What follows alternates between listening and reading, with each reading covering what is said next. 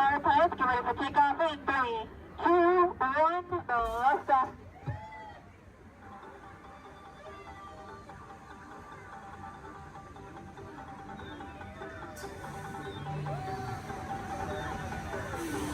A friendly reminder, pushing and pulling the lever in front of you will control your height.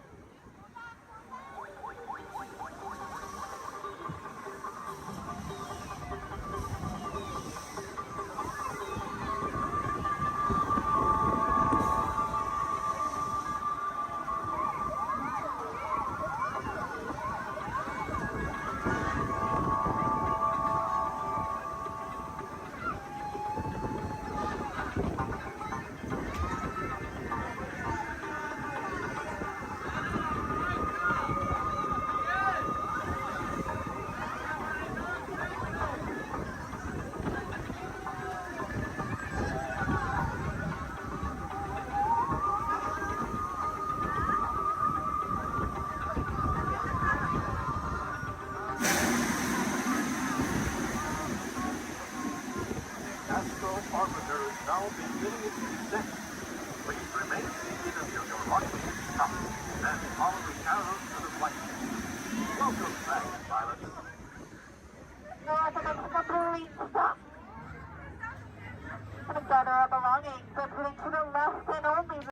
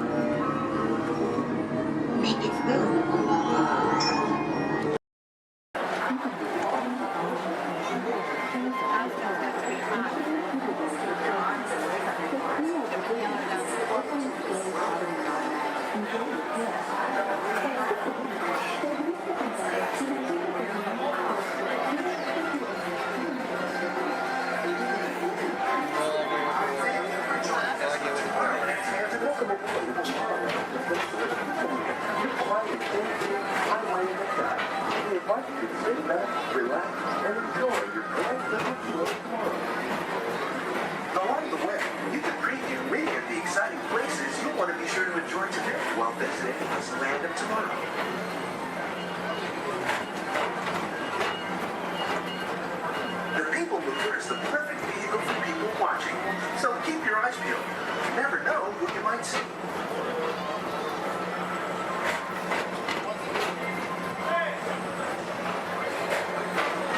Coming up, Stitch's Great Escape, where you can report for duty as a security agent for the Galactic Federation.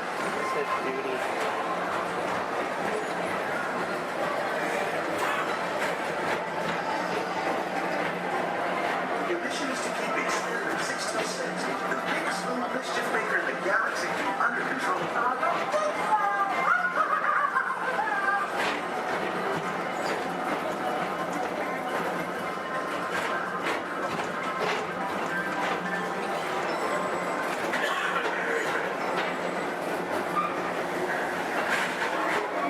And now, Tomorrowland Transit Authority proudly presents Progress City, Walt Disney's dreamful experimental prototype of the Tomorrow. Progress City was the inspiration for Epcot, and many of its forward-looking ideas have been realized throughout Walt Disney.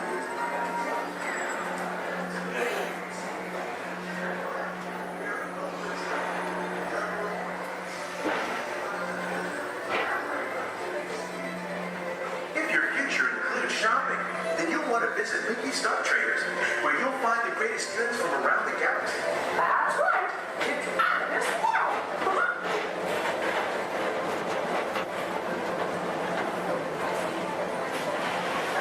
And Speedway, with the pedal to the metal and speed towards the checkered flag in your very own race car. Young or old, this is your chance to drive in the fast lane without worrying about getting a speeding ticket.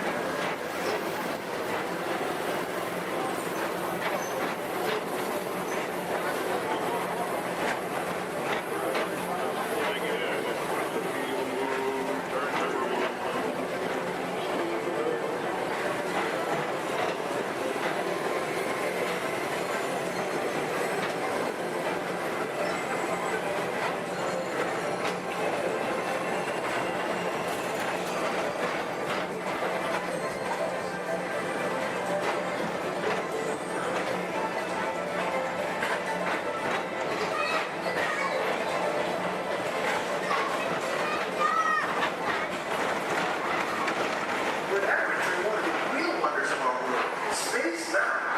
Blast off on a high-speed outer space adventure and compete through the cosmos.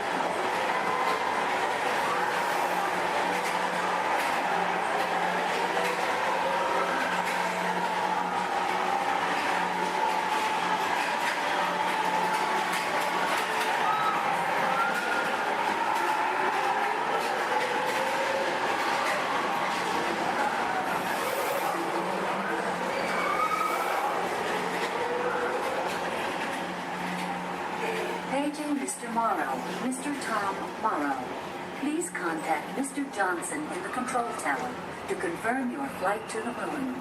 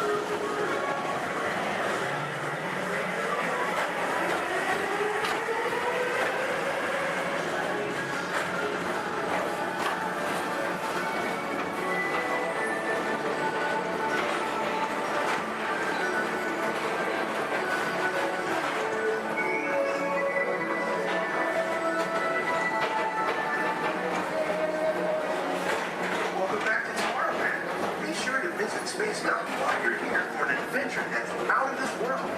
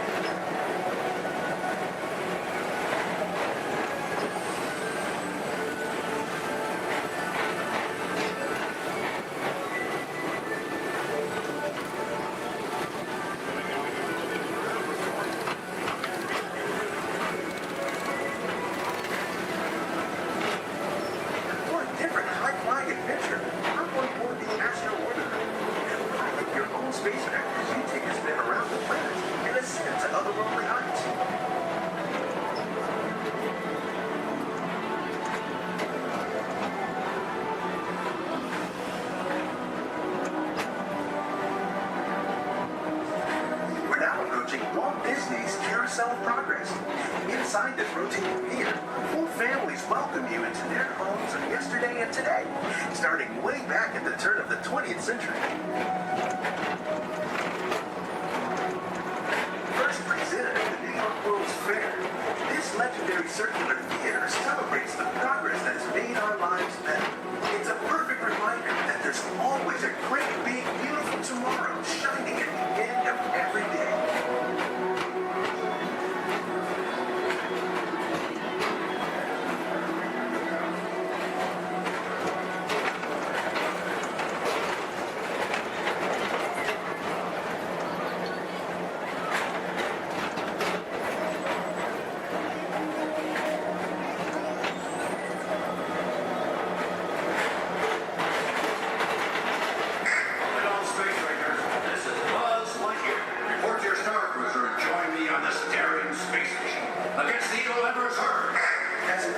Space Ranger, you'll use your own personal laser cannon to save the entire galaxy.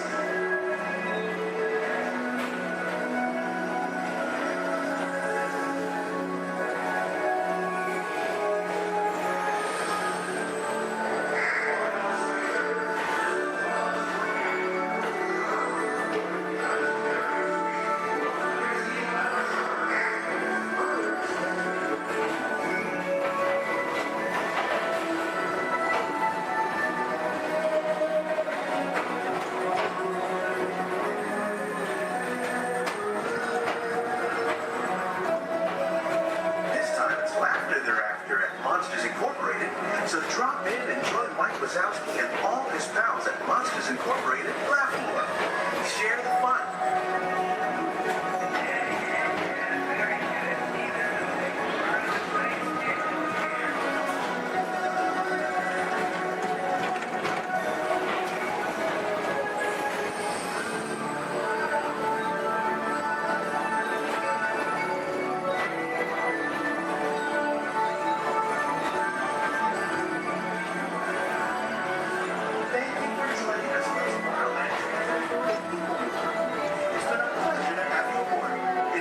Rest of your day and have a great, big, beautiful tomorrow.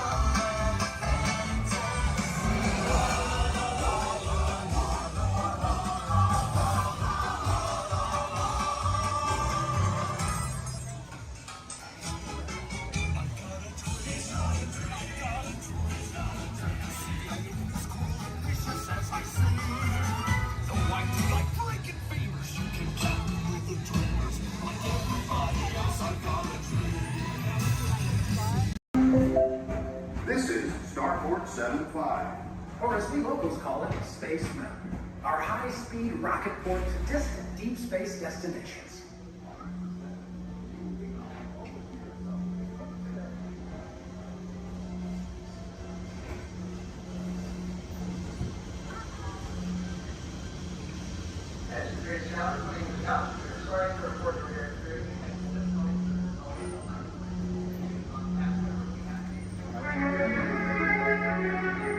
Let relaxation wash over you at the most refreshing retreat in the galaxy, the coral moons of Pisces 7. You H2 owe it to yourself. Book today.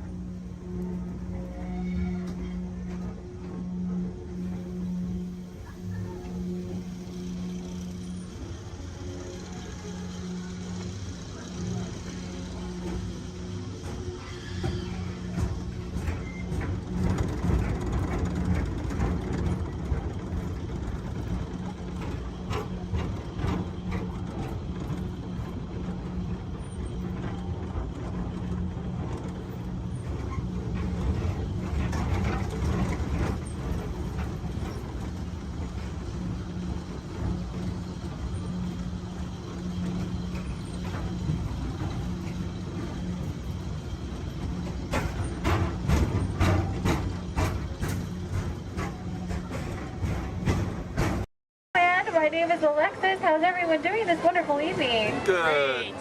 That was the most believable I've heard all night. But we're going to try it again anyways, folks. How's everyone doing this wonderful evening? Great. Woo-hoo. All right. Once again, my name is Alexis. I'm going to be your storyteller and captain for the evening. Just as a friendly reminder, please keep your hands, arms, and fingers inside the boat because Monstro does not like finger food. Oh, my folks, it looks like we are being swallowed by Monstro the whale. This is the very same whale that swallowed Pinocchio. But not to worry, folks, because Pinocchio was a smart little puppet. He lit a fire in here that made Monstro sneeze, and Monstro sneezed so hard that he blew his tail right off. Now, Monstro's not half as scary as he used to be. Haha. Around the bend to your left, you'll find the cave of the big bad wolf. And across the way, the homes of the three little pigs, the one made of straw, the one made of sticks, and the one made of 100% wolf-proof brick. Just beyond this bridge to your left, you'll find the village of Alice in Wonderland. Alice's home is the one in the corner with the thatched roof, and if you follow the small cobblestone walkway, you'll find the home of the White Rabbit. This is where Alice settled down and began her adventures in Wonderland. To the right, the center of the canal, you'll find London Park, made famous by the film Peter Pan. This is where Wendy, John, and Michael, with the help of Tinkerbell and a few happy thoughts, followed Peter Pan all the way to Neverland, where you never have to grow up. Straight ahead, you'll find the city of Agrabah, city of mystery and enchantment. The busy marketplace below is where Aladdin and Jasmine first met, and Aladdin, being that prince of thieves that he is, he not only stole bread that day, he stole Princess Jasmine's heart. Aww. And it's underneath these rose-covered arches where Aladdin and Jasmine took their first magic carpet ride into a whole new world.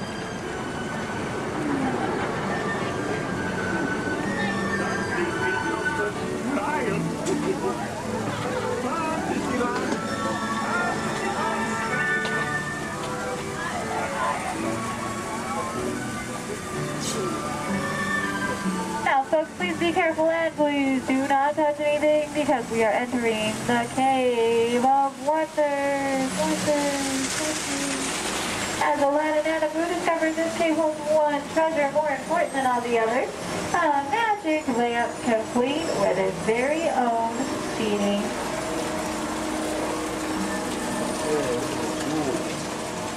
To the right, you'll find the home of Snow White and the Seven Dwarfs.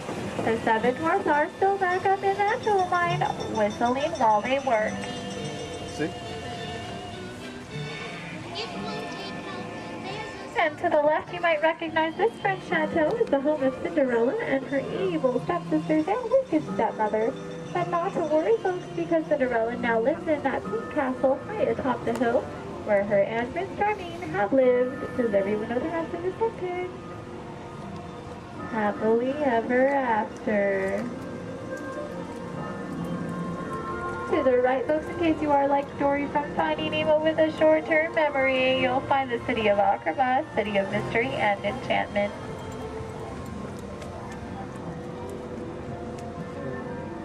To the left, you'll find the world-famous patchwork quilt.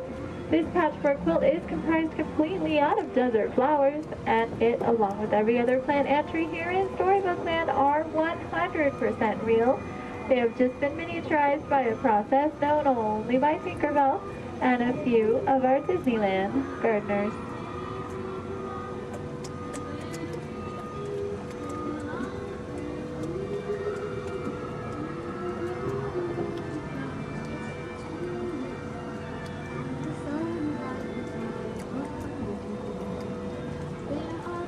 Coming up on your left, you'll find the humble home of Mr. Mole.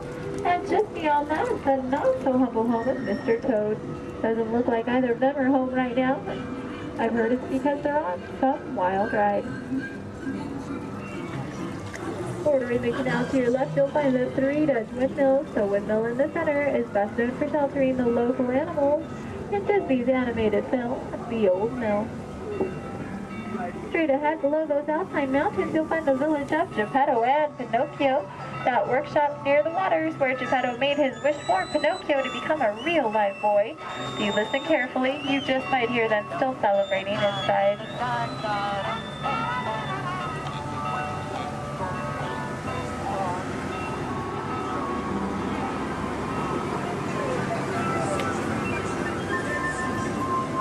Coming up on your right, you'll see the ship of Prince Eric. The sandy beach nearby is where Ariel took her first steps on land and saved Prince Eric. That castle on top of the beach is where her and, you guessed it, Prince Eric, now lives happily ever after. And it is behind this waterfall that you'll find the Kingdom of Club. This is where Ariel grew up and is still the home of her bunch of outstanding sponsors. Folks, it looks like our journey is coming to an end. For those of you closest to the dock, please remain seated with your hands, arms, and fingers inside the boat. Thank you for joining us here in Storybook Land. We hope you have enjoyed your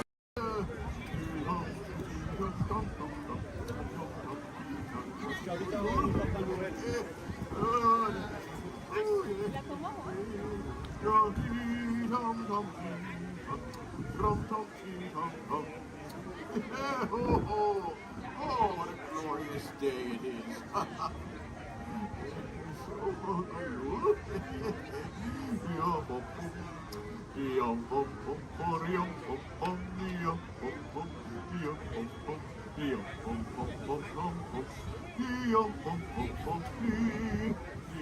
Let's see, where is that?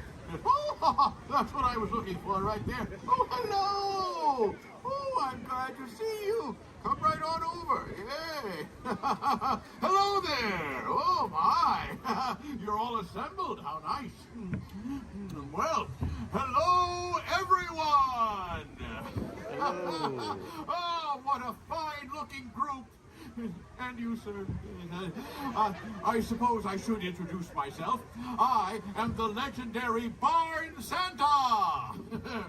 Here in Norway, they call me Fjos Nissen. Now, sometimes people can't see me, so they think I don't exist. Wait a minute, you can see me, can't you? Yeah, oh, good, yes, I can see you too. And now, this time of year in Norway, we like to say God jul. So let's all try that together on the count of three. Ready? And two, three. God jul! Oh, very nice, yes. It would be a God jul, except every Christmas it's the same. Sigrid, who is on her way here now, she doesn't see me because she doesn't believe I exist. Say, you wouldn't mind if I use a little magic and mischief to help Sigrid tell her story, would you? Huh? Who knows? Maybe this year she just might believe, huh? Oh, here she comes. Hello there, everyone! Hello, so good to see you here! God jul! Good jul. God jul! Good Very jul. good! That is always a Merry Christmas in Norway. Very, very good. Oh, what a Merry Christmas it is! Look at all of these lovely decorations! Oh, so cute. Hello there, and welcome to the International Festival of the Holidays.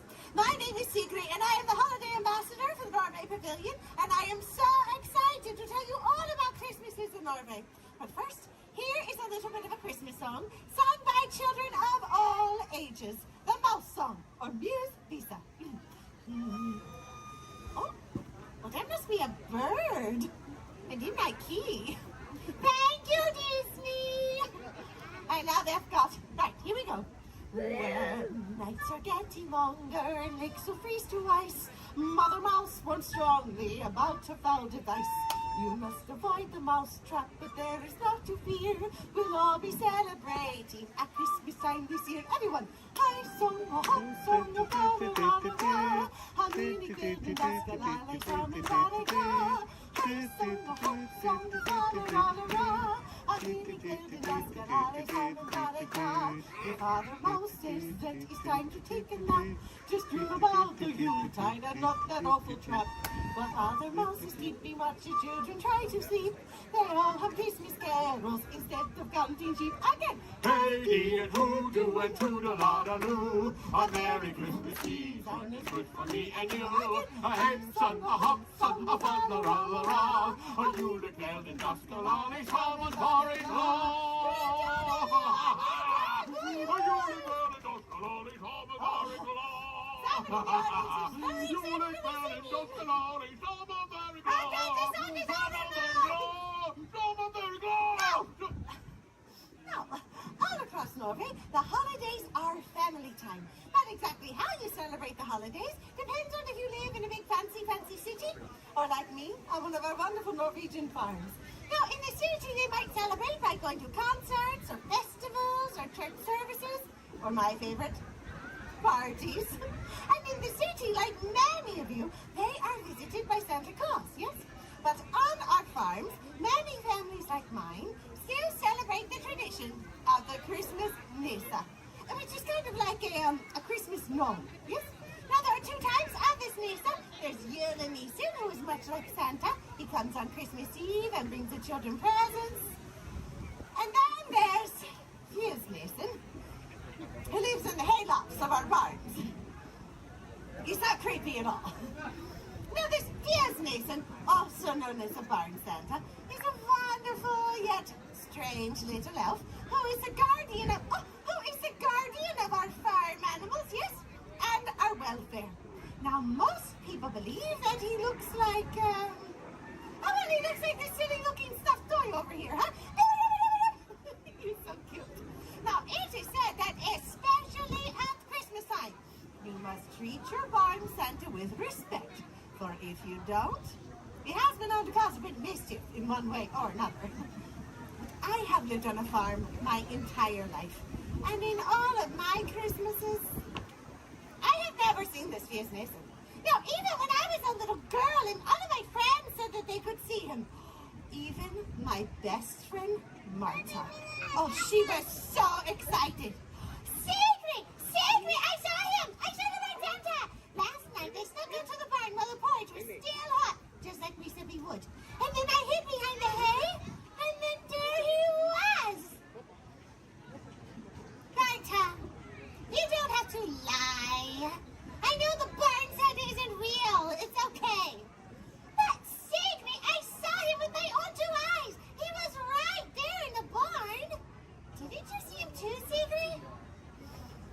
But I didn't see anything. So all this talk about the Barn Santa is neither here nor there, is it? No, because we all know that these mischief makers do not exist, except in stories and in fairy tales, yes? Toodle-a-doo! Did you feel that? No? Maybe I had too much coffee. What was I saying? Oh, yes. They do not exist. Unless they do exist and are therefore very clever and mischievous indeed.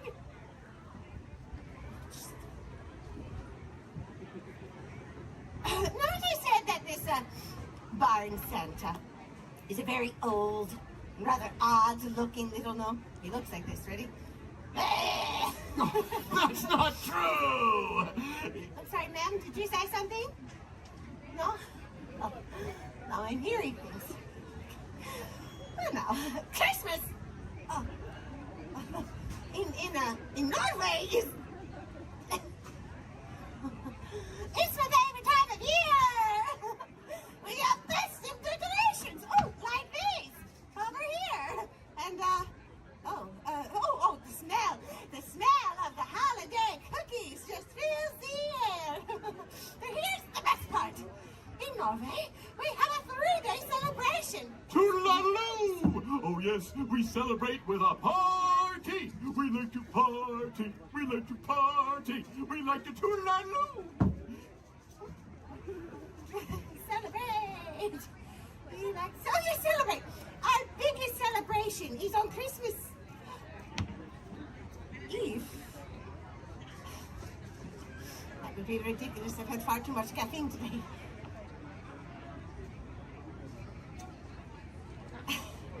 Now, in the middle of the day, about 12 o'clock or so, everything closes up early. The bells in the chapel ring, and everyone returns home to their families to begin the celebration. And then, in the evening, it's lights out.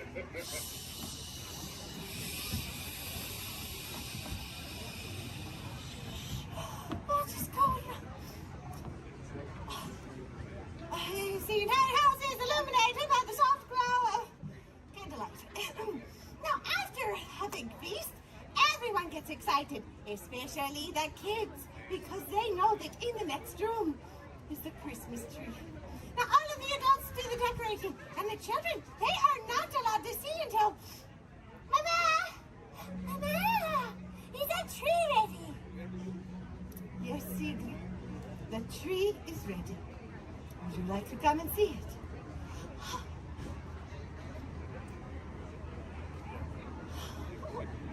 Mama! It's beautiful! Look at you all! Thank you.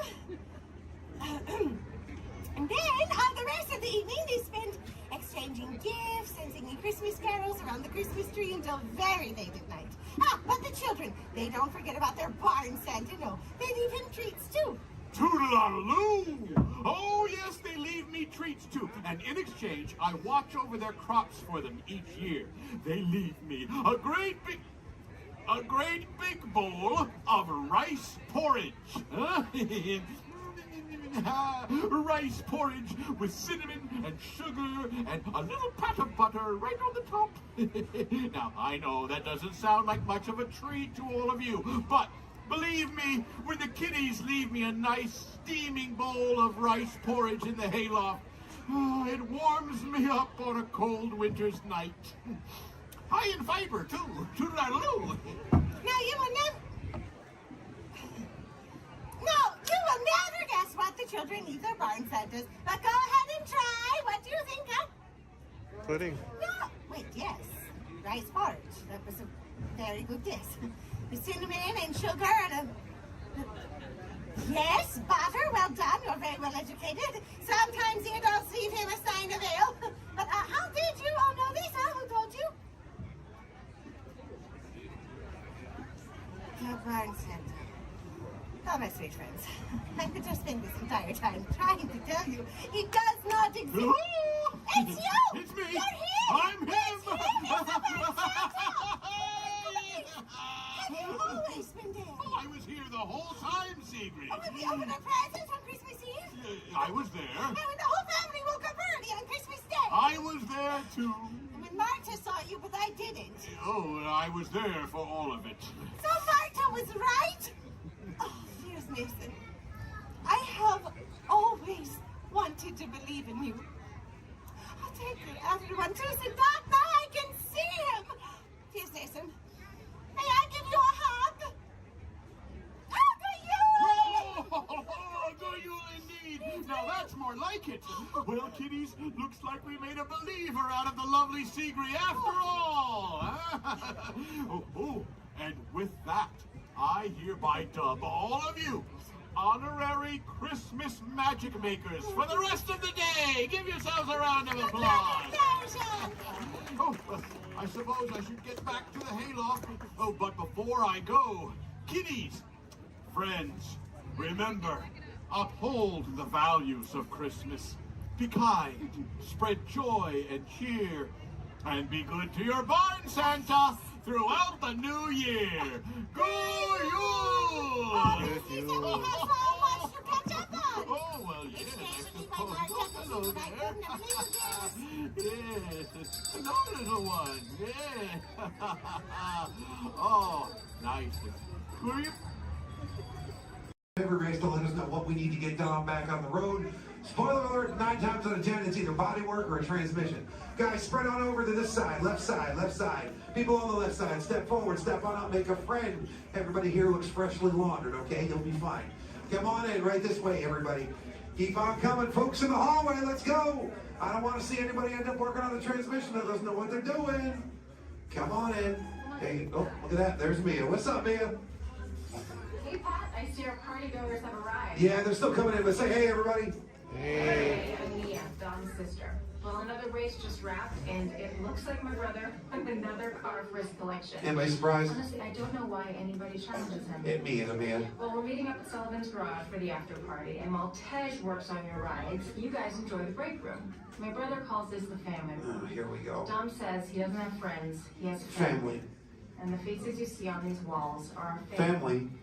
When I'm in this room, I feel like we're all Family. So, welcome to our family. There it is. It's a thing around here. Hey, Tej, how's that Matthew McConaughey impression? All right. What's up, Mia? Getting better. It's just welcoming these good people to our family. How are their rides coming along? The rides are ready to roll out and roll out in style. Perfect. Let's get this show on the road. I'll let Dom know. You guys have fun at the party. Bye, Mia. Bye. She just called. Okay. All right, Pat. Yeah. Let's get these people on their way. Send them over to the war room. Sounds like a plan. Are you sure, though, Jamie's kind of a piece of work? Great. And he hung up. Okay, so in a moment, those doors are going to open. When they do, head on into the war room with Jamie. That's Tej's new assistant. First day without Tej, so good luck. Be nice. Don't touch nothing. I would love well, Maurice and Ted's to go with me on his yo-ho, pirates life for me. A toast to piracy and its many shiny rewards. As a career, what could be more rewarding? Drink up with me on his yo-ho. I humbly accept this magnificent treasure as my reward for a life of villainy, larceny, skullduggery, and lucidity.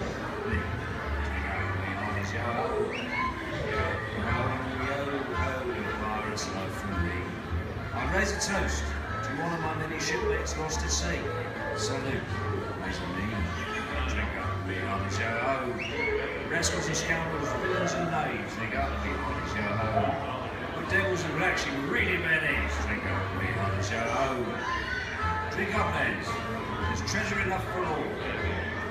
I shall take this paltry sum as a stipend to cover my expenses. Riches and jewels. Drink up with me on his yo-ho. Yo-ho, pirates life for me. It is true, I am a pirate. Bloody good. That is bad. Drink up with me on his yo-ho. I'm foolish in so much gold just lying about hidden away. Some miscreant might be tempted to steal it, eh? Marauded and embezzled and even hijacked. Drink up with me on his yo-ho. Hijack. Ah, my feathery friend, you've a divine singing voice. Do help yourself for a trinket. Small one. Drink up with me on his yo-ho. Yes, 'tis a fine treasure. We have temporary That is some dramatic music. Please stand clear of the doors. Or manténganse alejado de las puertas.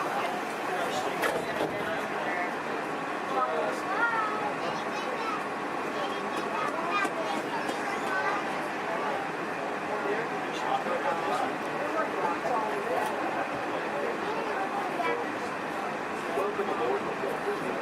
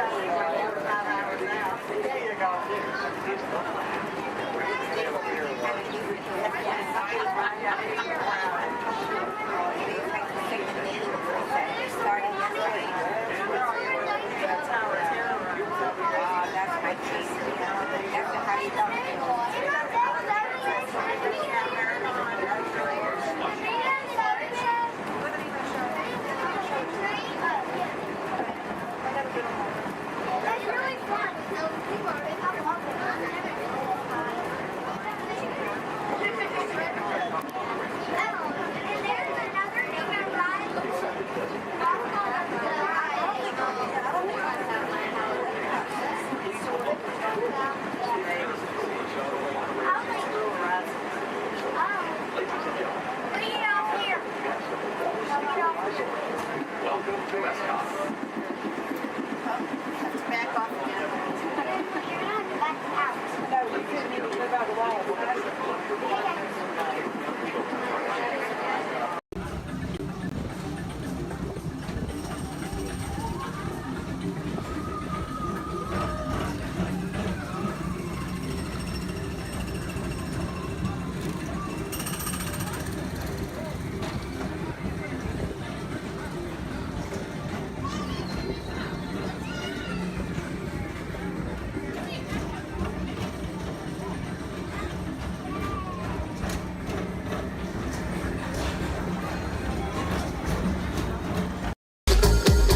Welcome, foolish mortals, to the haunted mansion. I am your host, your ghost host.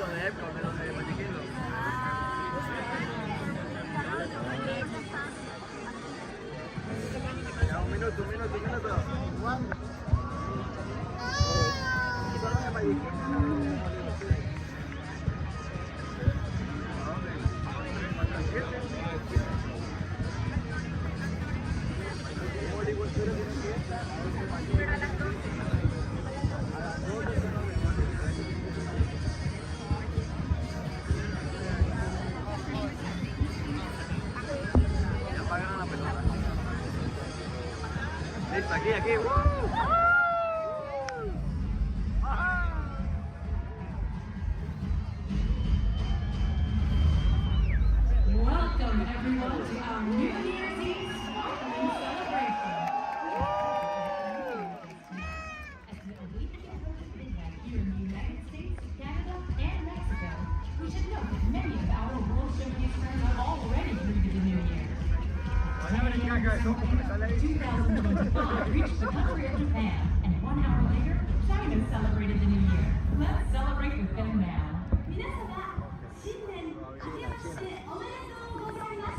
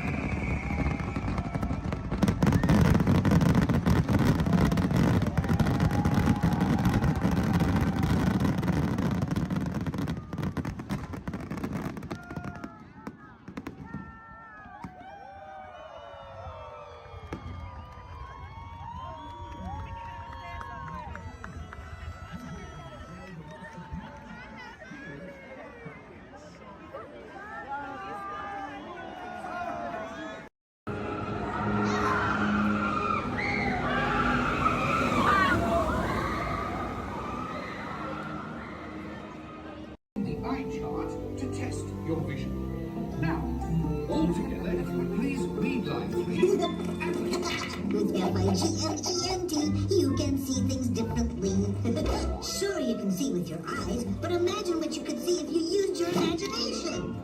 Follow the bouncing figment.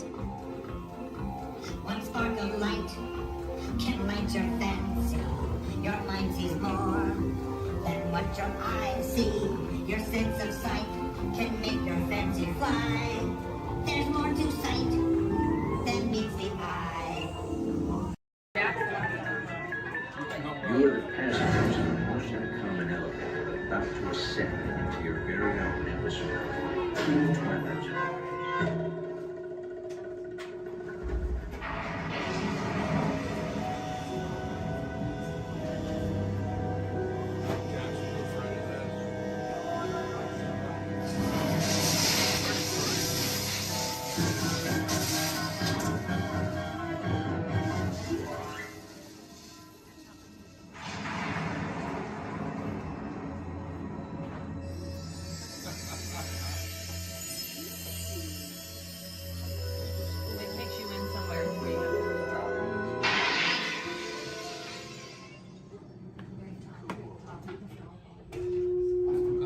One stormy night long ago, 5 people stepped through the door of an elevator and entered a nightmare.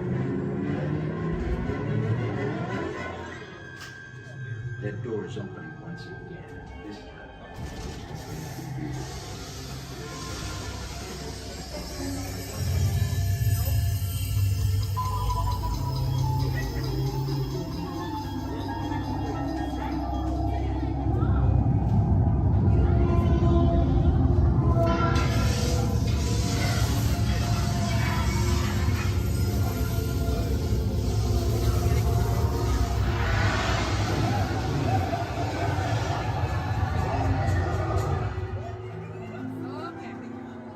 You are about to discover what lies beyond the 5th dimension, beyond the deepest, darkest corner of the imagination, in the Tower of Terror.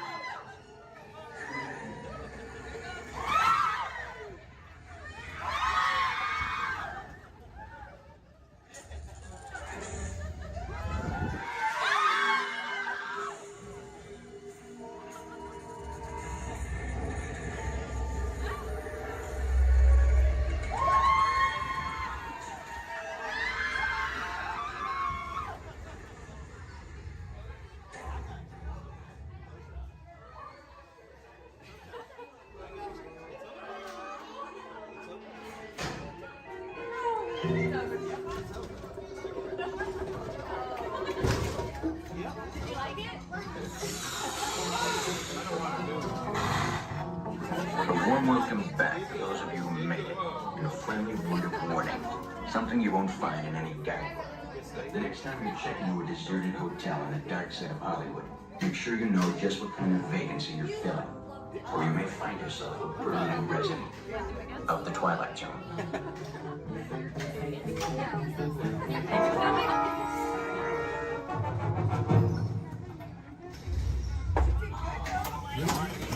Welcome back, everyone.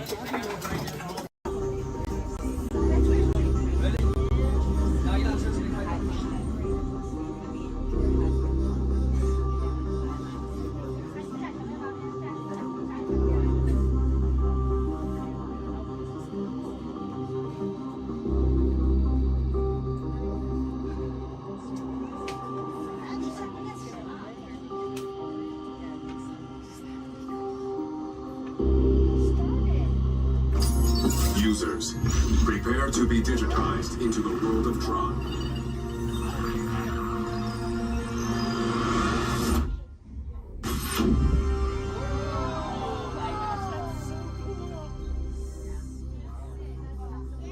Team Blue, welcome to the grid. Proceed to gates.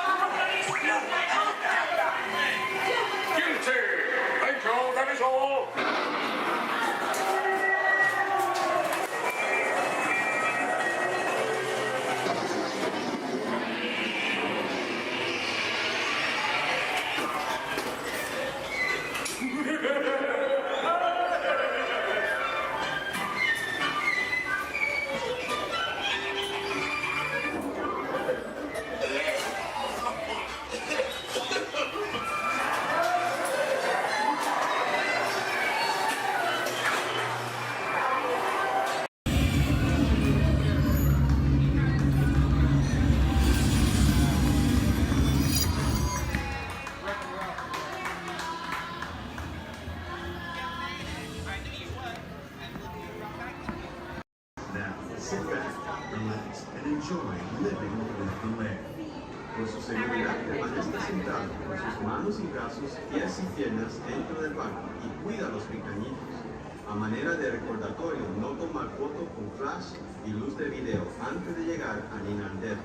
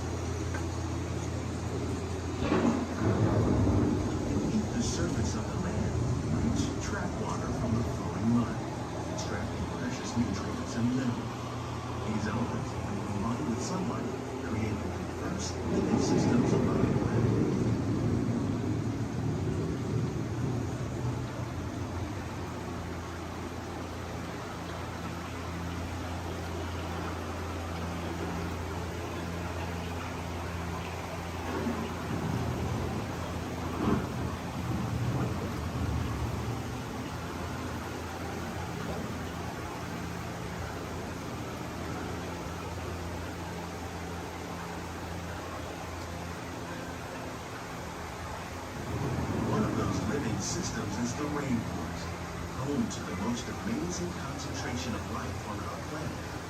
These dense and beautiful forests cover only a tiny portion of the Earth's surface, but they contain more than half of its plant and animal species.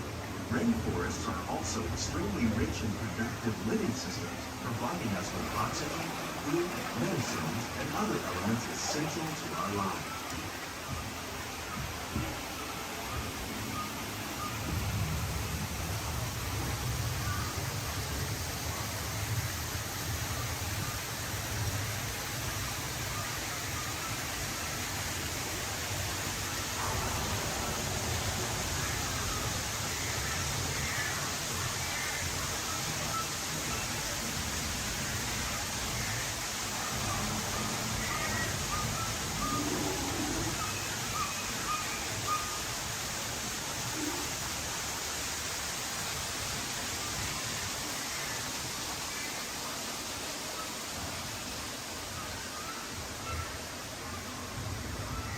In the desert, nature has created a very different, no less beautiful living system.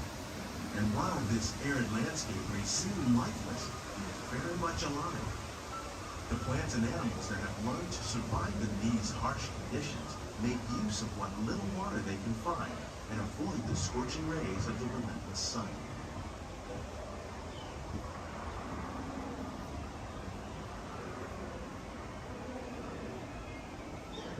The American prairie once appeared as desolate as the desert, but over time, rainwater and nutrients gradually penetrated the hard surface of this land. Even the hooves of the mighty buffalo helped create the rich soil that will one day become home to the American farm.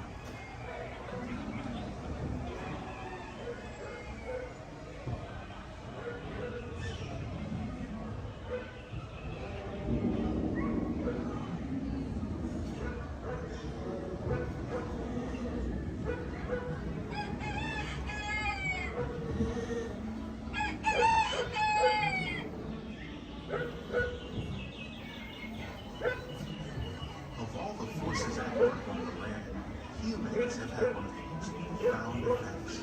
The need to produce food for a growing world led to the enormous use and sometimes overuse of land. In our search for more efficient ways to grow food, we often fail to realize the impact of our methods.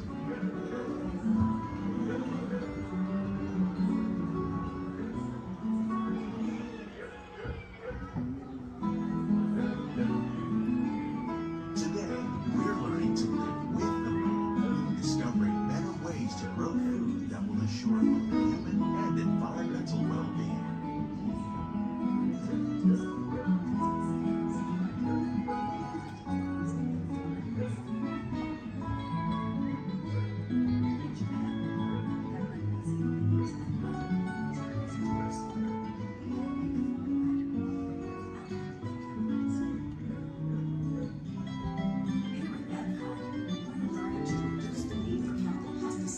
By breeding and using natural predators like ladybugs and wasps to control pests. In the farmlands across America, we're learning that by plowing under vegetation containing natural fertilizers, we can enrich the soil without the use of chemicals. In arid regions, we're learning to produce food on desert seacoasts by developing and planting crops that thrive on salt water. In Japan, we're learning that by mixing leaves and other living materials into our soil, we can make farmland more fertile without the need for chemicals. Here at Epcot, we're learning to reduce the need for How will we meet tomorrow's growing needs for food production, yet still respect the needs of the land? Some of the answers are being discovered just ahead. To help us maintain these carefully controlled ecosystems, and for your safety, please remain seated in your boat at all times.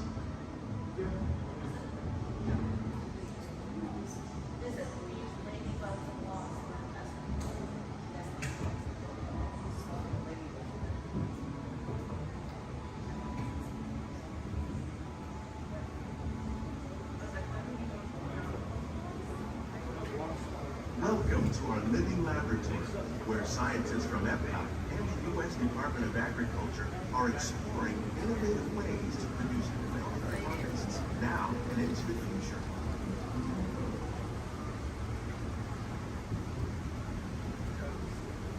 The tropics are home to the greatest diversity of plants on the planet. Many of these, like papaya, bananas, cacao, coffee, and rice, are well known around the world.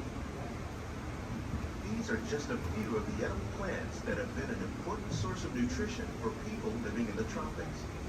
Many are rich in vitamins and minerals, while others are well adapted to growing in less than ideal conditions. Some, like the water lily, thrive in wet, swampy areas and waterways. All parts of this plant, even the flower petals, are edible. The starchy fruit of the plant has long been used to make flour for baking.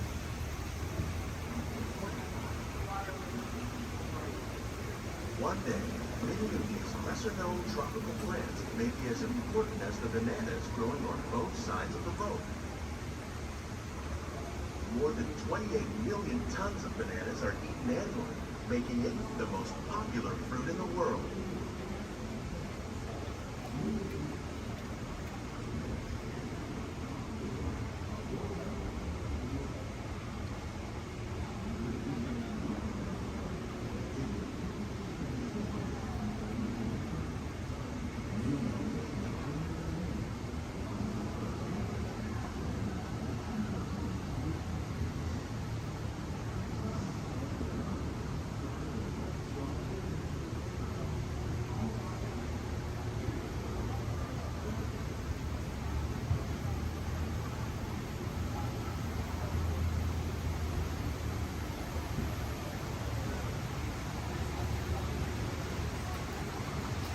When we mention farming, you probably don't think of fish.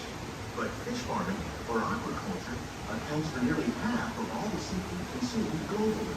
Tilapia, bass, and catfish, like the ones you see here, are three of the more popular crops raised by fish farmers.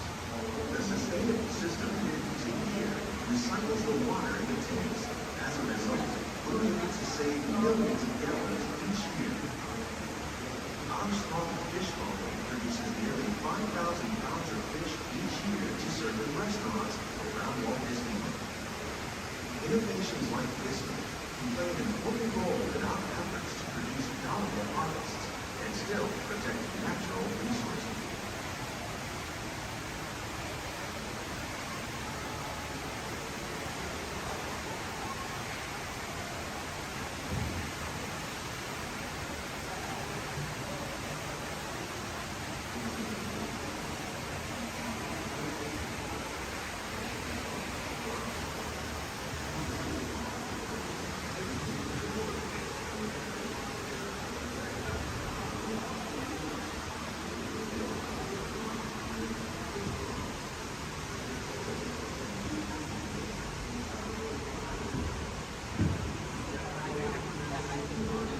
While there are more than 50,000 edible plant species in the world, most of us are only familiar with a handful that make up our everyday diet.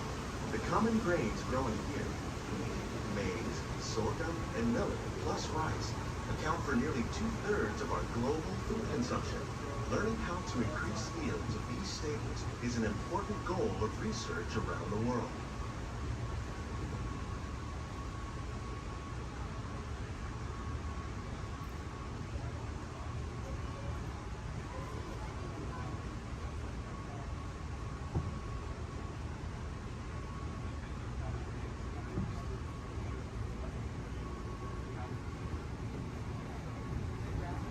These plants are definitely on their way up.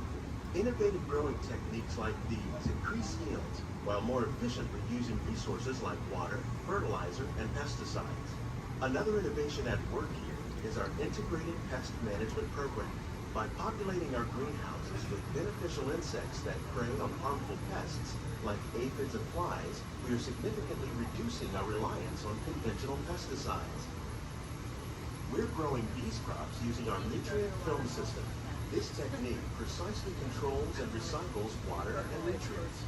With it, we can produce over 27,000 heads of lettuce a year in this one small area.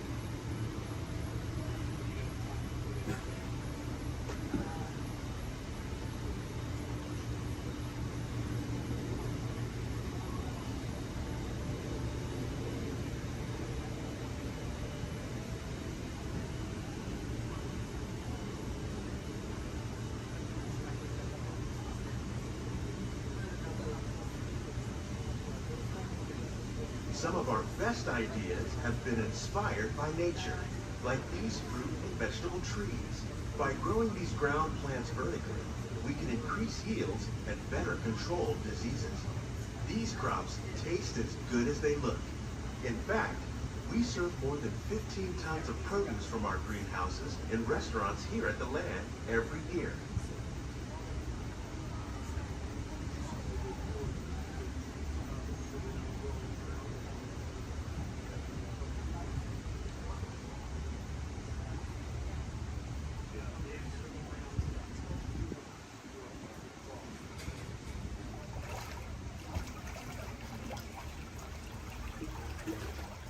The future of agriculture may include innovative ideas like this vertical growing system.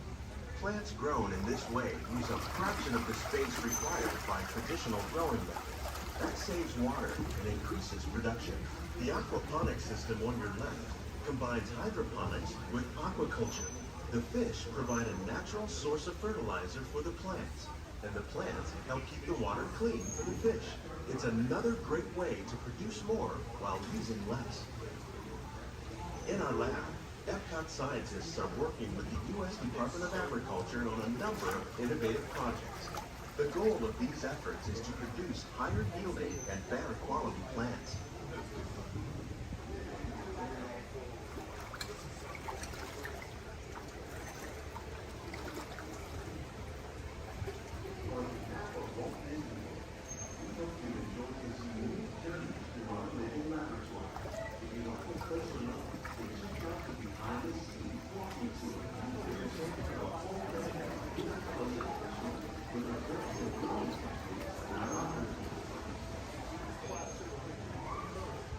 Please keep your hands and feet inside the book and remain seated until the boat comes swimming to the side.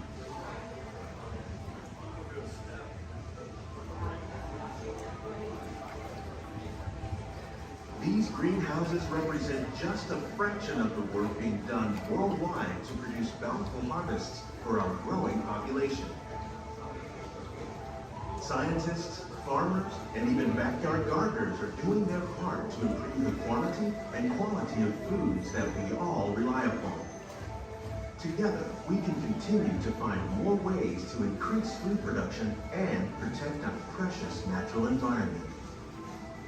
Only then will we truly be living with the land.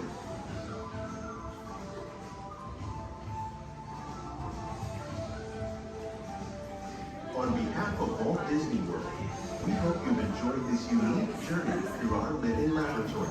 If you'd like a closer look, then check out the behind-the-scenes walking tour. It's a chance for the whole family to get up close and personal with the plants and growing techniques in our laboratories. Please keep your hands and feet inside the boat and remain seated until the boat comes to a complete stop.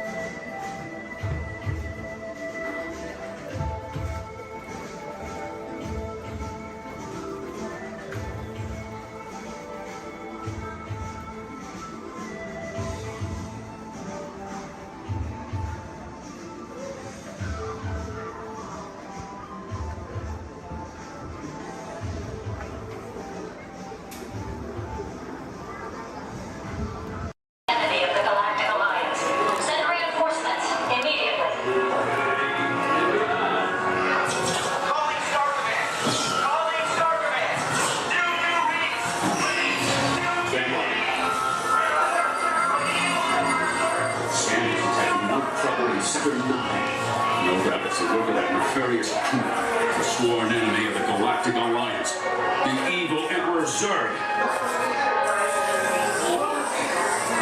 His robotic army is stealing crystallic fusion power cells. Without those cells, we'll all be powerless and at the mercy of Zurg. Starker may have picked a fine time to send the new recruits. All right, you junior space rangers, listen up. Zurg is using the stolen battery cells to energize his secret weapon. Our mission is to find his robots and his secret weapon and blast them. Green Squadron will retrieve the power cells, while the rest of you concentrate on those robots. You'll rendezvous at Planet Z. I will remain here at Star Command to coordinate the mission. Battle stations, report to the flight deck for immediate launch. To infinity and beyond.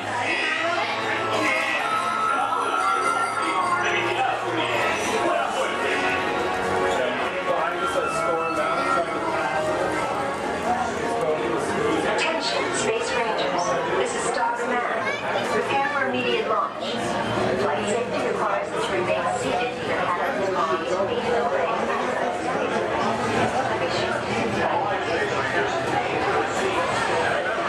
Target to foot off.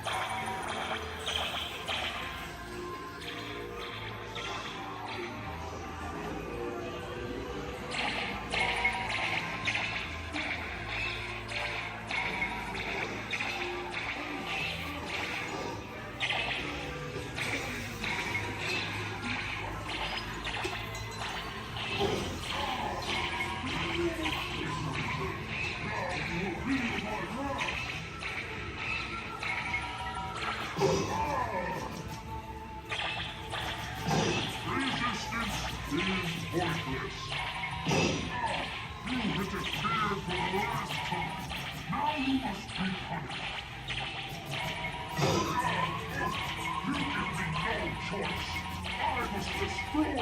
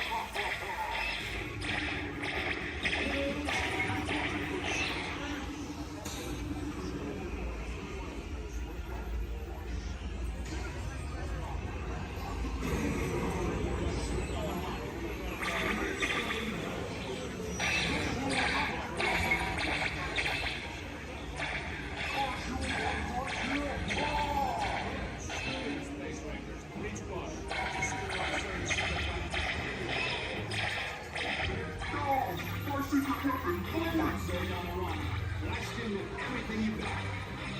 won,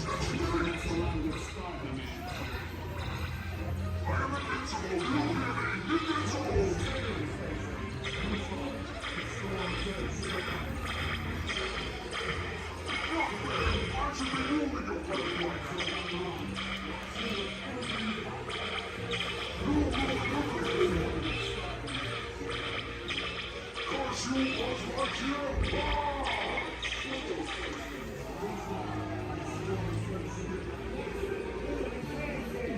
Now you will feel my wrath.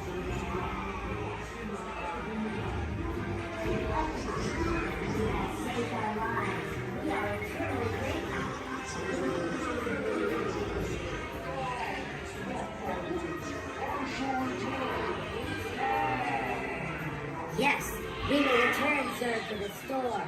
He is a bad toy.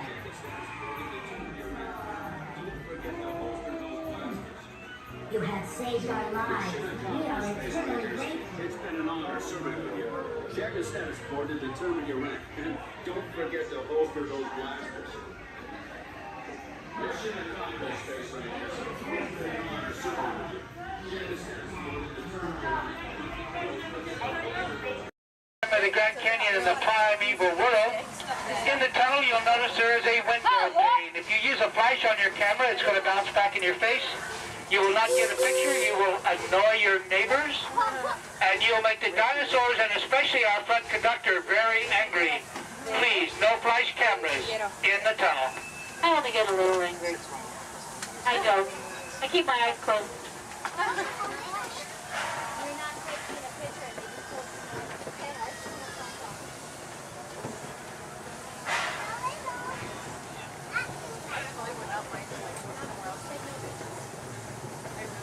To those joining us, welcome aboard. The next leg of our journey will take us along the rim of the Grand Canyon. It's a mighty long drop to the canyon floor, so for your safety, stay seated with your hands, arms, feet, and legs inside the train. Be sure to watch your kids and no flash pictures, please. Para su seguridad, permanezca sentado y mantenga las manos, brazos, pies y piernas dentro del tren. Y cuide a los pequeños. Por favor, no tome fotografías con flash.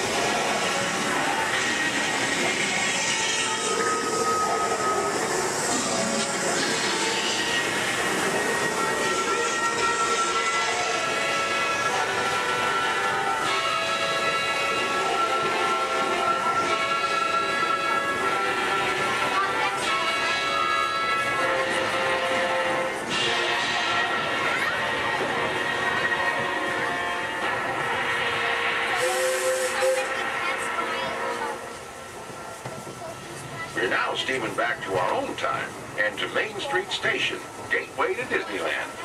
If you'll be leaving us here, stay in your seat till we come to a full stop. And remember to gather all your personal belongings, including the young'uns if you got any, and step carefully from the train. I'd especially like to thank those of you who've been with me for the Grand Circle Tour of Disneyland. We surely hope you enjoyed your travels with us and that you'll come back and see us again real soon. For those of you traveling on, we'll be on our way again in just a few minutes. This is Main Street Station, Main Street, USA.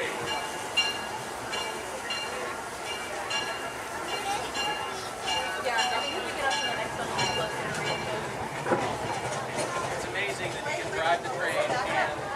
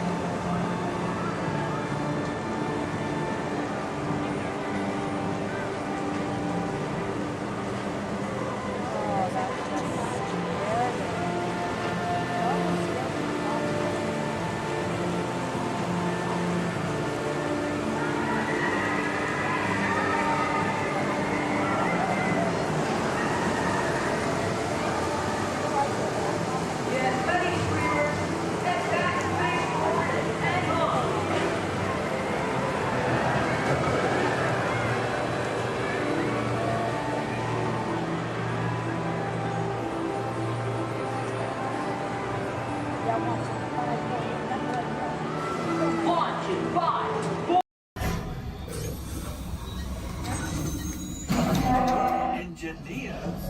Automatic repair engaged.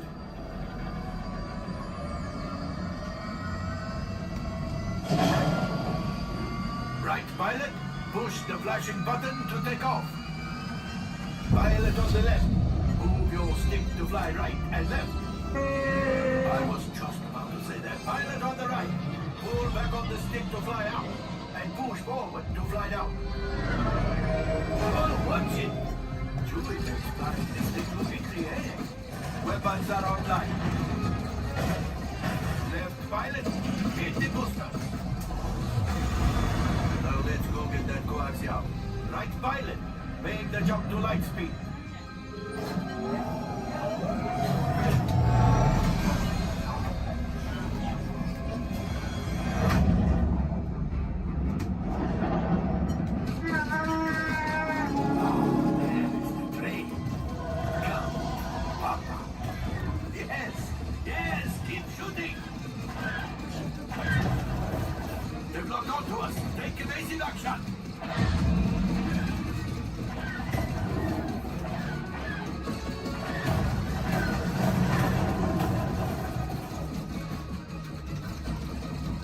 There it is, after that train. Gunners, fire the harpoon. Excellent, now gunners, shoot the cargo free. Left pilot, brakes. Well, my friends, that could have been much worse. Okay, it's much worse.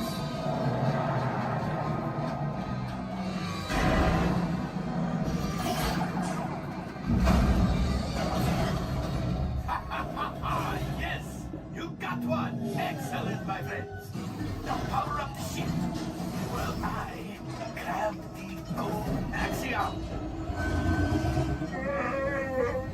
You see, just as I promised, my friend, now that the resistance has already, maybe a little something for Hondo. Pilots, line up behind the train so we can harpoon that last car. Gunners, fire the harpoon. Gunners, shoot the train. The cargo is breaking free. Keep shooting. Good job, my friends. Yes, yes, yes. We got the coaxium. I will grab it. You keep up to the train.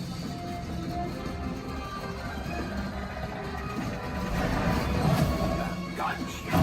Oh, that's ridiculous. Things are getting too hot. We're going to get out of here. A distraction! Fire the missiles at the train! Hey!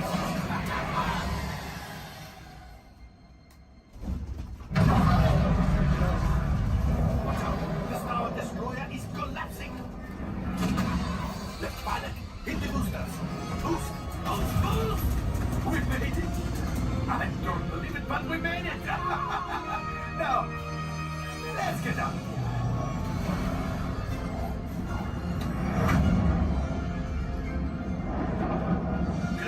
My friends. You retrieved 2 containers of coaxium. This will greatly help the resistance. You have heard the First Order and made Chewie proud. Now, after my modest profit, your cut minus what you owe me for damaging the Falcon is... Hey, not bad.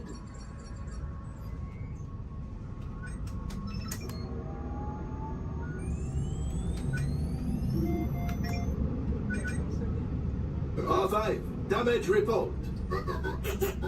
Engine failure. All right. Hyperdrive leak. That is not too good.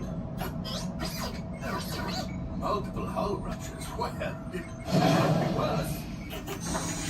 All right, I'm making an executive decision. Everybody out. Go on, get out.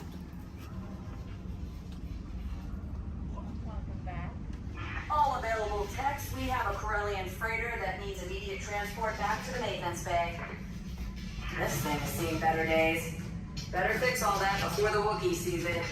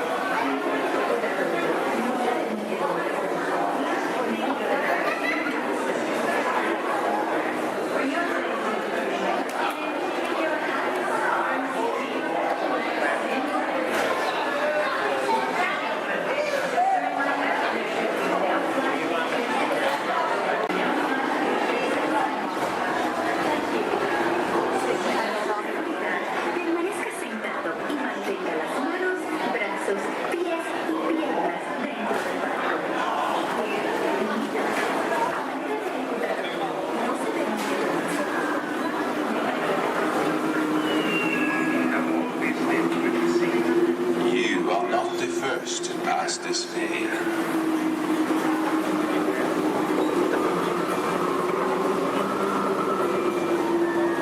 Nor shall you be the last. Those who seek the spirit of Norway face peril and adventure, but more often find beauty and charm.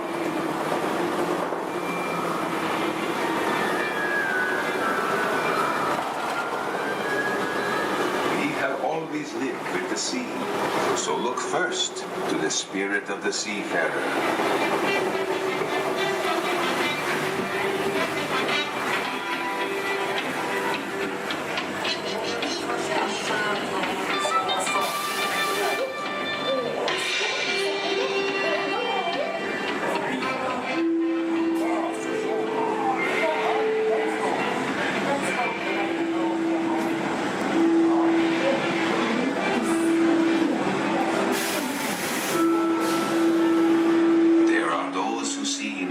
Spirit veiled in a land of forests and mystery, where trolls still prowl their water's edge.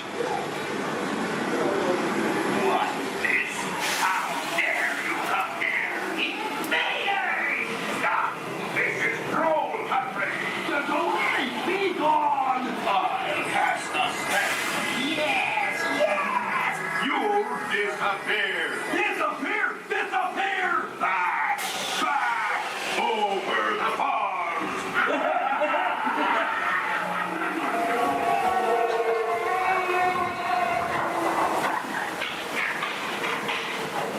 Before recorded time, Norway's spirit roamed the seas of the far north and beyond.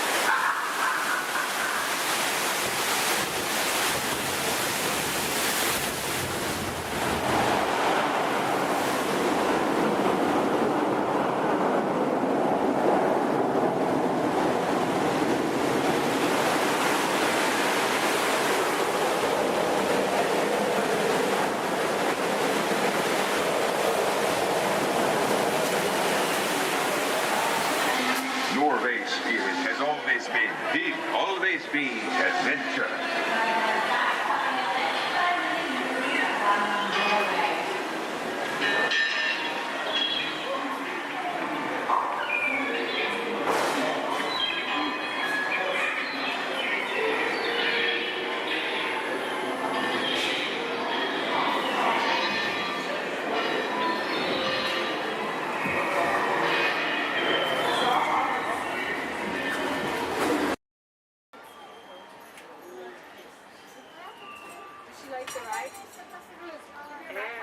Here we go.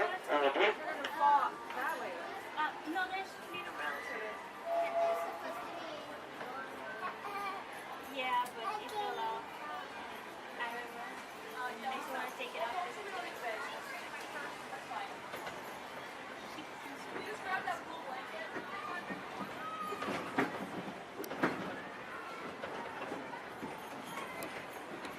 Hello, everyone. Thanks for joining us on the Disneyland Railroad. For a safe ride, remember to stay seated with your hands, arms, feet, and legs inside the train. And please, watch your kids. ¿Qué tal, amigos? Y bienvenidos a bordo. Para su seguridad, permanezca sentado y mantenga las manos, brazos, pies y piernas dentro del tren. Y cuide a los pequeños. Gracias. As we steam on through Fantasyland, you may want to take one more look at the majestic Matterhorn Mountain and the happiest group that ever sailed. It's a small world.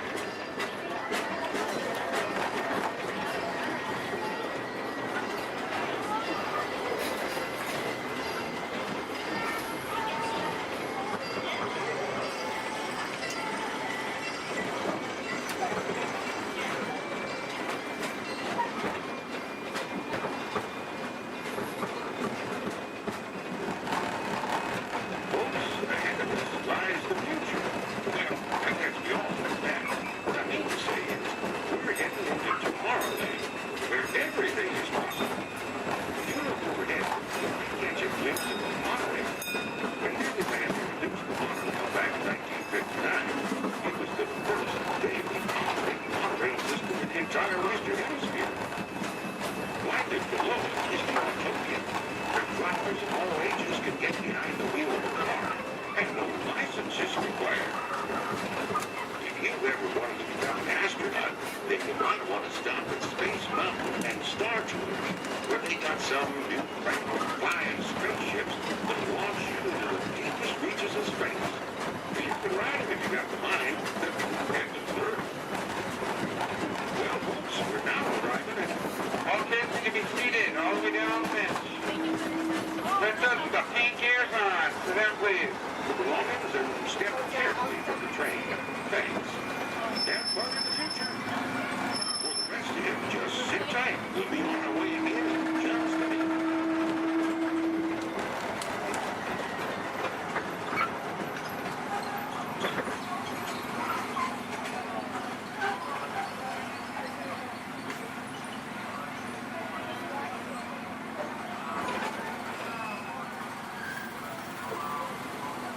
Disneyland, no lapsing, and hold on to all these items.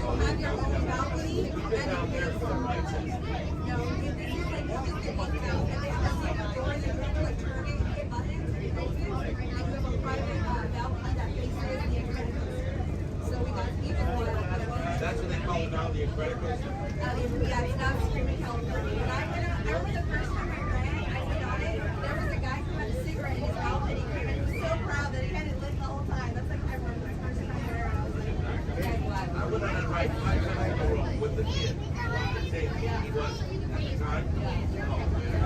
My shoulder. Yeah, it's fun. That's a good one. It is. I grew up in Santa Clara and then Marriott's in America. So California after that. He's from Redondo, and that's where we were like 30 minutes. I grew up at class. And we just moved to Oregon. Ready. Oregon for a while. Years. It's like, the tide is crap. It's fish. So when we got Florida, I was like, You're gonna enjoy your I have. We played hooky lots of times.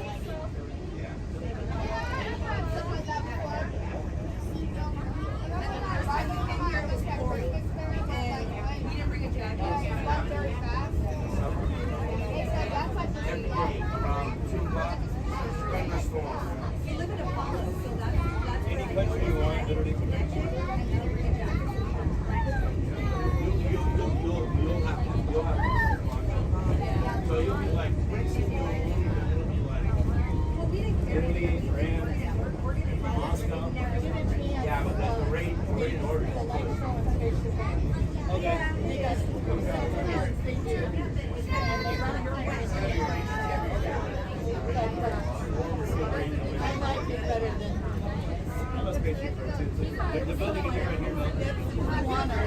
Moana? Moana's water.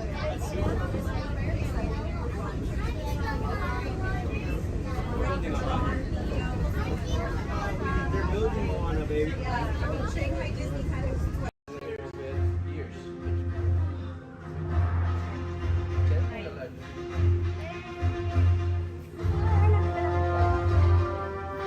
Okay, take this corridor to the turbo lift, then head down to the escape pod base. Those droids are programmed to return you to Batu. Hurry and don't get caught. Lieutenant Beck will guide you. Recruits, for your safety, stay seated with seatbelts securely fastened. Keep hands, arms, feet, and legs inside the transport and supervise your children. Tell them it's a prisoner transfer. Did it work? Good. Now get a move on. There's a clear path to the turbo lifts at the end of the hallway. Turn right.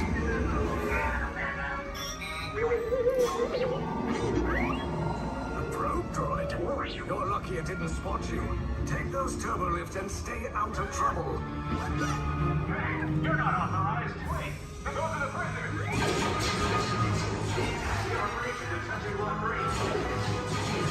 Cover is blown. Find an alternate route. Who picked these two droids anyway?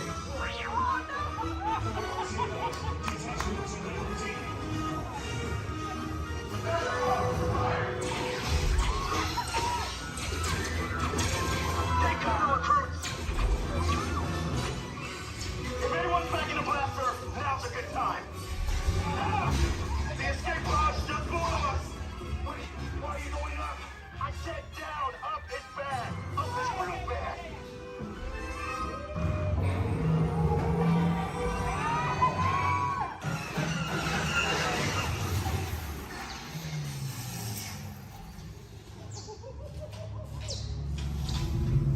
The resistance will attempt to rescue the prisoners. They have neither the resources nor the courage to engage us. You underestimate their conviction. Raise the shields. Shields?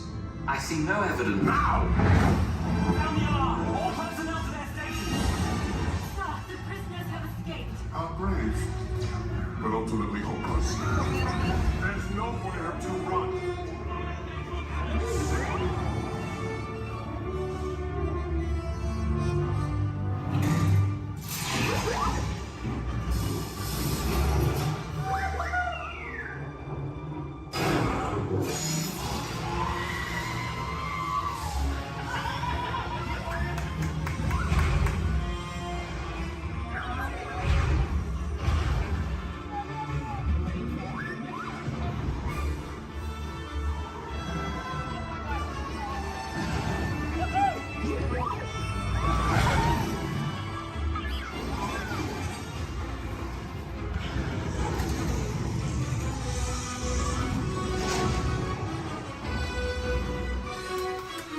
Attention, all resistance personnel. Abandon ship. I repeat, abandon ship. Destroy the building. You cannot escape. Precious resistance is about to be destroyed. Now!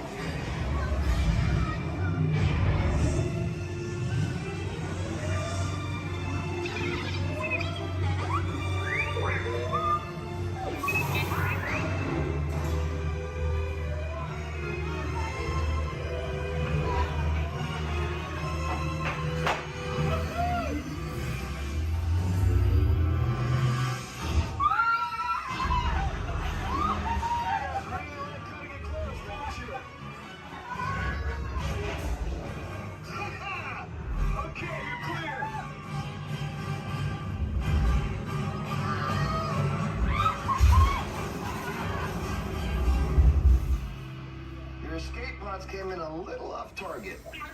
Ground crews will meet you outside the wreck. All right, nice job, recruits. Not what you signed on for, but hey, you're resistance now. I think you have that authority. Right, Beck? Where's the lieutenant? I need eyes on Beck. Line up, scout for his pod beacon. More escape pods down in Sector 4. Verification pending from Key Command personnel. Where's the lieutenant?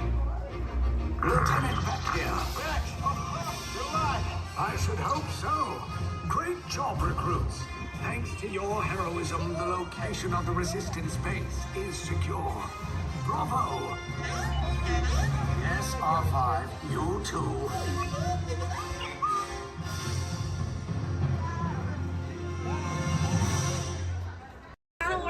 That means thank you. Another word that we say here on the reserve is Twin Day, and Twin Day means let's go. Jumbo everyone, my name is Selena. I'm going to be your safari guide here today. Before we get out on the reserve, I do have a few safety reminders. Please make sure that we keep our hands, arms, feet, and legs inside the vehicle at all times so that we remain fully seated throughout our entire journey today. Now, if you take a look above your head, we have an animal spotting guide. You can use that guide to help me spot some animals out here on the reserve. I can't promise that we're going to see all of them, but I usually have some pretty good luck. Now we're going to be heading into the Little Ituri Forest here first, and this area is home to animals that tend to be shy. They like to use camouflage to blend in with their environments, but we're going to see what we can find today. And already see, looks like we're going to see that saddle-billed stork. They're high up on that left-hand side of the road there. And the saddle-billed stork gets its name after the little yellow patch that's on its beak. It's shaped like a saddle. Those birds are 5 feet tall and have a wingspan of 9 feet, about the same width of the canopy that's above your head. Now on that right-hand side there, we have the okapi. And the okapi have stripes on their legs that make them look like they're related to the zebra, but they're not. They're actually related to the giraffe. They have long, prehensile tongues that they use to grab vegetation. Their tongues are so long, they touch their eyeballs and clean their ears. As we're looping around here, you can see we have some greater kudu way up there, as well as the bongo. Now, the bongos are going to have that deep, almost penny color coat to them, with those antlers over there, and then the greater kudu, the tan colored coat right there. Now, the bongos are known as the ghosts of the forest because of how rare they are to spot in the wild. And their antlers, they angle backwards, and that's to help them get through thick vegetation and underbrush very quickly. Now, the greater kudu that we see right there, the greater kudu are one of the tallest antelopes in Africa, or the second tallest antelope here on the reserve. They stand at 55 inches tall at their shoulder, and they can leap about 8 feet forward. Now, coming up here on the left-hand side, we're going to see the black rhino.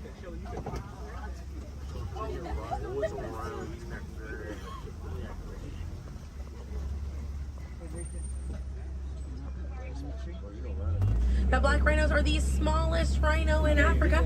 They weigh about 3,000 pounds.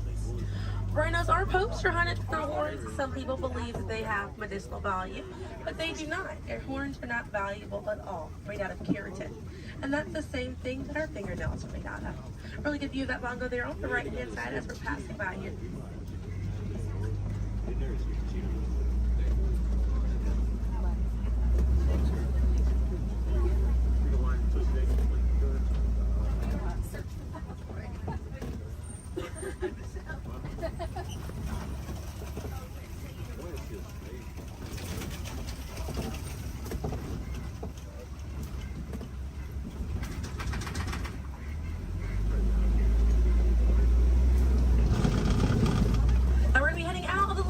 Forest, but we're going to be on our way to the Safi River, and animals in this area like to hang out in and around the water.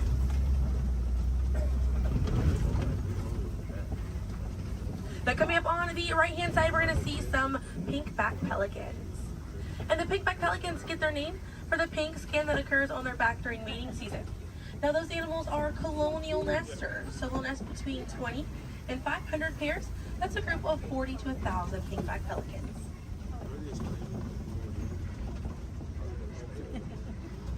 A view of the Savi River coming up on the left, and we have some Nile hippopotamuses.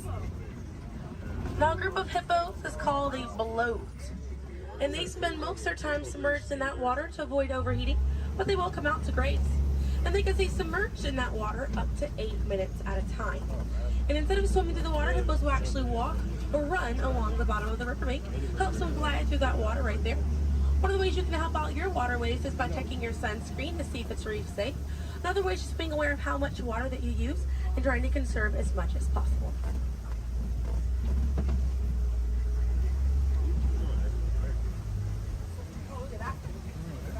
Another one there, taking a nap on that left-hand side.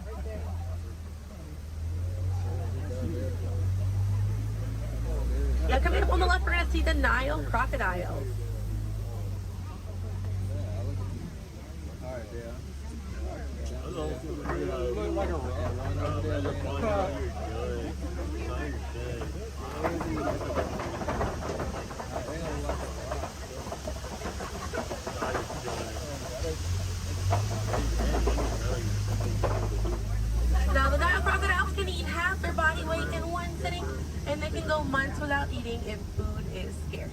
Now, mother and father crocodiles are great parents, and they'll gently roll their eggs in their mouth.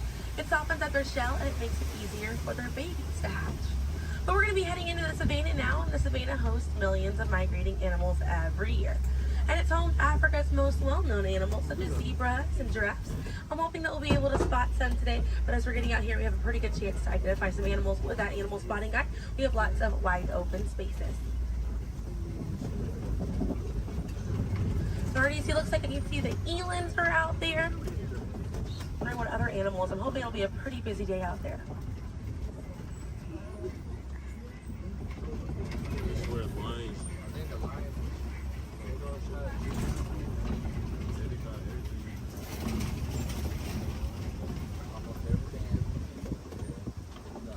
Let's see, also some springbok. It does look pretty busy out there.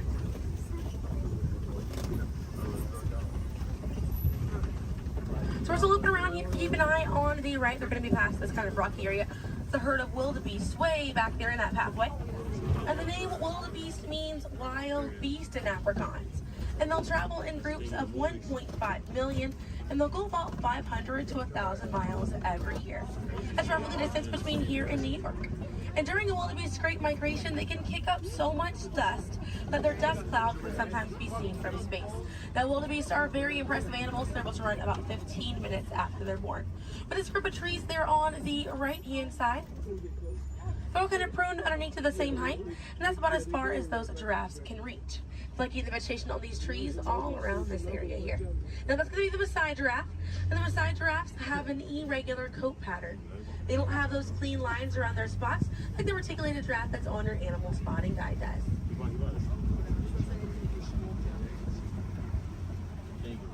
Now on the left-hand side, we do have the African painted dogs. There might be a little bit more people once we're a little bit further up here. Now, African painted dogs get their name after their fur pattern. It kind of looks like they have paint on them. It's unique to each animal, and that's how they identify each other. African painted dogs are Africa's most successful hunters. They have a catch rate of 90%. Now, right here on the left-hand side, we're going to have a really good view of the Ankole cattle. We're going to sneak on by here. The Ankole cattle are the only domestic cattle breed that we have here on the reserve. They're in the bovine family, same family as buffalo and bison. And their horns right there, they grow about 3 to 4 feet in length, and they're filled with a honeycomb-like structure. It allows for blood circulation, and it helps keep them cool on hot days. Now, further back, that's a sable antelope in that back left corner. And the sable antelope are very special because of the symbol of the Harambe Wildlife Reserve, because of how courageous they are. So in a choice between fight or flight, the sable antelope will choose to fight, just so we should fight to protect these animals and the environment that they live in. And their antlers are angled backwards to deter animals like lions from jumping on their backs. And we have a really good view there of that Maasai giraffe. We're gonna have another pretty good view there on the right up ahead too. Maasai giraffes stand about 18 to 20 feet tall when they're adults, and when they're born around 6 feet tall. They have about a 6-foot drop the moment that they're born. And just like the okapi, they do have those long prehensile tongues that they use to grab vegetation. They kind of use like how we use our fingers to grab food.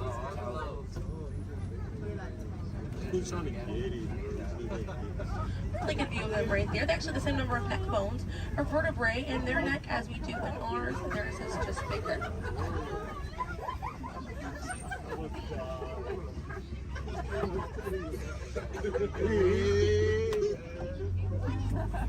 Group of giraffes is called a tower.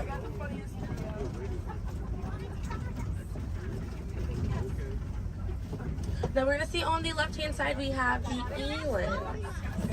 Now the elands are right next to the springbok. The elands are the tallest antelope on the reserve. They stand at 6 feet tall at their shoulder. One of my favorite eland facts is they'll make a flower crown with their antlers to impress the females during mating season. Now it's not a perfect flower crown. They'll kind of root up at plants and bushes, but it's the thought that counts. Another eland right there, a couple of elands right there. And then we have the springbok, and the springbok are the smallest antelope on the reserve. They're able to jump 6 feet straight up into the air repeatedly and about 13 feet forward. And they're a symbol of a lot of sports teams over in South Africa. Now those elands right there, they can weigh up to 2,000 pounds.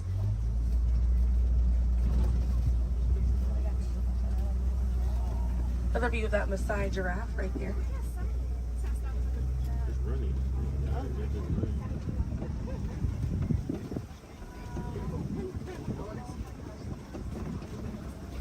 what else we have waiting around the corner for us.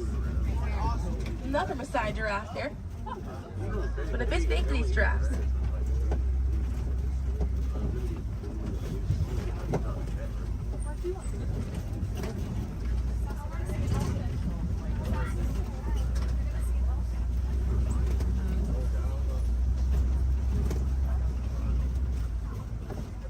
We're going to see the African elephant up here. It's going to be on the right-hand side of the truck.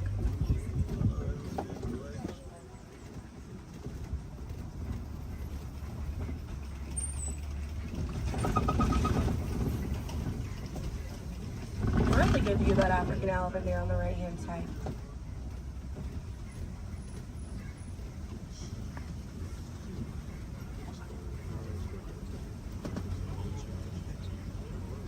And on the left, we have the mandrill. That's the male mandrill on the left. Lots to look at right here. Male mandrills weigh about 100 pounds. Females grow up to 30 pounds.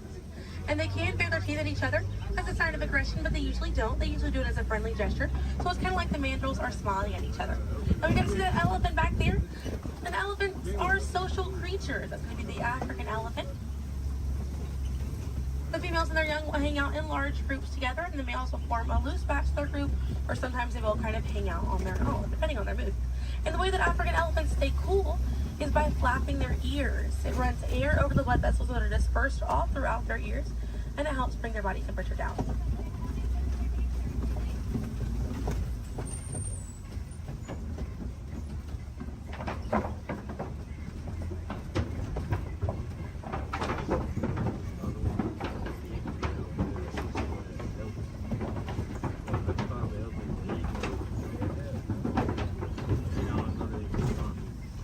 We're going to be looping around this area here. We have lots of red clay on this right-hand side.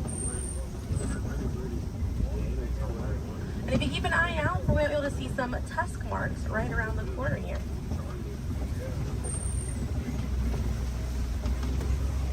So those tusk marks on the right were caused by African elephants. And they'll scrape up against that clay and they'll eat it. More elephants there on the left-hand side. And they eat it because it contains the minerals that they need, sort of like how we take vitamins.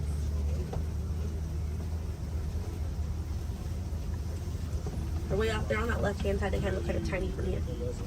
We'll see if we can get another view of them a little bit further out.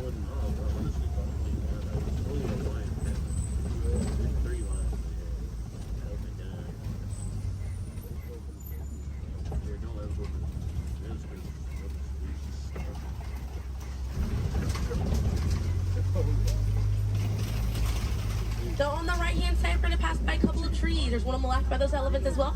And these trees are baobab trees. And baobab trees survive by storing water in their trunk, and they stay leafless about 9 months out of the year. Now, baobab trees have a few different nicknames. One is the upside down tree, and the other one you might be familiar with is the tree of life.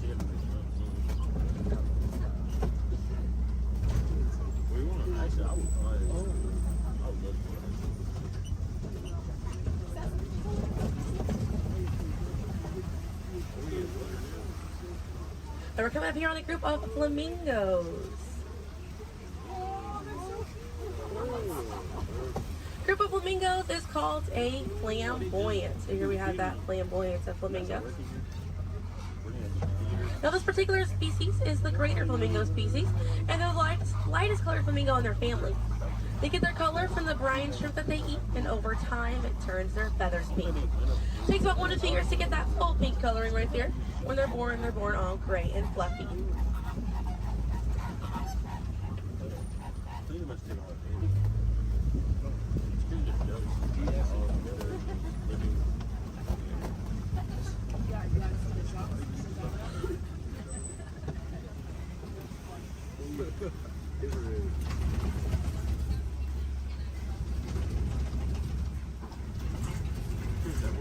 We have some white rhinos right around the corner here.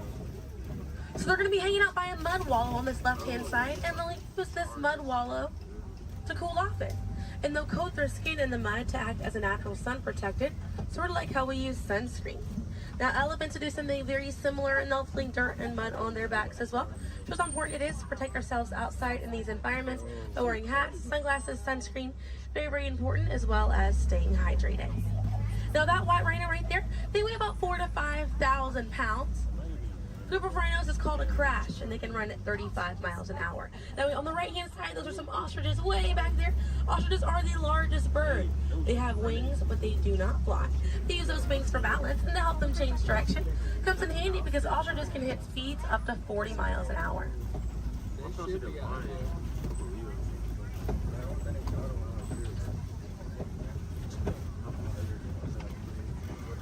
You see some cheetahs right around the bend here.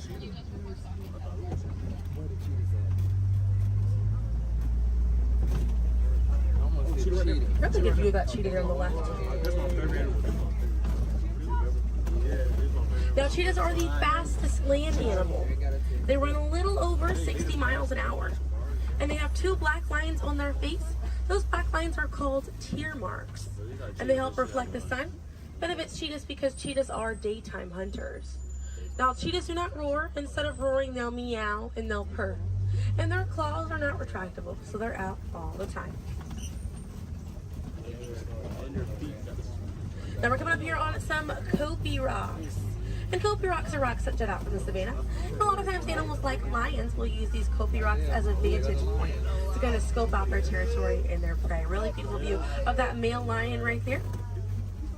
Now at full volume, their roar can be heard up to 5 miles away. And they can sleep about 16 to 20 hours a day. Really impressive view of imposing right there. Now, female lions will do most of the hunting for the group, and the male lions will stay back and kind of guard the territory and guard their cubs. And the Swahili word for lion you're probably already familiar with. The way that you say lion in Swahili is Simba. And we're going to see some more ostriches. We have some white rhinos over here too, and the lioness is there on the left. Looks like she's posing for us as well. Really cute view of that white rhino as well on the left here. Excuse me. Yeah, right hand side. I think that's what they have like wild dogs, so they can't even get really try. Not really. I can see some warthogs right around the corner because it wouldn't be a safari without them. Few of them over here. Warthogs are in the same family as domestic pigs. They're really intelligent animals and are the largest burrowing animal as well. And oftentimes they'll reuse burrows made by other animals and they'll back themselves into it with their tusks spacing out for protection. They're pretty fast. They can also run at 35 miles an hour. They're kind of rooting up over there. And they also have a mud hole that they use to cool off and to coat their skin in it to get some relief from bugs and insects. Also have a really good view of these white rhinos again on that right hand side. Now the way to tell the difference between a white rhino and a black rhino because they're both the same color. So the shape of their mouth. White rhinos have a wide mouth and black rhinos have a V-shaped or pointed mouth. Original word for white rhino was vite. Vite means wide in Afrikaans, but over time it was misheard and mispronounced and it turned into the white rhino. Another few of those warthogs as we're passing by on the left-hand side, but on the right we're going to see some ostrich eggs in that tall grassy area. And each one of those eggs right there weigh 3 pounds, and it's the equivalent of 2 dozen chicken eggs. Now those shells are so strong that the average man can stand on them and they will not break.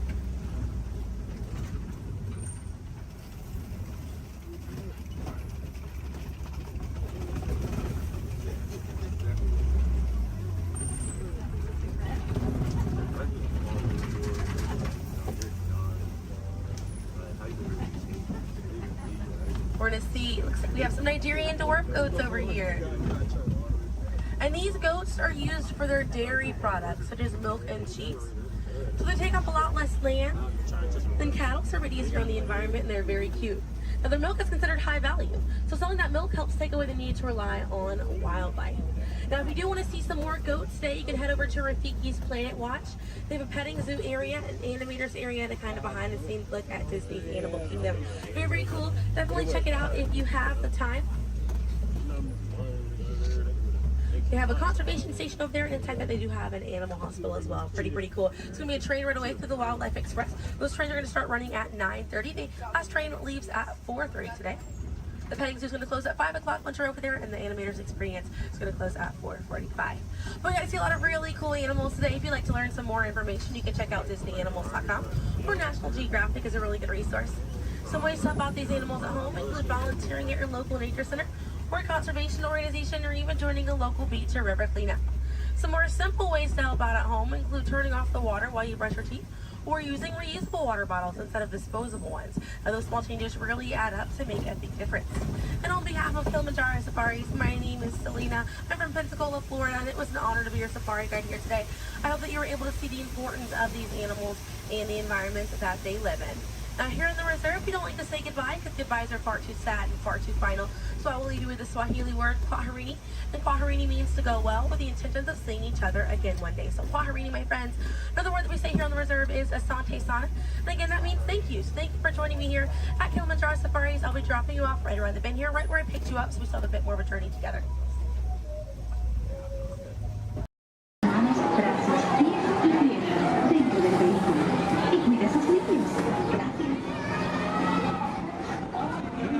Carefully onto the moving platform, then step in.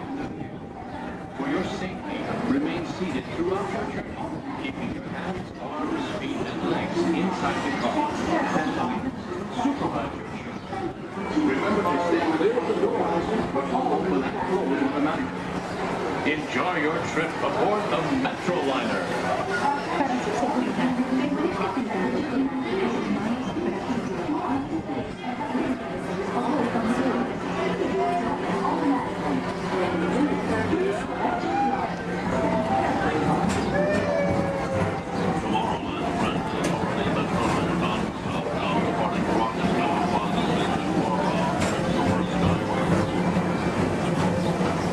Welcome aboard, TTA travelers. We hope you enjoy Tomorrowland Transit Authority's Super Skyway.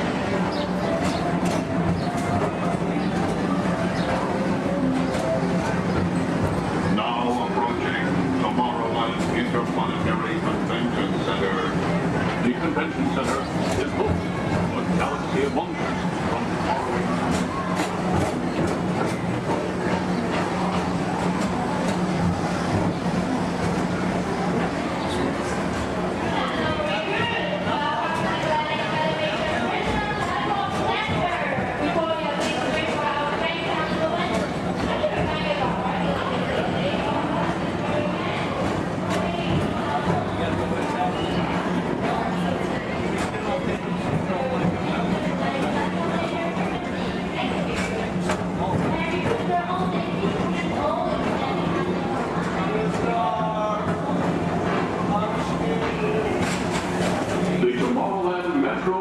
Historical Society presents Walt Disney's 20th century vision for the future. This model city dared to dream the perfect community in which to work, live, and play.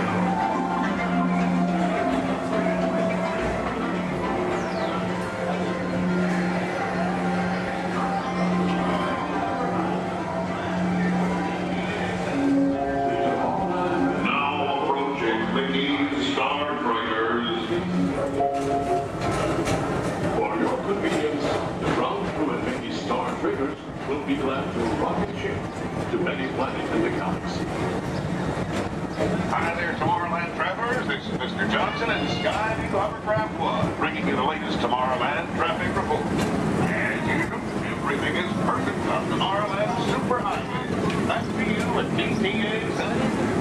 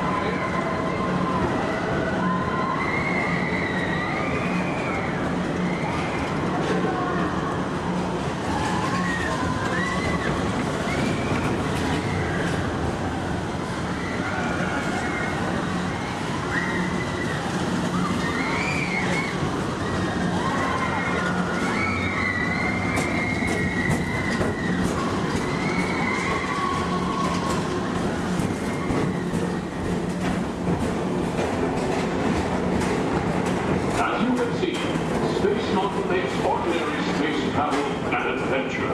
Another fine transportation service provided by the Tomorrowland Transit Authority. Attention, all visitors from Galaxy M31. Please keep forward-facing tentacles clear of oncoming Metroliner vehicles. Thank you.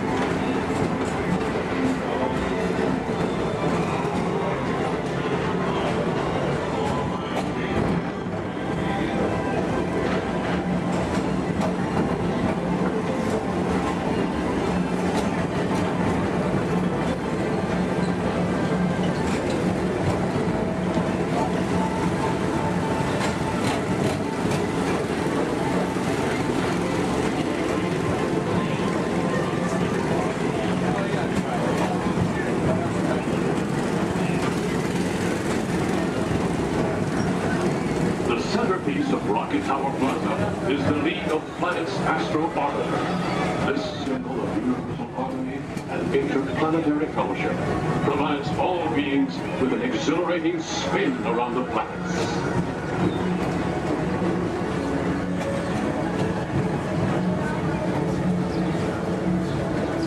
Blue Line passengers, for all your future travel needs, the TTA services all of Tomorrowland's outlying areas, including the personal rocket ship docking lot, and of course, perfect park acres.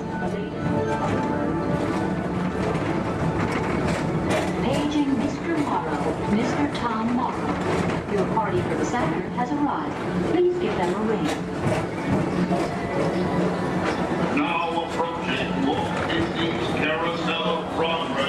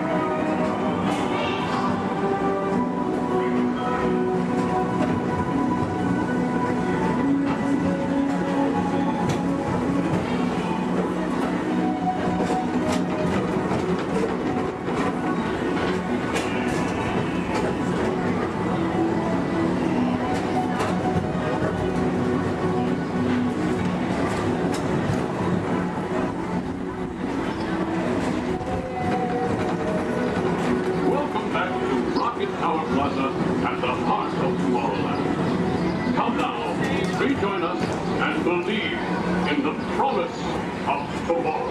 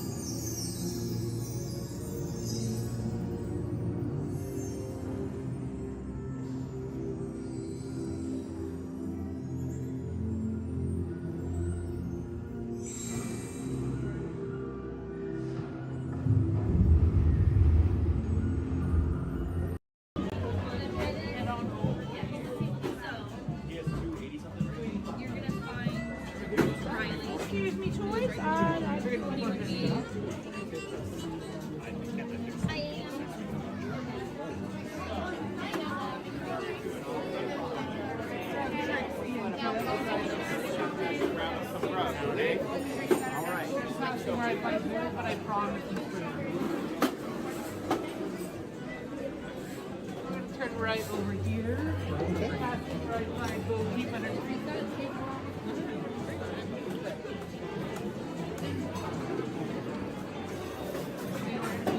Right back there. For your safety, please remain fully seated. No lap sitting and hold on to all loose items.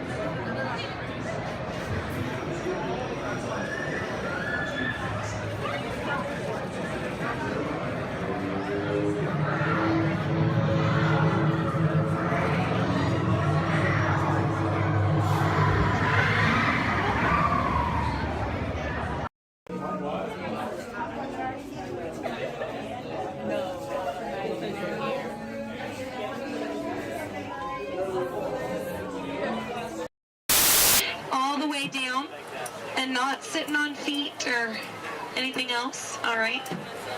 Well, here we go. Everyone say bye. Bye. Bye. Bye. Everyone say hi. Bye. Hi. Now say bye. Bye. Bye. Now say hi. Hi. Hi. Don't say bye. we're stuck together. 3 months, yes, 3 months together. Yes, my name is Erin. I'm going to be your skipper, your guide, your social director, and your dance instructor for all 3 of these months. Now, make sure you stay seated, keep your hands and arms inside, and be sure you watch your kids, because the crocodiles, be sure they will.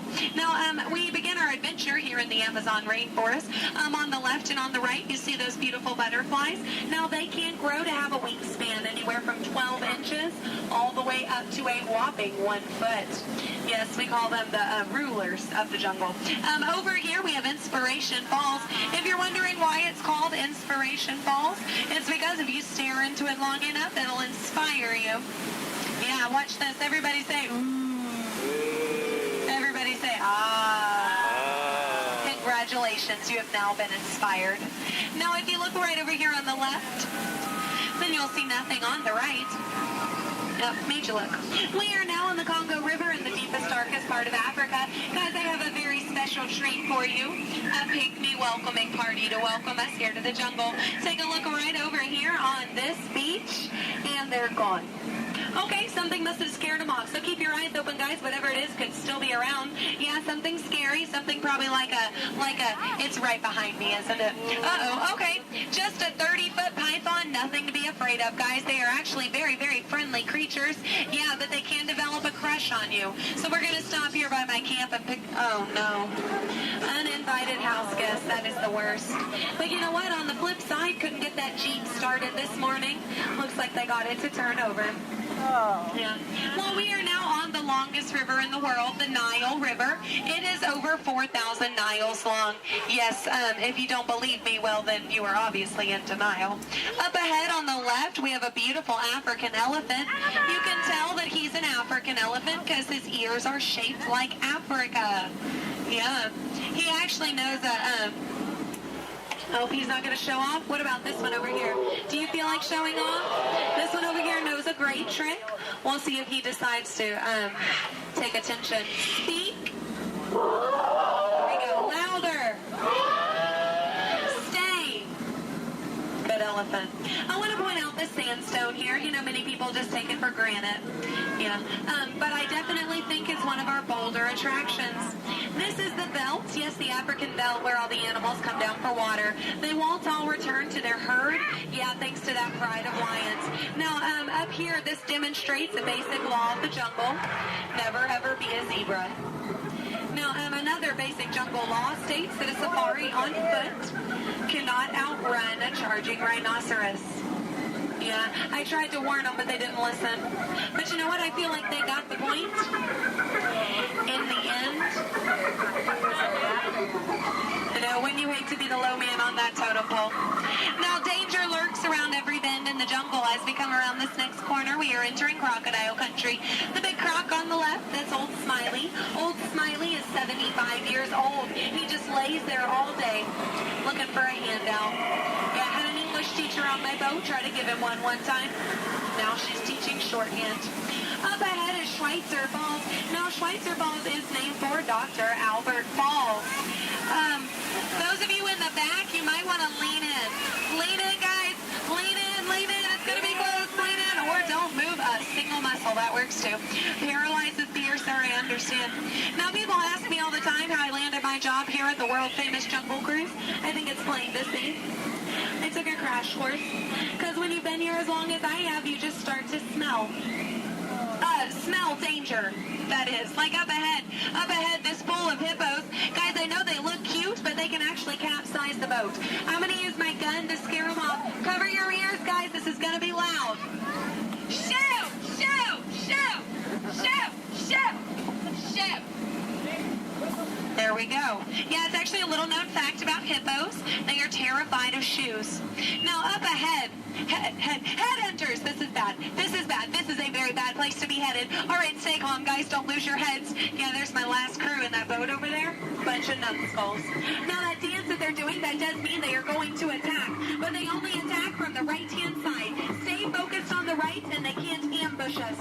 Over the top of the hill. They're on the left. Get down. Get down. Get down. Get down, sir. Don't worry about looking stupid. I'm doing it for you. Get down.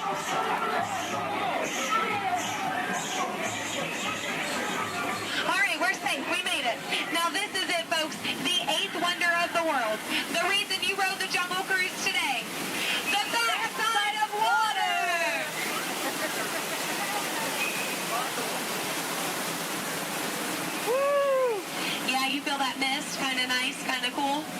That is the largest concentration of bacteria in the jungle.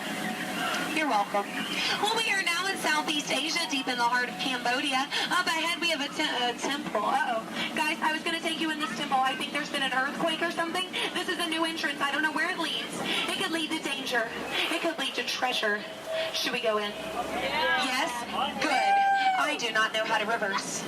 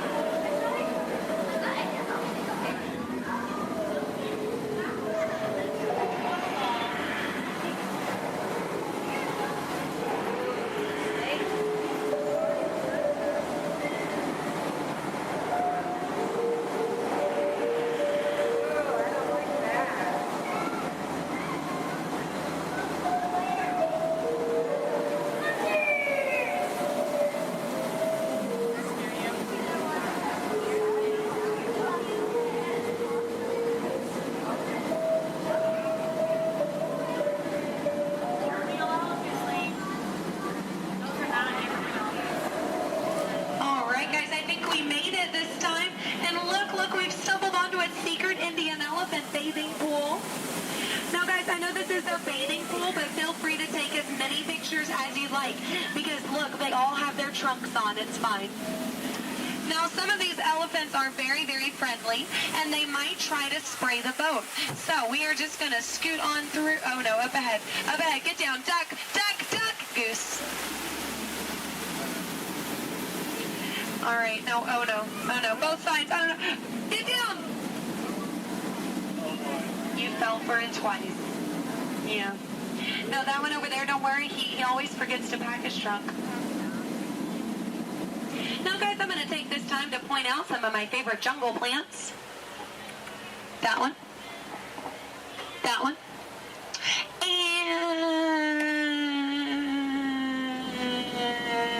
that one. There we go. Those are my favorites. Any questions? No? Good. Over here on the left, you'll see our dear friend Trader Sam. Trader Sam is actually our resident head salesman here in the jungle. Yeah, due to the economy lately, sales have been shrinking. But he is offering a special 2 of his heads for just 1 of yours. Yeah, think about it, because, you know, any way you slice it or dice it, you're going to come out ahead. Yeah. All joking aside, Sam is a really lucky guy. He was the only man from his entire tribe to go to college. Yeah, he actually got kicked out, though, before getting his degree. He got caught trying to butter up one of his professors. Yeah. But he's a nice guy. He actually threw a dinner party last night. Yeah, he invited all the skippers. I got there 20 minutes late, though. All I got was the cold shoulder. Nothing left but finger foods. Yeah, and I was looking forward to it. I mean, his wife makes a great stew. I told him so, and he said, I know. I'm going to miss her. Yeah. You know what Sam's favorite Disney song is? You Got a Friend in Me. Yeah. I'm not making these up, guys. They're actually written in the script. Yeah. Yeah. Now we are approaching the dock, yes, which means it's the most dangerous part of our journey.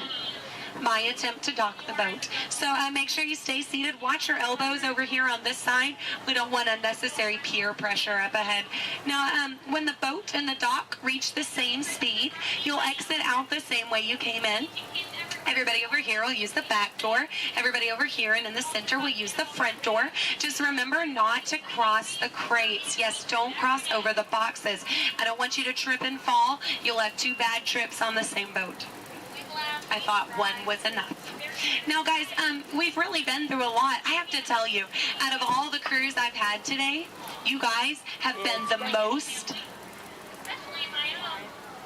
recent. There we go. No, really, that is an honor only a few thousand people get a day. So you should feel very, very special. No, really, guys, if you find yourself passing by the Jungle Cruise later, I understand. Yeah. But if you want to stop and say hi, I'll be around. And around. And around. Stay in school. No, I'm kidding, guys. I'm kidding. 4 years of college. Yeah, my mom is so proud of my brother. He's a doctor. I tried to be a doctor, I really did, but I don't have the patience. Yeah, no, is that... Those are raindrops I hear hitting the top of the boat. So, yeah, it looks like we're gonna get a little wet. Just a reminder, our dock is made out of pure hickory. Yes, so as you exit, you will be stepping out onto a slippery hickory dock. Make sure that you watch your step on the way out. Yes, watch your step, but don't step on your watch. That is just a waste of time. Yeah. Now, guys, if you did enjoy your cruise today, my name is Skipper Aaron. If you did not, the name's not important. No, it's not. Now we are, here we go. Oh, here we don't go. But I'm out of jokes. Ooh, why is Cinderella so bad at soccer? She keeps running away from the ball. Yeah, but I mean, can you blame her? She had a pumpkin for a coach. Yeah. Oh, why does Peter Pan fly everywhere he goes? Because he can never land. Yeah. Why does Tigger bounce everywhere? He would really hate to step in poo. Yeah. What was Aladdin doing in the Haunted Mansion? He was looking for a boo. Yes. Well, I guess if we're still here, I could leave you with a few words from our sponsors. Yes, today's cruise has been brought to you by the Miracle Boat Engine Company. Yes, if this boat made it all the way around the river, well, it must have been a miracle. Yes, and Animal Crackers of the World, teaching children everywhere that all animals taste exactly the same. Delicious. And, the Cannibal Cafe, finding new and interesting ways to serve you every day. Now serving shish kebabs, shish freds, and shish teds. Yes. Now, guys, if you are planning on catching the fireworks tonight, just make sure you let them go. Okay? They're going to be very hot. They can explode in your hands. Yes. All right, here we go. Now, guys, there's a dock on the left and a dock on the right. It is a paradox. Don't let it confuse you. Yeah, but the skipper on the left and the skipper on the right, we just call that a paradox. Look, they can't even deny it. It's true. Guys, I really don't want to say goodbye to you today, so I won't say goodbye, but I will say this. I mean it from the very bottom of my heart. Get out.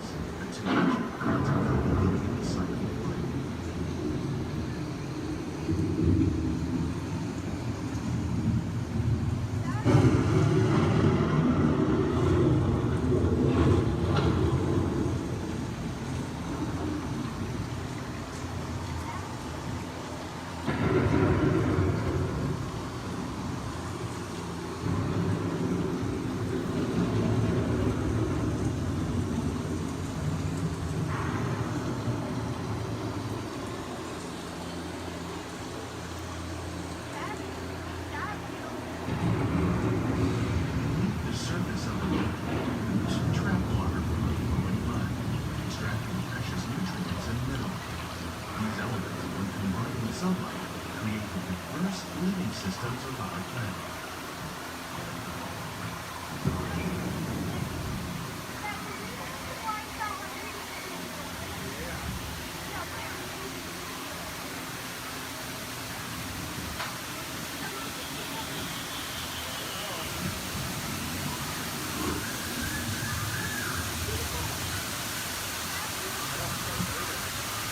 One of those living systems is the rainforest, home to the most amazing concentration of life on our planet. These dense and beautiful forests cover areas highly close to the Earth's surface, but they contain more than half of its planet of planet. Rainforests are also extremely rich in providing living systems for animals and oxygen, food, medicine, and other forms essential to our lives.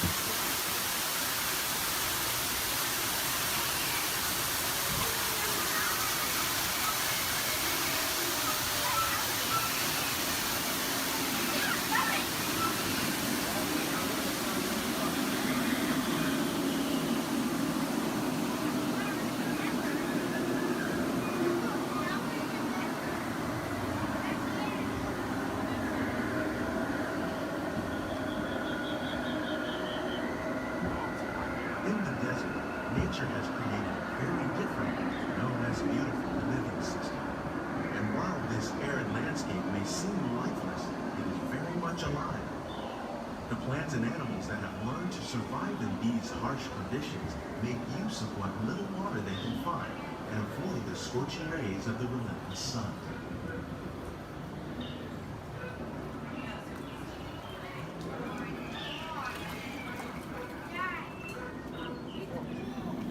The American prairie once appeared as desolate as the desert, but over time, rainwater and nutrients gradually penetrated the hard surface of this land.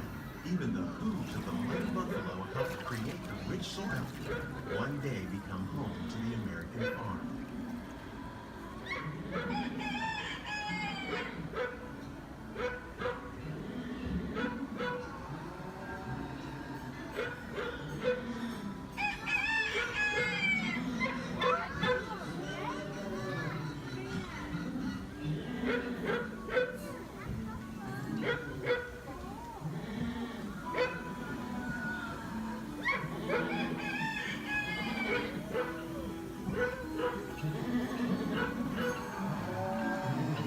Forces at work on the land, humans have had one of the most profound effects.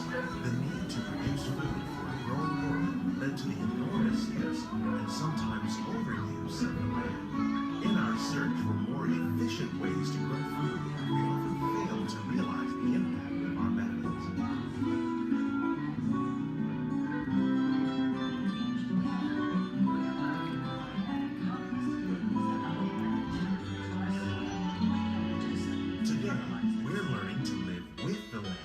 Discovering better ways to grow food that will assure both human and environmental well-being. Fertilizers, we can enrich the soil without the use of chemicals. In Saudi Arabia and Mexico, we're learning to produce food on desert seacoasts by developing and planting crops that thrive on saltwater. Here at Epcot, we're learning to reduce the need for pesticides by using natural predators like ladybugs and wasps to control pests. In Japan, we're learning that by adding composted leaves and other plant material to our soil, we can reduce the need for fertilizers. In farmlands across America, we're learning that by plowing under vegetation containing natural fertilizers, we can enrich the soil without the use of chemicals. In Saudi Arabia and Mexico, we're learning to produce food on desert seacoasts by developing and planting crops that thrive on saltwater.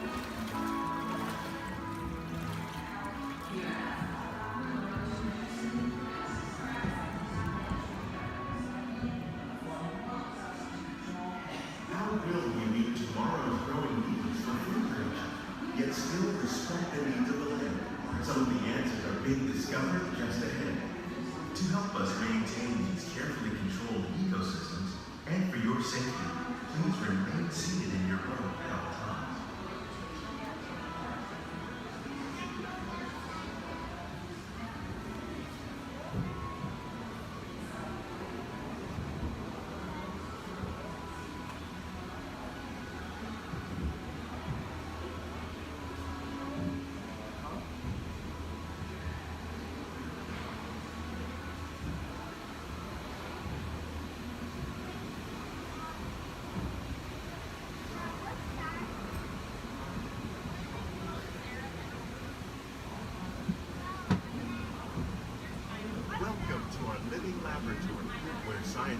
Epcot and the U.S. Department of Agriculture are exploring innovative ways to produce bountiful harvests now and into the future.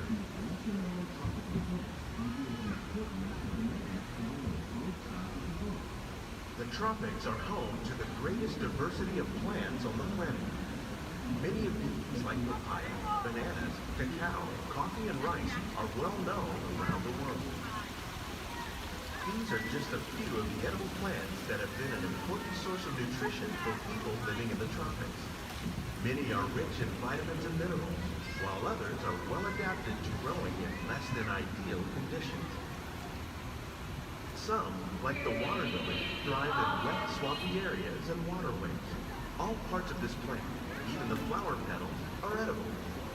The starchy root of the plant has long been used to make flour for baking.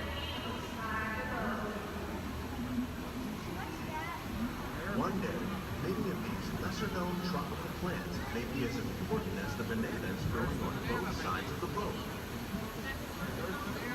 More than 28 million tons of bananas are eaten annually, making it the most popular fruit in the world.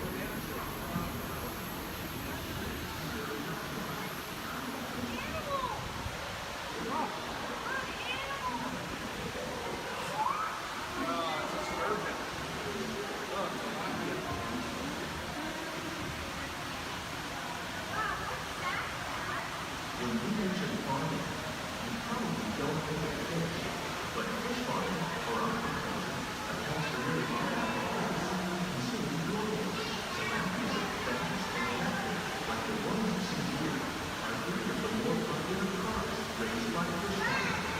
The sustainable system we're using here recycles the water in the tanks. As a result, we're able to save millions of gallons each year. Our small fish farm produces nearly 5,000 pounds per fish each year to serve in restaurants around the nation.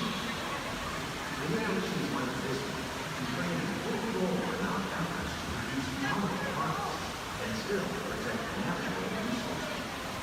Shrimp. That's a big shrimp.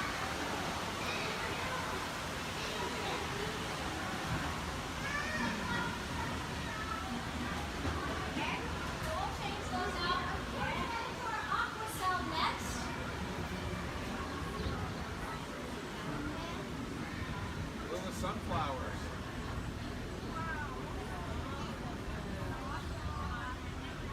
While there are more than 50,000 edible plant species in the hot world, peppers. most of us are only familiar with the handful that make up our everyday diet. The common grains growing here, maize, sorghum, and millet, plus rice, account for nearly two-thirds of our global food consumption. Learning how to increase yields of these staples is an important goal of research around the world. A blue agave. A monkey puzzle tree.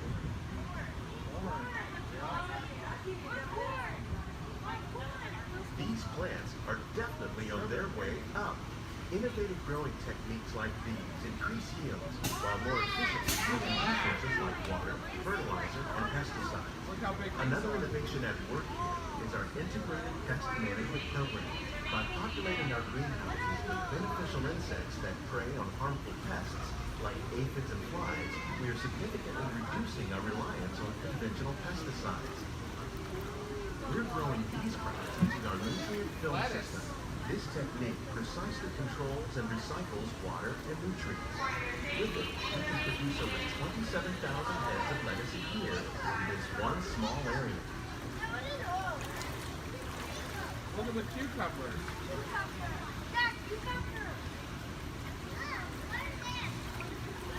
Look at the strawberries. Some of our best ideas have been inspired by nature, like these fruit and vegetable trees. By growing these ground plants vertically, we can increase yields and better control diseases. These crops taste as good as they look. In fact, we serve more than 15 tons of produce from our greenhouses in restaurants here at the Land every year. Look at the jalapenos. That's a great idea.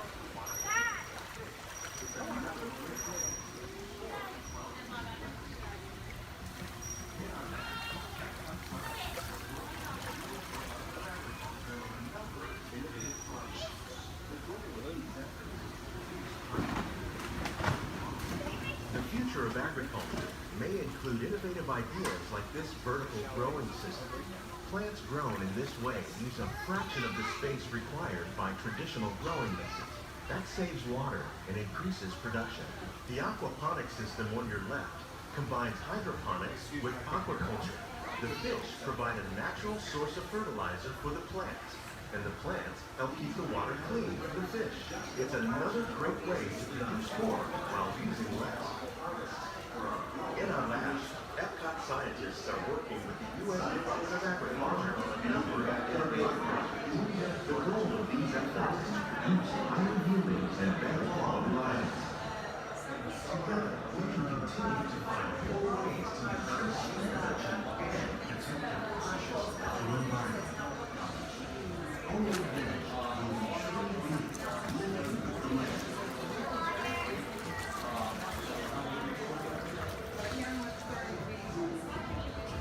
On behalf of Walt, these greenhouses represent just a fraction of the work being done worldwide to produce healthy harvests for our growing populations. Scientists, farmers, and even backyard gardeners are doing their part to improve the quantity and quality of foods that we all rely upon. Together, we can continue to find more ways to increase food production and protect our precious natural environment. Only then will we truly be living with the land.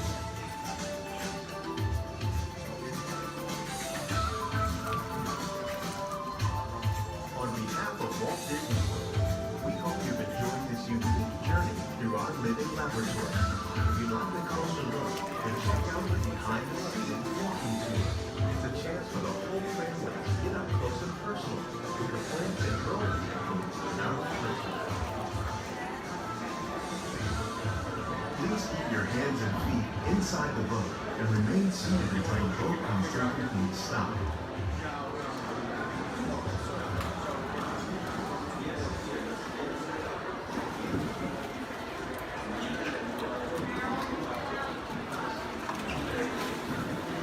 Sure is fine in autumn. There's nothing like the breeze and the falling leaves. A blue sky above, the one that you love. I saw a scarecrow smiling, winking his eye. As we were walking by, I caught him. Then he looked my way, said enjoy your day. It's the magic that can happen when it's autumn. Changing leaves of red and gold, all is in the air. You can see it on every autumn street. And if you find that someone warms your heart every time you meet, you should remind them that you find them positively sweet.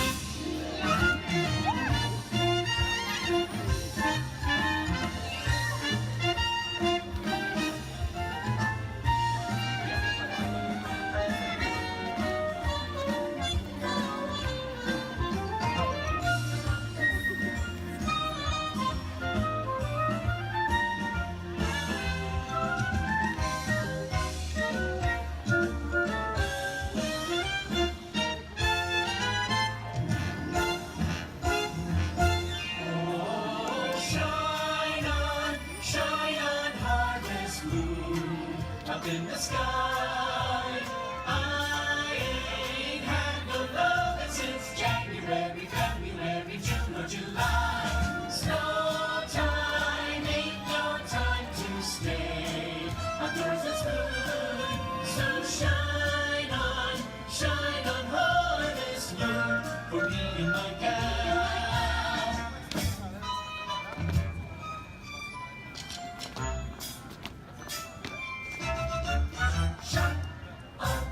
Shine on harvest moon. It's autumn, wonderful, beautiful autumn.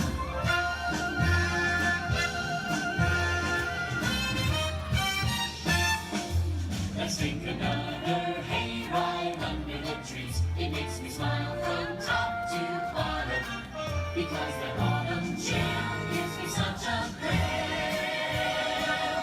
It's the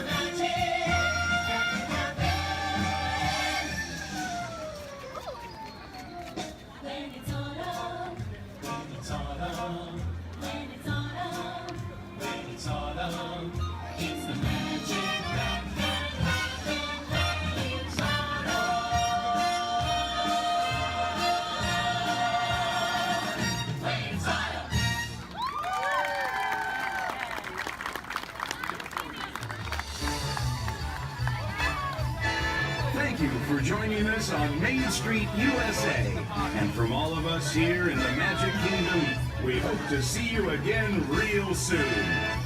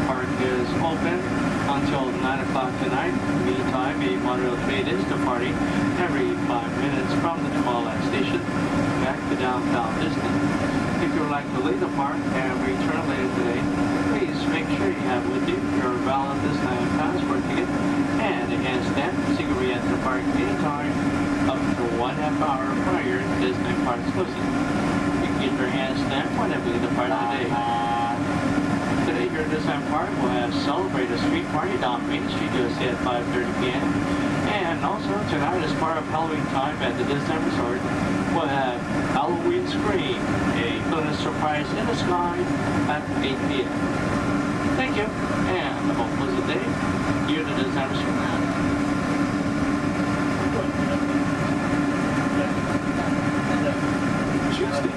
And to the right of the train are the sparkling gold spires of one of Disney's most beloved attractions. It's a small world. Beyond it is the wacky world of Disney's classic cartoon characters, Mickey's Toontown. We're now riding alongside the happiest kingdom of them all, Fantasyland, home to Pinocchio, Snow White, Peter Pan, and other storybook characters.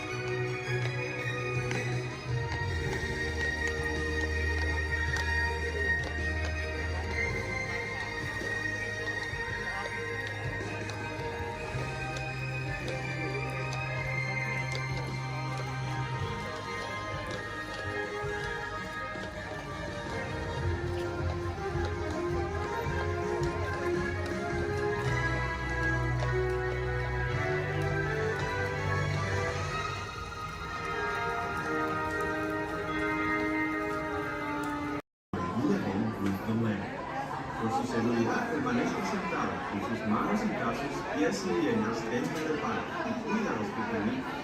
A manera de recordatorio, no tomar fotos con flash y luz de video antes de llegar a la entera.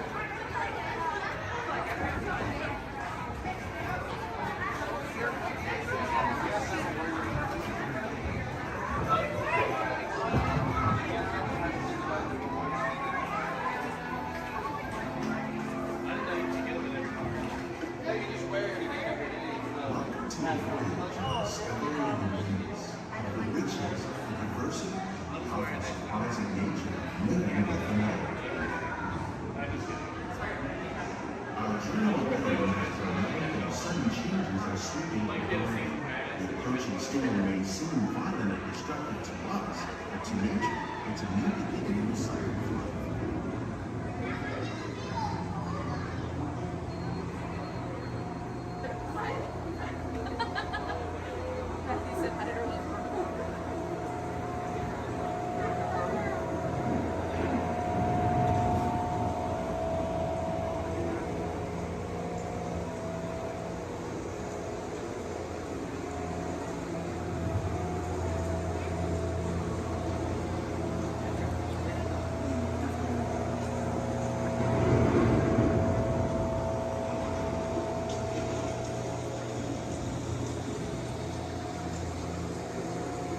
Beneath the surface of the lake, roots trap water from the flowing mud, extracting precious nutrients and minerals. These elements, when combined with sunlight, create the diverse living systems of our planet.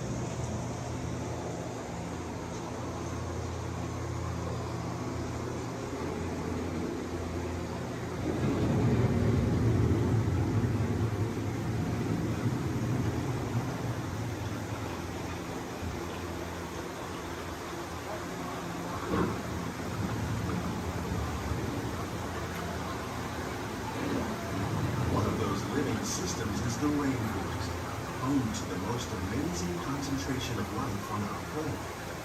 These dense and beautiful forests cover only a tiny portion of the Earth's surface, but they contain more than half of its plant and animal species. Rainforests are also extremely rich in productive living systems, providing us with oxygen, food, medicines, and other elements essential to our lives.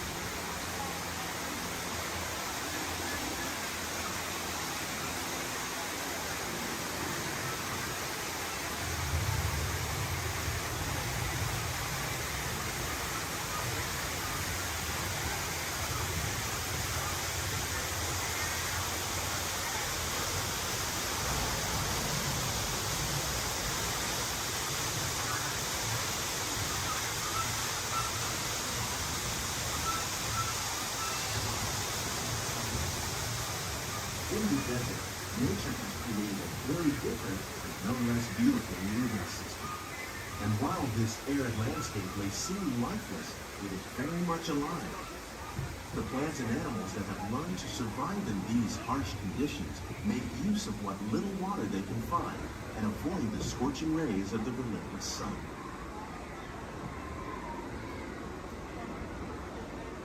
The American prairie once appeared as desolate as the desert. But over time, rainwater and nutrients gradually penetrated the hard surface of this land. Even the hooves of the mighty buffalo helped create the rich soil, one day become home to the American farm.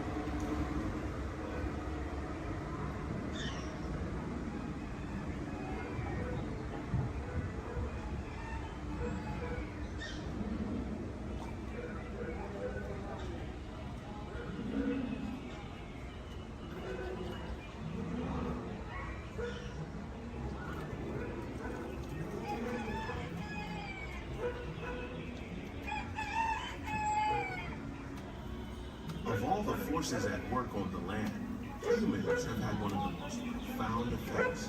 The need to produce food for a growing world led to the enormous use, and sometimes overuse, of the land. In our search for more efficient ways to grow food, we often fail to realize the impact of our methods.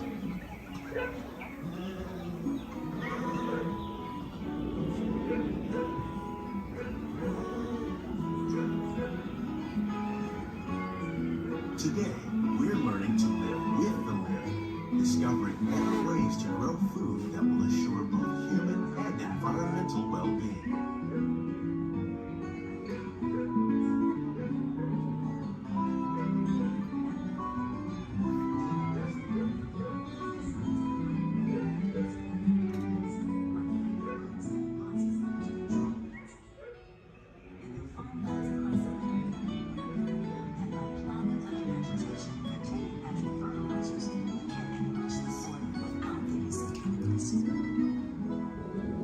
In arid regions, we're learning to produce food on desert seacoasts by developing and planting crops that thrive on salt water. In Japan, we're learning that by mixing leaves and other living materials into our soil, we can make farmland more fertile without the need for chemicals. Here at Epcot, we're learning to reduce the need for chemical pesticides by breeding and using natural predators, like ladybugs and wasps, to control pests. How will we meet tomorrow's growing needs for food production, yet still respect the needs of the land? Some of the answers are being discovered just ahead. To help us maintain these carefully controlled ecosystems, and for your safety, please remain seated in your boat at all times.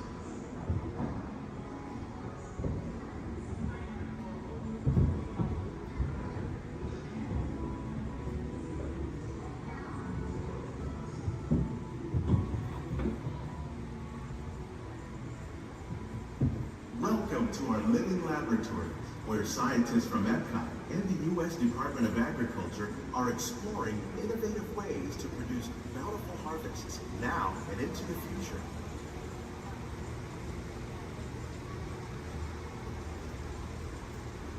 The tropics are home to the greatest diversity of plants on the planet. Many of these, like papaya, bananas, cacao, coffee, and rice, are well known around the world. These are just a few of the edible plants that have been an important source of nutrition for people living in the tropics. Many are rich in vitamins and minerals, while others are well adapted to growing in less than ideal conditions. Some, like the water lily, thrive in wet, swampy areas and waterways. All parts of this plant, even the flower petals, are edible. The starchy root of the plant has long been used to make flour for baking.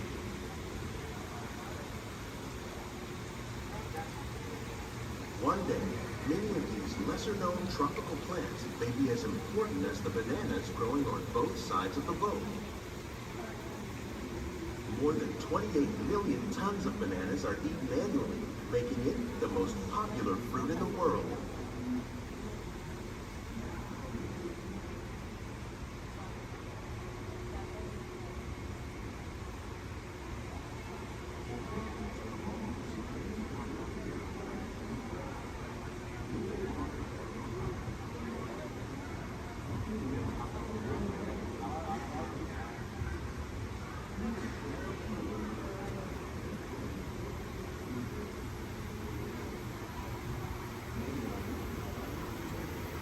When we mention farming, you probably don't think of fish. But fish farming, or aquaculture, accounts for nearly half of all the seafood consumed globally. Tilapia, bass, and catfish, like the ones you see here, are three of the more popular crops raised by fish farmers. The sustainable system we're using here recycles the water in the tanks. As a result, we're able to save millions of gallons each year. Our small fish farm produces nearly 5,000 pounds of fish each year to serve at restaurants around Walt Disney World. Innovations like this one can play an important role in our efforts to produce bountiful harvests and still protect natural resources.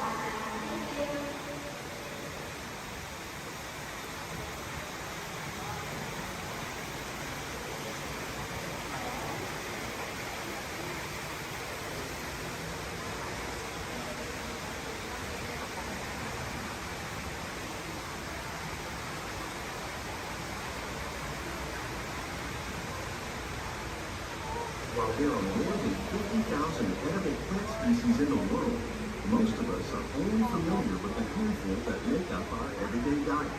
The common grains growing here, maize, sorghum, and millet, plus rice, account for nearly 2/3 of our global food consumption. Learning how to increase yields of these staples is an important goal of research around the world.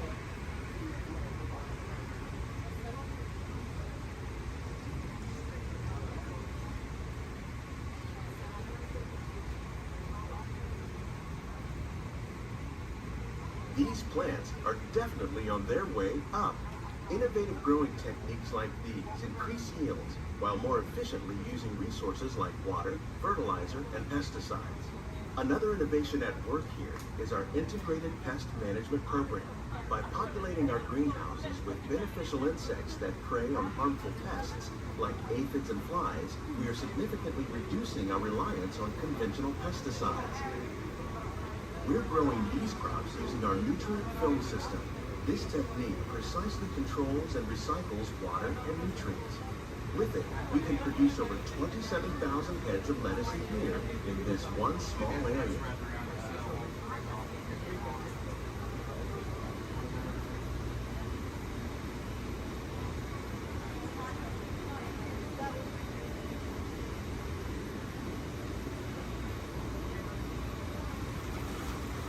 Some of our best ideas have been inspired by nature, like these fruit and vegetable trees. By growing these ground plants vertically, we can increase yields and better control diseases. These crops taste as good as they look. In fact, we serve more than 15 tons of produce from our greenhouses in restaurants here at the land every year.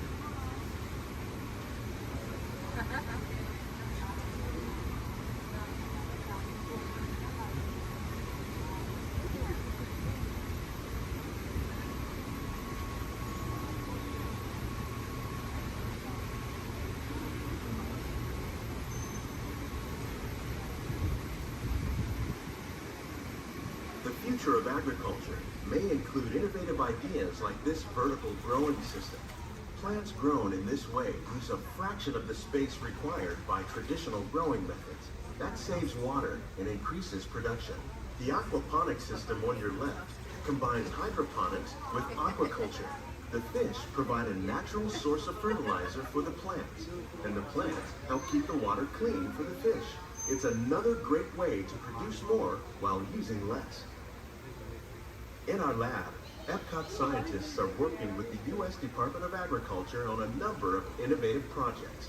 The goal of these efforts is to produce higher yielding and better quality plants.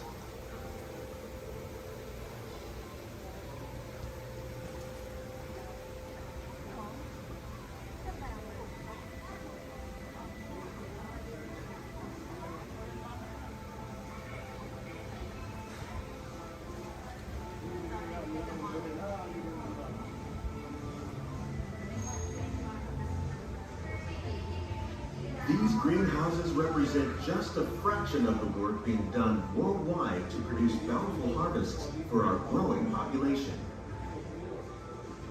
Scientists, farmers, and even backyard gardeners are doing their part to improve the quantity and quality of foods that we all rely upon. Together, we can continue to find more ways to increase food production and protect our precious natural environment. Only then will we truly be living with the land.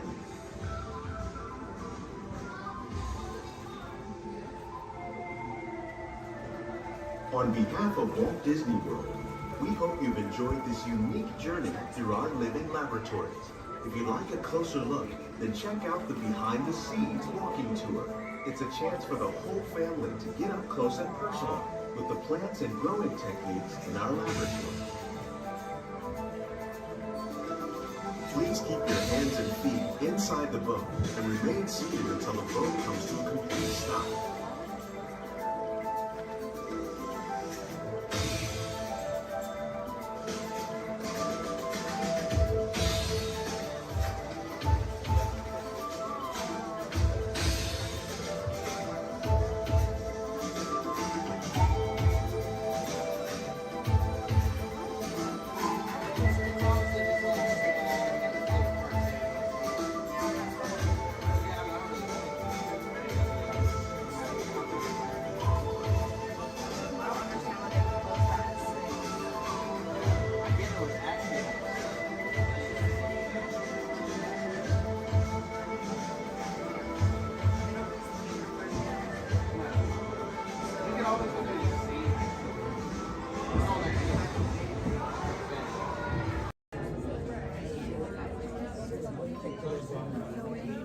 Hello, and welcome to Storage. My name is Patrick, and I'll be your chief flight attendant today. We'll begin boarding in a few minutes, but first I'd like to acquaint you with some important safety information. When the doors to your flight open, please take a seat and store all carry-on items in the underseat compartment. This includes cameras, purses, hats, and, of course, these little beauties. Next, fasten your seatbelts, inserting them into the buckle on your right. If smaller aviators don't measure up to the height indicator on the seat, just put the belt through the loop in the center strap before buckling.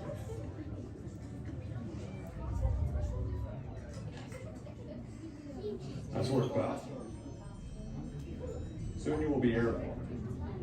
So if you or your little aviators have a fear of flying or of heights, you might want to wait for your party to arrive. Okay, let's review. That is seatbelt, carry-on items, safety strap, fear of heights, keep your hands and arms inside at all times. Yeah, have a nice flight.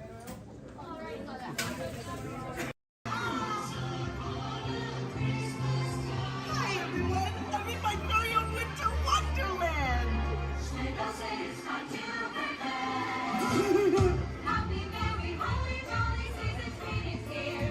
I'm wondering what your family does at that time of year. Hello. Love and joy and peace on earth and tidings of good cheer. Do you have tradition things for that time of year? Look at all the lights and the people. Hang up boughs of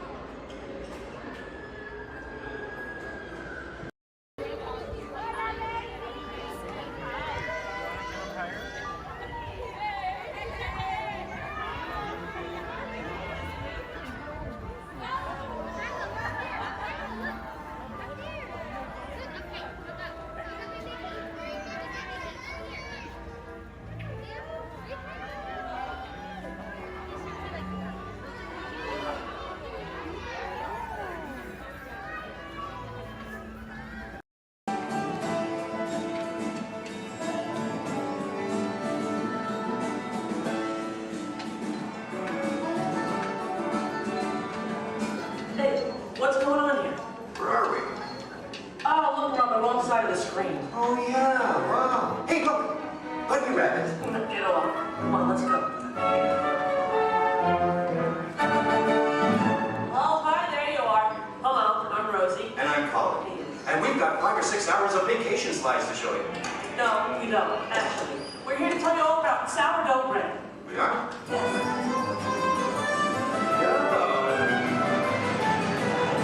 Okay, let's get started. Did you know that the traditional sourdough baking process goes back to the California Gold Rush? You're reading this, aren't you? No, of course not. I did some research. I made a few notes. So, my little encyclopedia, what exactly is sourdough? Well, it's a type of bread that doesn't use yeast as a leavening. These miners had agents? I don't think so. Look at them now. Isn't it nice to see the guys helping with the dishes? Now, Colin, did you know to make sourdough bread you need a chunk of what's called starter or mother dough? Wouldn't you need mother dough and father dough? No, just mother dough. These guys here used to carry a chunk of it with them in their bedroll to keep it warm.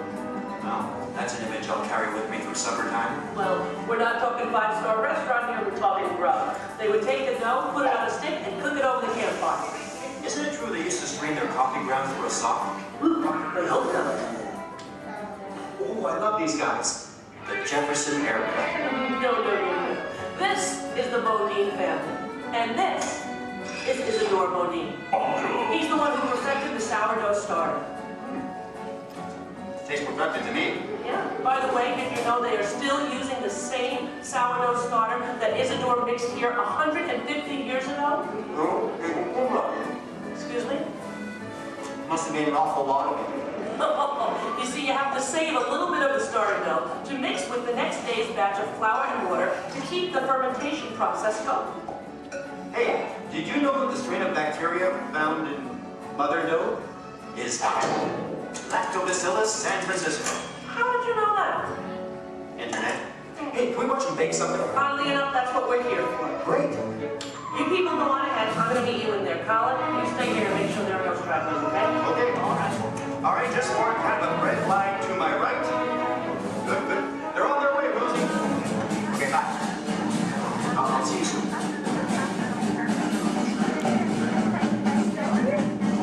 Okay, everybody, here we go. Come on in. There's plenty of room. Gather around the window right here. Make sure you can find a spot where you can see me on one of the screens. Come on, Colin. They can find their way, okay? It's not the California Trail. We lost a couple to coyotes along the way. Oh, that's so sad. Oh, well, but you did. Yeah. This is the bakery. That should be obvious to everyone. Even to... What's that? Oh, and I have one for you. Is that me? Look at you. Okay, I'm ready to start baking. What do we do first? Okay. First you get a hunk of the mother dough and mix it with flour, add a little salt and water, and that's it. Voila, the entire list of ingredients. Right. Here's some dough. Let's bake it. Oh, not so fast. From start to finish, it takes bakers about 72 hours to make a loaf of sourdough bread. 72 hours? Yeah. Yeah, what's your hurry? Relax, and all the roses. Okay, so what's next? Well, you know, bakers actually think of dough as a living thing. So after it's been beaten up and kneaded by the mixer, it needs to sort of relax and calm down. Seems pretty relaxed to me. In fact, almost catatonic. Right. I internalize all my tension. Well, what happens then? Well, then we drop it into that funnel over there, above the divider. The divider cuts it into nice, even pieces. So for this, it has to be relaxed? Yeah. Okay, fine. Oh, what happens then when it goes down that conveyor belt? Well, it goes into the rounder. Do you know what the rounder does? Oh, makes it into squares? No. Tetrahedrons? No. Polygons? Is that your final answer? Okay, so now the dough is round. Yes. Then we have my favorite machine, the overhead intermediate proofer. Wow, it's like a little Disney ride for bread. Attention, please keep your little butts in the vehicle at all times. The device rolls the dough over and over from basket to basket, takes it on a little trip, letting it, once again, relax. This is the most laid-back bread on earth. Come on, Rosie, you're teasing me. Can't we bake it? No, not yet. Next, the bakers lay the dough on screens and put the screens into ovens. Then we bake it. Not yet. You'll have to go around the corner to the next window to find out more, okay? And you go on ahead. I'll stay here and get the stragglers. You stay with the nice lady. All right. All right. Everyone, follow me. Follow him, everybody. And you relax, okay? Okay. Come on.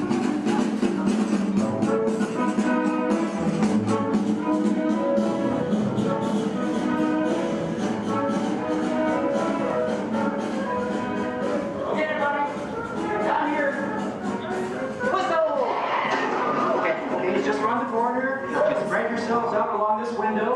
All right. Everyone, can you see me? Oh, nice shirt. All right. All right. Okay. Well, this, I guess, is the oven. If not, I'm having some incredible hot flashes. Slap some garlic butter on me and I'm ready to go. Hey, Colin. Okay, where were we? We were getting ready to bake some bread. No, we weren't. What, are you trying to confuse me? Let me think. I remember the racks of dough. The racks of dough are taken upstairs to a refrigerated fermentation room. Refrigerated? Yes. Look, I know a thing or two about baking bread. Well, actually I don't, but I'm pretty sure you have to have heat to bake something, right? Sounds right to me. For a technical question like that, I'm going to have to call in an expert. I'd like you to meet my friend, Tony, the baker. Tony! Hi! Are you enjoying your visit? Oh, we're having a great time. We really are. But I'm afraid I have reached my limit of baking knowledge. Tony, call it here. Give us the lowdown. Don't you think we've coddled this dough long enough? Isn't it time to turn up the heat on this baby? Well, no. The dough needs time to ferment in a refrigerated, climate-controlled room. Now that gives the bread a better flavor, texture, and color. It takes about 13 to 16 hours. You know, I like a man who can cook. Then what happens? In the proof box, the dough is slowly brought up to about 95 degrees and 90% humidity. Why not just take it to Florida? All right, so it's baking now, right? Because it's rising? No, it's still fermenting. The dough triples in size now due to the expansion of trapped gases. Hey, listen, we all have trapped gas occasionally. Well, now the bread is scored, so it won't split with its base. Oh, so now I'm almost afraid to ask. It's time to bake it, right? Or do we have to take it out to dinner first? Maybe a bit of a rub-down? It's ready to bake. You're kidding. I hear they spin the bread around when they're actually baking. Is that true? That's right. And the mist of steam is sprayed on it from time to time. This gives the crust a beautiful reddish golden color. Oh, so I'm thinking I probably couldn't do this at home in the toaster oven. No, I don't think so. Listen, Tony, thank you so much. Yes. You were superb. I feel enlightened, enriched, fermented. My pleasure. Bye. Bye. You know what? I'm going to spray you down because I think you could use some of that golden Okay, just color. a little on the... Okay, that's enough. All right, the hair. You know what I deep frizz. Ladies and gentlemen, the moment you've been waiting for. A masterpiece of the baker's art. What are you doing? Hey, what are you... Waiting for that. That's not yours. When he gave it to me, he looked right at me. He didn't look at you. That was ours to share, Colin. No, it's mine. It's all mine. One piece, please. One little piece? A tiny piece? I'm telling Mickey. All right. Here. Yeah, you see? Here, don't tell Goofy I owe money. You do? Well, don't even ask. I don't even want to get into that. Goodbye, everybody. Have a great time here. Bye. I'm going to go eat. Share it.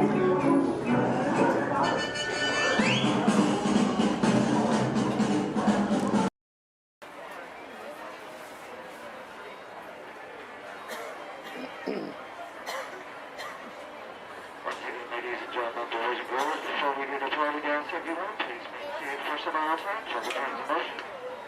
As well as if you're much older, if you ask me why, please let me go to the side of the bench. And I will from to the crowd today. There we go. Our board.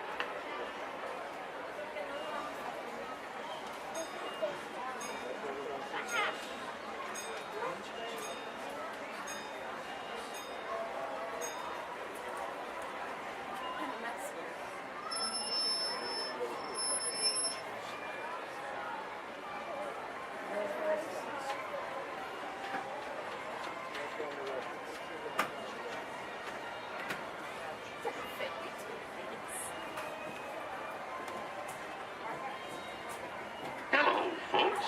Welcome aboard the Disneyland Railroad.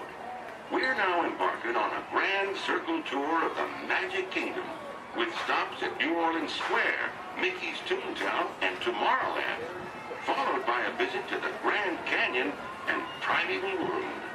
We got a lot of traveling ahead of us, so remember, for a safe trip, you need to stay seated, keeping your hands, arms, feet, and legs inside the train. And please, watch your children. Bienvenidos a bordo del Disneyland Railroad. Para su seguridad, permanezca sentado y mantenga las manos, brazos, pies y piernas dentro del tren. Y cuide a los pequeños. Gracias.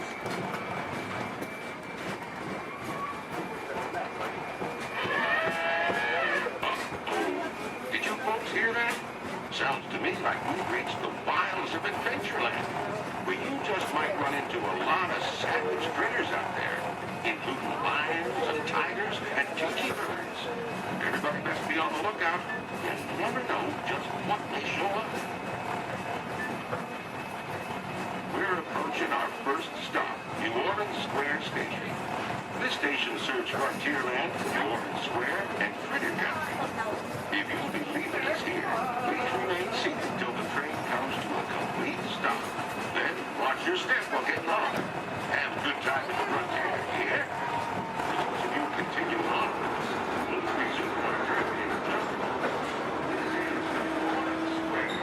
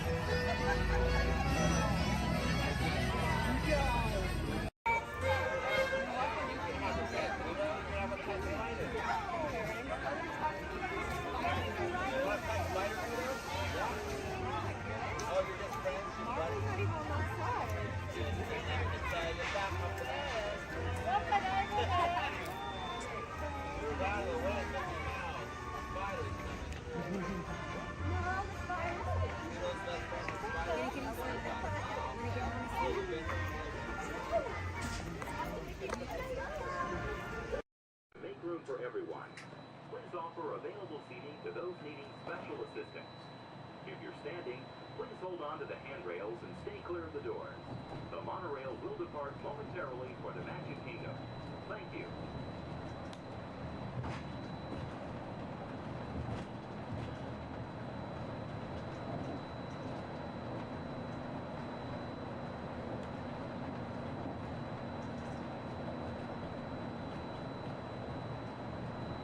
Welcome aboard the Walt Disney World Express Monorail, our highway in the sky to the Magic Kingdom.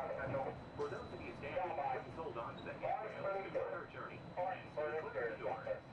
For the comfort of others, no smoking, please. Thank you. We're circling the Disney-created Seven Seas Lagoon. Rising from the Magic Kingdom on the opposite shore is Cinderella Castle. You can also see Disney's Mountain Range, Big Thunder Mountain, Splash Mountain in Frontierland, and Space Mountain in Tomorrowland. To the right-hand side on the shores of Bay Lake is Disney's Wilderness Lodge, which carries the spirit of the National Forest Service lodges built in the West during the early 1900s. Also on Bay Lake, you can enjoy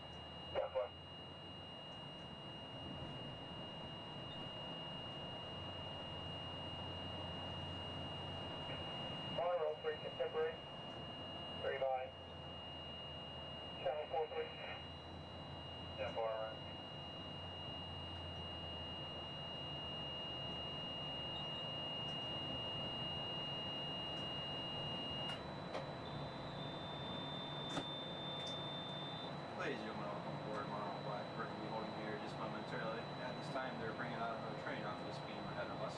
Therefore, we're going to have to wait here until that is complete. Once the train is on this beam and they line the swiftwing back up, we'll be prepared to proceed. I apologize for any delay, and we'll be on our way as soon as possible. Thank you. Turn stop, orange.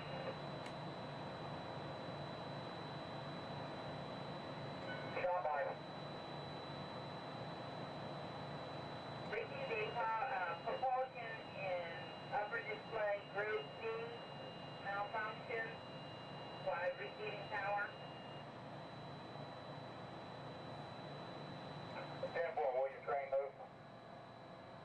10-4, both groups are picking up. Proceed on previous. 10-4, proceeding on previous.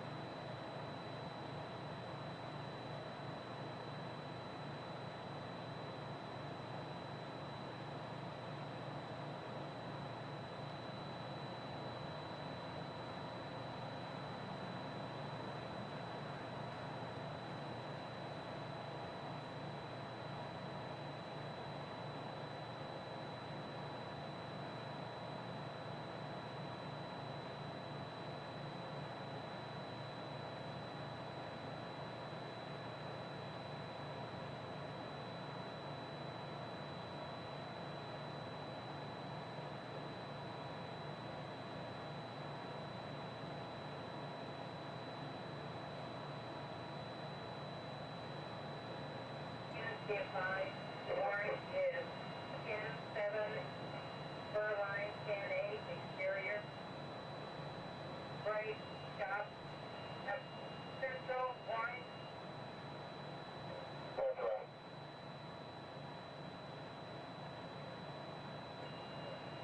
Receive Maple, holding a pylon 66, Amber as coming through the switch. I have 80-85. All beam contact, holding at 66, all beam contact has reset. 22 radio, Kingdom, green for normal visual. 23 radio from Kingdom. Green 4. Vessel stop. Take away. Scan exterior beam, Colorado, with power. Tank by exterior on power, black central. Black.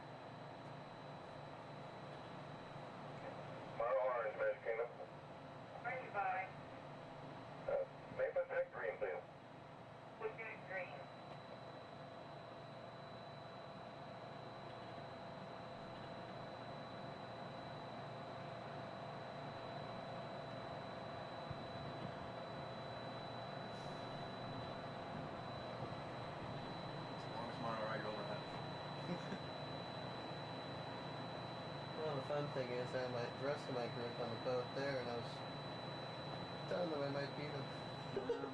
That's them on the boat? Yeah. They're gonna beat you.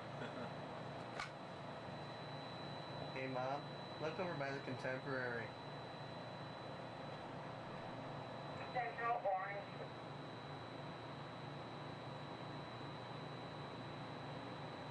Central Way. Coding in at pylon 68 with red maple. Good docking. Yeah, I know.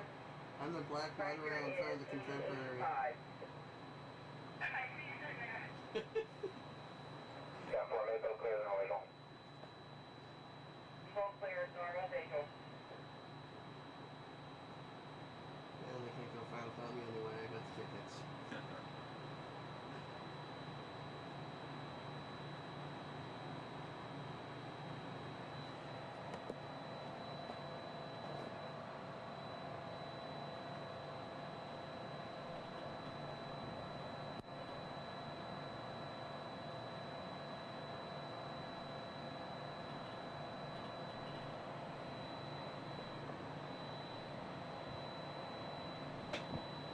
We are entering Disney's...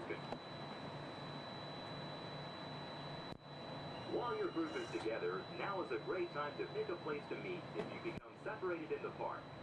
Should you become separated, stop by City Hall on Main Street, USA for assistance. Guest relations at City Hall can also help you plan your day, make dining arrangements, or provide a special guided tour of the Magic Kingdom. As you approach the entrance, please keep your party together and have your tickets ready. If you are traveling from another Disney theme park, please have your tickets and hand stamp ready as you enter the Magic Kingdom.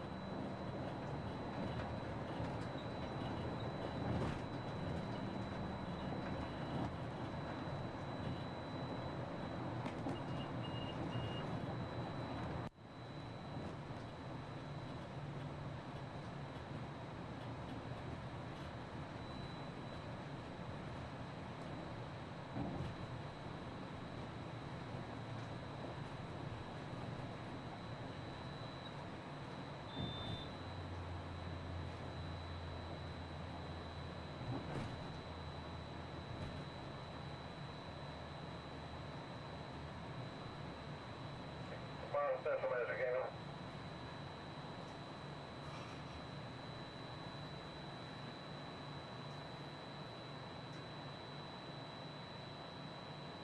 Central Kingdom. Central Way. One egg of orange bench seat is loose. Temporary, thank you. Orange Central. Orange.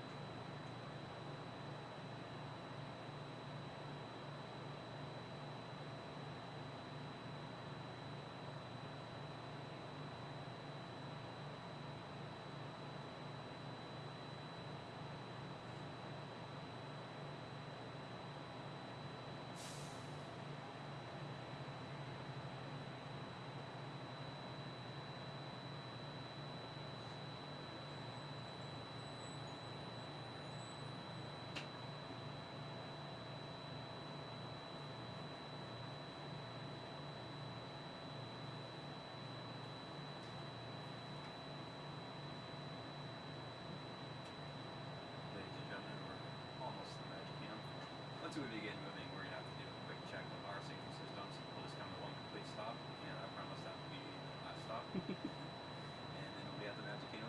Once again, I apologize for any delays. We should be on our way just momentarily. Thank you.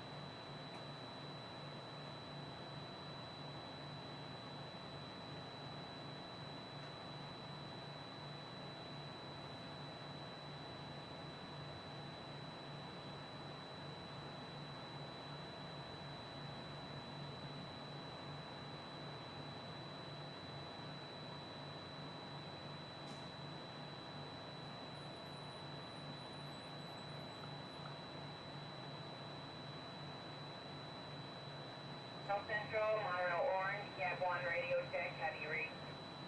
10-2, Ellie. 10-2 also. Reset complete.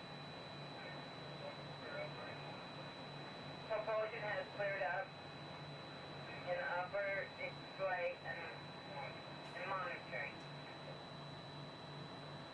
10-4, nominal. 10-4, normal visual.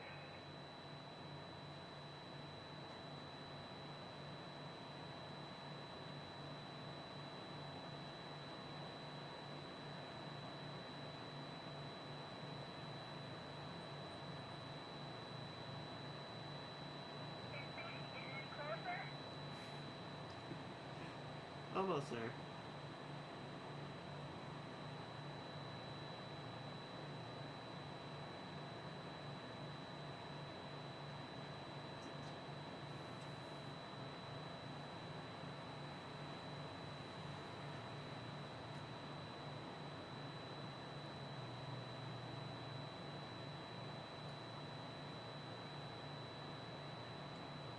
Central 3, hand unit radio check. 10-2, Ellie. 10-2, thank you. Pretty clear. Go.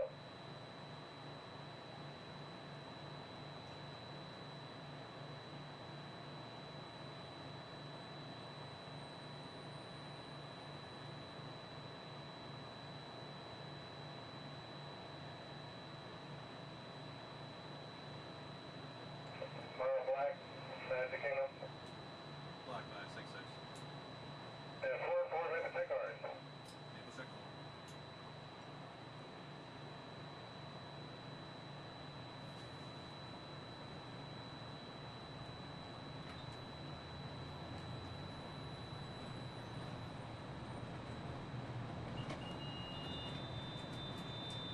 Central Black.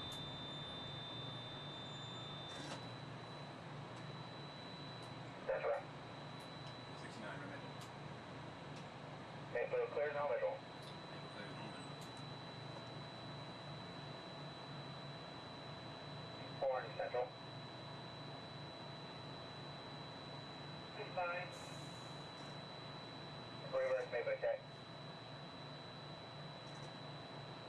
Maple check.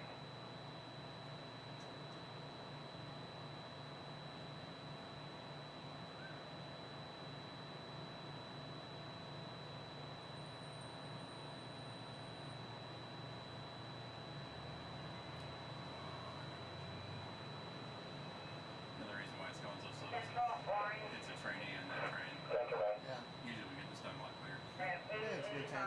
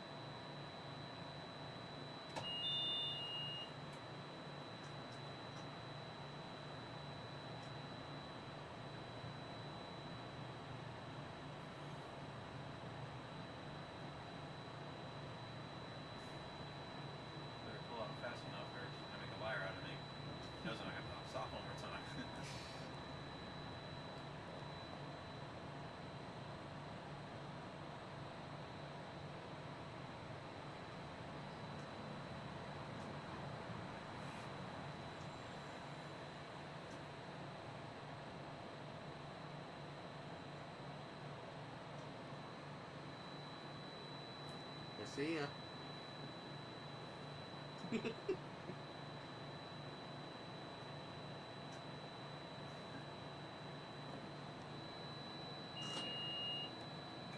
Ladies and gentlemen, we are approaching our station at the entrance to Main Street, USA, gateway to the 7 themed lands of the Magic Kingdom. Smoking is not permitted at the Magic Kingdom except in designated areas. Please consult your guide map or ask a cast member for the location of designated smoking areas. If you are standing, please hold on to the handrails and stay clear of the doors until the monorail stops completely and the doors open. Ladies and gentlemen, this is the Magic Kingdom Monorail Station.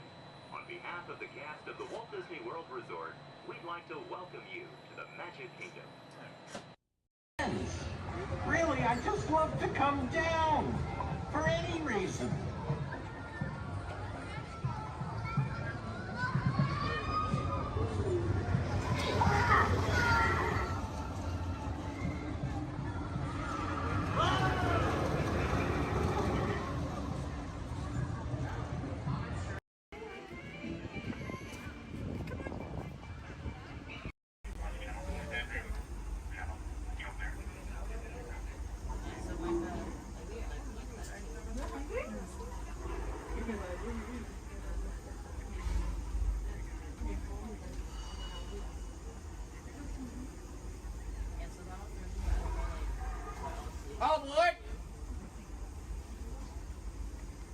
For those of you just joining us, welcome aboard Excursion 3 on the Disneyland Railroad. For your safety, please remain seated at all times, keeping your hands, arms, feet, and legs inside the train. Please supervise all children, making sure they are seated away from the train openings, either fully on a lap or on a bench.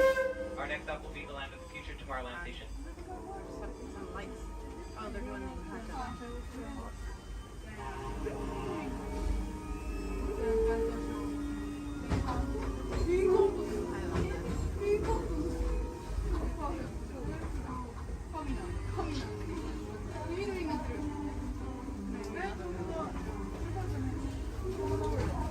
Hello, everyone. Thanks for joining us on the Disneyland Railroad. For a safe ride, remember to stay seated with your hands, arms, feet, and legs inside the train. And please watch your kids. ¿Qué tal, amigos? Y bienvenidos a bordo. Para su seguridad, permanezca sentado y mantenga las manos, brazos, pies y piernas dentro del tren y cuide a los pequeños. Gracias. As we leave Toontown Depot, we get a real nice view of the happiest land of them all, Fantasyland. You can see people stepping onto It's a Small World just below us. And, off in the distance, majestic Matterhorn Mountain.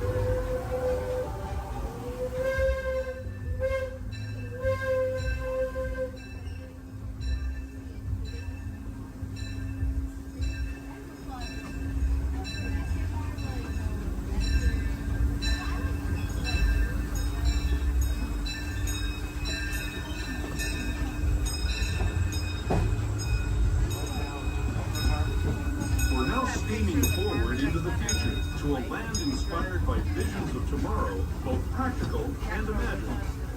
Here you'll find rocket ships and star speeders, submarines and astroblasters, and, if you look overhead, maybe a glimpse of a Mark 7 monorail. This is the latest version of the first daily operating monorail system in the entire Western Hemisphere, gliding above Disneyland since 1959. Below the monorail, and us, are the fun-filled roadways of the Autopia. Drivers of all ages can get behind the wheel of these cars. No experience or license required. If you're into soaring spaceships or doing battle with evil empires and emperors, Tomorrowland is definitely the place for you. Speaking of which, we're pulling into Tomorrowland Station right now. If you're leaving us here, just stay seated until we come to a full stop. Gather your belongings, including lightsabers and astroblasters, and step carefully from the train. Thanks, and have fun in the future. For the rest of you, just sit tight. We'll be on our way again in just a minute.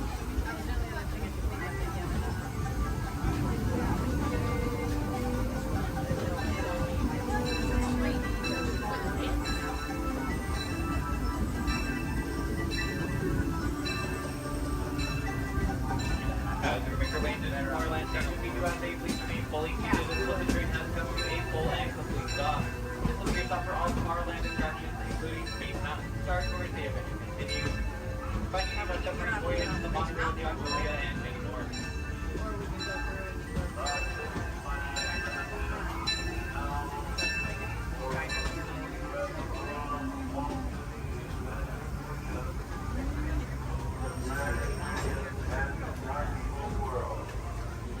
In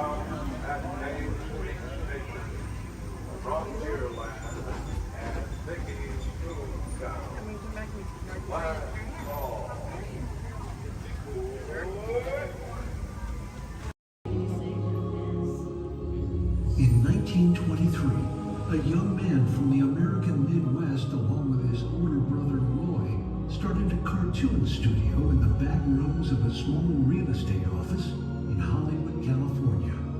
This was the small beginning of a family entertainment company that would create unforgettable stories, characters that become beloved friends, wondrous experiences, and music that has become the soundtrack of our lives. That young man was Walt Disney, a master storyteller whose imagination knew no bounds and who delighted in making the impossible possible. Disney 100, the exhibition, is a journey through 100 years of Disney magic, presented in themed galleries based on Walt Disney's creative concepts and philosophies. These include storytelling, creating believable characters, the spirit of adventure and discovery, the magic of sound and music, the world around us, real and imagined, curiosity, imagination, and technological innovation, the worldwide wonder of the Disney parks, and an everlasting sense of optimism about the future. Walt Disney famously said that it was all started by a mouse, but it really was all started by Walt himself. His philosophies became the foundation of the Walt Disney Company. They still inspire Disney's artists, filmmakers, Imagineers, and the storytellers of today. Oh boy! Oh, steady! Whoa! Hi, Mouseketeers! Well, here we go again, so hang on. Anything goes. You ready? And let the show begin! Here's my pal Walt to tell you how the magic is made. There's a lot of satisfaction in developing ideas into reality when we consider a new project we really studied. Not just the surface idea, but everything about it. And when we go into that new project, we believe in it all the way. We have confidence in our ability to do it right, and we work hard to do the best possible job. There's really no secret about our approach. We keep moving forward, opening up new doors, doing new things, because we're curious. And curiosity keeps leading us down new paths. We're always exploring and experimenting. Everybody ready? Then on with the show! Okay, I'll pick you guys. What?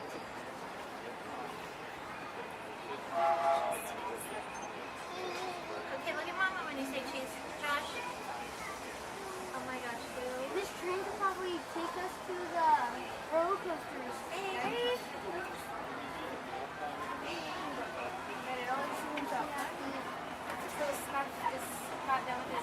To those who just joined us, welcome aboard the Disneyland Railroad. To ensure a safe ride, remember to stay seated with your hands, arms, feet, and legs inside the train. And please, watch your kids. Para su seguridad, permanezca sentado y mantenga las manos, brazos, pies y piernas dentro del tren y cuide a los pequeños. Gracias. We're now entering Splash Mountain, where every day is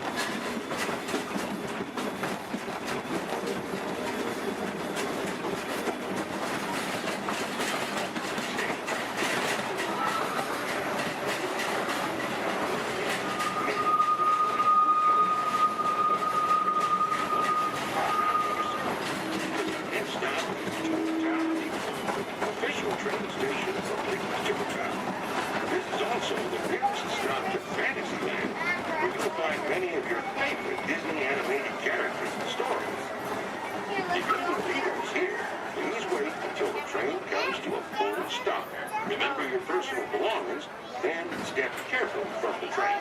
You all have fun and say hi to Mickey for me. For those of you continuing on with us, we'll be resuming our trip in just a moment.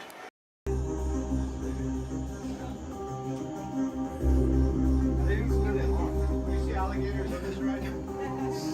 Yeah, space alligators. Also known as alligators. Alligators, yeah. So the backpack's right with us? Users, prepare to be digitized into the world of Tron.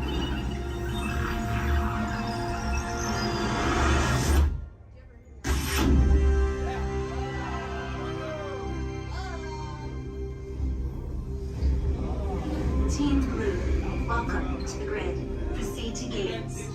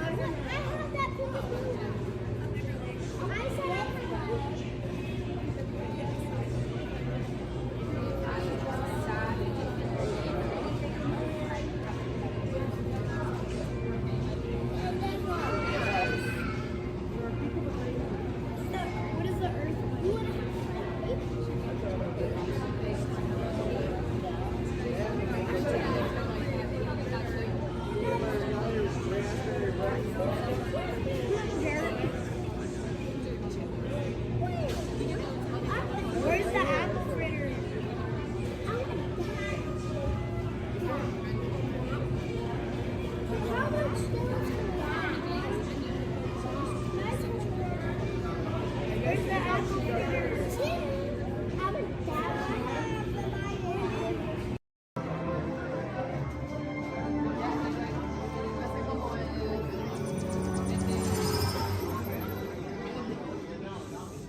Greetings, Terrans.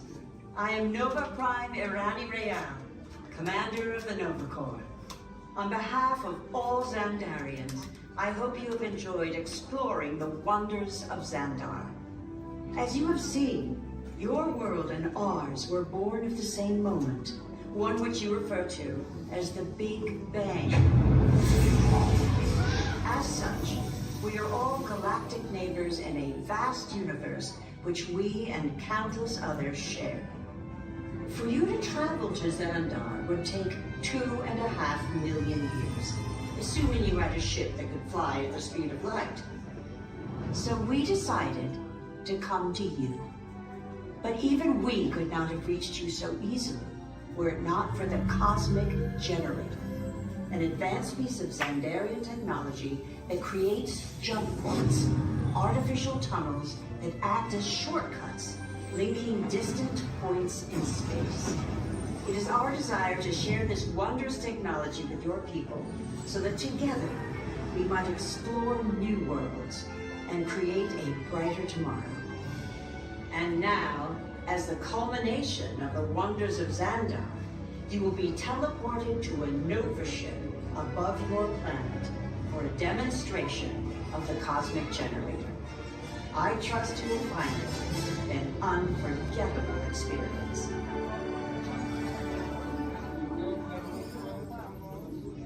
Welcome, people of Epcot, Epcoters, Epcotians, citizens of Epcot. Does anyone know what they call themselves? What? I'm on? Someone needs to tell me when I'm on. Welcome, Epcot-tarians. I am Centurion Tal Merrick, and we're just about ready to teleport you up to the ship for the demonstration. As you're about to enter a secure Nova area, I must ask you to put away your Terran communication devices at this time. Recording of any type is strictly prohibited.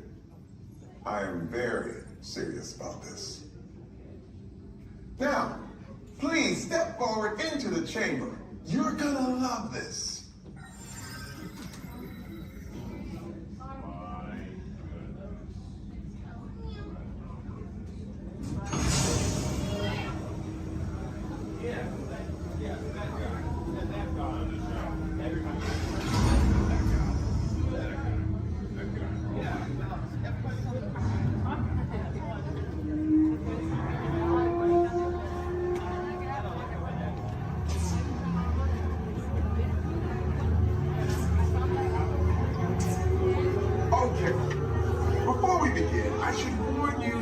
Never teleported Terrans before. But since your molecular structure is very similar to Xandarians, it should work. It'll work. So long as you are standing inside the lighted ring. You do not want to know what happened last time someone did not stand where I told them to, okay? Please make sure you're all the way inside that lighted ring on the floor. We must teleport you till you're all the way inside that lighted ring.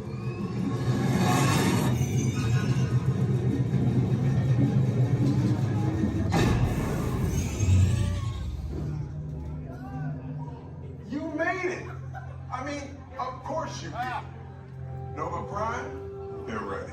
Excellent. What you see before you is the Cosmic Generator. And in just a few moments, we'll be activating it so you can experience for yourselves what's happening. I'm not sure. Our power's out. And the Cosmic Generator is gone. Superior Monarch, go to Code Red. Prepare the fleet. And call the Guardians. Now. There is no cause for alarm. Turn off that alarm. I've got an important transmission coming in. Hey, what's up, Nova Corps? Our Cosmic Generator has been stolen. What? How? Why didn't we think of that? That thing's gotta be worth a fortune. I am Groot. Good question. Yeah, who do you think took it? Perhaps that really big man outside your ship. Oh, that is a big man. I need to alert Nova Prime. have been watching Terrans for dogs. That's not creepy at all. This species has failed. Wait, whoa. We didn't even know there was a test. He's got the cosmic generator. He's creating a new jump point. Jump point to where? Not where. When. It's some kind of mutant jump point. It's going back to the dawn of time. Dawn of time, why? To erase an error. Well, that doesn't sound good. Your time is over. Wait, what do you mean? What do you mean that it's so vague? The jump point is closing. Hey, no, dude, you're not recording to follow that whatever it is until we get there. We can't. Our power is down, and I've got to get these Terrans onto evacuation shuttles. I got it. I reprogrammed the shuttles to follow through the jump point. Wait, what? Look, they're our only chance of keeping track of that whack job until we get the cosmic generator back. Piece of cake. Wait! There's cake. Where's this cake? The odds are impossible. Yeah. But it's our only shot. Good luck. Are you sure you can control it? Come on, it's me. I got this. We're all toast. First it was cake, now there is toast. This plan is making me so hungry. Terrans, listen up. This is Starport 75. Or as we locals call it, Space Mountain. Our high-speed rocket point to distant deep space destinations.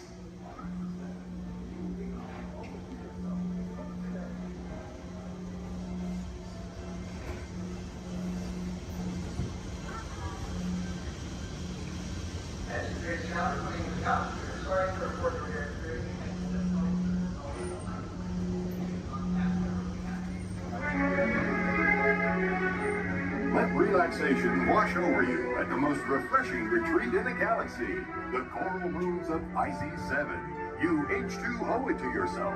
Book today.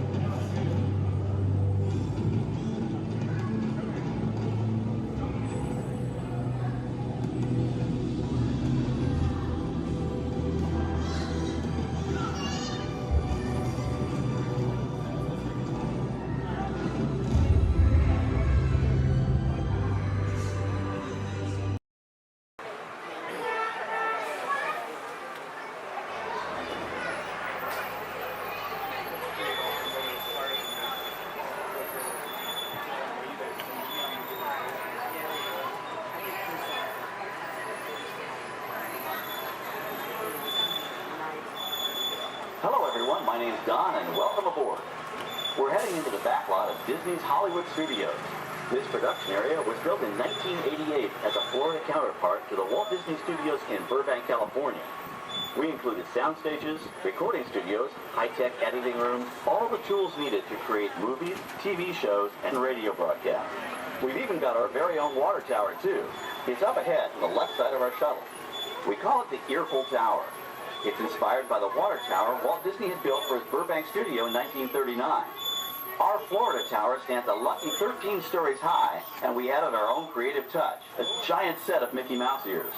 If you wanted to wear those ears, you'd have to have a hat size of 342 3/8. Up ahead, after the next bend in the road, you'll have a perfect opportunity to take a picture of this famous icon. In the world of entertainment, every project starts with a screenplay and a lot of creative ideas. A production studio is where the ideas of writers, producers, and directors are transformed into an on-screen reality. Within these huge spaces, filmmakers can literally create their own worlds. Our Florida sound stages are soundproof, weatherproof, and most importantly, air-conditioned, all vitally important for the cast, crew, and equipment.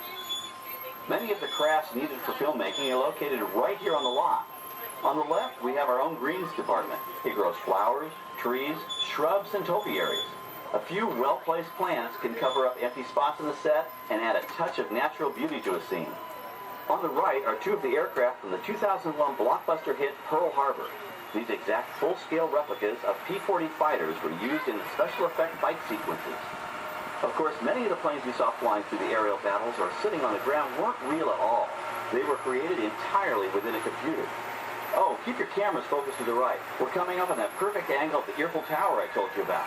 It's a true masterpiece.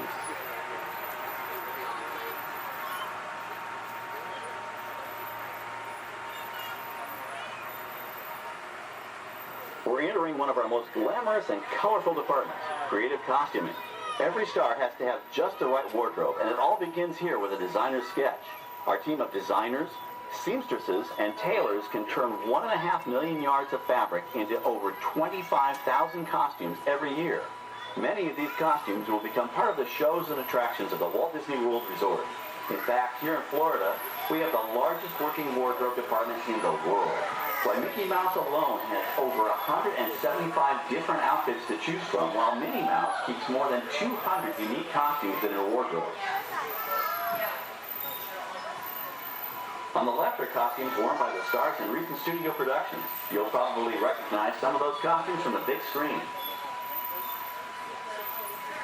Every story needs a setting, and our design staff can create just about any place a script calls for, from an urban city street to a remote desert canyon. On the left is our scenic shop where large-scale sets and props are built. Our team of set designers, carpenters, artists, and engineers has created caves and caverns, game show sets, even replicas of the U.S. Supreme Court and NASA's Mission Control, all on our sound stages. The shop also provides sets and props for our shows and parades here at Walt Disney World. The same skill and craftsmanship that goes into a movie set can also be used to create magic for our parks. Either way, it's all about making dreams come true.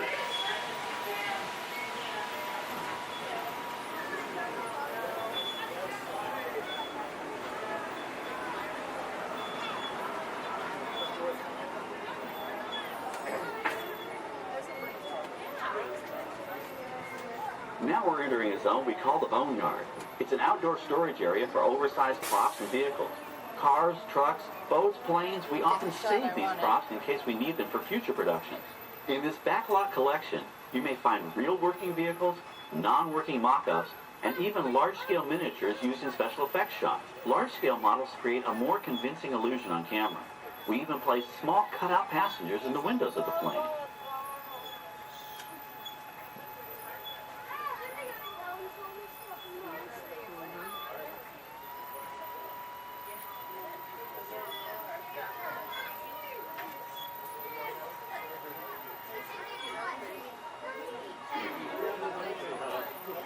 We're now passing by the sets for our Lights, Motors, Action, Extreme Stunt Show. On the left, you may catch a glimpse of the Mediterranean fishing village that sets the stage for this thrilling attraction.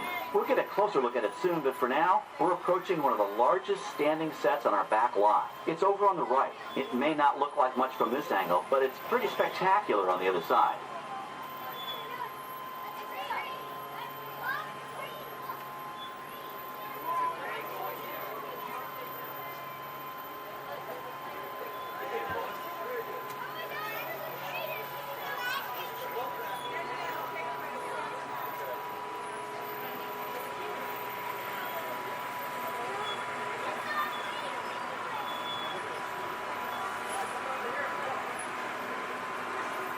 This is great, folks. The production crew has just given us clearance to enter the set.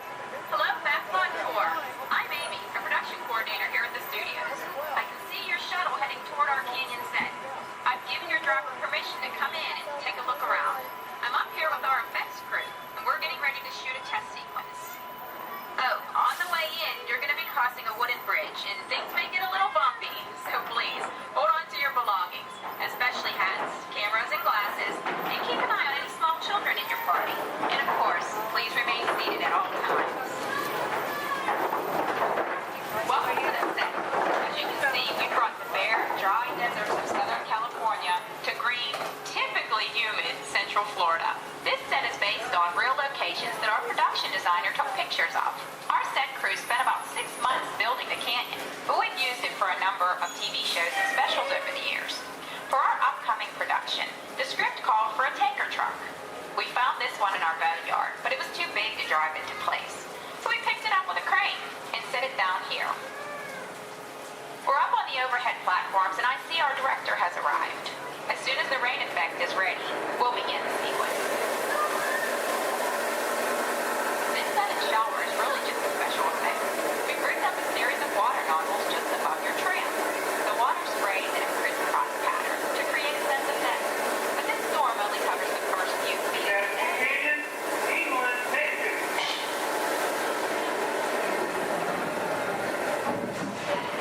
Okay, it's showtime. Everybody stay seated. Hang on to your belongings and watch your children.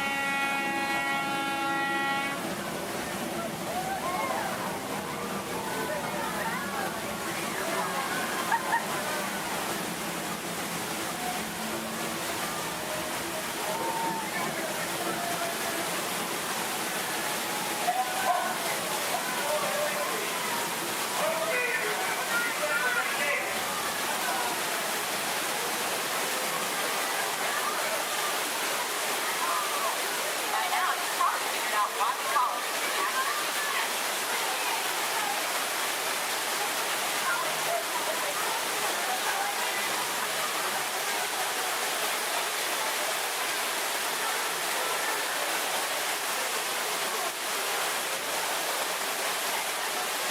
Now, let's go behind the scenes and find out how this spectacular sequence was created. The canyon itself is a facade, a steel structure covered with wire mesh and layers of concrete, sculpted and painted to look like natural rock formations. Narrow yellow pipes carry propane gas fueled explosions and fire effects. For the flash flood, we used 100% real water, about 70,000 gallons of it, dumped from overhead tanks. Oh, but don't worry, we recycle. All of that water will be pumped right back up to the top for the next take. We shoot some of the water through air cannons for an extra dynamic effect. Those air cannons are powerful enough to shoot a basketball over the top of a skyscraper the size of the Empire State Building. To top it off, our shuttle was sitting on hydraulic shaker tables. They provided the shaking, rattling, and rolling sensations for the scene. The entire sequence can be reset in 3.5 minutes. That's just enough time to bring in the next shuttle. Well, I've got to get ready for our next take. Thank you all for being part of the action. Hey, I'm needing back on the set, so enjoy the rest of your tour. Okay, well, thanks, Amy, for giving us access to the set.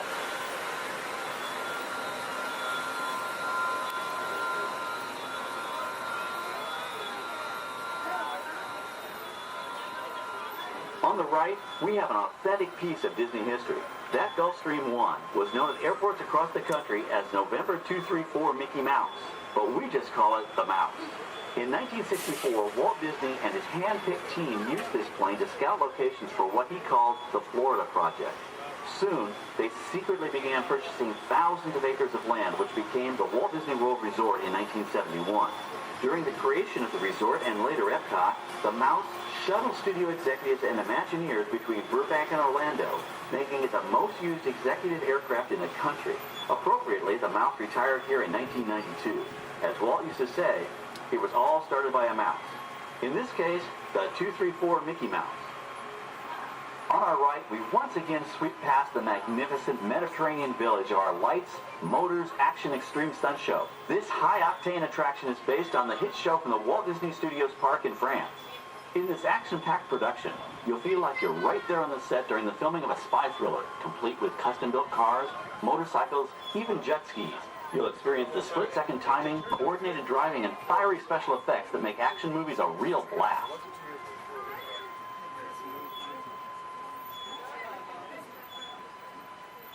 The staging area to our right is known as Acceleration Alley.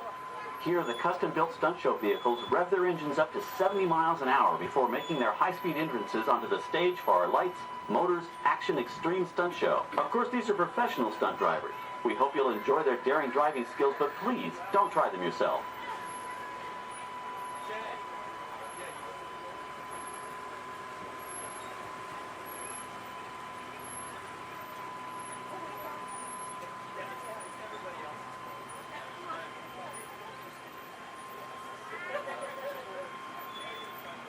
On the left, we've reached our second boneyard with more historic props and vehicles. When we reuse older props in a new production, they're often refitted with custom parts and given a whole new color scheme. You might not even recognize them the next time you see them on screen. For instance, coming up is our friend Herbie the Love Bug. He went through a special demolition derby makeover. Those dents and dings were added on purpose, but he can be polished up as good as new for his next starring role.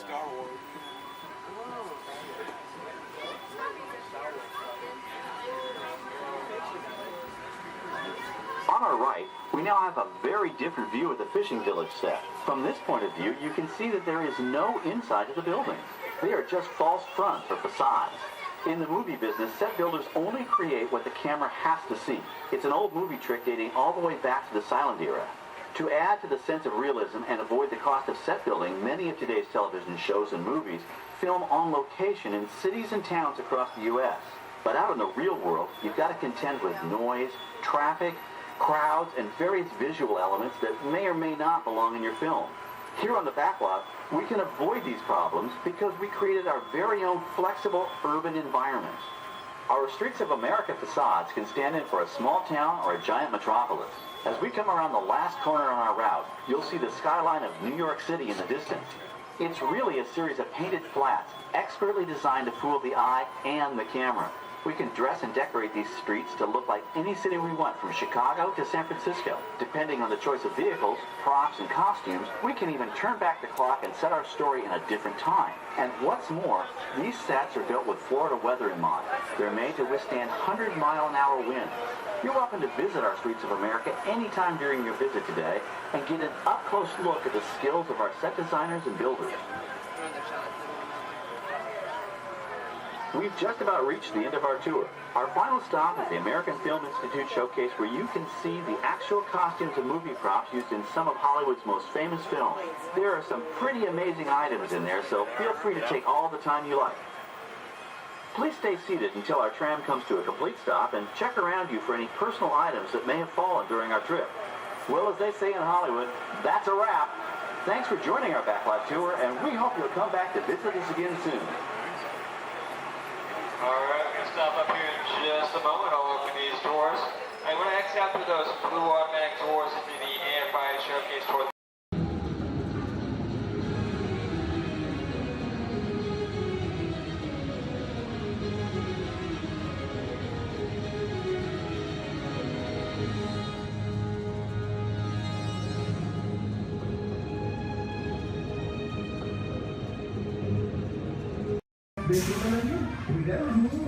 Here we go!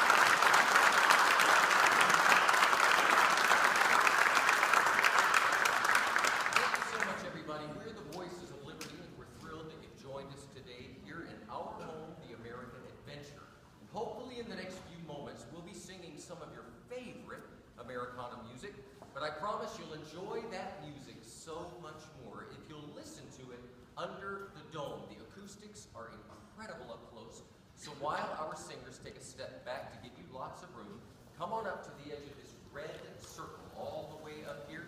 You guys can just get a little closer. Especially if you're underneath the balcony, you'll really enjoy the music so much more up close. Have a seat on the floor so those folks behind you in wheelchairs or sitting on benches can enjoy the show.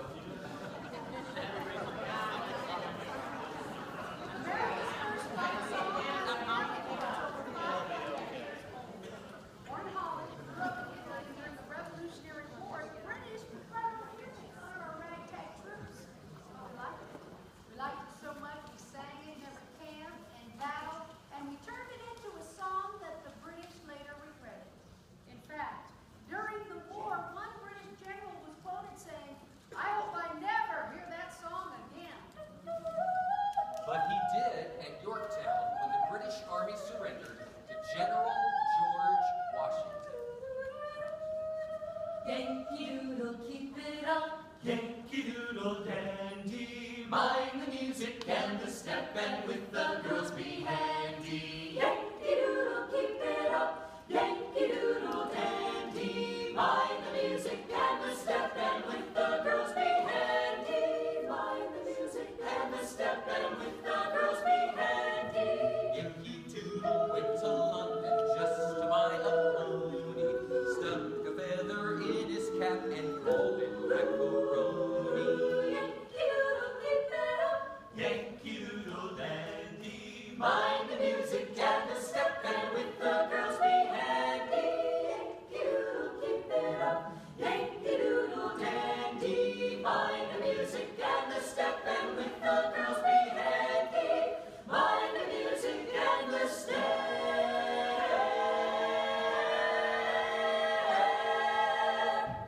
And with the girls be handy.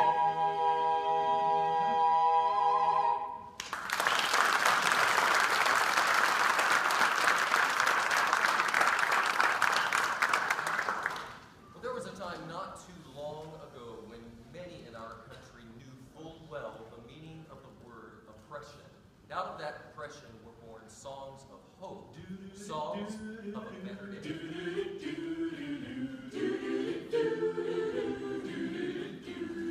In that great get the morning, fare thee well, fare thee well. In that great get the morning, fare thee well, fare thee well. In that great get the morning, fare thee well, fare thee well. In that great get the morning, fare thee well, fare thee well.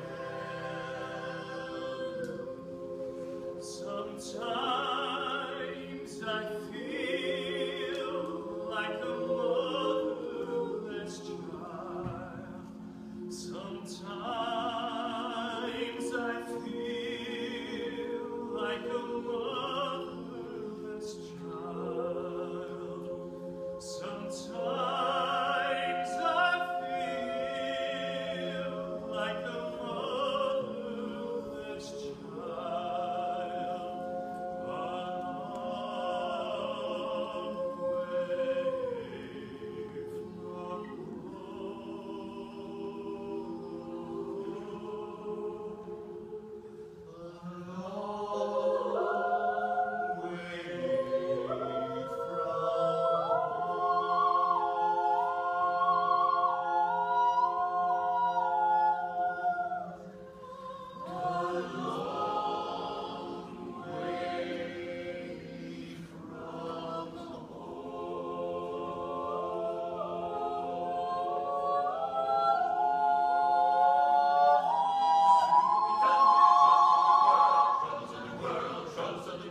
Sooner we'll be done with the troubles of the world. Going to live with God. To live with God. No more reaping and a wailing. No more reaping and a wailing.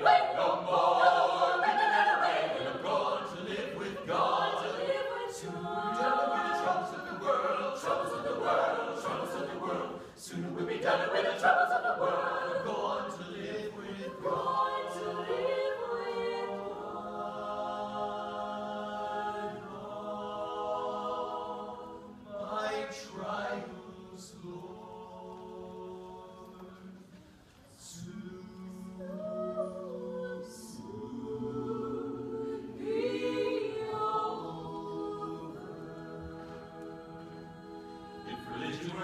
that money could buy. The rich live die.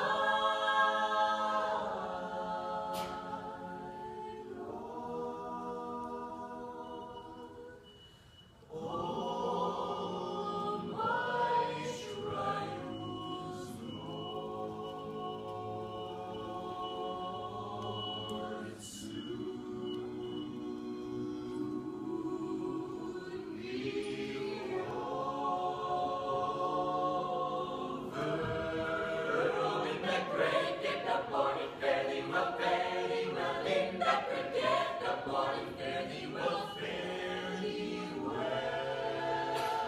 nobody knows the trouble I see. Nobody knows my sorrow. Nobody knows the trouble I see. Glory, hallelujah.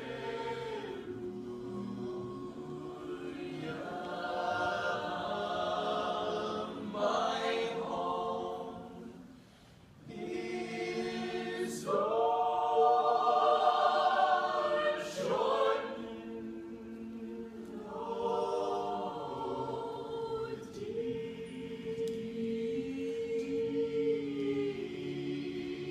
river.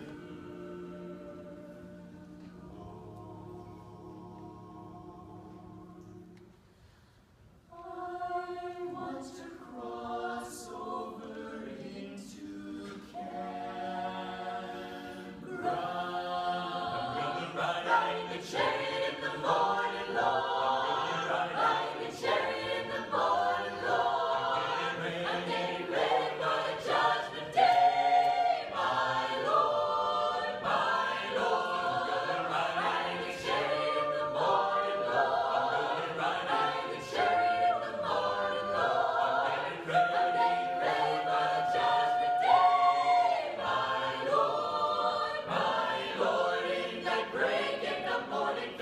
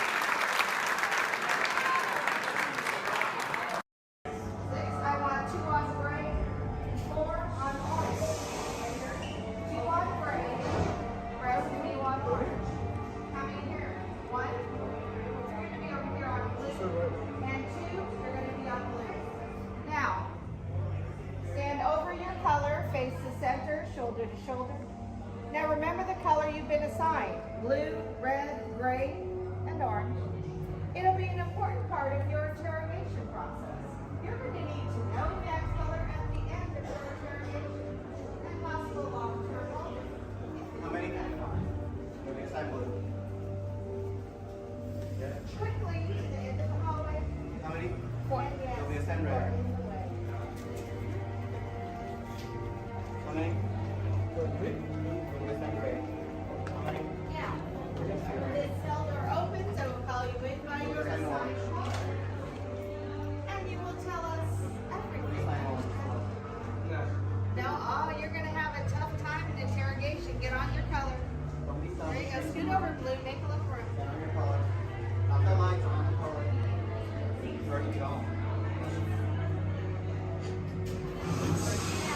Right, into your side. Orange. Everyone has been assigned a color. Look down and memorize it. Do not forget it. This was for interrogation. Which will be a trouble. Yeah. Is that your only speed? Slow. Let's move it along.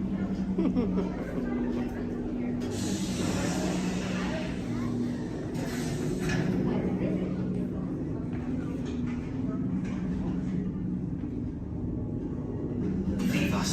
Yes, General. Enemies of the First Order. We will soon snuff out your meager resistance. You chose the wrong side, and now you will pay. The Resistance prisoners. You have what I want. You know the location of the secret base, and I will take it from you. We are needed on the bridge. Keep the prisoners here. I will return to finish this personally.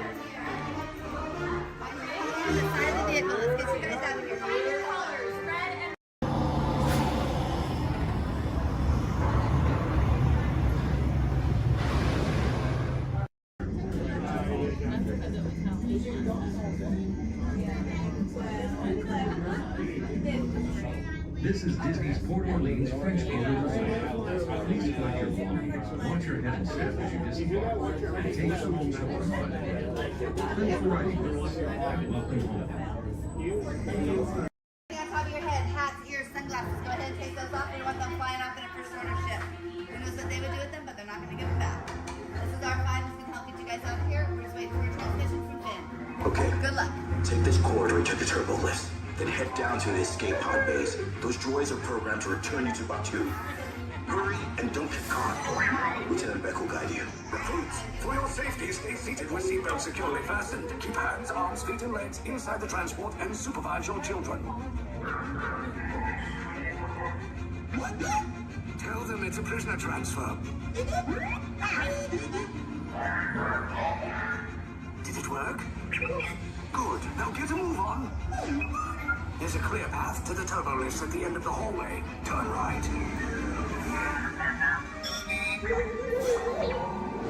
Probe droid. You're lucky it didn't spot you. Take those turbo lifts and stay out of trouble. Hey, you're not authorized. Wait, to go to the prisoners.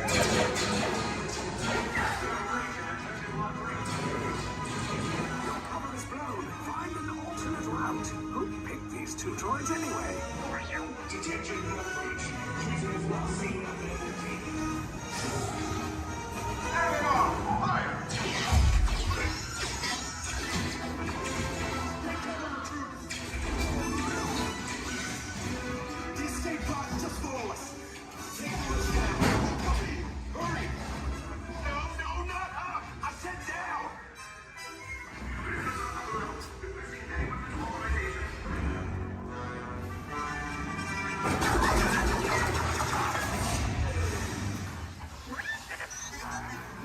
does not look good. Try to find another way down to the escape pods. The Resistance will attempt to rescue the prisoners. They have neither the resources nor the courage to engage us. You underestimate their conviction. Raise the shields! Shields? I see no evidence. Now! Sound the alarm! All personnel to their stations! Sir, the prisoners have escaped. How brave, but ultimately hopeless. There's nowhere to run.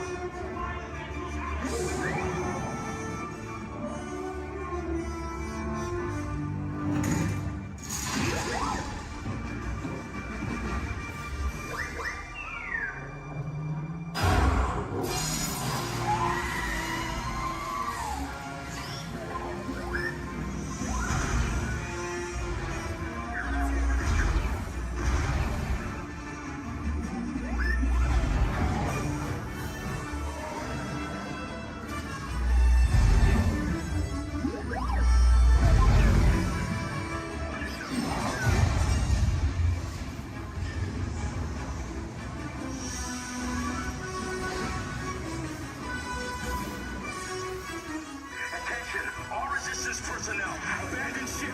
I repeat, abandoned ship. This destroyer's about. There's no escape. You will tell me the location of the secret base, and then I will destroy you and the Resistance.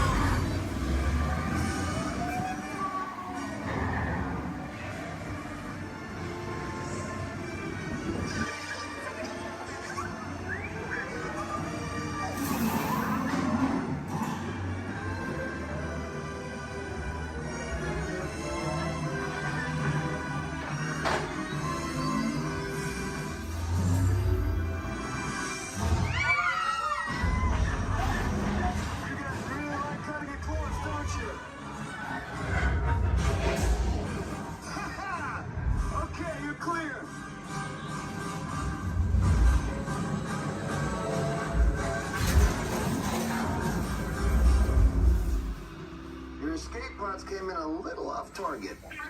Ground crews will meet you outside the wreck.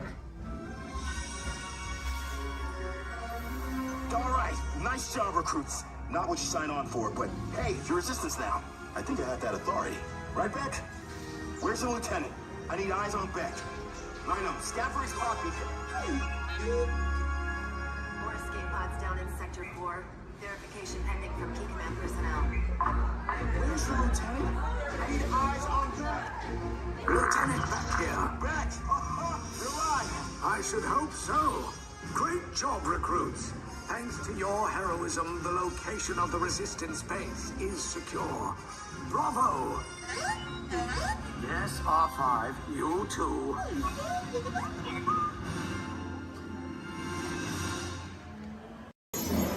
Welcome home.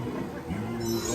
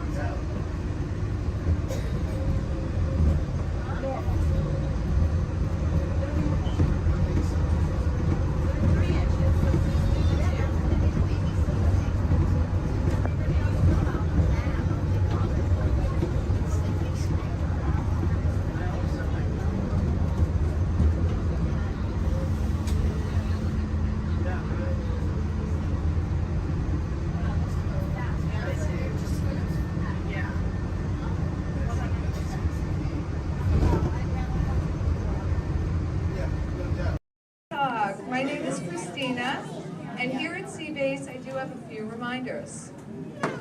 There's no eating, no drinking, no smoking, and absolutely no flash photography. Thanks, guys. The equipment you see here hanging in the water is called a hydrophone. Hydrophones help us to hear things beneath the sea. Today this is going to help us hear a very special guest. Does everybody know who that guest may be? Shout it out. That's right. Crush is going to come out and ask us a few questions about the human world, and we may have a few questions for him about the turtle world.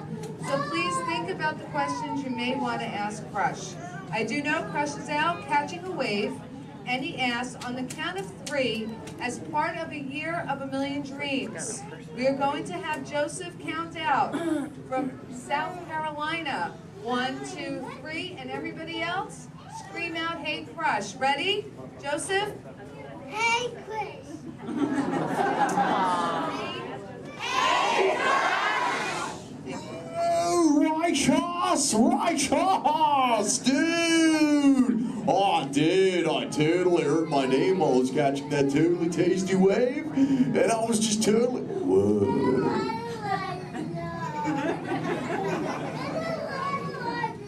Check out all of you human dudes in the human tank. Hello, dudes! Oh, they live. Hey, dudes! Whoa, there's a little Brahmin sub-level. Awesome! You know, where there's little dudes and dudettes, I bet there's some fellow moms and pops. Let's hear it from all the moms and pops! Yeah! Awesome! Let's meet some humans up close. Hey, there's a dude here with a light lid and a gray shell. Hey, dude. What's your name, man? Mitchell. Mitchell. Mighty Mitchell, dude. Where are you from, dude? Kansas. Whoa. Never heard of it. That's cool, though, Mitchell. Do you think any of your friends back home knew you would be talking to a turtle? Not really, no. Yeah. Well, dude, if you told me earlier I'd be talking to a human, I'd have been like, no way. Hey, Mitchell, dude, it's really nice to meet you. I'll just assume the feeling is mutual, dude. Totally, dude. Hey, there's more humans on this side. There's someone with a blue lid and an orange shell, I think, right in the front here. What's your name, dude? Michaela. Minnie Michaela, who brought you here today? Your mom. Where's the mom to Michaela, dude? Oh, way in the back. Sorry to get stuck with the cheap seat. Standing room only, dude. Sorry. Hi, name's Crush. What's your name? Shelly. Shelly. Oh, that's the name of my wife. Shelly. Yes. That's your little offspring, Michaela. Do you have multiple offspring? Yes, I have 3. Awesome, dude. Do they ever ask you questions? Yes, I do. They never stop, do they? No. I bet some days you're like, am I right, dudette? You are very right. Sure. You know what, Shelly? What? From one parent to another, we just shared a moment. Totally did do that, Jaw. Because my offspring Squirt, he always asks me questions about all of you humans. So if you dudes can answer some of his questions, everybody here really loud say Chaw! Awesome, dudes! Now, dudes, before we can answer any of his questions, we gotta make sure we're all on the same page, lingo-wise. Do you dudes know what the most important word, dude, in the turtle language is, dudes?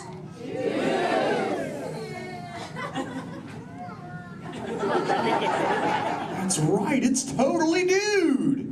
Because dude can be used in so many different ways. Example, if something is totally awesome, you say dude like this.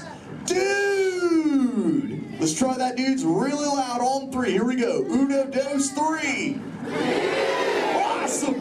But when you get bummed out, you go, dude. Try that one, dudes. Whoa, you're bumming me out.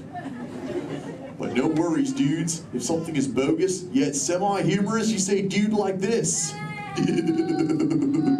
Try that, dudes. Dudes, you are totally talking turtle.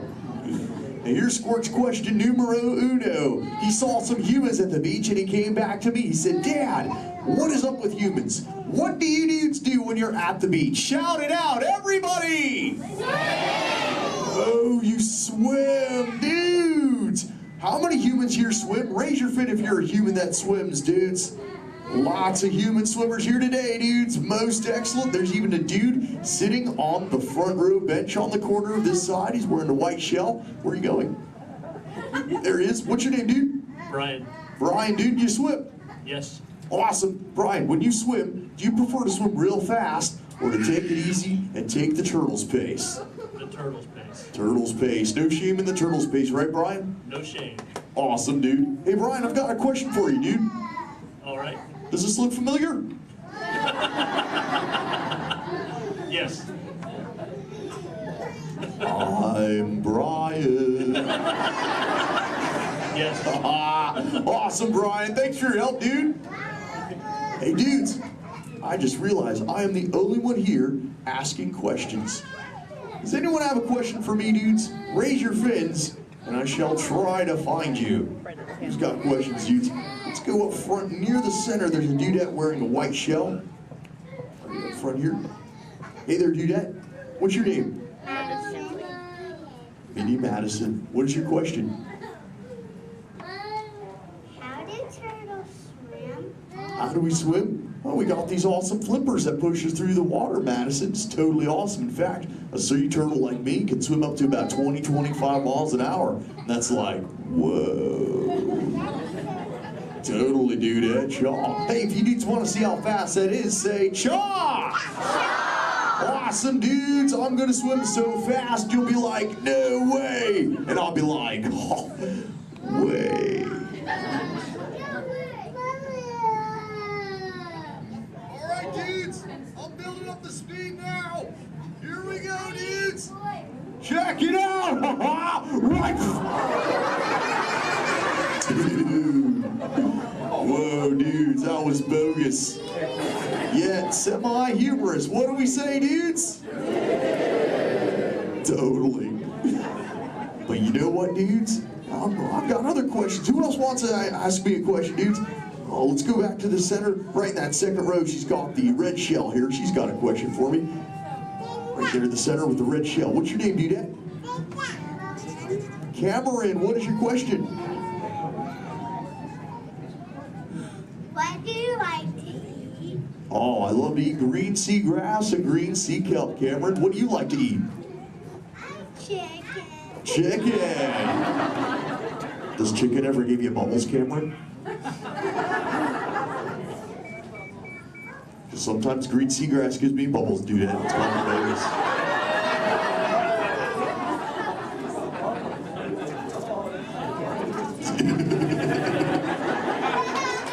Sorry about that, dudes. Who else has a question for me? Whoa. Let's go over towards this side near the center. He's got the dark shell in that second row. Really dark shell in the second row, sub-level. What's your name, dude? Cameron.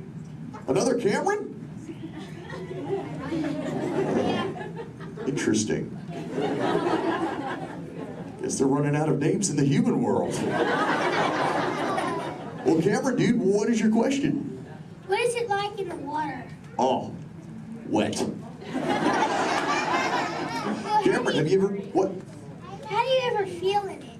How do I, wet. Well, have you ever been in the water, dude? Yeah. How do you feel in it? Good. Good. Oh, awesome. Well, oh, and wet. Well, that makes sense. Cameron, dude, what do you wear in the water? What you're wearing now? No, I wear a swimsuit. Oh, a swimsuit, Cameron, dude. Check it out, dude. Squirt said this is called a swimsuit right here. Check it out, dude. This is what Cameron wears. Awesome, dude. That's what you wear, right, Cam? No, it's a boy one. It's what? It's a boy one. This isn't for boys?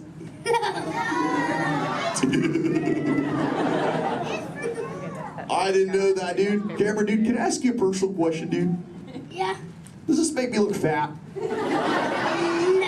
No? Oh, thanks, dude. Cameron, dude, remember, when you get older, you'll find that will always be the correct answer to that question. Totally. What, dudes? No, dude's name's Crush. Where you see Little Blue? On the other side? No way, dudes.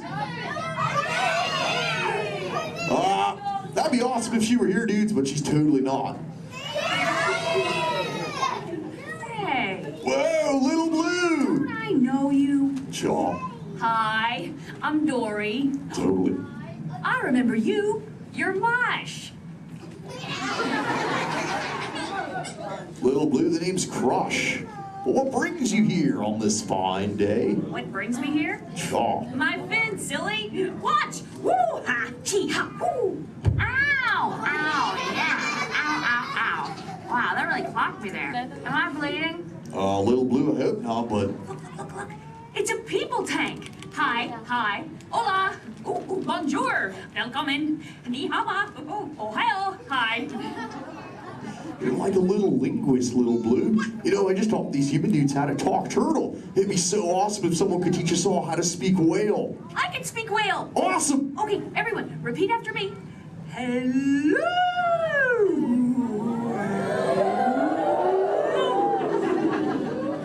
That sounded pretty good, dudes, but let's try it all together real loud. Hello.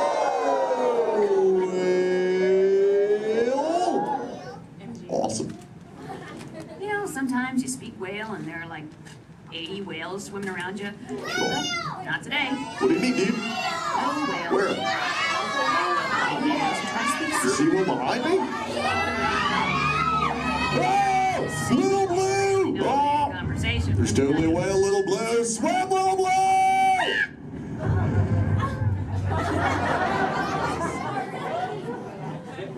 Tell the whale to go away. Help her out, dudes, and say, go away, whale.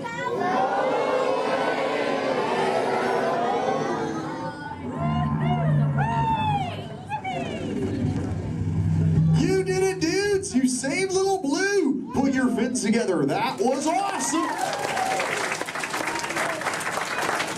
You so totally rock, dudes. You know, I could hang out with you all day, but I have to make sure Little Blue is okay. So before I go, remember, do not fight the current, learn to ride it, and it will totally take you where you're meant to go. And little dudes and dudettes, do the Crush Men a big favor. Keep using that word dude for the rest of the day. Your parents will love it. Bye-bye, dudes.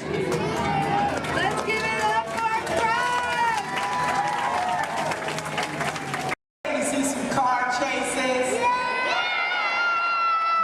I've got some very cool people I'd like you to hear here from me. Well, they're going to help us get things started off. Please welcome the Clayton family! And we're going to get everybody in the mood by showing you a few gags from some soon-to-be classic action movies. So, cue Clayton family. Nice! Action! Perfect.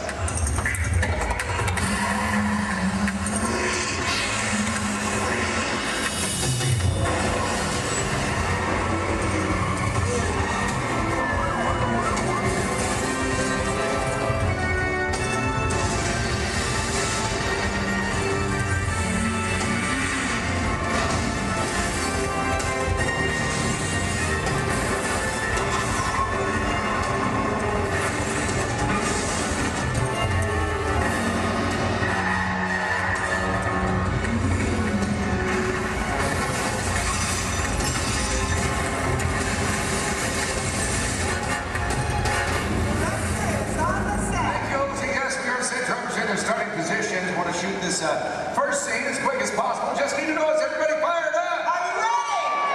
Yes, let's get it. Got a lot of action coming your way. Welcome. Let's check in with drivers, make sure we're good. All right, today, ladies and gentlemen, we're shooting a big chase sequence similar to the ones you've just seen on the big screen, only we're shooting a brand new action-adventure film set in the south of France. All you need to know right now is that our hero is in a red car and he has this top secret envelope with him. Now, everybody else is just trying to prevent him from leaving town with it. That's the scenario. Look, drivers ready? Good to go. All right, let's go. Slate it, please. Rolling, ballet train, sequence 7A, take one more. All right, drivers ready. On my countdown. In 3, 2, 1, action!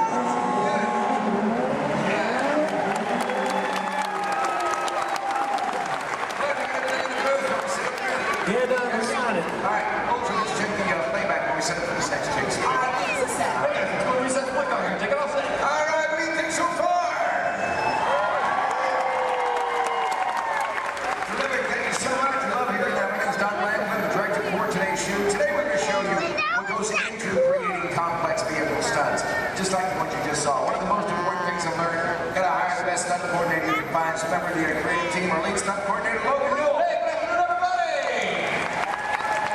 Thank you very much. All right, off to a good start. Yep. You'll see right there. It's good stuff. Love that for Chase Films. Tell you guys what you do for us. Yeah, sure thing, Don. Folks, basically my job out here is to choreograph some of this action and bring these scenes together. Whether it's stunt team or director here, but biggest responsibility is safety. Absolutely. We talk safety every single day here with these extreme stunts. It's our number one priority. Well, it's critical. The drivers make it look easy on here. There's a lot of planning in everything we do. In fact, I better get on. And your playback's ready. Great. Let's do video assist camera one. Video assist is coming up. You're going to see some black and white images up here on the screen. This just tells us preview what we've shot before the film gets developed. It's called video assist. We have cameras all over the set. Most of this one is not taken from my two cameramen. I got everything down here in the slab chair. We got the camera truck. But I just want you to notice how we're framing the action in some of these shots. Keeping the camera low actually makes it look like these cars are going faster than they really are. In the short distance, already getting upwards of 50 to 70 miles per hour at times, but keeping that camera low really keeps it exciting for a chase film. In fact, it's a technique used in almost every car chase you've seen on film. Oh, it's this great footage. Let's just get right to the height of the chase. Rams, Lloyd, all of it. Heard a lot of cheering, a lot of excitement when this was happening. There it is, that high-performance machine, the hero car. Look at this reverse jump. Slow-mo for you so you can really capture that detail. Ernie, my main cameraman, right underneath those cars, and then zooming right in on the driver. There it is right there. Main man, Ernie. Here's a look from inside one of the vehicles, give you a perspective of what the drivers are looking at. I do want to talk about the hero cars, so let's bring up the camera forward, let's freeze that jump, okay? All right, Lloyd, I'm going to need you to roll into camera 4. Yeah, they're straight on. And then freeze it at the top level of the jump. There you go. Cha-ching.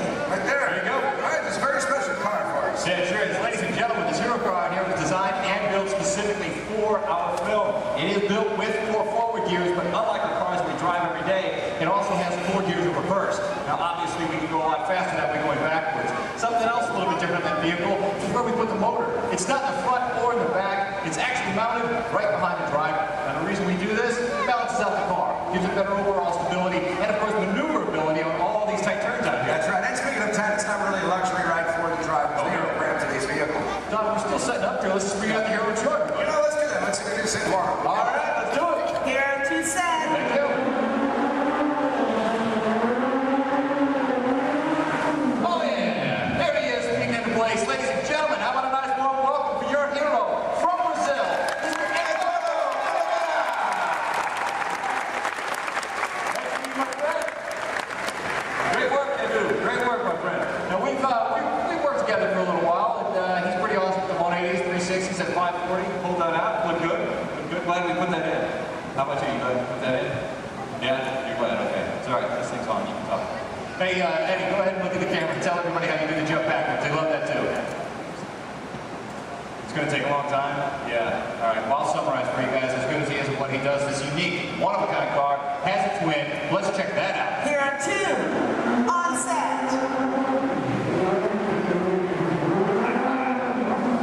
All right, nice see, folks. It's really not safe to drive in reverse at high speeds, of course, or jump a car backwards for that matter. So what we did is we had a duplicate car built. This is exactly every detail as Eduardo's hero car right here, except for one tiny modification. It's built, so our driver faces out the back.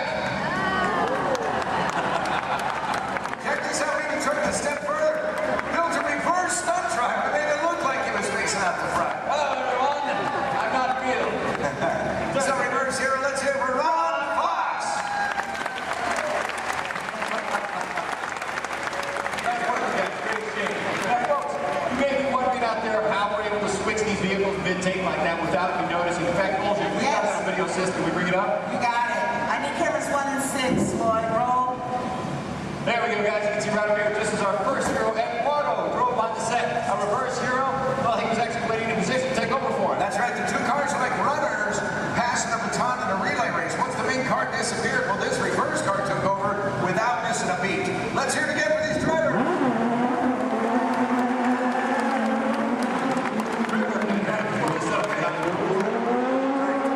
Coming up, we're going to put you in charge right now. All right, ladies and gentlemen, I have a very special treat for you. We've prepared a tribute to Disney's original action movie star. He's made a lot of films for the studio. He's lovable, cute as a bug, and I understand he does all of his own stunts. Do you know what I'm talking about? Yeah, so let's check him out in action. Roll film for me, Lloyd. Thank you.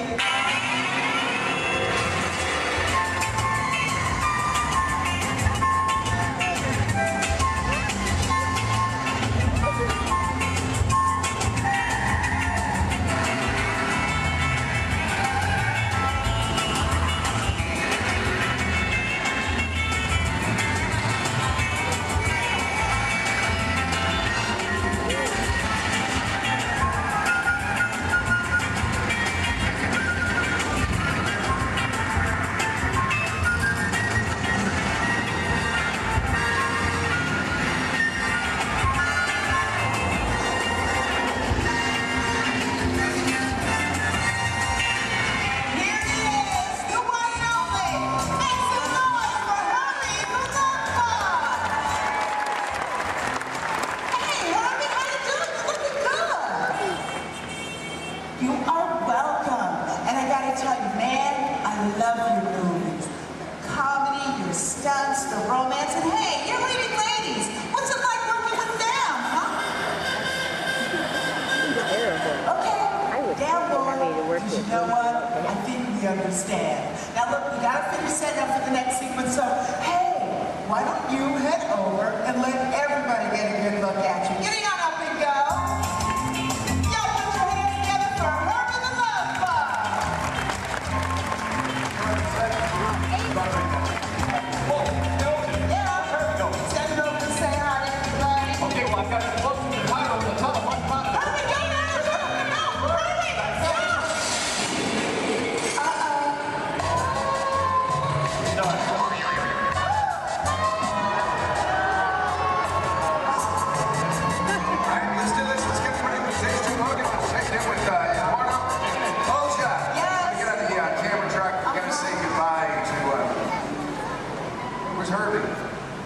He had to split. What's this one? Let me get on the camera track. Go ahead and set this scene up for everybody, okay? Okay, cool. Now, ladies and gentlemen, this is another segment of our chase. The hero's still being pursued, but it is getting harder for him to maneuver. Our marketplace is now a whole lot smaller thanks to the addition of the big trucks and the market carts. So the questions now become, how's our hero going to spin or go backwards? Where's he going to go? And what's he going to do? Let's find out. Got them all set up for you. All right, good. 10 down, everybody set. Yes, good. Logan, drivers ready? Oh, yeah. That's good. Slater, please. Rolling, blockade, sequence 8, take one more. All right, guys, here we go. One more countdown. In 3, 2, 1. Action!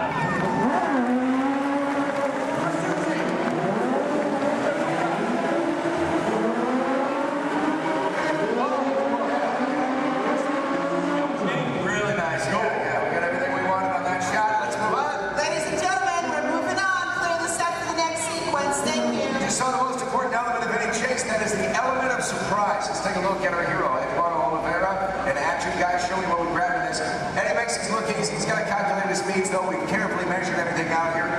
Up to him to make this work. That right there is a airbag. Slows Eddie up just a little bit. is still at an accelerated speed. Look at this, pulling the 180. Otherwise, he's liable to hit the building. Not a lot of braking room. Not a lot of room to play with. That airbag, by the way, custom designed specifically for this stunt. I'm going to show you the finished film a little bit later on. You're not going to see the airbag in the film because of the magic of editing. Yeah, Don's got a great point there, folks. Again, another reminder, please don't try any of this on your own. We're showing you out here on the set. There's always a lot of safety equipment involved that you've never seen in that finished picture, so always keep that in mind, okay? All right, terrific. Let's get the pickup shot in. Can we make that happen? Can we make it happen? Yeah, it's a great time. We're going to do it. All right, yeah, let's do it. I'll get your car. All right, Logan's bringing out the red hero car. We're going to do a pickup shot. But we thought we'd mix it up a little bit, make a dream come true. Olja, you around? Yeah, I'm in the air conditioning. Well, come on out here, okay? Yeah, you can't be in the air conditioning when we're all suffering out here. Yeah, well. But let's make a dream come true. I want you to head out to this crowd. I want you to find me one driver to get behind the wheel of that hero car. You actually drive the vehicle for us. Okay, what are you looking for in a driver? Gotta have quick reflexes and great hand-eye coordination. Yeah. If you play a lot of video games, you should volunteer. Wait a minute. Video games, that sounds like you're talking about like a kid. That's what I'm talking about. Give me a kid. Really? You really want a kid? Okay, how about Shade's boy? Yeah. Step on over here. Here we go. Tell everybody your name. James. Hi, James. How old are you? 12. And where are you from? Yeah, it's not an Alabama accent. You guys give it up for James from England! All right, James. You're stepping onto the set. You're going to star in a scene in an action movie. Is that cool? Yeah, high five to that. Meet your boss. All right, look right up here at this big screen. I'm going to show you a part of the film. Then I'll tell you what you'll do for us. Okay? 7-6 first year in the glory. All right, our hero's on foot. He's in trouble. He literally calls for his car. Look at this. Using a remote in his watch. Car gets to him on its own. Hero makes his escape. I need a longer shot of the car.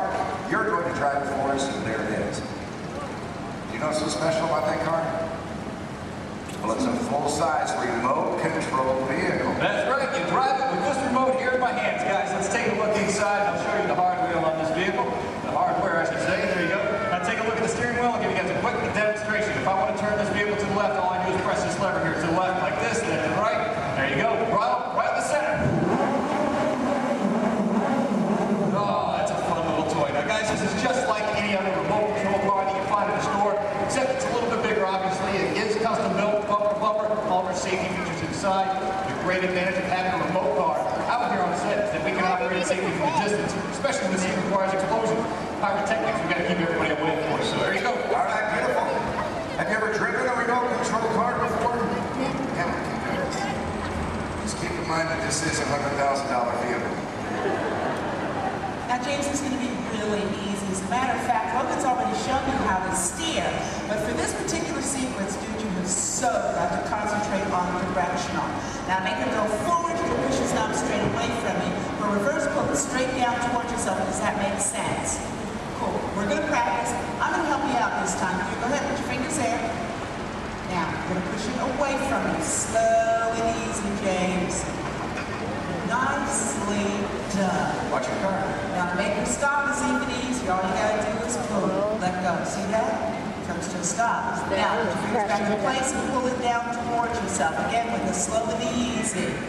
Now Don is steering his back to what we in the business call one. That's the starting position for anybody in a scene, whether that's in a movie, TV show, commercial, or even a music video.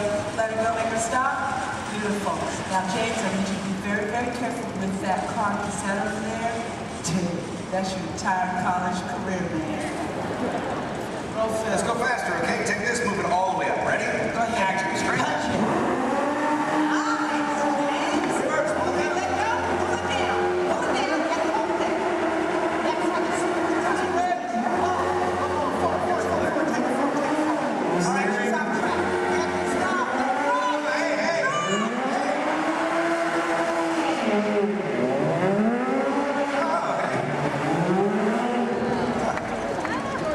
Drive it on the side of the...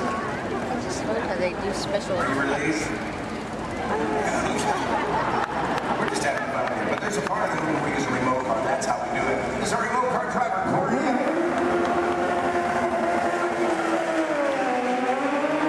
You actually drive the vehicle, but you were the star of the scene. And to commemorate this moment, I have for you Lights, Motors, Action, Extreme Stunt Show, honorary driver pin. Can't get this pin anywhere in the world except for starring in the role you just did.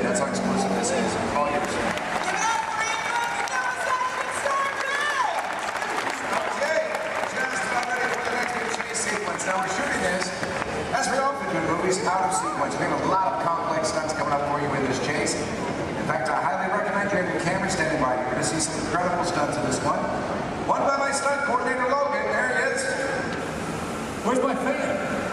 They're all out here. 5,000 from Logan. Well, all right, that was almost good there, Don. Thanks. Guys, right up here, we got a great team coming your way. Full of more action, I promise you that. Working in the stunt business, guys, it's a lot of fun. A lot of responsibility, too, but for me, every day changes. One day I might double for our hero. Next thing you know, shooting at him just all depends on what our director needs. I'm pretty sure by now you guys all figured out how to get down, right? Pretty obvious? Yes, I'm standing just over 40 feet high during the scene. Falling into that pattern, we're going to kick it off here momentarily. So, Don, when you guys are ready. We are shooting the very beginning of the film. This is where you see the hero for the first time. He's in a gray jacket, just picked up this top secret envelope. This, of course, you met him earlier, our hero, Eduardo Olivera. And he's got a lot of stunt driving force for the film already, but for this scene, he's playing the role of stunt double. Then we'll bring out our motos, so you're going to see a motorcycle chase. Ready to go? All right, let's go. Hold your slated, please. Rolling, motorcycle chase, sequence 3, take one more. On the countdown, in 3, 2, 1, action!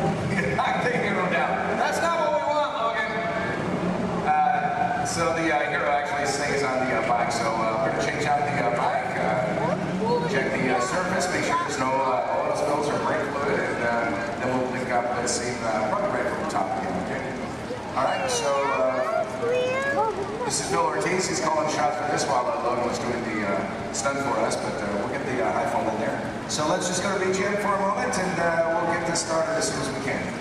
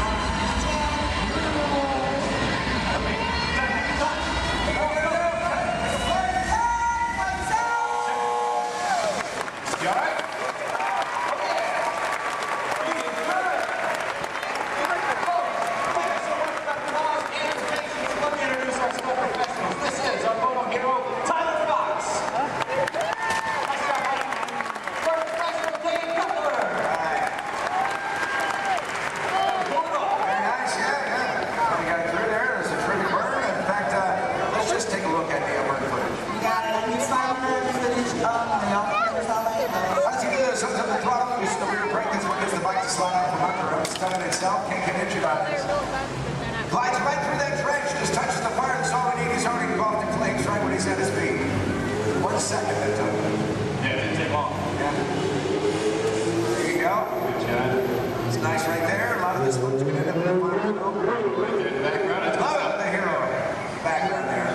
10 seconds in, Dave starts feeling the intensity. You know what? As soon as he goes down, our crew right there to put him out. Absolutely. Never wait for his thumbs up. Make sure he's not feeling any hot spots over any part of his body. Which we get right there. Yeah. For stunts like this, we use as many different cameras and angles as possible. Well, folks, we have to. It's a big stunt, a lot of safety. We need it in one take. That's right. Elaborate stunt. A lot of prep time involved. That's exactly right. A good half an hour of preparation just for Dave, our bird guy alone, folks. He is wearing 5 different layers. Now, the first layer that we put on him is a dry layer of Novax extra fire retardant material. We throw on some pads, of course, for the impact of that fall. Another layer of Novax. There it is. And the fourth is a specially designed to saturate the cool gel. That acts as a thermal barrier between Dave and those flames. The last is his moto driving suit. And what we do with that is paint it with a flammable gel. Now, ladies and gentlemen, it is the flammable gel that you notice burning and not Dave's moto driving suit itself. Now, one can do amazing things with digital effects, but nothing beats capturing fire stunts live. Yeah, that's where I like it. That's right. Yeah. Hey, you know what? This is what I want to do. I know we're set up for the final race. Let's get a pursuit car to camera out. Let's go inside and show our guests how much we modify these vehicles. I got you what you need. Let's do it. Guys, let's get V2 out the camera out. V2 set camera out. V2 is on set.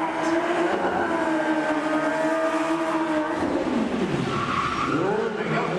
Right there. That's great. Slow it down, boy. Hey, there you go. Folks, how would you like this guy to be your valet? Put your hands together for Mr. Nick Keeley. Hey,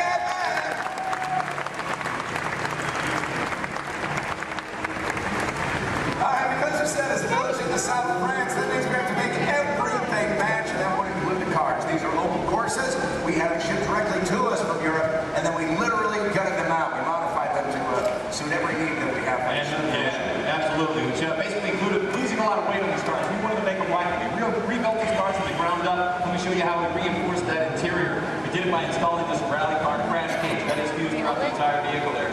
We also took out the motors that these cars came with. We replaced them, of course. Right behind the driver, folks, that's a 1300cc motorcycle engine. These cars are balanced down and modified. They're designed specifically for these stunts. Ernie, let's go on the side here for a second. Now, executing these maneuvers, pulling off these stunts that our cars do, it requires a lot of complex timing, using your clutch, your gas, and your emergency brake. These cars here, that e-brake releases the moment the driver lets it go. The cars we drive every day, it locks in position until we release it manually ourselves. These guys are pulling off all these maneuvers and they have to keep going. So that's why we leave it released. Something else a bit different, the gear shift. Second, third, fourth gear, it just requires a little push forward. It's called the bump shift in our business. If you want reverse, you just turn the handle on top and you've got 4 gears of reverse at your command, just like that. And we are ready for final shot. Thanks a lot, Nick. All right, let's do it.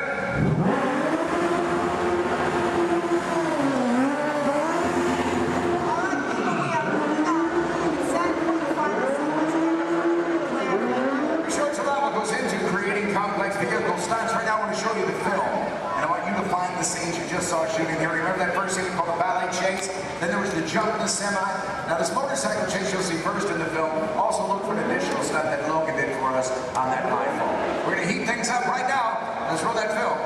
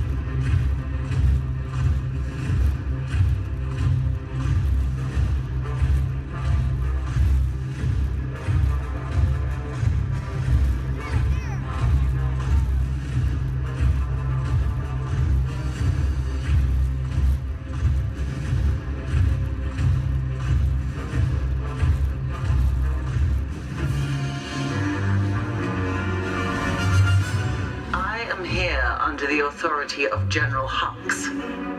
You are here under the authority of me. Stand proud.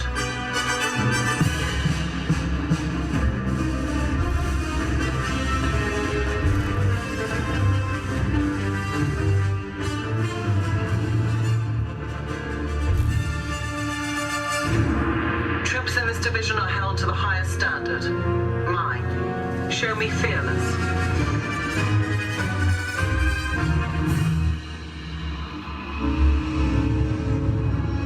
Under my command, you will be proud to wear the armor of a stormtrooper. You will learn discipline, loyalty, and what it means to be a stormtrooper. Battle starts.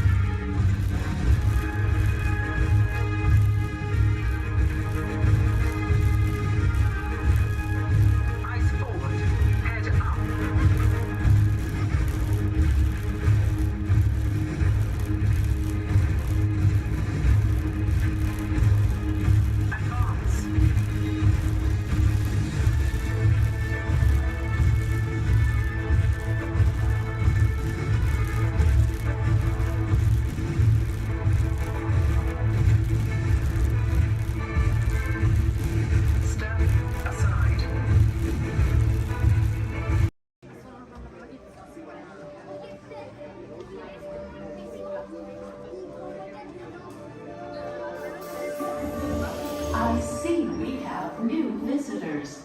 Welcome, Terrans, to the wonders of Xandar. I am World Mind, sentient supercomputer of Xandar.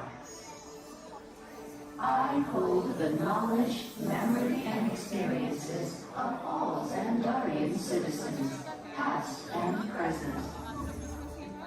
This gives me extensive knowledge, yet I am constantly learning, and I am now learning about you and your planet, Terra.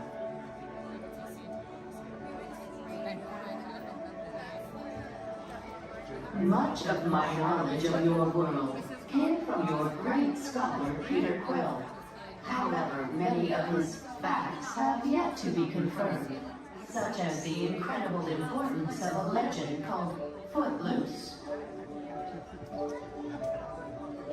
Through my fellow Xandarians working here at the wonders of Xandar, I am discovering more about you Terrans. Such as your fascination with eating the turkey leg. Why only the leg? What about the rest of this creature? We are eager to learn the answers to these questions and so much more about your world. In return, we Xandarians hope to share with you more about ours. Although Xandar is 2.537 million light years away from your planet Terra, our worlds are actually quite similar and began at precisely the same moment. We refer to this as Time Zero, before the existence of anything. Our our worlds were born of a single point of matter and energy that blasted outward in what you Terrans refer to as the Big Bang. And from nothing came the beginning of everything.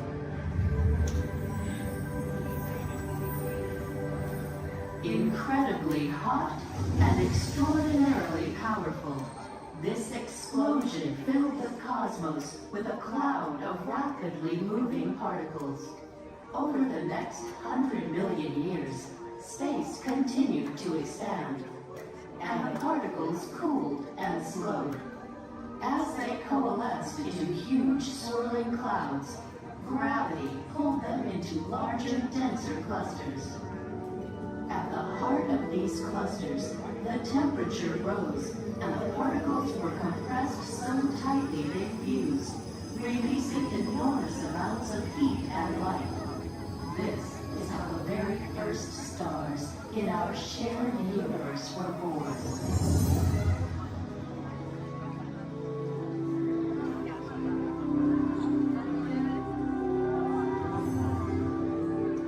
The singularity is just one of the commonalities between our two worlds that we will explore today. Welcome, Terrans, to the wonders of Xandar.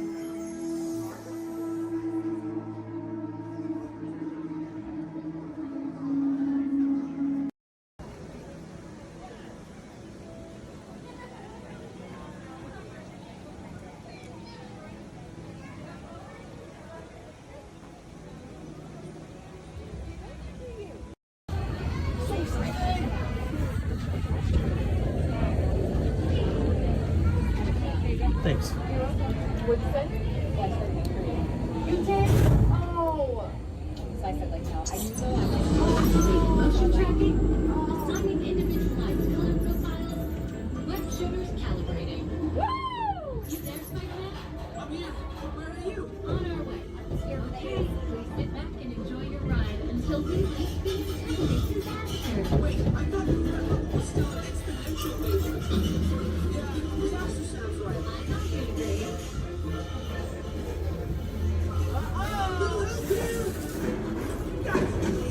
I'm glad to see you guys.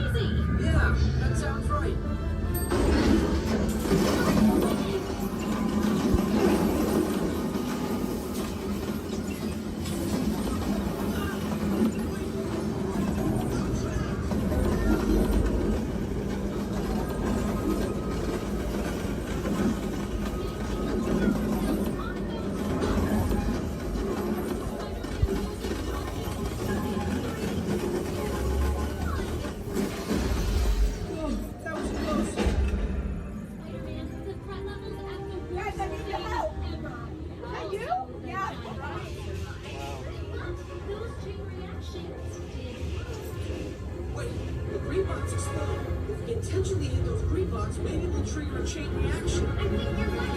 That should stop it.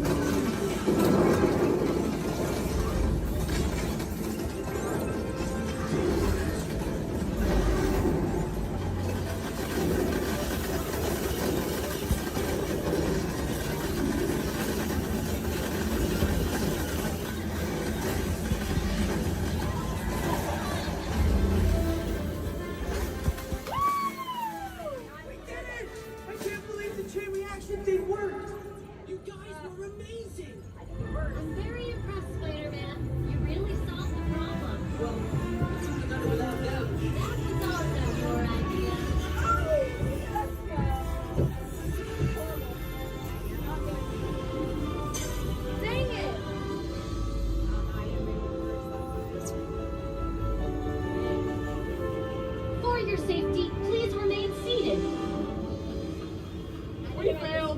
We did better this morning. Jackson's been so good. My arms are tired.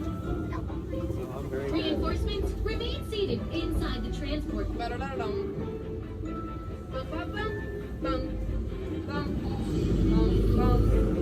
Hey, thanks for attending our open house presentation and preventing the destruction of the world as we know it. Please collect your wits and any personal belongings as you exit the vehicle. See you later.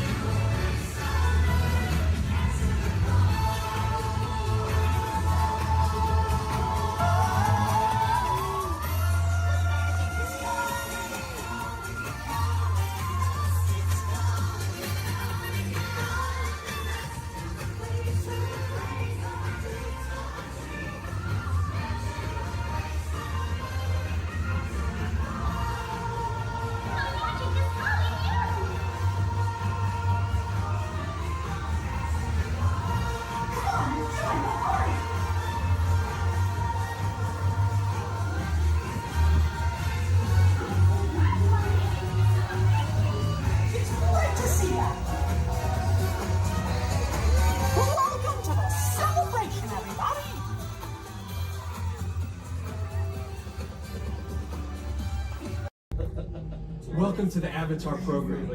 Soon, you're going to have a chance to undertake an amazing Navi rite of passage, flying on the back of this powerful animal called an Ikron, or as we call it, a Banshee. The way you're going to do this is by being matched to something called an avatar. And I'm here to help you guys get ready. But first, we have to scan you for Pandoran microparasites. Alright everyone, stay on your number and move your arms a bit. Okay, start scan. Oh, I'm red. You've all got them. But don't worry, they're very common around these parts. Let's start the decon. Initiating GMR decon. Stand still over your number, you're not gonna feel a thing.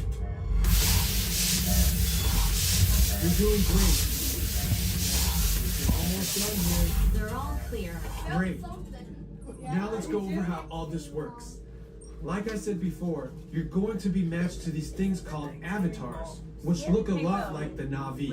They're created by blending human DNA and Navi DNA. Once we match you to an avatar, thanks to a special link chair, your mind will be able to control that avatar. Using avatars to fly this way was all figured out by my boss, Dr. Jackie Ogden. She leads our science team, which is part of the Pandora Conservation Initiative, and we're here in the Valley of Moara studying banshees and their environment. Over a generation ago, this enormous company called the RDA created a lot of damage to the area through their bad mining practices and conflicts with the Navi. Just like on Earth, it can take decades for ecosystems to recover. One way to understand what's going on with an ecosystem is to study what are called keystone species. These are animals like tigers, jaguars, seals. The banshee is one of these important animals. Okay, to get you flying on a banshee, we need to find each of you an avatar.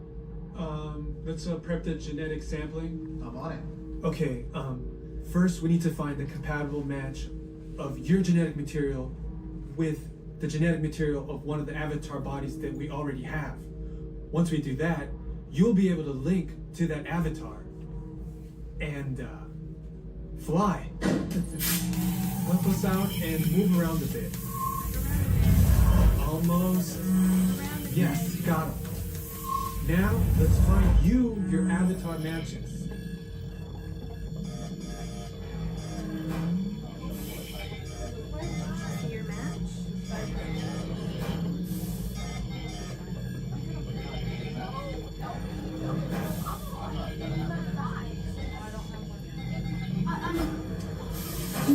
All right, you've all been matched with avatars.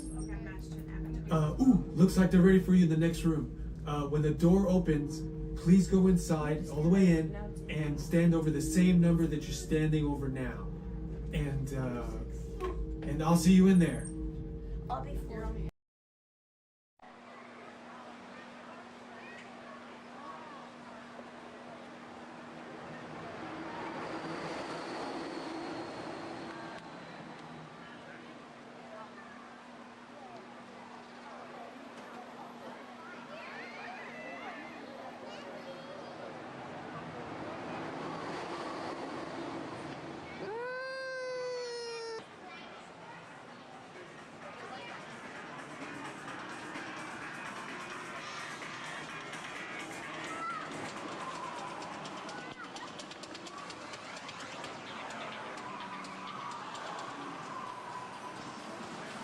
Hey Mom, we can look around a little bit too.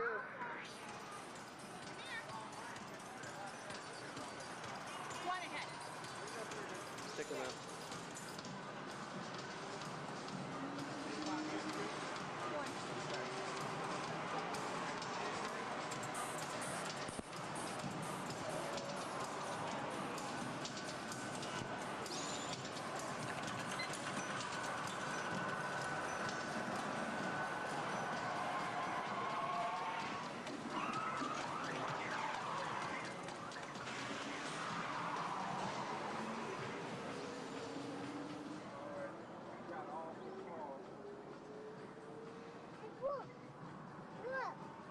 Look at that car.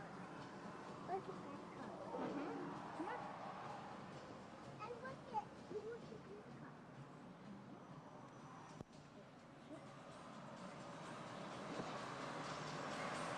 Let me go over here.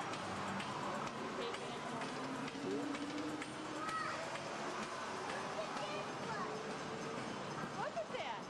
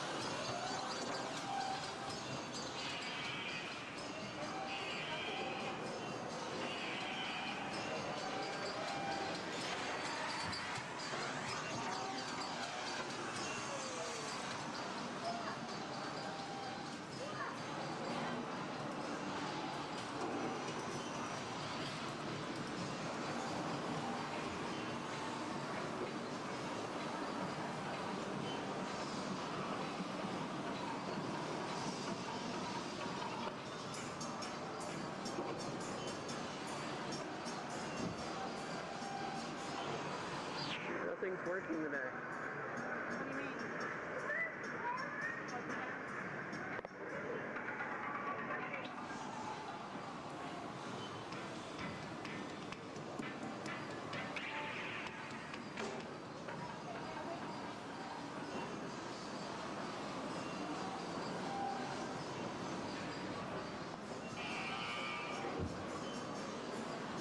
Mom. Oh, look at, watch this, Mitchell.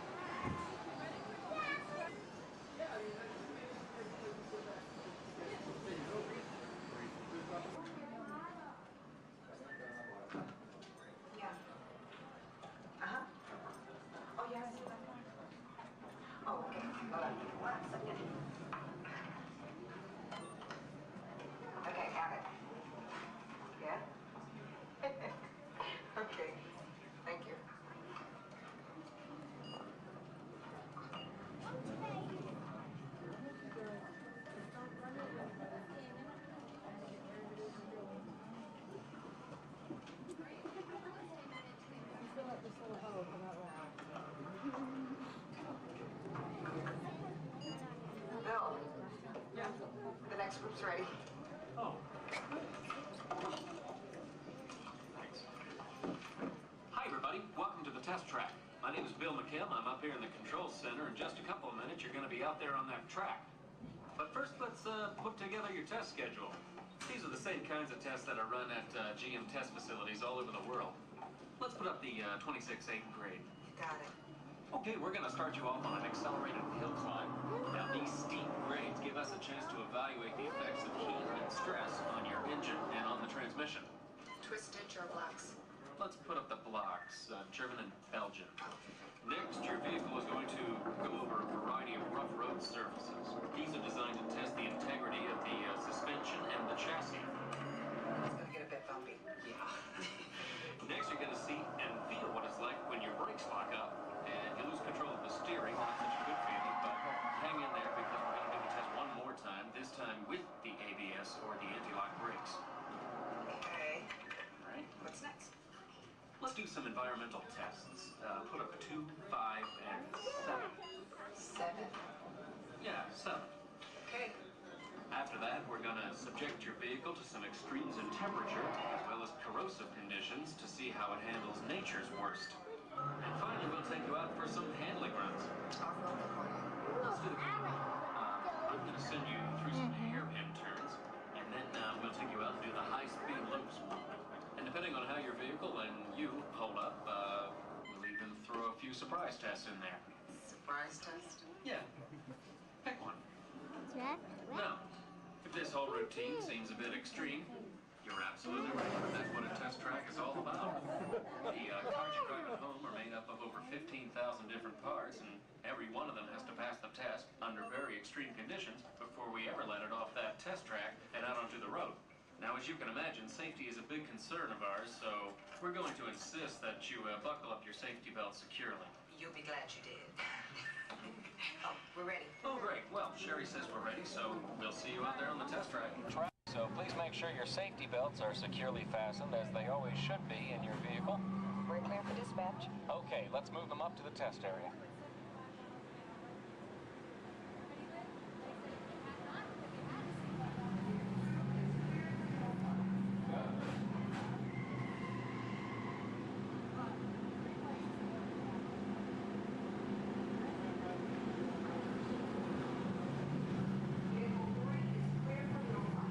Okay, here we go.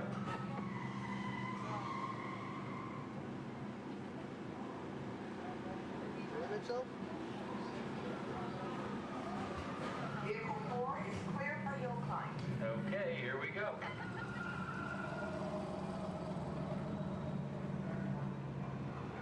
The torque and transmission load data are looking good. Great, let's proceed to the rough road tests. You got it. Like your car.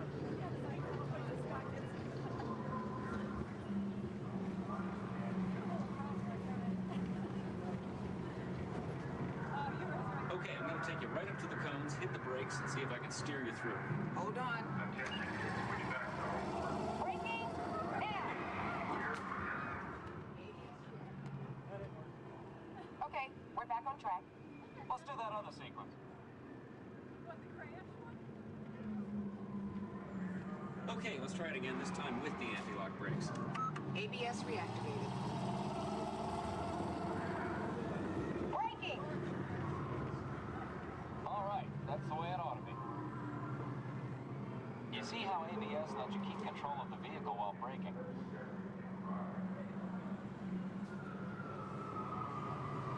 Let's demonstrate some extreme test conditions. Okay.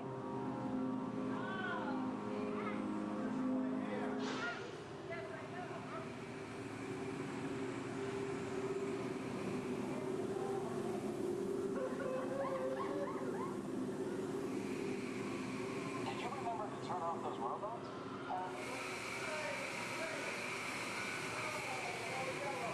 Clear for track course A. All right, let's pick up the pace. Increasing speed.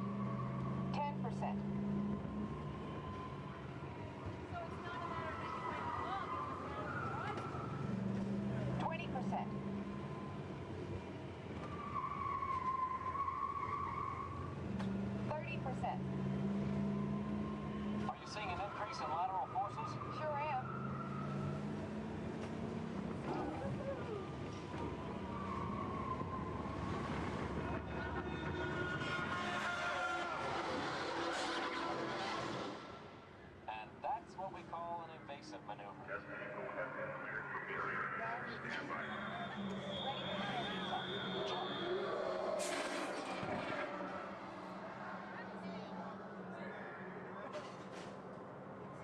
Hang on tight.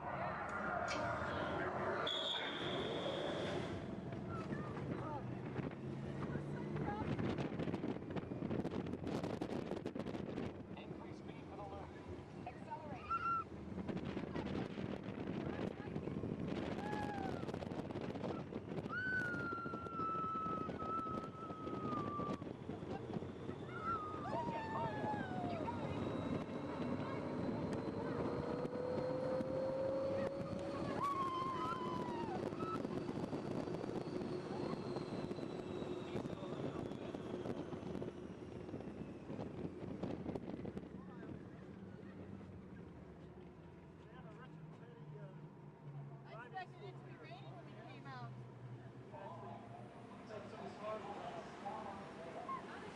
As long as they're heated up, let's grab a thermal image. Will do. Cameras on. Looks like all components are well within test parameters. Well, all right, that completes our test schedule. Let's download the data.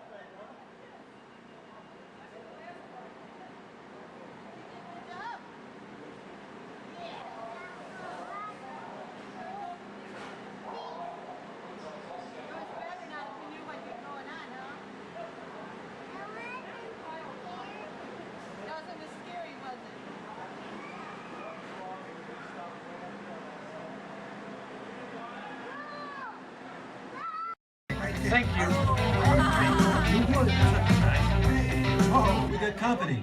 Wow. All right. How do, people? All right. Hey, don't mind us. We'll be finished in just a minute.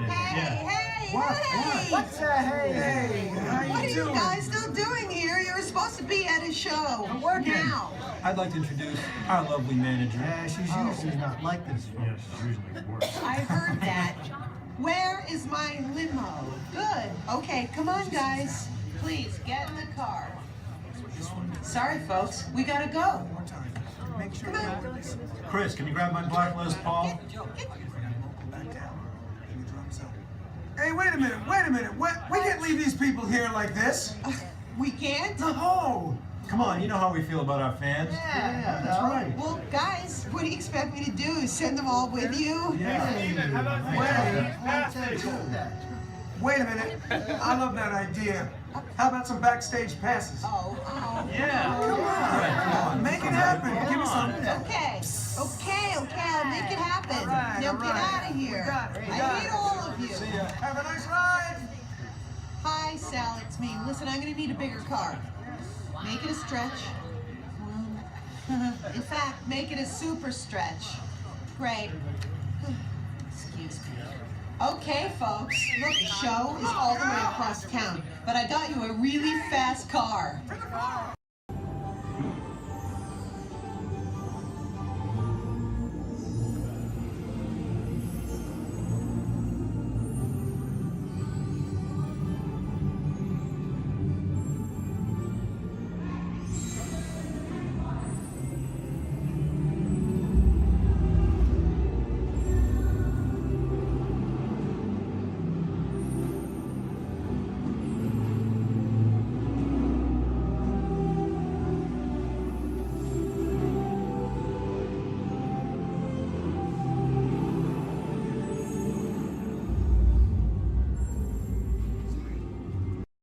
Good evening, friends. Look around you. There is a special magic that flows through this land. A magic of fantasy, swirling with pixie dust, made more brilliant by the light that lives within you. It inspires us to wish upon stars, follow our hearts, and find our happily ever afters. Tonight, as we gather together under the spires of this majestic castle, our dreams ignite the magic to create a beacon shining out and celebrating 50 years of the most magical place on earth.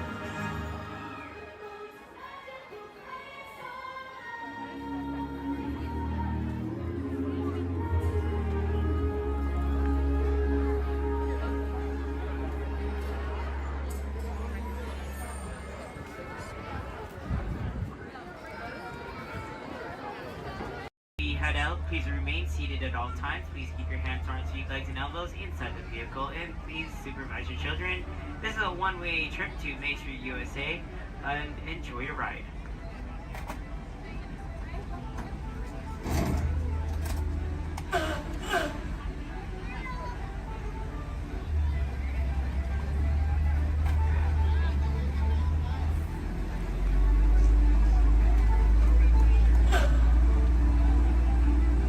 On your right-hand side is Sleeping Beauty Castle, your gateway to Fantasyland.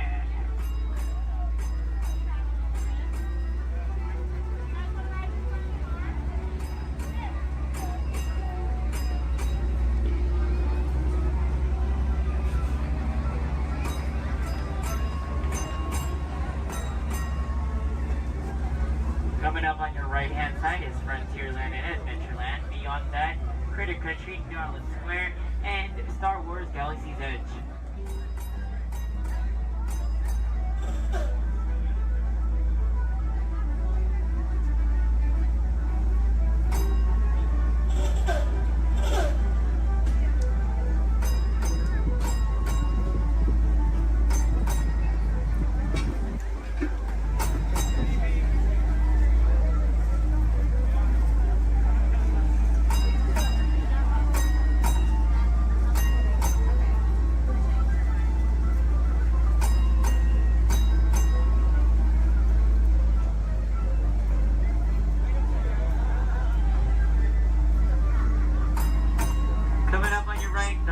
Left-hand side, there's our first aid center, our baby care center, and our lost child center. On your right-hand side, if you enjoy ragtime piano, you got some music going on over at the Coca-Cola Refreshment Center on your right.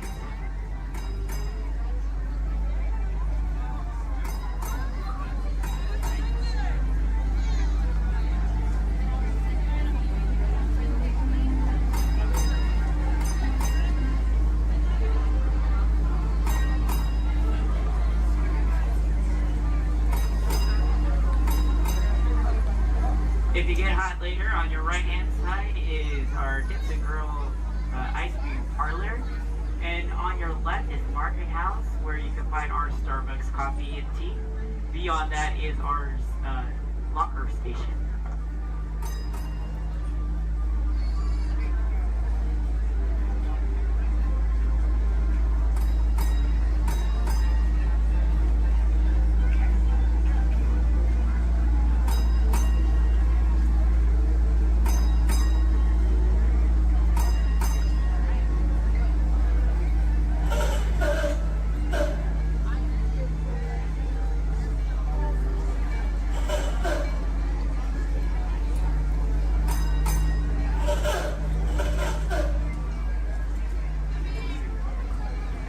To our final destination in front of Disneyland City Hall.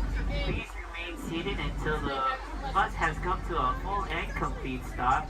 For those of you who are sitting in the top stairs, please watch your step as you exit the stairs and assist young children, and enjoy the rest of your day here in the Magic Kingdom. My name is Justin, and thank you for riding.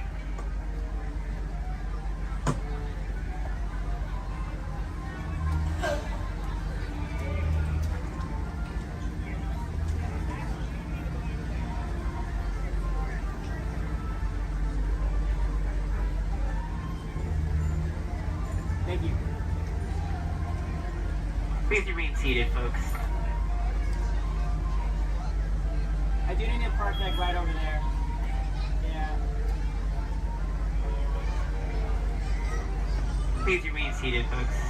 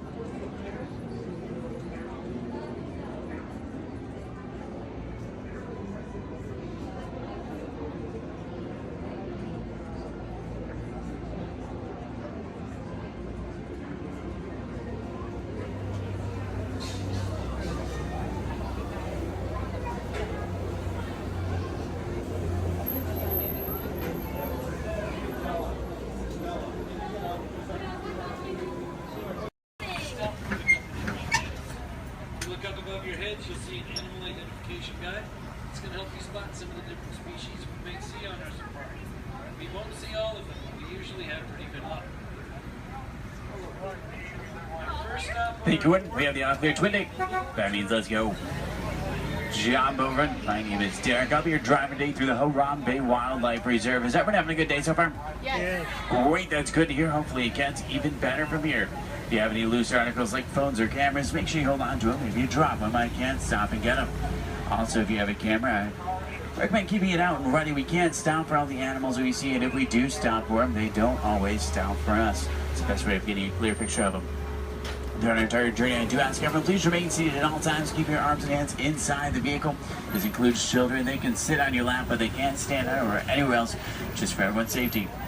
Our first stop here today will be the Little Ituri Forest. It's home to some very shy animals. I like to use the vegetation around them as kind of a natural camouflage. When I see animals, I'll point them out and talk about them. If you see any, there's a spotting guide up above you. I'll help you identify what you're looking at. We won't see everything up there, but hopefully we can see most of them. We're going to start on strong out to the right-hand side. There's some animals up on the hill there with striped legs. They kind of look like zebra, but they're not related to zebra at all. Actually, the only living, no relative of giraffe. They're called okapi. They're extremely shy, recluse animals. They're so shy they weren't even discovered by Westerners until 1901. Just like giraffe, they have really long tongues to help them reach their food.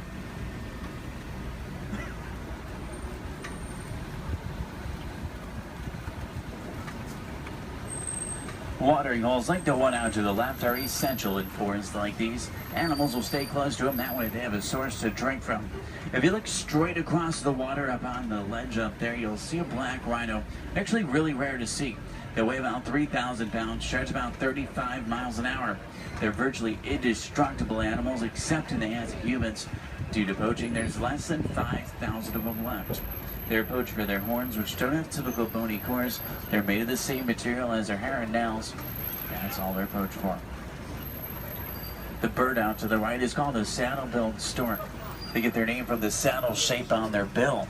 They stand about 5 feet tall, have a wingspan of about 9 feet. They're very unique birds that travel in pairs of male and female together, pretty much just the two of them their entire life. Females have yellow eyes, males have brown.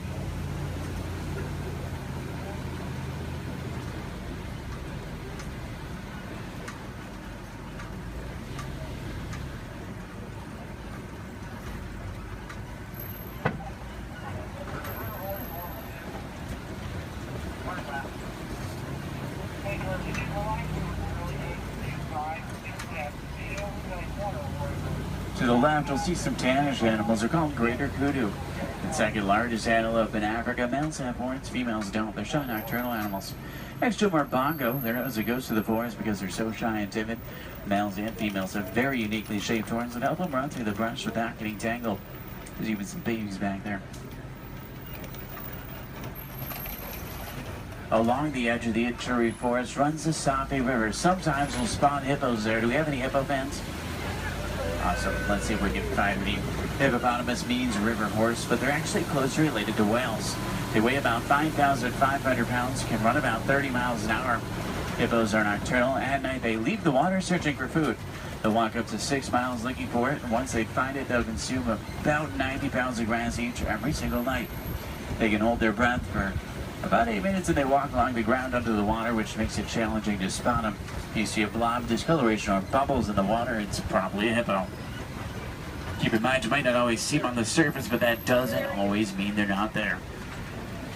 A group of hippo together is called a bloop. There's 2 in the water out to the right, you can kind of see, and there's quite a bit more in the water out to the left behind that island there.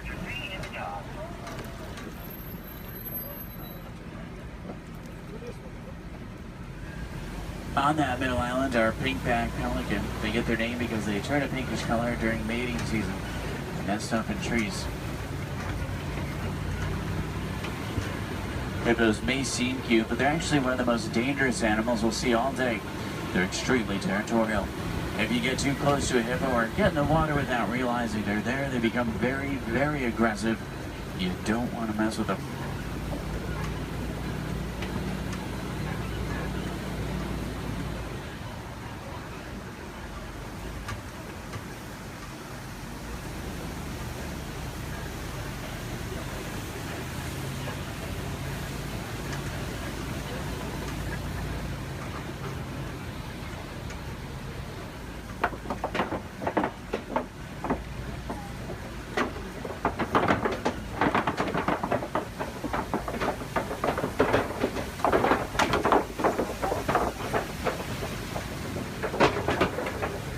any favorite animals we're looking for today?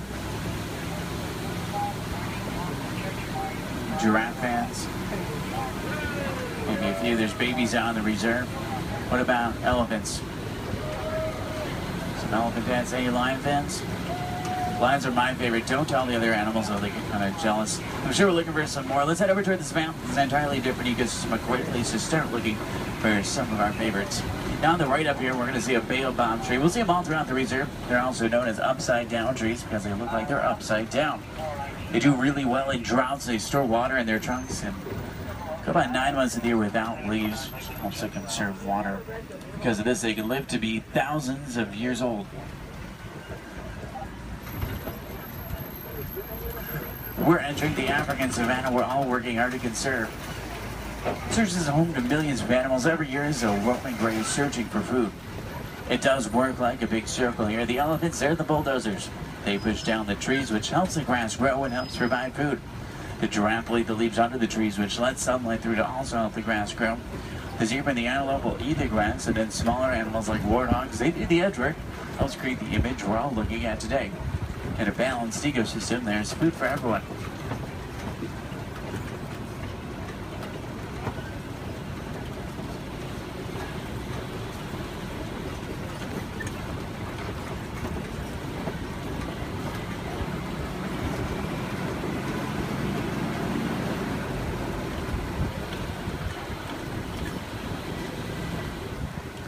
You look under the big tree out to the left, kind of in the grass there, you'll see painted dogs. They're also known as wild dogs. They're not your typical dog, though. They're actually the most successful hunters in Africa.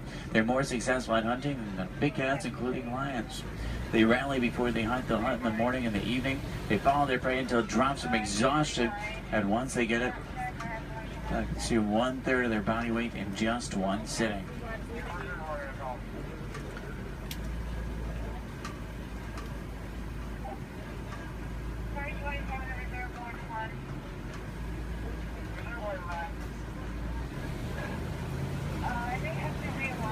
On the left, you'll see Patterson Zealand lying down by the trees back there. They're actually the largest antelope in Africa. They'll stand about 5 feet tall. Their shoulder height can weigh up to about 2,000 pounds. They can jump up to about 8 feet in the air. Both males and females have spiral-shaped horns on their head. The orangish mounds we're passing are called termite mounds. They're hard as concrete. Elephants use them as scratching posts. Once they wear them down a little, antelopes stand on top of them. That way they can see predators like lions approaching. Inside each mound are millions of termites. There's also a series of tunnels and canals that help them to move.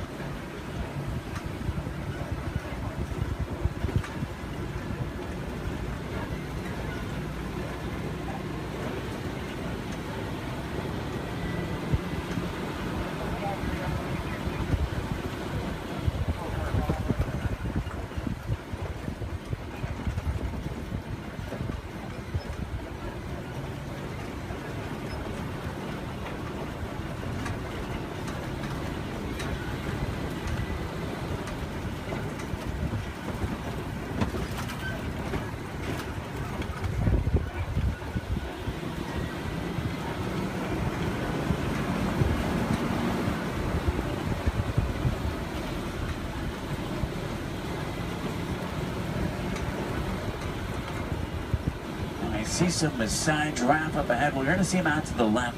You see them about 20 feet tall. They're tallest. There are some babies on the reserve. They're born about 6 feet tall. In human world, that's pretty big, but in giraffe world, it's really not.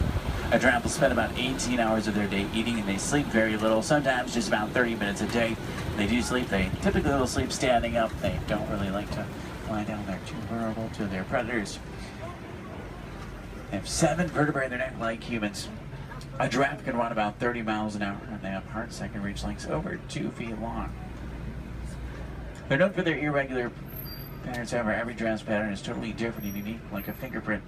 A group of giraffe together is called a tower. It's a tower of giraffe.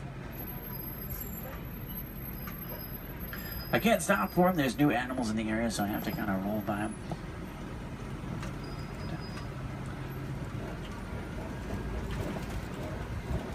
I see a lot of downed trees up here as well. That's normally a pretty good sign. There's elephants nearby. Elephants are extremely social creatures as well. Except for adult males, though. Adult males tend to be very solitary. They really like to be alone or with only other males. They weigh about 12,000 pounds. Adult females weigh about 8,000, and each elephant consumes up to 300 pounds of food every single day. When you think about what they're eating, it's mostly grass and leaves, so that's pretty impressive. Start heading towards elephant country. I know the road that will take us there. It's a short drive. We should be there pretty quickly. Maybe we can see one along the way. Left and up, you'll see some mandrills. They're the largest, most colorful monkey in Africa. Males weigh about 100 pounds. Females weigh about 30. Males will be much larger, much more colorful. The leader of the group of monkeys, which is called a troop. To the right-hand side is an African elephant. That's a male. He's alone and larger, which is what gives it away. Try to get a better view of him. Uh-oh. The road I was going to take is closed. I know a different way. There's an old rickety bridge. I haven't been there in a while. What do you say? Should we go for it? Yeah. Let's do it. We're going to see some more elephants, right? If you're not an African, easy way to tell you're looking at an African elephant is from their ears, which look like the shape of Africa. And they flap their ears. Is how they regulate their body temperature.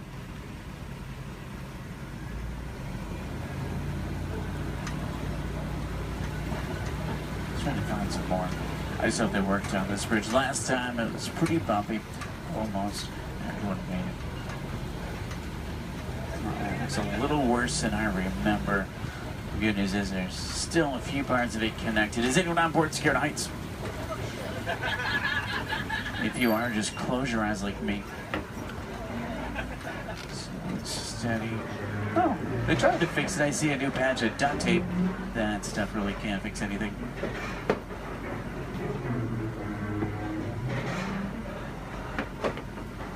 Well, I'm safe. About half of you are. Did everyone make it across with me this time? Yeah. Great, let's try to find some elephants to make it worth the trip. Now you see tusk marks in the clay up here. Elephants will break it off and eat it. It gives them minerals they don't get in their regular diet. It's like a vitamin for them. I think it's pretty cool.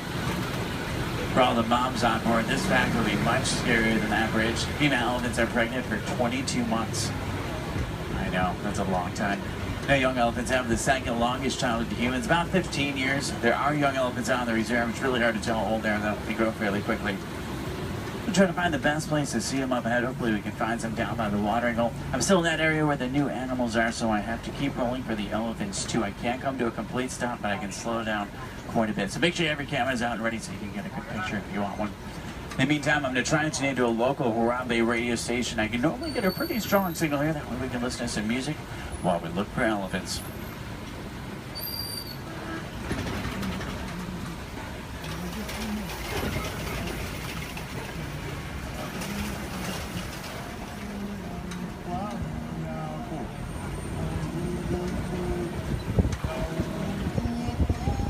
Looks like most of there it is down by the watering hole, which is great news for us. Normally that's a pretty cool view. If you see any elephants throwing dirt on their back or rolling in dirt, they can actually get sunburned, and they'll use dirt like a sunblock. Both male and female African elephants have ivory tusks, which I want their boats for.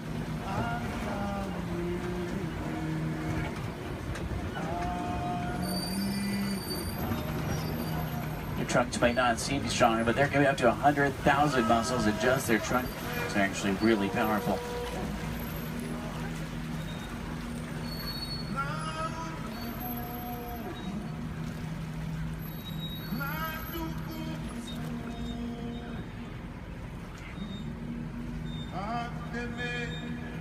Out to the left are greater flamingo. They're born gray, but after about a year of eating brine shrimp and other seafood, they turn the pinkish color we see right now. The chemical in the shrimp that turns them pink is beta-carotene. Does anyone know you call a group of flamingo together? It's called the flamboyance. It's pretty funny. They're also under the stand. I guess flock is just too simple for flamingo.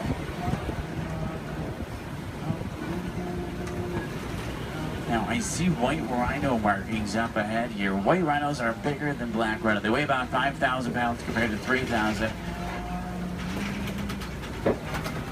They're not named after their color. Both white and black rhinos are both actually gray. They're named after the shape of their mouth and their size. Their mouths are wider. They get their name after the African word bite, which means wide, but it's translated into white. Let's see if we can find any up ahead. Looks like they might be moving around a little bit. In the meantime, out to the left, we do see some zebra. A zebra's skin mirrors the pattern of their fur. Their hind leg is so strong that with one kick it could break a lion's jaw. Zebra are also blind runners, which means if they get scared or spooked and start running, they can't see. They'll run in any direction and hope there's nothing in front of them. The little brown animals out to the left are called bontebok. They're related to wildebeest. At one point, there was only about 17 total bontebok left. They were put on reserves and safe farms. Now they're doing much better. They're poached for their coat, which has a very unique coloring to it. They're extremely gentle animals.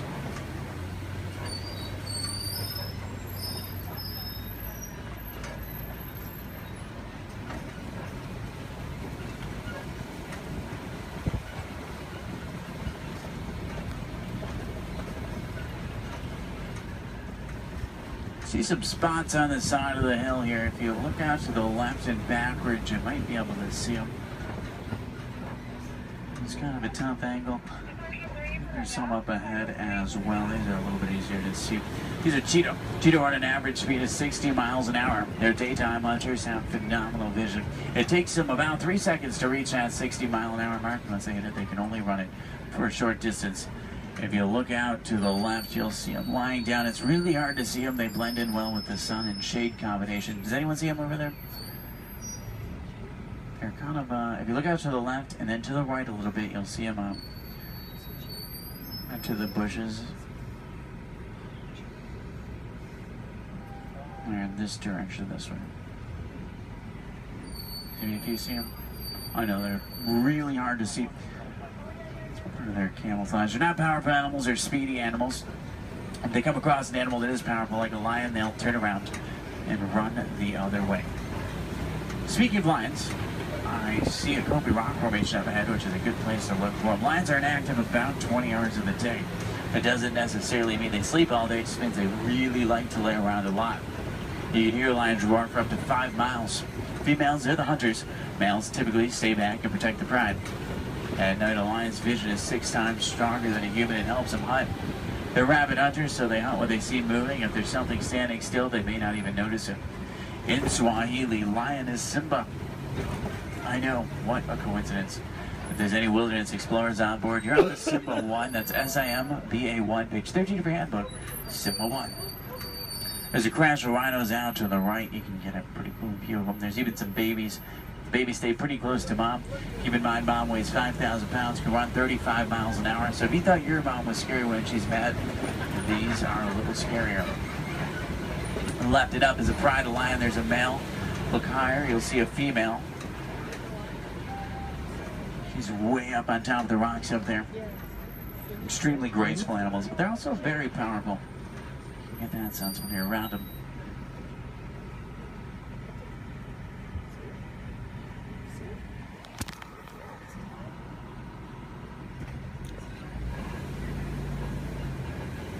I see some burrows up ahead. Warthogs live in burrows that they typically take over other animals and make their own. Sleep with their tusks out to protect themselves. The males do actually have warts in the side of their head, so it's not as literal as it sounds. They may seem harmless, but they can run 35 miles an hour, and their tusks are razor sharp, so you don't want to get in their way. On the left and down again up here, we're going to see some ostrich eggs in the dirt. Ostrich eggs are the largest eggs in the world. Each one will weigh around 3 pounds. You can stand on one of them and it wouldn't even crack.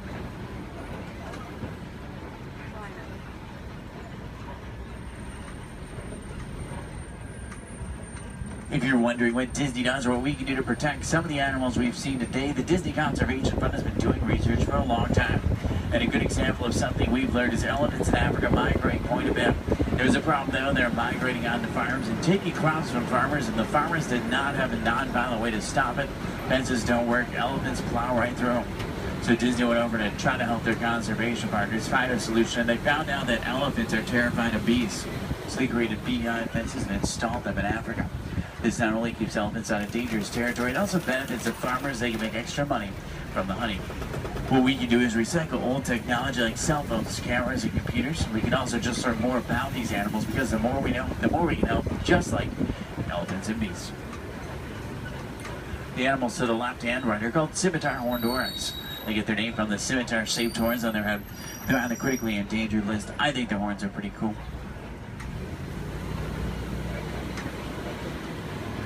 If you have any questions about anything we've seen today or anything I can help you with for the rest of your day, feel free to let me know. I would be more than happy to help. In the meantime, we're going to start to make our way back towards Harambe Village.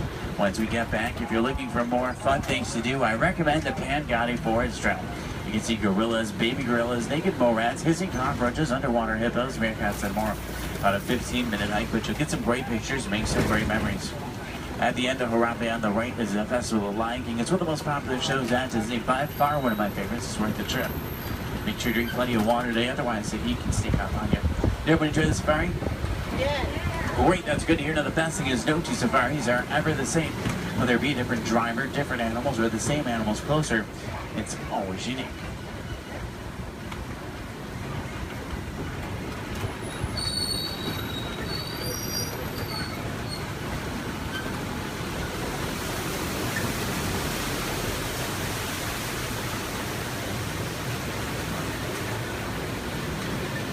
Here we say Asante Sana, say thank you so Asante Sana for joining me today. It's been a pleasure having you. If you enjoyed it, my name is Derek. If you didn't, names really aren't that important.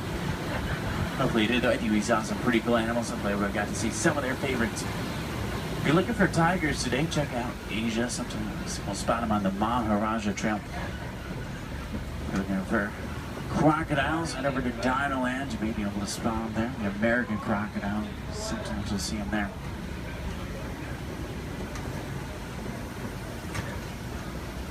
I'm going to take you right back to where I picked you up. It's a short drive back. We should be back in just a few minutes.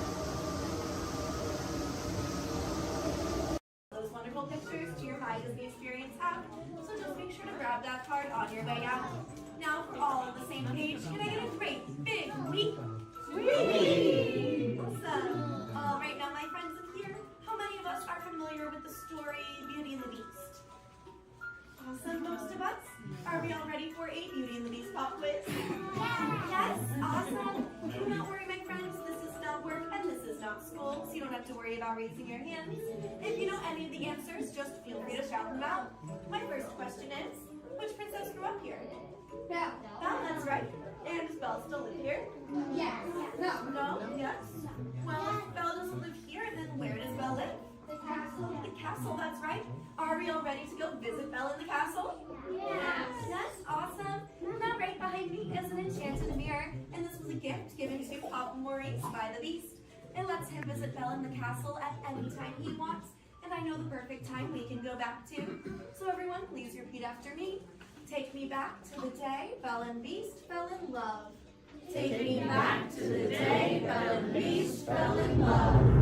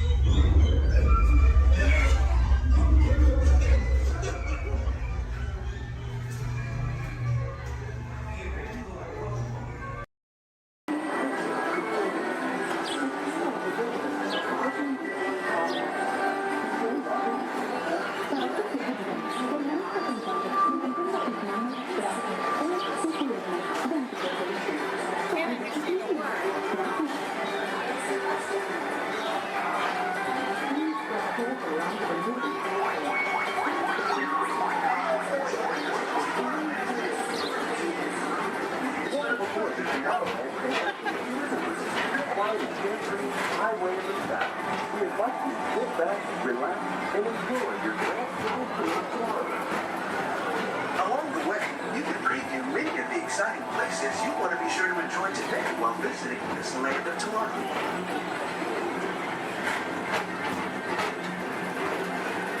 The People Mover is the perfect vehicle for people watching, so keep your eyes peeled.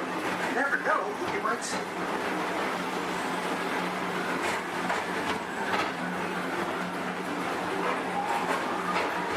Coming up, Station's Great Escape, where you can report for duty as a security agent for the Galactic Federation.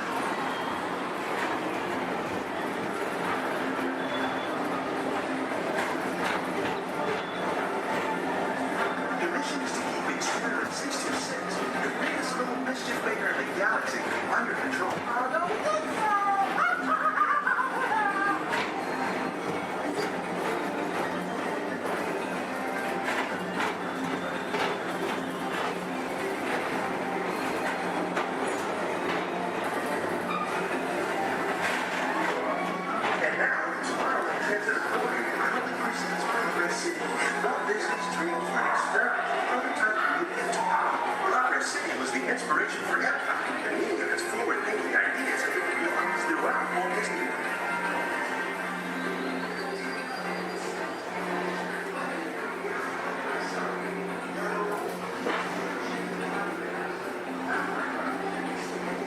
If your future includes shopping, then you'll want to visit Mickey Star Traders, where you'll find the greatest goods from around the galaxy. That's right. It's out of this world.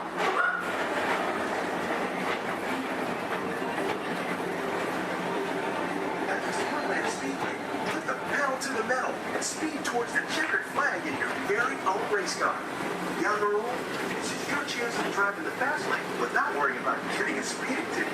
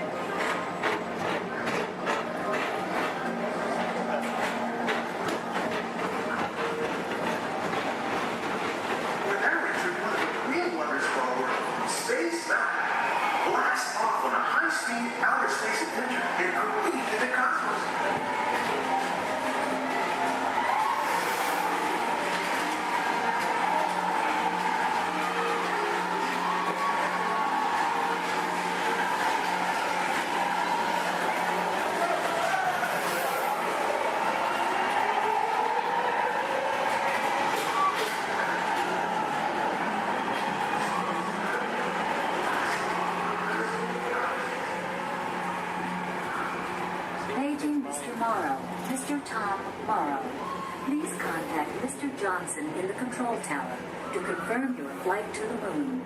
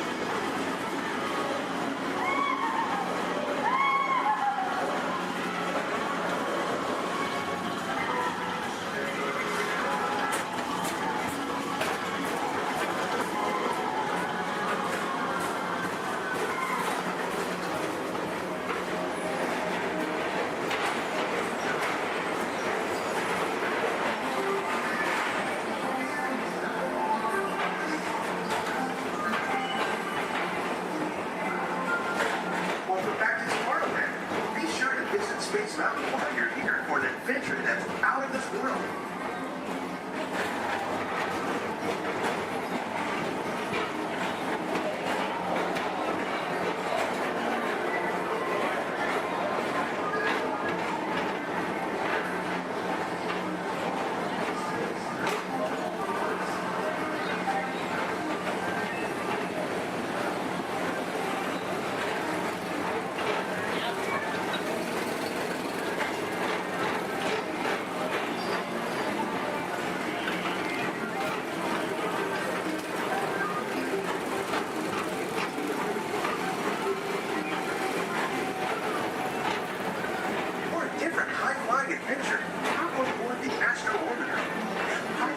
Spacecraft as you take a spin around the planet and ascend to otherworldly heights.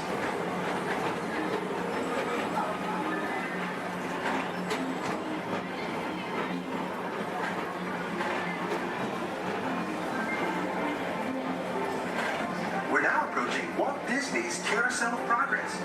Inside this rotating theater, full families welcome you into their homes of yesterday and today, starting way back at the turn of the 20th century.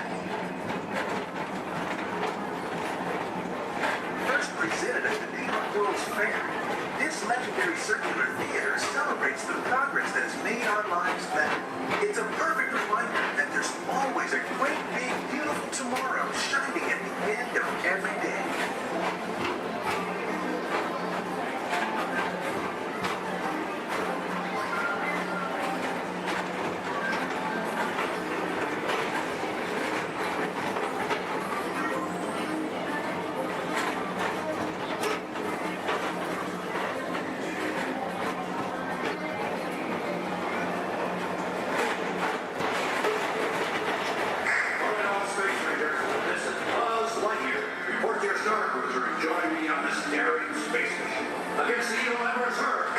As an honorary space ranger, you'll use your own personal laser cannon to save the entire galaxy.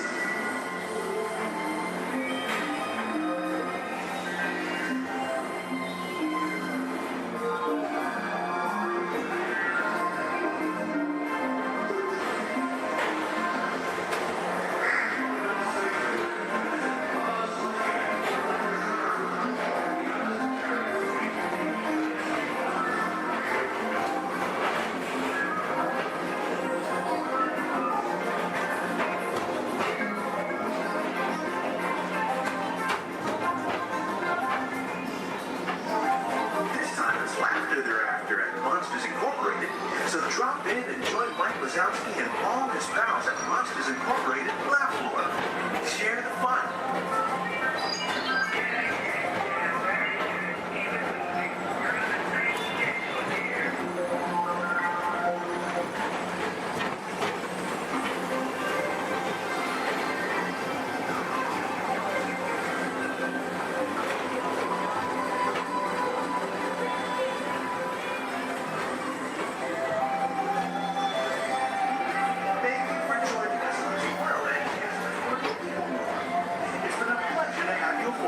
Enjoy the rest of your day and have a great, big, beautiful tomorrow.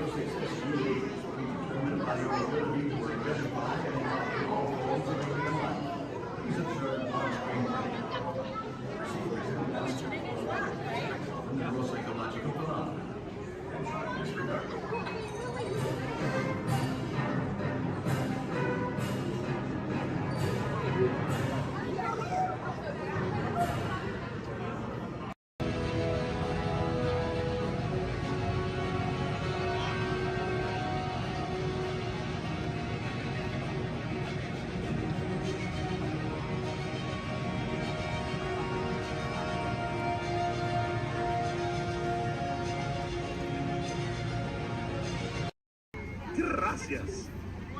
Now, Casey, let's get this show on the road, or track. All aboard! All aboard! All aboard! Let's go!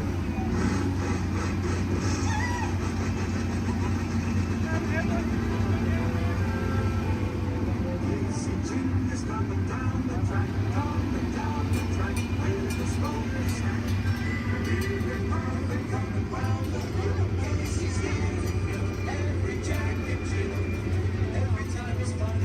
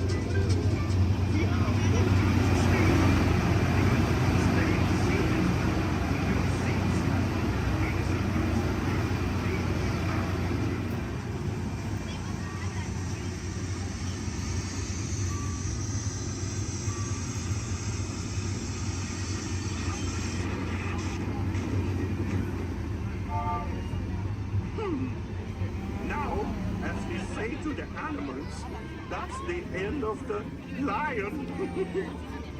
Fantasyland. Fantasyland. Your time has come. The master awaits. Yeah, I'm a little scared.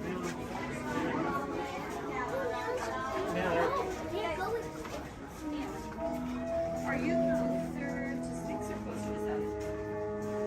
When hinges creak in doorless chambers, and strange and frightening sounds echo through the halls, whenever candlelights flicker, where the air is deathly still, that is the time when ghosts are present, practicing their terror with foolish delight.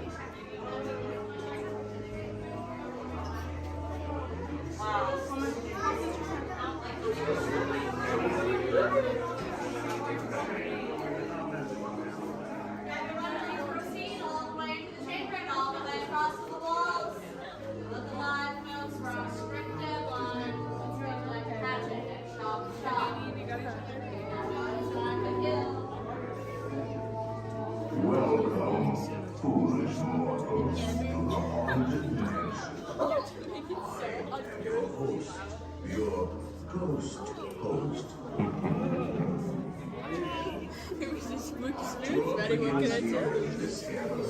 Here where you see paintings of some of our guests as they appeared in their corruptible, mortal state. Kindly step all the way in, please, and make room for everyone. There's no turning back now. Now everyone, gather your bodies away from the walls and into the dead center of the room. Your cadaverous pallor betrays an aura of foreboding, almost as though you sense a disquieting metamorphosis. Is this haunted room actually stretching? Or is it your imagination? And consider this dismaying observation. This chamber has no windows and no doors. Which offers you this chilling challenge to find a way out.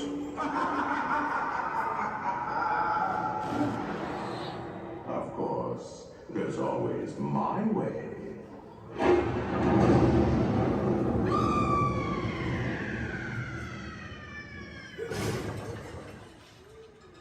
Oh, I didn't mean to frighten you prematurely. The real chills come later. Now, as they say, look alive, and we'll continue on. And let's all stay together, please.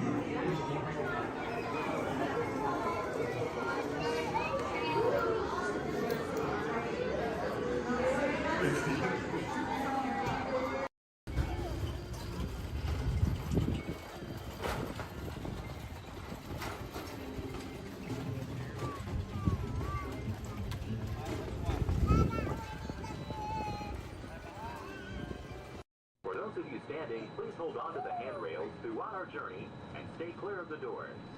For the comfort of others, no smoking, please. Thank you. As we turn south, you can catch a glimpse of the spires of Space Mountain in the Magic Kingdom. Nearby is Disney's 8th-ranked contemporary resort. Oh no. Oh no. Oh no, no, oh no, no, no, no. Look at.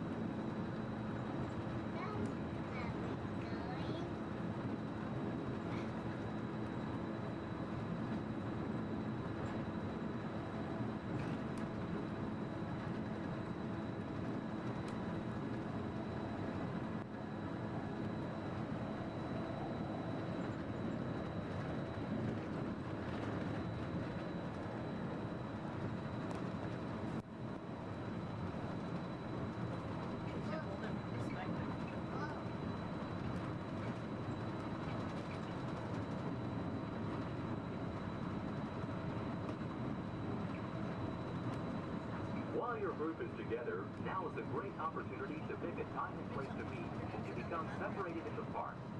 If you should need any assistance, please go to Guest Relations, located in Innovations East. Guest Relations can also assist you in making dining arrangements, provide special tours of Epcot, or make other suggestions for planning your visit to Walt Disney World.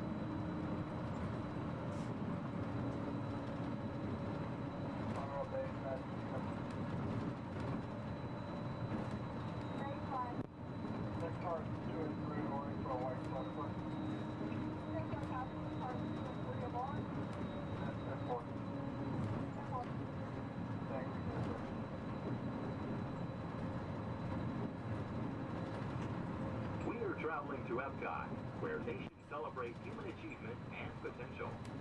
Its 300 acres are divided into two worlds, Future World and World Showcase. Future World offers fascinating explorations into realms of energy, transportation, and imagination.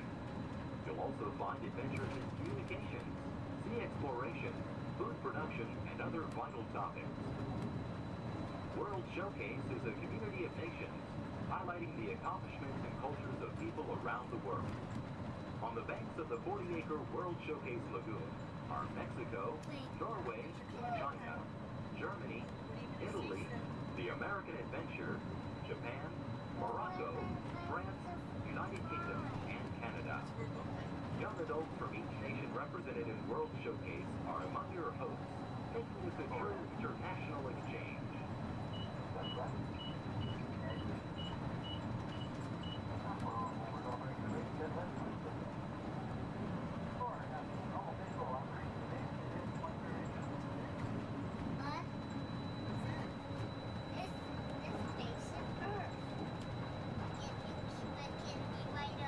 Beyond the trees ahead and to the right-hand side of our forward motion is Spaceship Earth. This 18-story geosphere marks the entrance to Epcot. Inside Spaceship Earth, time machine vehicles take you through the evolution of human communication, from a distant yesterday to the dawn of tomorrow.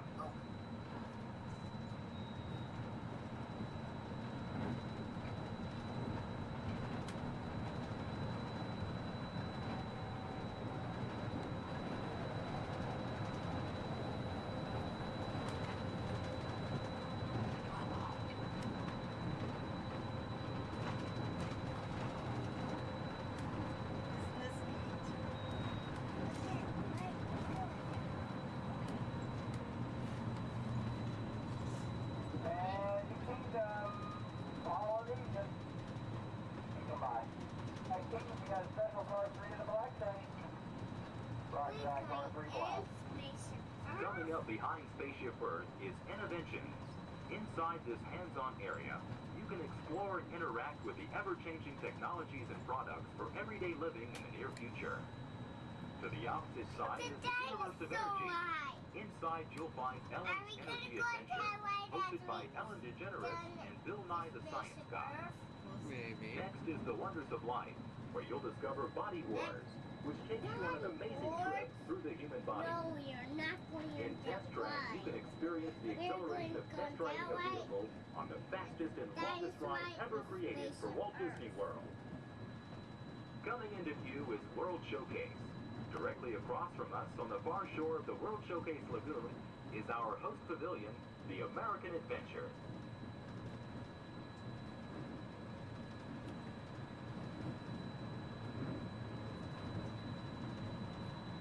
I'm still thirsty. Well, I'm sure we can find something for you to drink.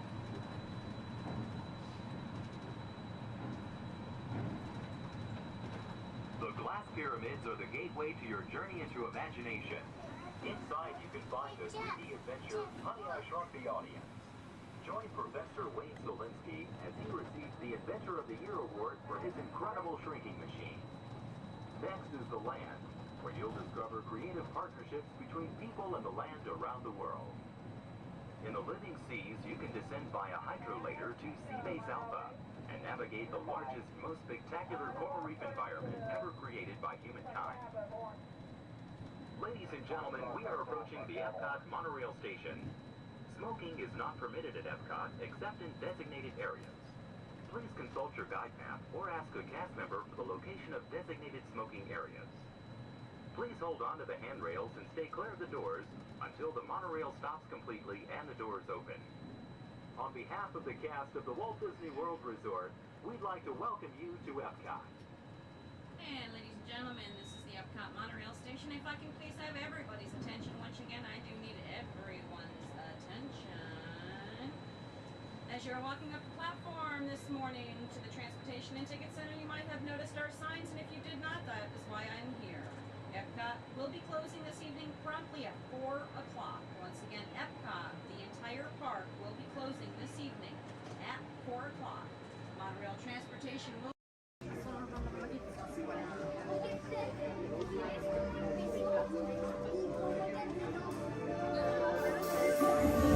I see we have new visitors. Welcome, Terrans, to the wonders of Xandar. I am World Mind, sentient supercomputer of Xandar. I hold the knowledge, memory, and experiences of all Xandarian citizens, past and present. This gives me extensive knowledge, yet I am constantly learning, and I am now learning about you and your planet, Terra.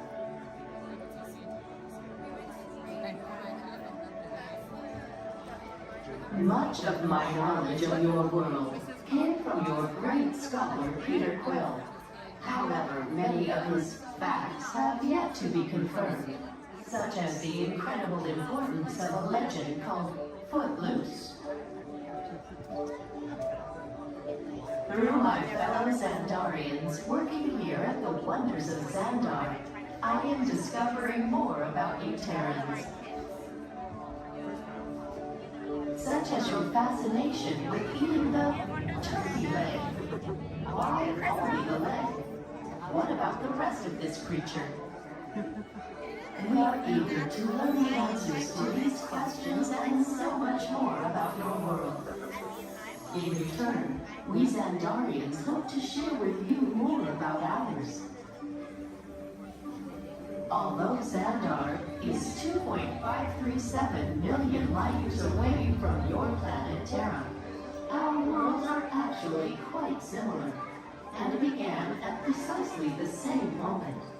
We refer to this as time zero, before the existence of anything. Our worlds were born of a single point of matter and energy that blasted outward in what you Terrans refer to as the Big Bang. And from nothing came the beginning of everything. Incredibly hot and extraordinarily powerful, this explosion filled the cosmos with a cloud of rapidly moving particles. Over the next 100 million years, space continued to expand, and the particles cooled and slowed. As they coalesced into huge swirling clouds, gravity pulled them into larger, denser clusters. At the heart of these clusters, the temperature rose, and the particles were compressed so tightly they fused, releasing enormous amounts of heat and light. This is how the very first stars in our shared universe were born.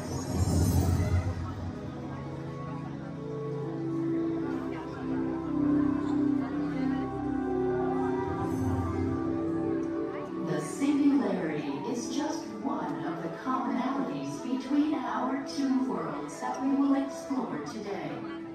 Welcome, Terrans, to the wonders of Xandar.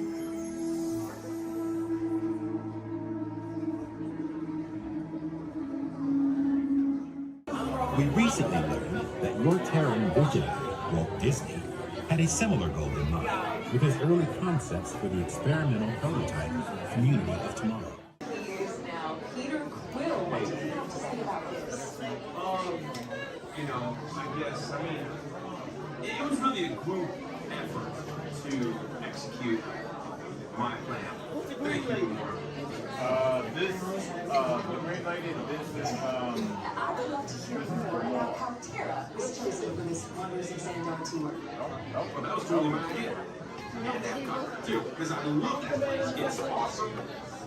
I went there as a kid, and I cannot wait to get to go back and ride. I also want to see the energy, dinosaurs, and of course, hear the veggie fruit.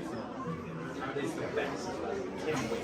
Okay, well, I'm sure it will be wonderful for you to relive all of those memories again. That's us.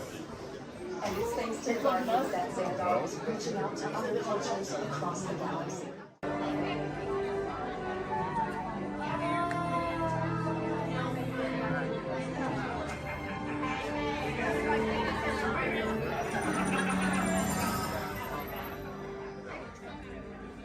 Greetings, Terrans.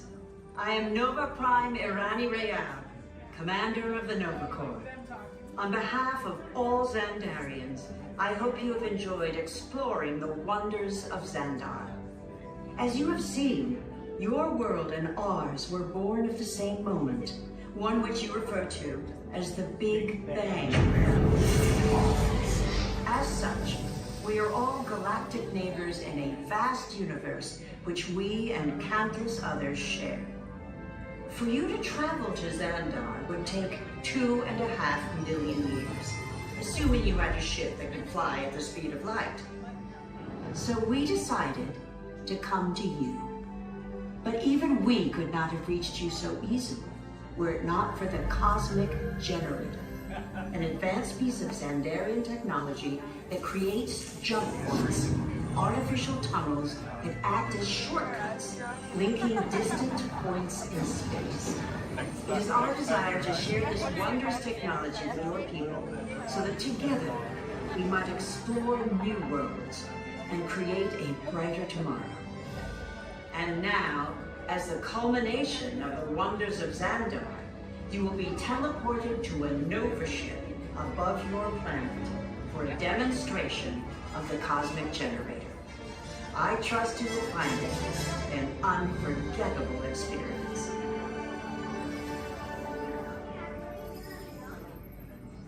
Welcome, people of Epcot, Epcoters, Epcotians, citizens of Epcot. Does anyone know what they call themselves? What? Someone needs to tell me when I'm on. Welcome, Epcot Terrans. I am Centurion Tal Merrick, and we're just about ready to teleport you up to the ship for the demonstration. As you're about to enter a secure Nova area, I must ask you to put away your Terran communication devices at this time. Recording of any type is strictly prohibited. I am very serious about this. Now, please step forward into the chamber. You're gonna love this. You're on! That was the best. That was like probably highlight. You're on! Someone get that guy down. I should warn you that we have never teleported Terrans before.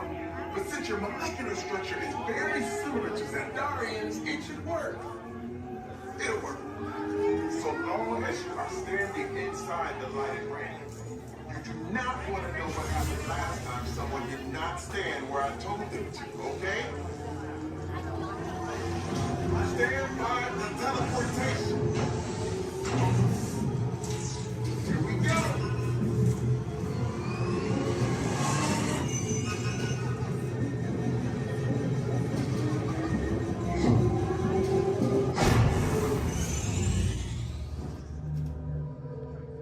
You made it. I mean, of course you did. Nova Prime, they're ready. Excellent. What you see before you is the cosmic regenerator. And in just a few moments, we'll be activating it so you can experience for yourself what's happening. I'm not sure. Our power's out. And the cosmic generator is gone. Interior Monarch, go to Code Red. Prepare the fleet. And call the Guardians. Now! There is no cause for alarm. Turn off that alarm. I've got an important transmission coming in. Hey, what's up, Nova Corps? Our cosmic generator has been stolen. What? How? Why didn't we think of that? That thing's gotta be worth a fortune. I am Groot. Good question. Yeah, who do you think took it? Perhaps that really big man outside your ship. Oh, that is a big man. I need to alert Nova Prime. That's not creepy at all. This species has failed. Wait, whoa, we didn't even know there was a test. He's got the cosmic generator. He's creating a new jump point. Jump point to where? It's some kind of mutant jump point. He's going back to the dawn of time. Dawn of time, why? To erase the error. Well, that doesn't sound good. Your time is over. Wait, what do you mean? What do you mean that's so vague? The jump point is closing. Hey, Nova Dude, you Nova Corps need to follow that whatever it is until we get there. We can. Our power is down, and I've got to get these Terrans onto evacuation shuttles. I got it. I reprogrammed the shuttles to follow them through the jump point. Wait, what? Look, they're our only chance of keeping track of that whack job until we get the cosmic generator back. Piece of cake. Wait! There's King. Where's the King? The odds are impossible. Yep. But it's our only shot. Good luck. Are you sure you can control it? Come on, it's me. We got this. We're all toast. First there was King, now there is toast. This plan is making me so hungry. Terrence, listen up. We need to make our way to the evacuation shuttles now. We're following the fleet and get our power. Okay, they're headed for the jump point. This plan is never gonna work. Well, Okay, I'm locked onto your vehicle. We'll be right behind you. nothing to worry about. Unless we cannot stop this unusually large man. We are likely doomed. Good luck. You're gonna need it.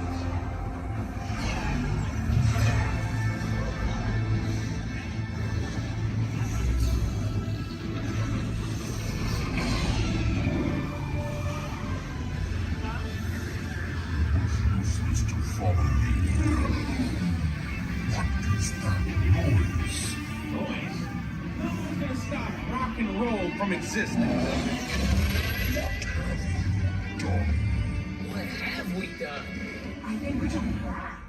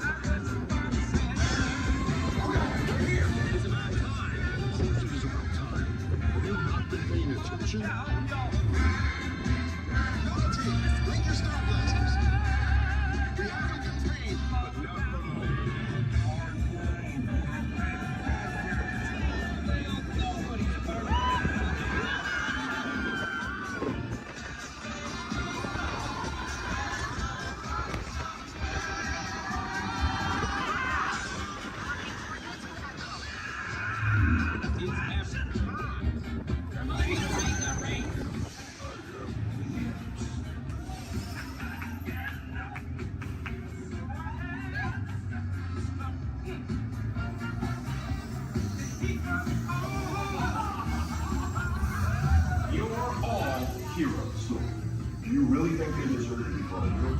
Do you see how they dress? It's just a figure of speech, Drax. You are lying to them. Now I understand. Welcome to the Guardians of the Galaxy.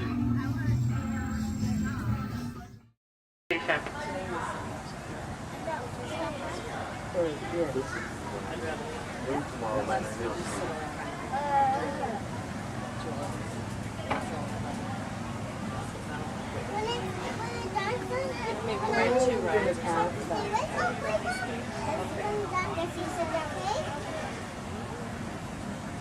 You should go hit the fast pass. Oh, Lord!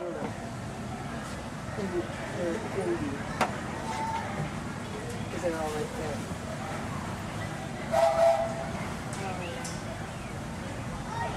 And folks, on our way to Main Street Station, we'll be passing through the Grand Canyon and Primeval World.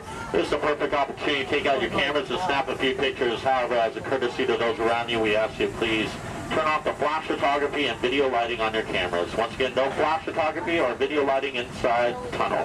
Thank you.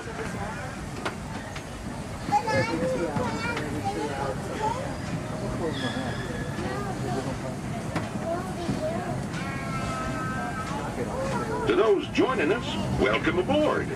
The next leg of our journey will take us along the rim of the Grand Canyon. It's a mighty long drop to the canyon floor. So for your safety, stay seated with your hands, arms, feet, and legs inside the train. Be sure to watch your kids and no flash pictures, please. Para su seguridad, permanezca sentado y mantenga las manos, brazos, pies y piernas dentro del tren y cuide a los pequeños. Por favor, no tome fotografías con flash.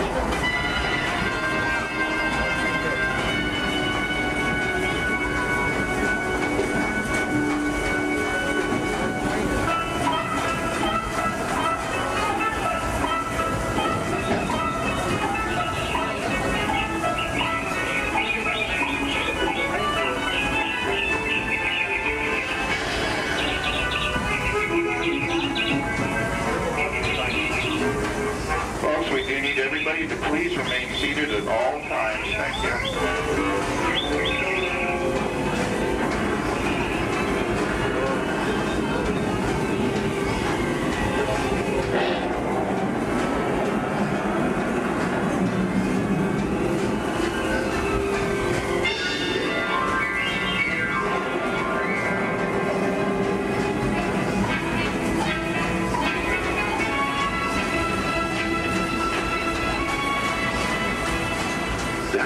Grand Canyon as we know it today.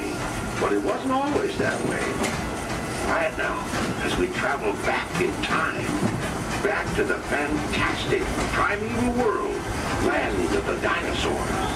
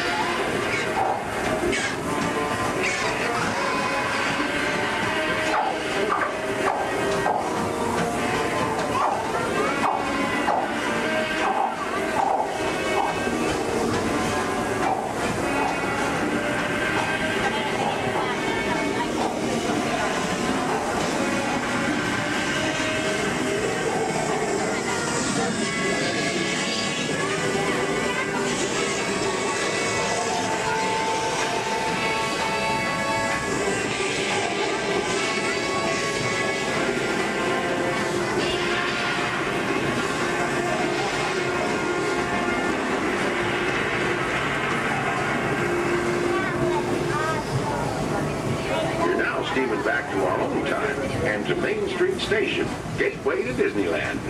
If you'll be leaving us here, stay in your seat till we come to a full stop. And remember to gather all your personal belongings, including the young'uns if you got any, and step carefully from the train. I'd especially like to thank those of you who've been with me for the Grand Circle Tour of Disneyland.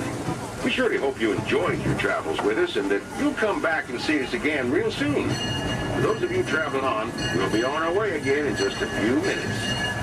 This is Main Street Station, Main Street, USA.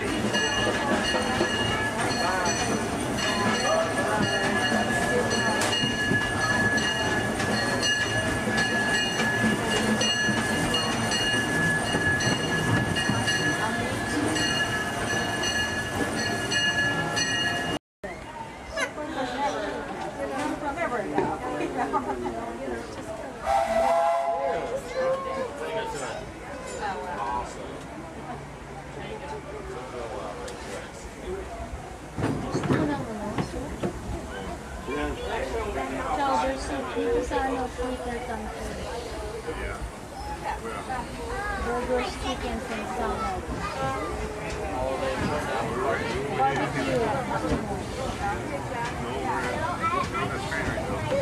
Hello, folks. Welcome aboard the Disneyland Railroad. We're now embarking on a grand circle tour of the Magic Kingdom, with stops at New Orleans Square, Mickey's Toontown, and Tomorrowland, followed by a visit to the Grand Canyon and Tiny Little Room. We got a lot of traveling ahead of us, so remember, for a safe trip, you need to stay seated, keeping your hands, arms, feet, and legs inside the train. And please, watch your children. Bienvenidos a bordo del Disneyland Railroad. Para su seguridad, permanezca sentado y tenga las manos, brazos, pies y piernas dentro del tren. Y no es gracias.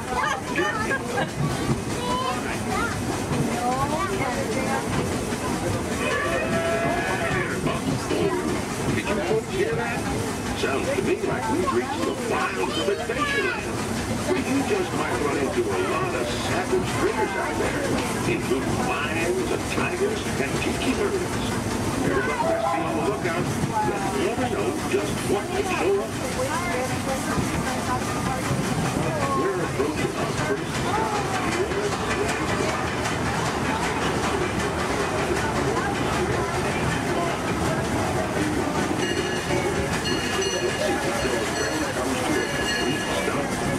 Watch your step, don't get lost.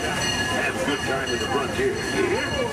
For those of you continuing on with us, we'll be resuming our trip in just a moment.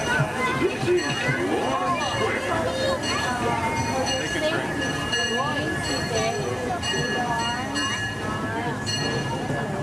Door attendants, please. By Disney.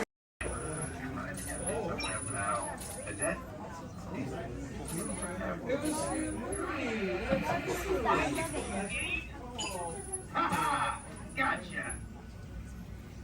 Oh, what are you guys still doing here? Tour's over. The cages are open and the creatures are loose. You gotta get out of here. Wait. Don't get out of here.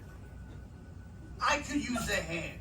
My little pal Groot is lost in the fortress somewhere, and I need to find him before he gets ate. I found his tiny little heat signature, see? All those other heat signatures are, well, don't worry about them. Listen up. You guys can be a big help while I look for my pal. A gantry lift full of warm parents makes a really great distraction. I just need you to wave your arms, scream, whatever it takes, and then all these things will, never mind. You in? It doesn't matter. That was rhetorical. Now let's move. Meet me at the gantry lift. Yep, I'm gonna go back that way.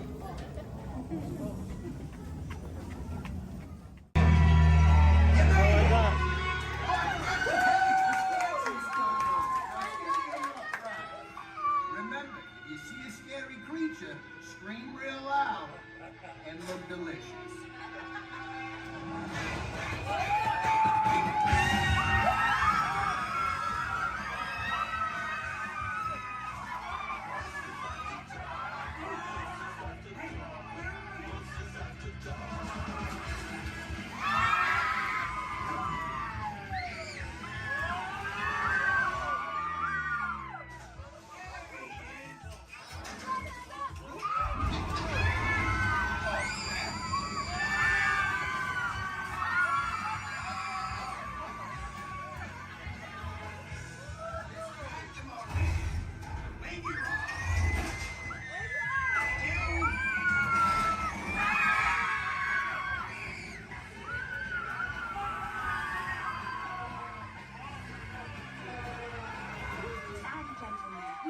登这个叫 tour.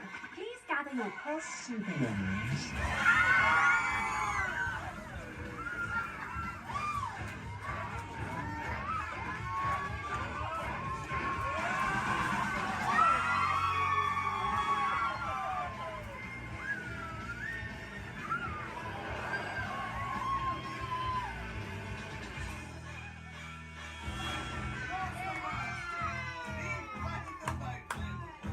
Spit that out, it's not candy. What's your language?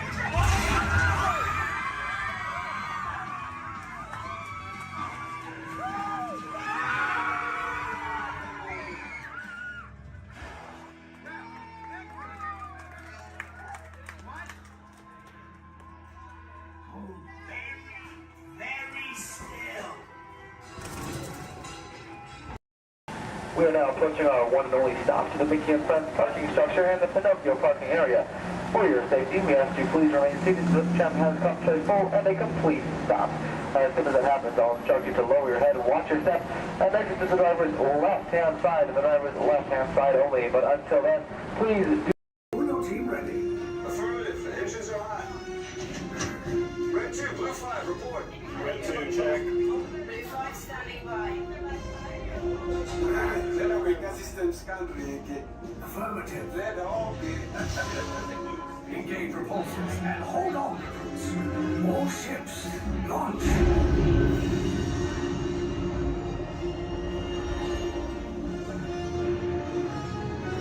I am Lieutenant Beck. As you heard from Ray, I have been tasked with getting you to Vakara. Red 2, Blue 5, keep tight now. Let's get ready to make that jump to light speed on my mark. Black Leader, we're picking up an unusual signal. Are you spotting anything? Yeah, I see it. We'll check it out.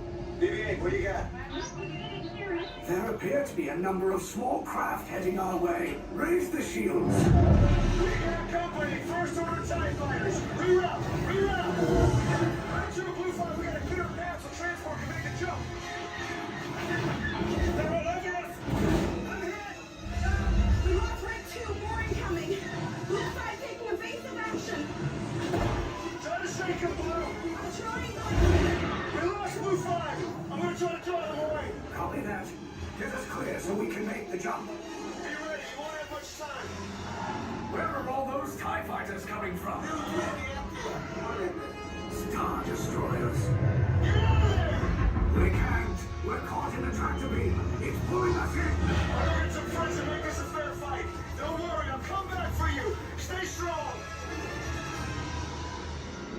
Is there anything we can do, Nina? No, the tractor beam will be too strong. Cargo vessel TR-141, identify yourselves. Prepare to be boarded. This is TR-141. We are a civilian vessel. By whose authority are we being detained? By the authority of the First Order Resistance Scum. Now bring down your shields and prepare to be boarded. There was a location of our secret base. Tell them nothing. The future of the Resistance is at stake. I have a bad feeling about this. Stand back from those doors.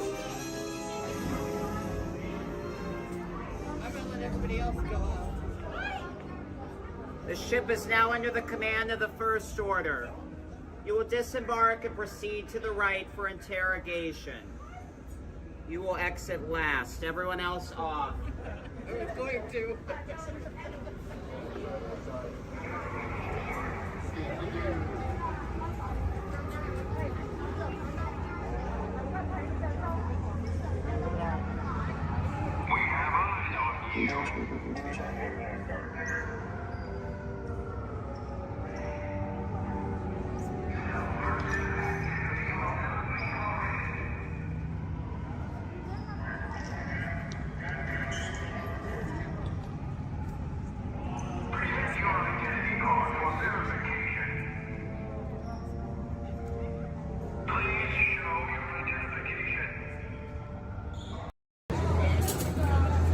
Might try to get her going, but It's not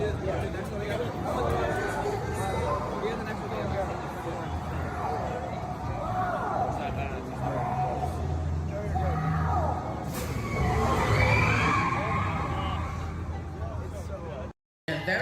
annual celebration right on the heels of Super Bowl 52. From the 2018 Super Bowl champion Philadelphia Eagles, please welcome Nick Foles, Super Bowl MVP.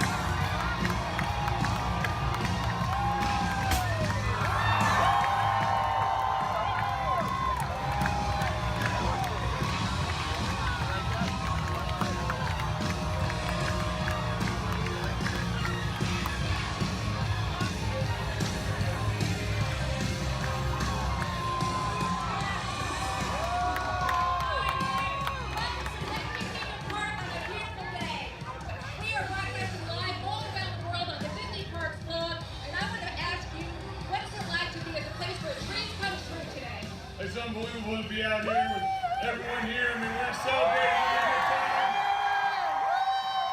To be at Disney World, to be a part of this is unbelievable. Just to see everyone, to be here, unreal.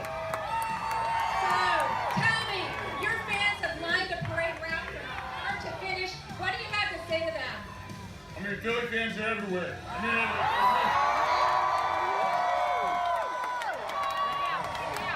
there we go. Hey, yeah, it's all right to yell we're world champs. It's all right to yell we're world champions.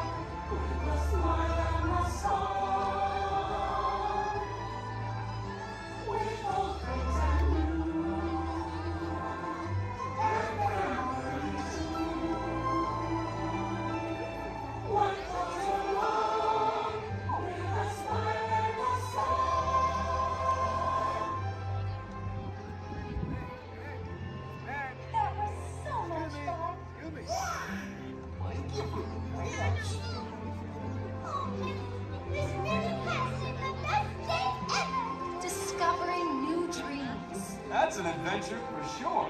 Try something new. And having a sweetie good time. You win. Finding the confidence to be true to yourself. That's right. Here's to all of us, old friends and new. Warm hugs for everyone. Oh, this is what I love about the Friendship Fair.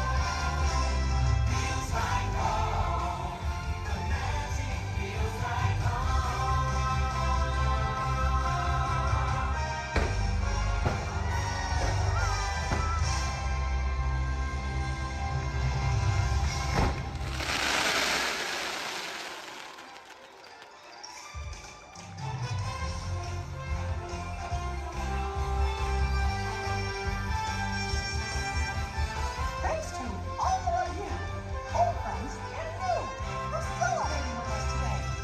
See y'all real soon.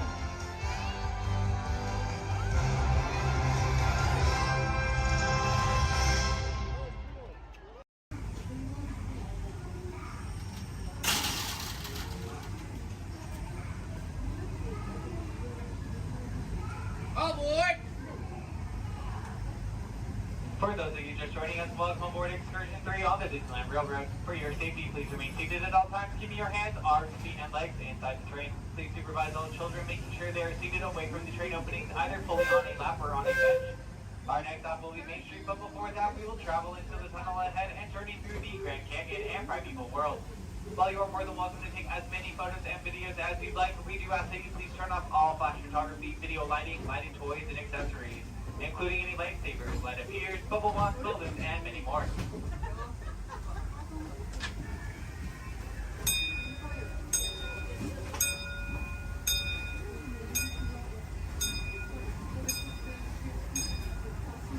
To those who have just come aboard, welcome. The next leg of our journey will take us from the fantastic world of the future to the breathtaking beauty of nature's own design, the Grand Canyon. For your safety, stay seated with your hands, arms, feet, and legs inside the train. Watch your children and no flash photography. Para su seguridad, permanezca sentado y mantenga las manos, brazos, pies y piernas dentro del tren y cuide a los pequeños. Por favor, no tome fotografías con flash.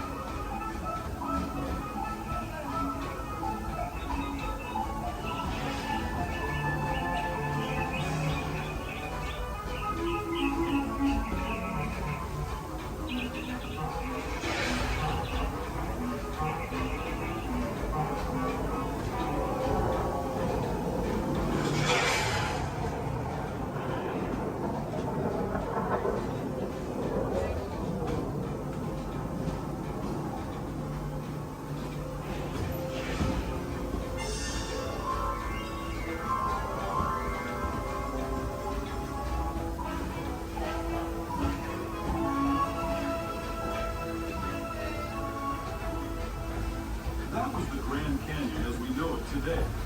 But it wasn't always this way. Now, let's travel back in time, way back in time, to the prehistoric past of the primeval world, land of the dinosaurs.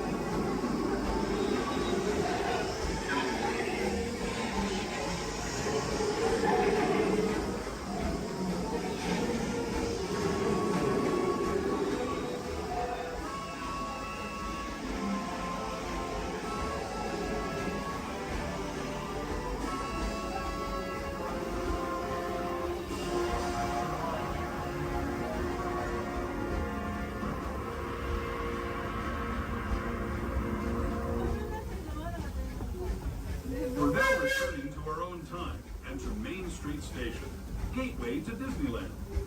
If you're leaving us here, stay in your seat until we come to a full stop. Remember to gather all your personal belongings and step carefully from the train. I'd especially like to thank those of you who've been with me. As we make our way back to Main Street Station, remain fully seated until the train has come to a full and complete stop. As a reminder, Main Street Station has clearly there are no ramps or elevators, so if you got laid on the job, wheelchairs only necessarily reach the very bottom of the exit stand. This will be your stop for the next Disney District Park exit and of course Main Street.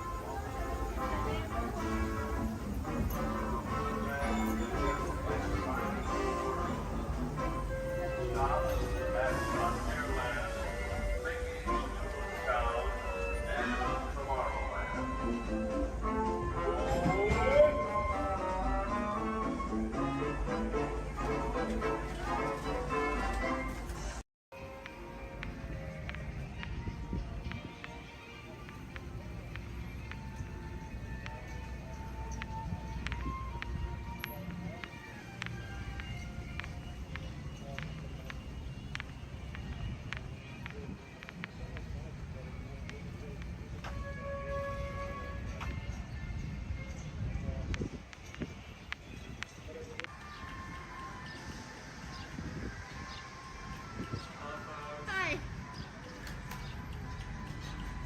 Tom, watch your step. Welcome aboard. All right, thank you. You're welcome. I'll see you on the other side. All right.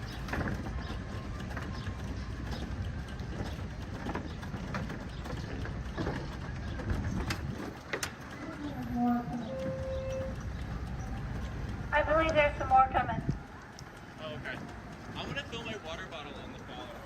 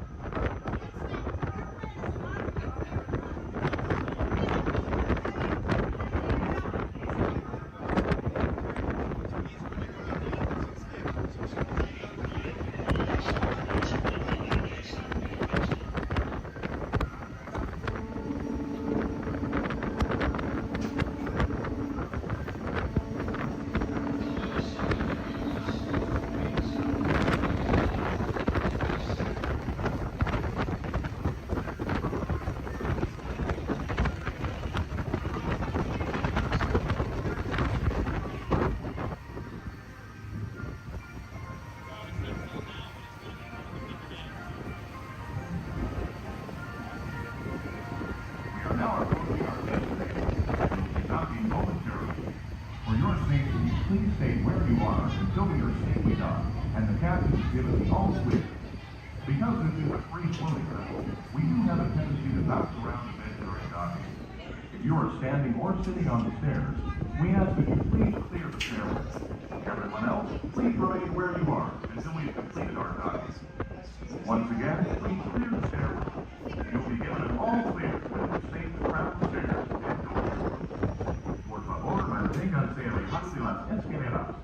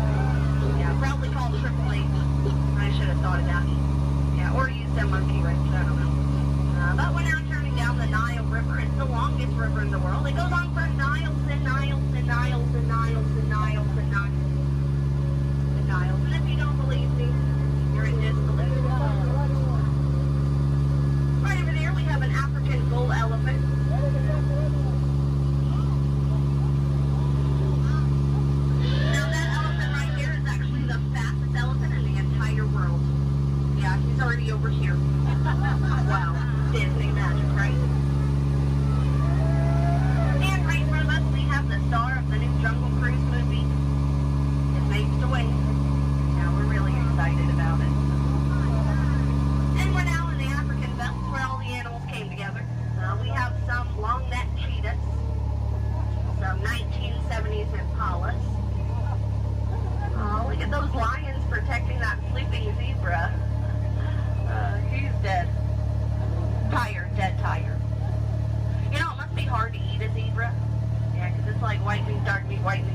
white meat, dark meat tail, you know. Oh, but there's the lost safari everyone's been looking for. You know, I tried to tell them that they could not outrun the animals here in the jungle, but what a rhino, right? I guess they'll get the point in the end. But that's my best friend right over there. Her name is Ina. Everyone say hi, Ina. The jokes do not get better from here. But now is a great time to point out some of my favorite plants, so I'll go ahead and get started.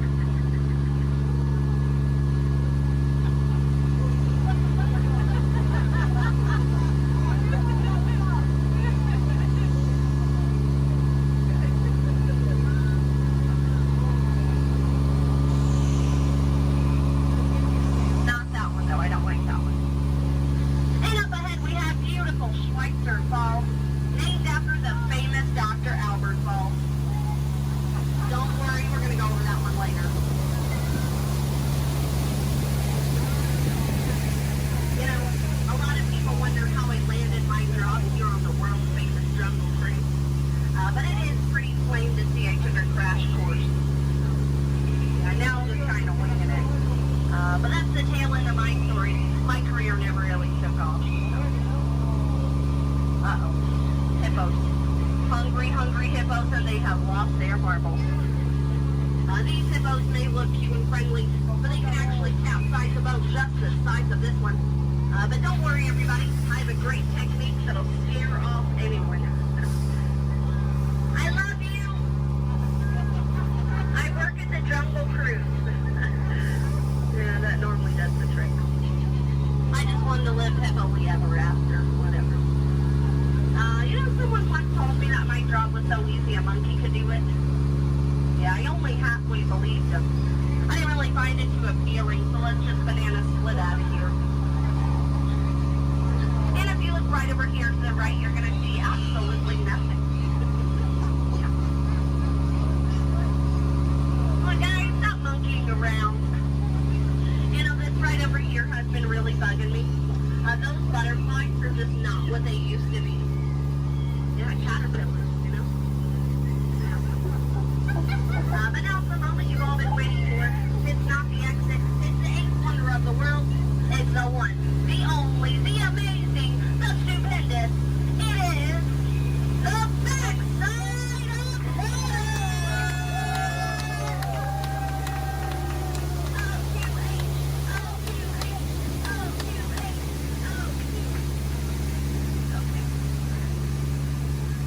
Well, we're now in the Mekong River, deep in the heart of Cambodia. Oh, look at that, a pair of Crocs. I always wanted a pair of Crocs. Said no one ever. I don't know, it looks a little scary. What do you guys think? Should we go in? Yeah. Good answer. 3 people. All right. I don't know what lies ahead. Could be treasure. Could be a dead end. Knowing Disney, it's probably a gift shop. Although it might be painful. It's a root canal.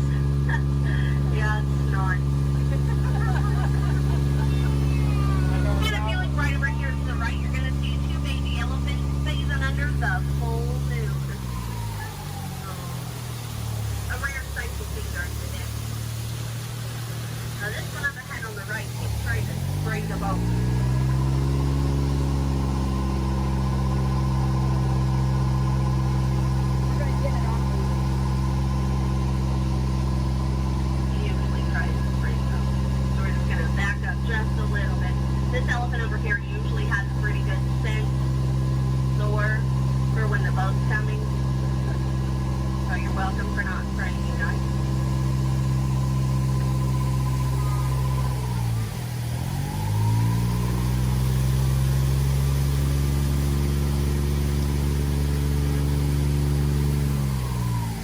Alright, we have two options. We can sit here and wait. I don't know how long it's going to be. Or we can take our chances and you guys might get wet. I heard that first. Okay. If that elephant comes up, not even joking, please duck. Way to ruin my joke. Okay, I guess he's sleeping. That's fine. Yeah, he wasn't even that important anyway. I guess you could say he's irrelevant. Almost over, I promise, I promise. You know, I had so much fun, I think I'm going to go around again. And again. And again. And again. It's only 7:30. Okay. Oh, look at that. They're boxing. Well, that's fun. Alrighty, folks. Well, if you laughed today, thanks so much for laughing. And if you did not laugh today, thanks so much for leaving. It's been a pretty awkward 10 minutes for everybody. As we approach drop days, try to keep your hands and arms inside the boat. You know, folks, we laughed together, we cried together, we very nearly died together, so it kind of makes us like a family. But just like any family, 10 minutes together is enough, so you know what they say, get out. Oh, sorry, that was rude. Let me try that one again. What I meant to say was, please, get out. Alright, recruits, this droid up front, his name is R5. He'll get you guys back to Batuu. Good luck and may the force be with you. Alright, friends, it looks like we have an incoming transmission from 6. Stand by. Okay, take this corridor to the turbo lift, then head down to the escape pod base. Those droids are programmed to return you to Batuu. Hurry and don't get caught. Lieutenant Beck will guide you. Recruits, for your safety, stay seated with seatbelts securely fastened. Keep hands, arms, feet, and legs inside the transport and supervise your children. Tell them it's a prisoner transfer. Did it work? Good. Now get a move on. There's a clear path to the turbo lifts at the end of the hallway. Turn right. Probe droid. You're lucky it didn't spot you. Take those turbo lifts and stay out of trouble. Hey, you're not authorized. Wait, those are the prisoners.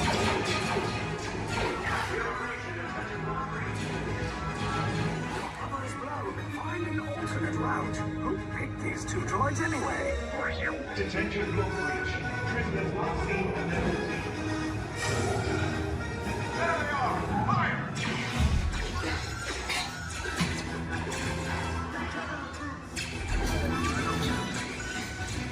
These safe bots just follow us. Take the lights down. I'll cover you. Hurry! No, not up! I said down!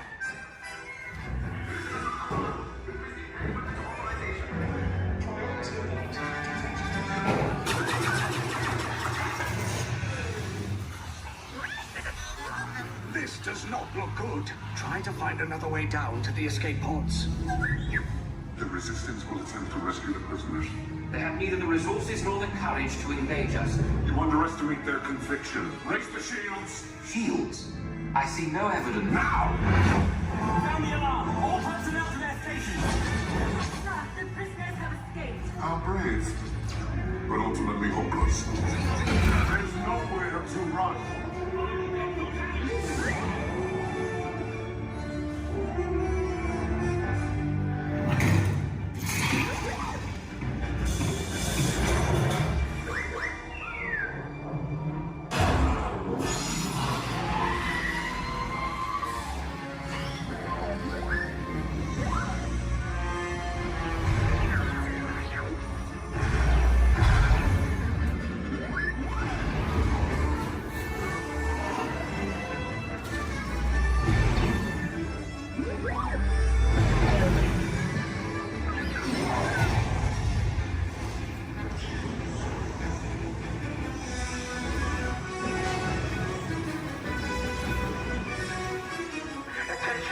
Resistance personnel, abandoned ship.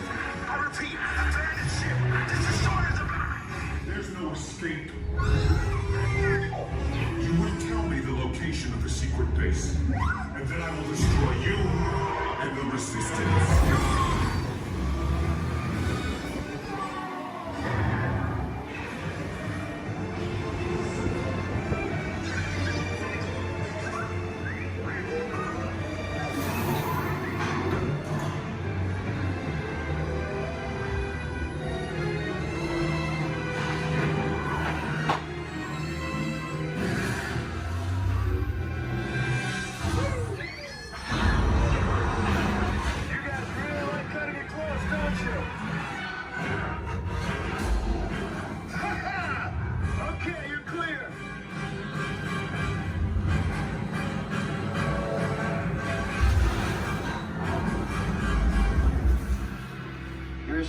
pods came in a little off target. Ground crews will meet you outside the wreck. All right, nice job, recruits. Not what you signed on for, but hey, you're resistance now. I think I have that authority. Right, Beck? Where's the lieutenant? I need eyes on Beck. Rhino, scan for his pod beacon. 4 escape pods down in Sector 4. Verification pending. Lieutenant Beck here. Beck! You're alive! I should hope so. Great job, recruits. Thanks to your heroism, the location of the resistance base is secure. Bravo! Yes, R5, you too. Safety, please remain seated at all times, keeping your hands, arms, feet, and legs inside the train. Please supervise all children, making sure they are seated away from the train openings, either fully on a lap or on a bench. Our next stop will be New Orleans Square Station. Do we want to discard? Do we want to stop at Nora? No, do you want to go all the way around?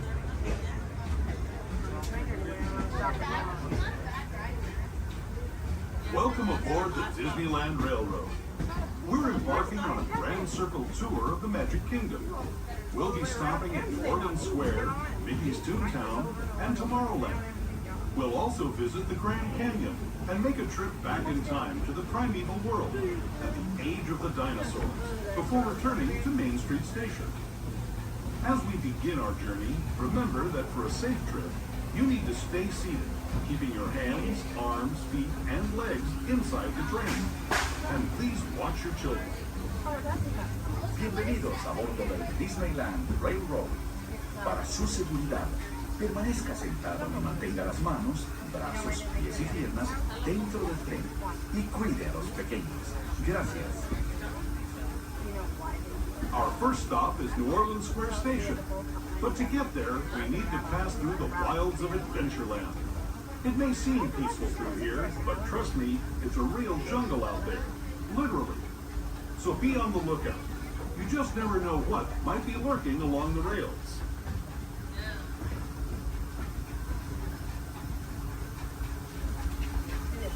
Just ahead of New Orleans Square Station.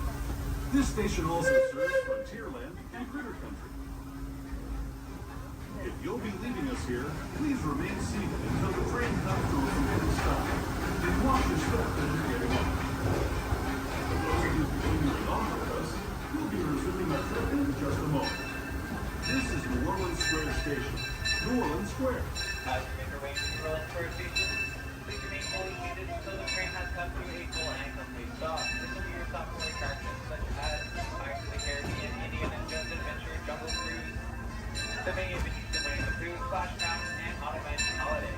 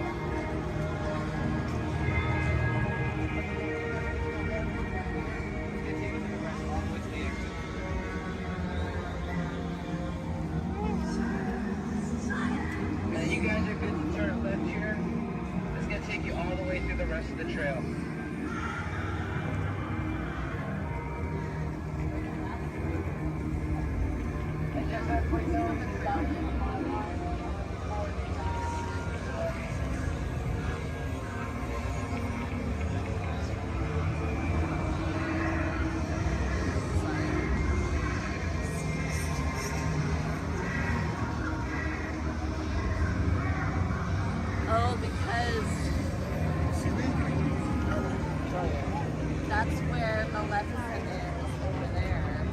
So the doors at Iceland.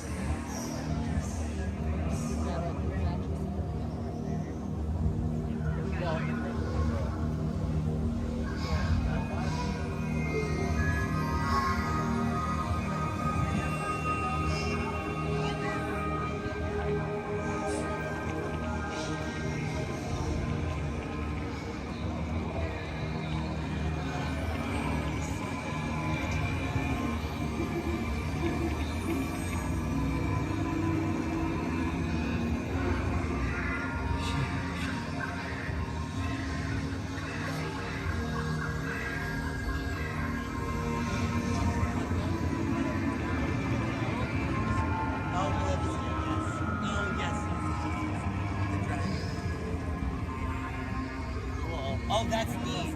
Yeah.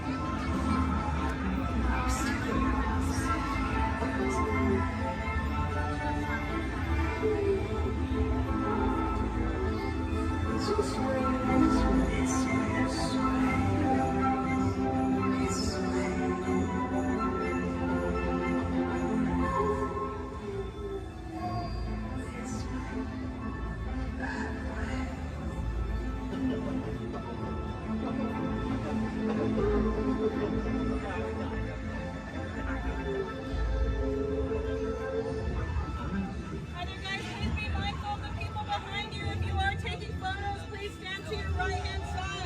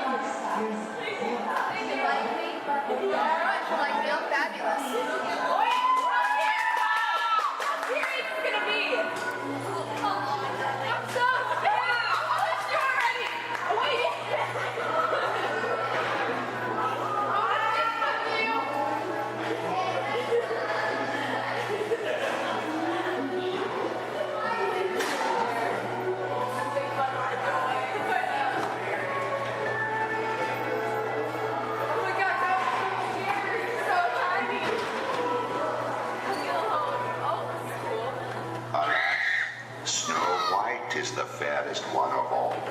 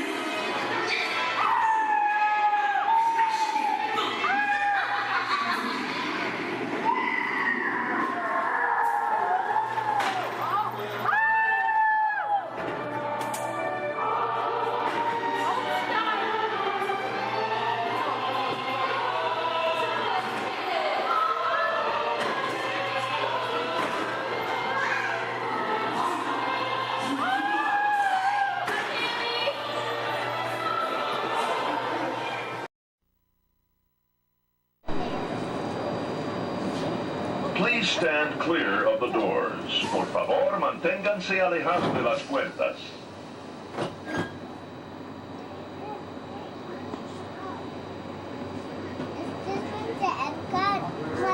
Welcome aboard the Walt Disney World monorail to Epcot. For those of you standing, please hold on to the handrails throughout our journey and stay clear of the doors. For the comfort of others, no smoking, please. Thank you. As we turn south, you can catch a glimpse of the spires of Space Mountain in the Magic Kingdom. Nearby is Disney's 8th-ranked contemporary resort. Where are we at? That's where we were just at.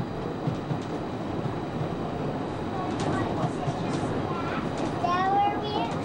Florida. Yeah, we weren't at the Magic Kingdom today, though. What? We didn't go to the Magic Kingdom today, did we? Yeah, we did. Yeah, we did. When? We were in Animal Kingdom. Right now we're kind of taking a little break.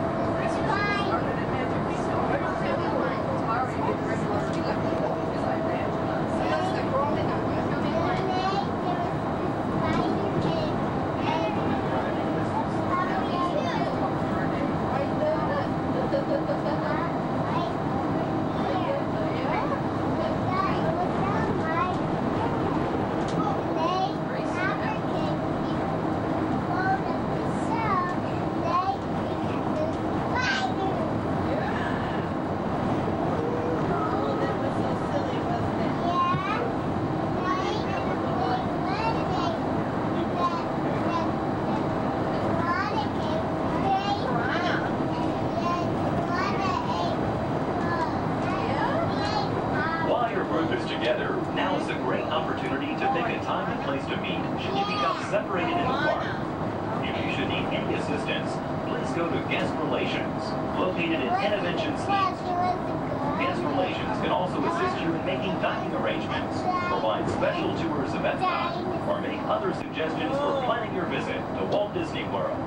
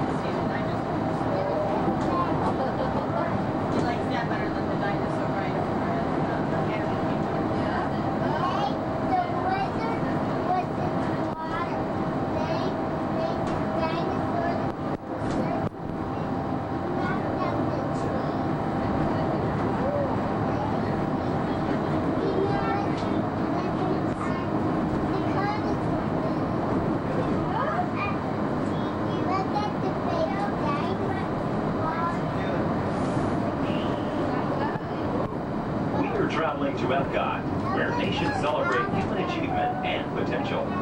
Its 300 acres are divided into two worlds, Future World and World Showcase. Future World offers fascinating explorations into realms of energy, transportation, and imagination. You'll also find adventures in communications, sea exploration, food production, and other vital topics.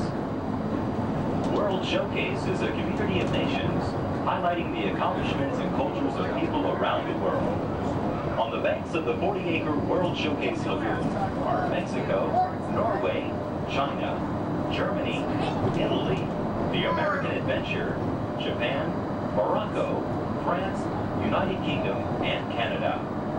Young adults from each nation represented in World Showcase are among your hosts, making this a true international exchange.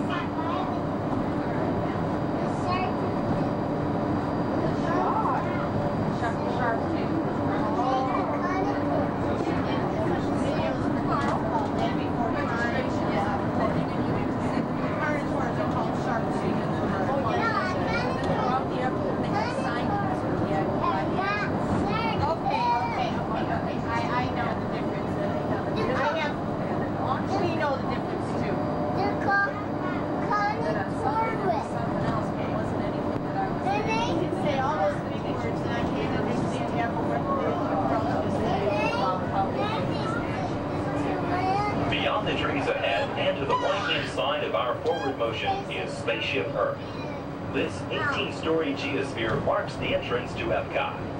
Inside Spaceship Earth, time machine vehicles take you through the evolution of human communications, from a distant yesterday to the dawn of tomorrow.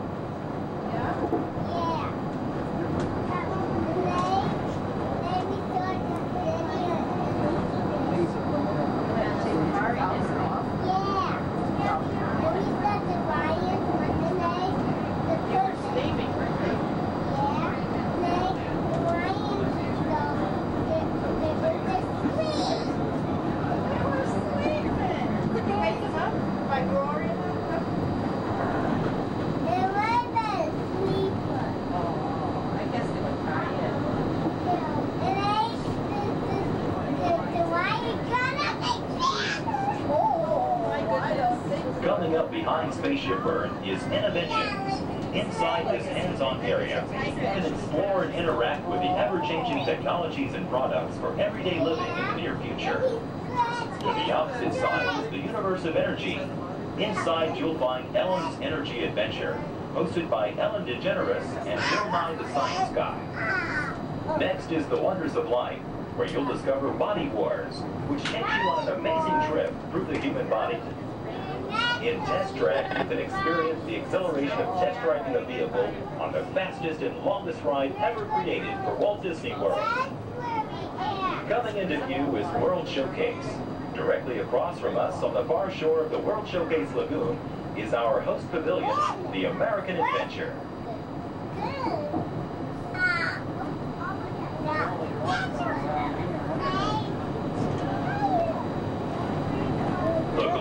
pyramids are the gateway to your journey into imagination. Inside, you can find the 3D adventure, Honey, I Shrunk the Audience. Join Professor Wayne Zielinski as he receives the Inventor of the Year award for his incredible shrinking machine. Next is the land, where you'll discover creative partnerships between people and the land around the world.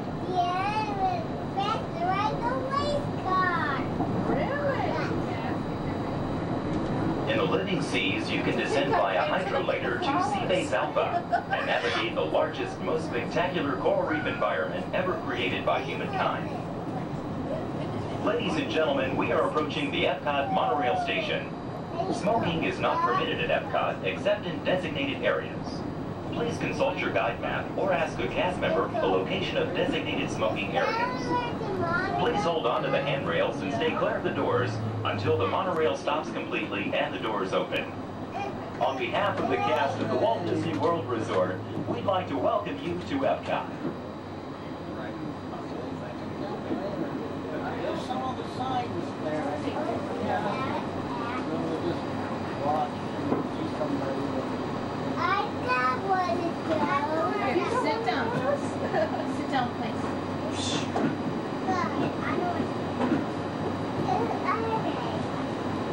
Ladies and gentlemen, please remember to collect your belongings and take young children by the hand. As you exit, please lower your head and watch your step. Thank you. We head out. Please remain seated at all times. Please keep your hands, arms, feet, legs, and elbows inside the vehicle, and please supervise your children. This is a one-way trip to Main Street, USA, and enjoy your ride.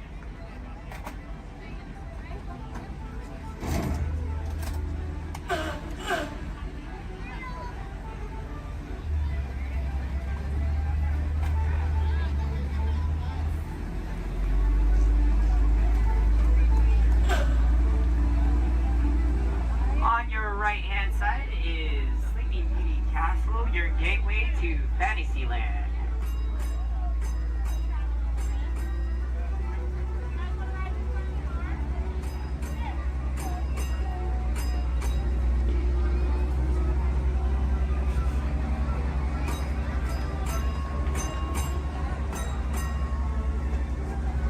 Coming up on your right-hand side is Frontierland and Adventureland. Beyond that, Critter Country, Darling Square, and Star Wars Galaxy's Edge.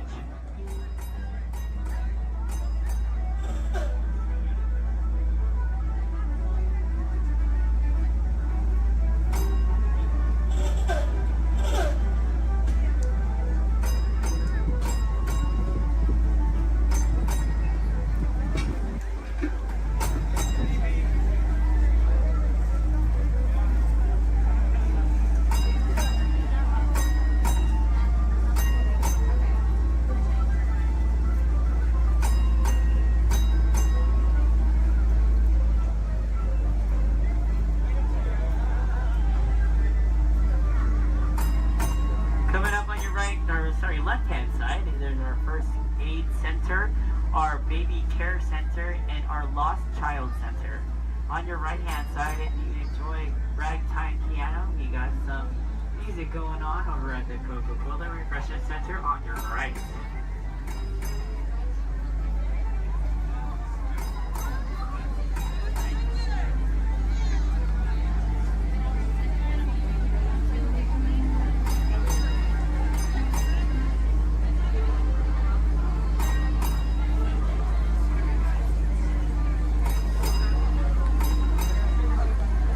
If you get hot later, on your right-hand side is our Dips and Grill ice cream parlor.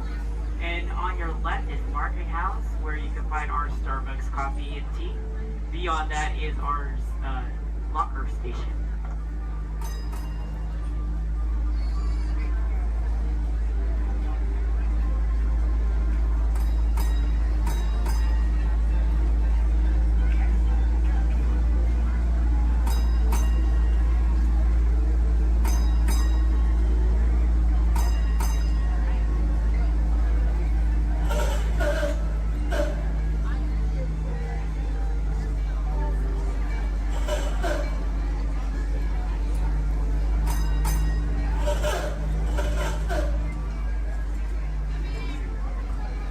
come to our final destination in front of Disneyland City Hall. Please remain seated until the bus has come to a full and complete stop. For those of you who are sitting in the top stairs, please watch your step as you exit the stairs and assist young children. And enjoy the rest of your day here in the Magic Kingdom. My name is Justin, and thank you for riding.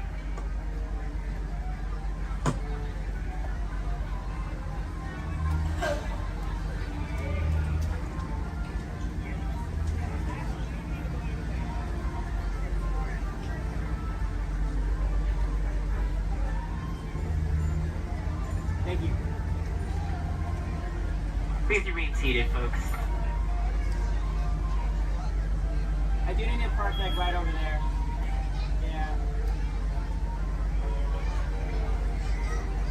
Please remain seated, folks.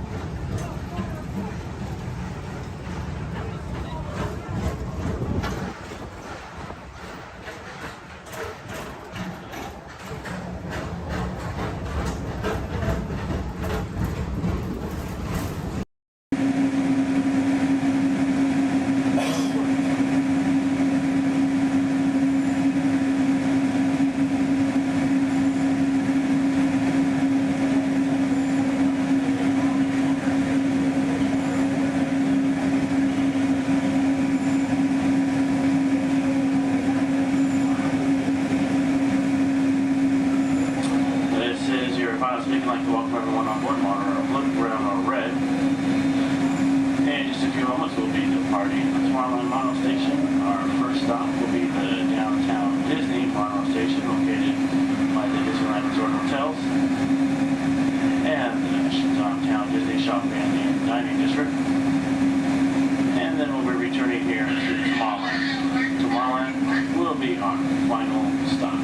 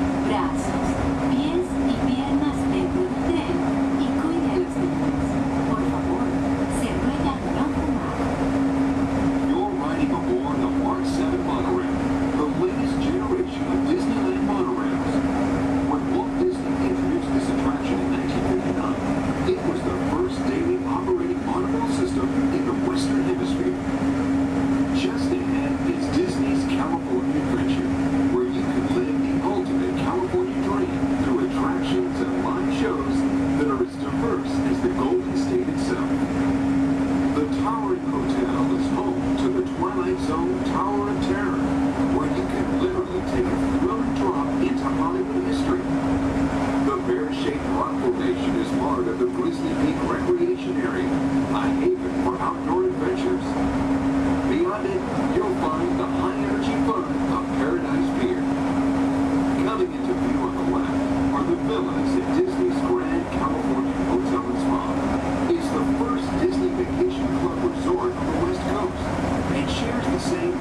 autograph style as the famous hotel, which we are now entering.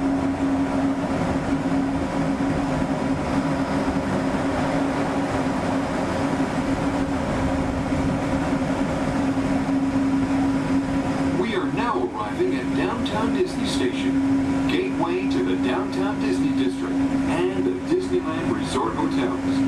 If you will be leaving us here and returning later today, please hold on to your park ticket and have your hand stamped as you leave the station. You may reboard the monorail for a return trip to Tomorrowland up until 1/2 hour prior to Disneyland closing. Please remain seated until the monorail comes to a complete stop and the doors have opened. Then, gather your belongings, lower your head, watch your step, and exit to the left of the monorail. Thanks for traveling with us today, and we hope you enjoy your visit to the Disneyland Resort. For those of you continuing with us,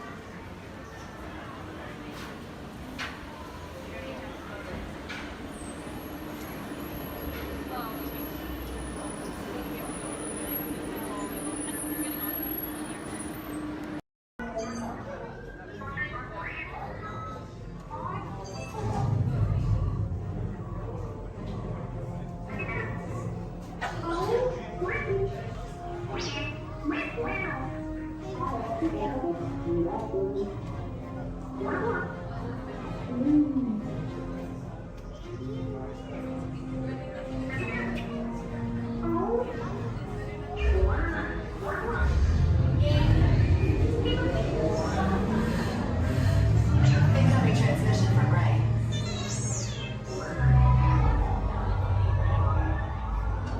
BB-8, is everyone assembled? Good. Should we be in flight prep? Recruits, thank you for joining the cause. A covert resistance team led by my friend Finn has infiltrated a first-order Star Destroyer that is now headed to this system. Your outpost on Batu is no longer safe. We have transports waiting to take you to General Organa's secret base on Pucara. I'll regroup with you there. The Resistance desperately needs your help in our fight against Kylo Ren and the First Order. Remember, it is vital that you keep the location of the Pucara base secret. Lieutenant Beck, one of our top commanders, will lead you. Affirmative. Transport is ready. 9 on the I shall personally see them delivered. Thank you, Lieutenant. Welcome to the cause. May the Force be with us. Commander Poltam and a squadron of X-Wings shall escort us to the rendezvous point on Pucara. Roger, this is Black Leader. I hear you're a fine-looking group of recruits. Well, no time to waste. Let's get you on your way to the General. Stand clear. Deck doors opening now. Hurry, all recruits to transport. No need for safety gear, it'll be a smooth ride. Ground crews, deck is in motion. Recruits crossing to transport. Initiate pre-flight sequence on Deck 3 for Pucara.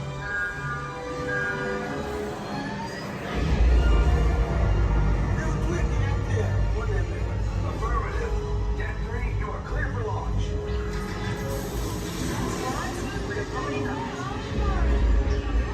Pucara personnel, this is your final call on board. Transform away from the blast doors, all the way forward.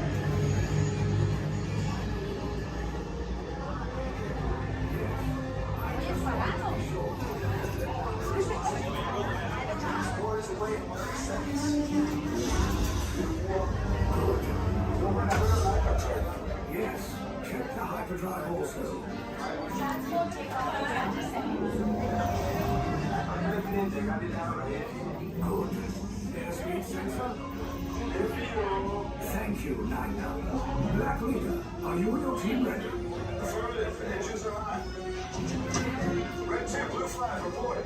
Red 2, check. Blue 5 standing by. Engage repulsors and hold on, recruits. All ships, launch.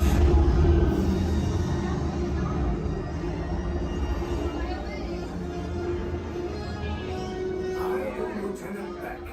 As you heard from Ray, I have been tasked with getting you to Vakara. Red 2, Blue 5, keep tight now. Let's get ready to make that jump to light speed on mark. Black Leader, we're picking up an unusual signal. Are you spotting anything? Yeah, I see it. We'll check it out.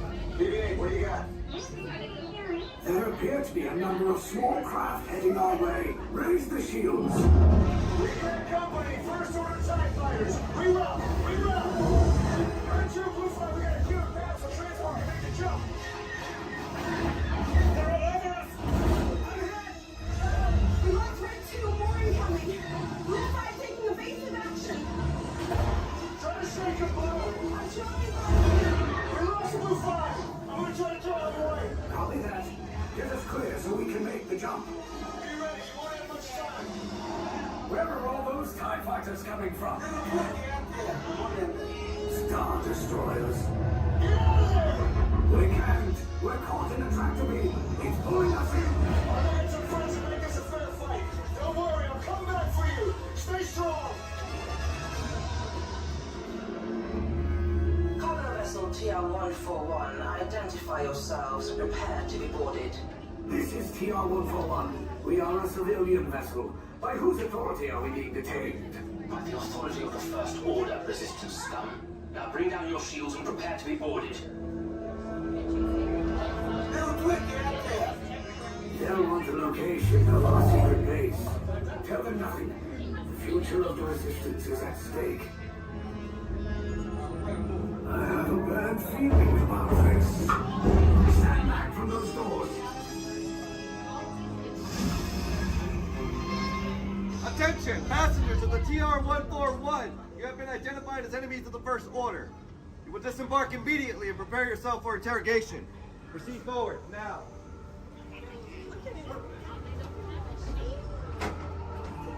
Down that hallway to your right for interrogation. Keep your...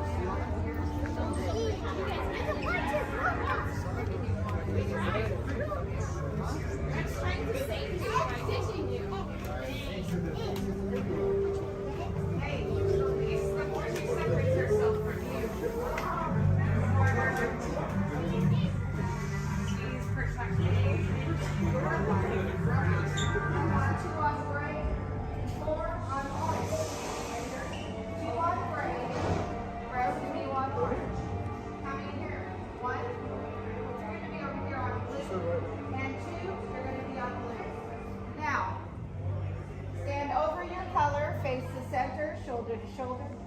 Now remember the color you've been assigned: blue, red, gray, and orange. It'll be an important part of your interrogation process. You're going to need to know that color at the end of your interrogation and possible long-term motive. How many? Maybe it's time blue. Quickly to the end of the hallway. How many? 4. It'll be a stand red. How many? Now, this cell door opens, I will call you in by your assigned. And you will tell us everything. No, oh, you're going to have a tough time in interrogation. Get on your color. There you go. Scoot over, Blue. Make a look for him. Get on your color. Not the lights, on the color. Where you go?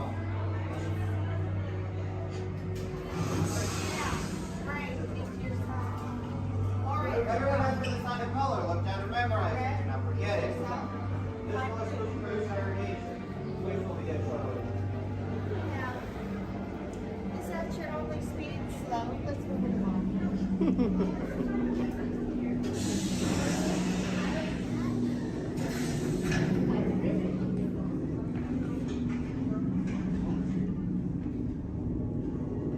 Leave us. Yes, General. Enemies of the First Order. We will soon snuff out your meager resistance. You chose the wrong side, and now you will pay.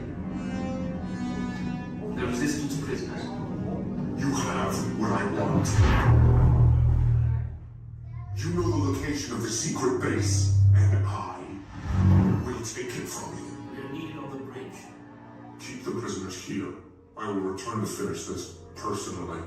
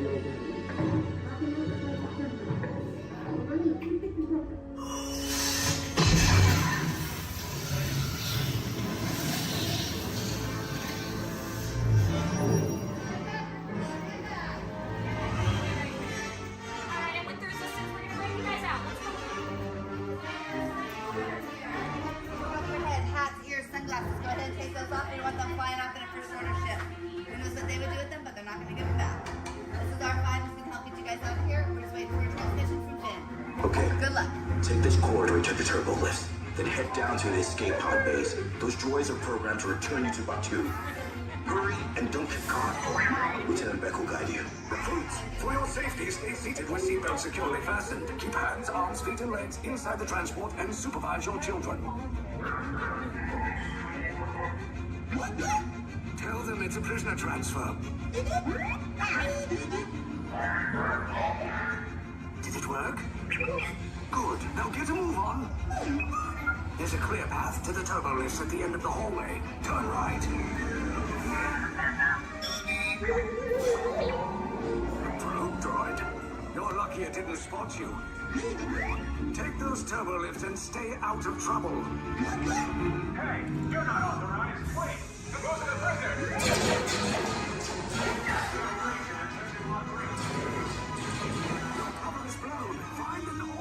Who picked these two droids anyway? Detention approach. Prisoners not seen nothing of the team. Fire!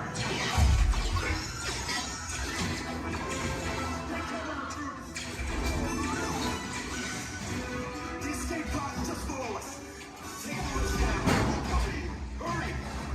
No, not up! I said down!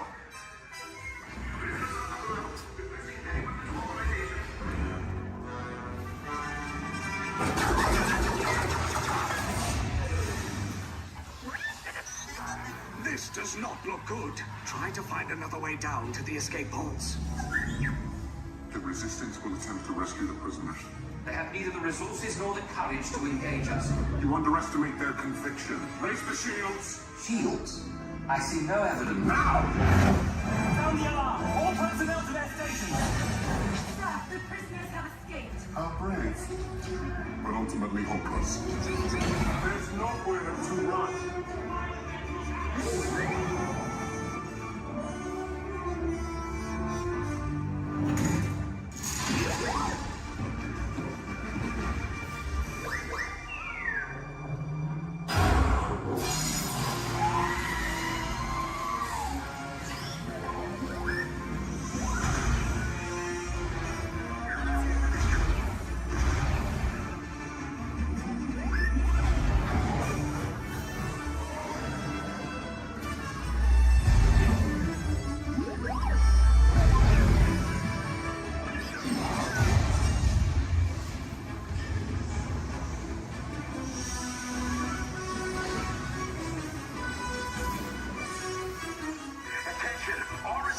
personnel. Abandon ship.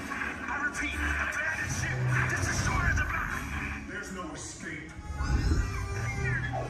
You will tell me the location of the secret base, and then I will destroy you and the Resistance.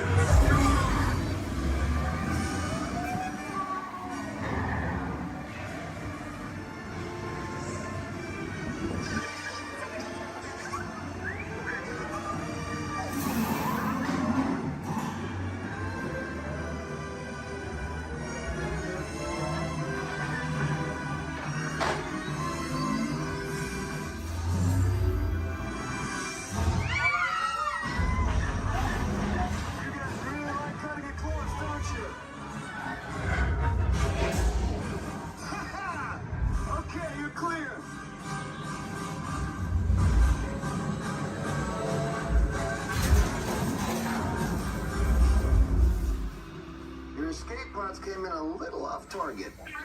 Ground crews will meet you outside the wreck.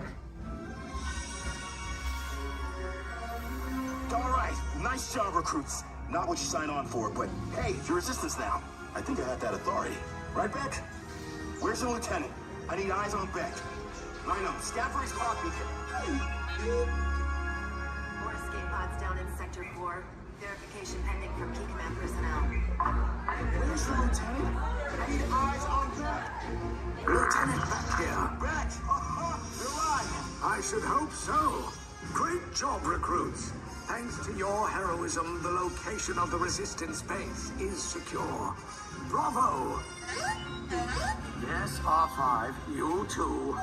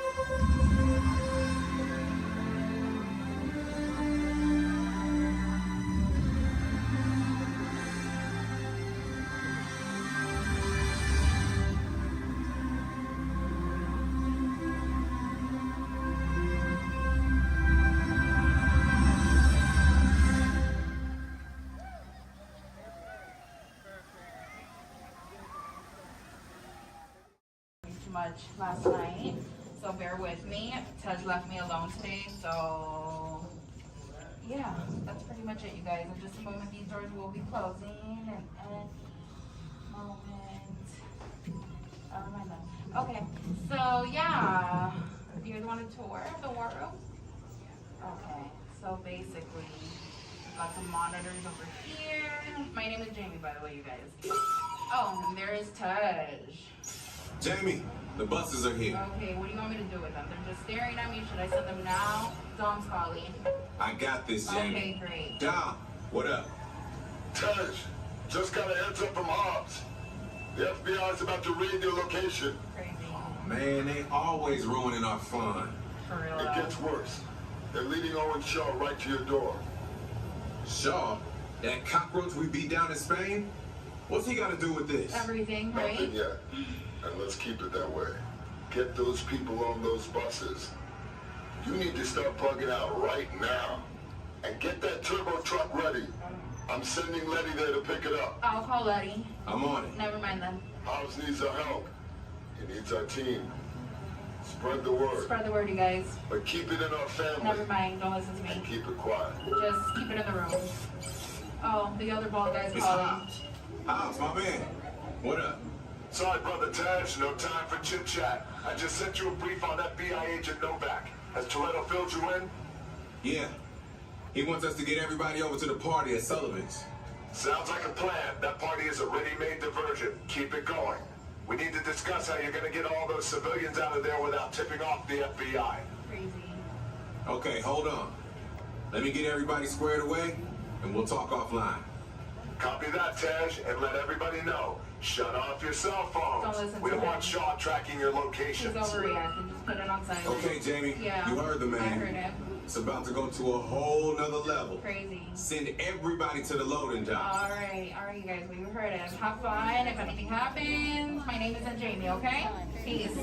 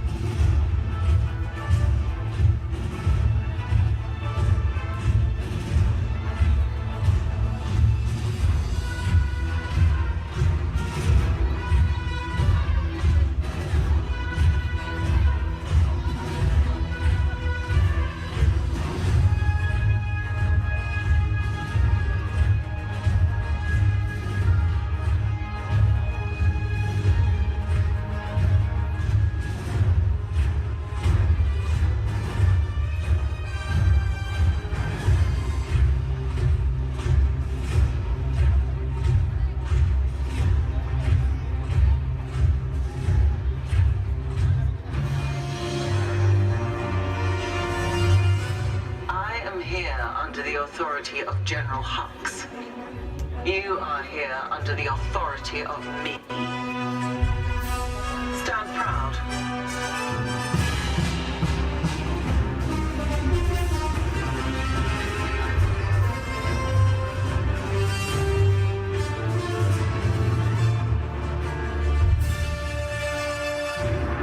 Troops in this division are held to the highest standard. Mine. Show me fearless.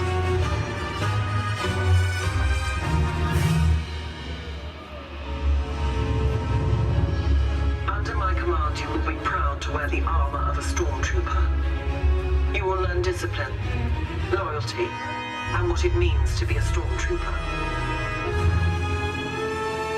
Battle stance.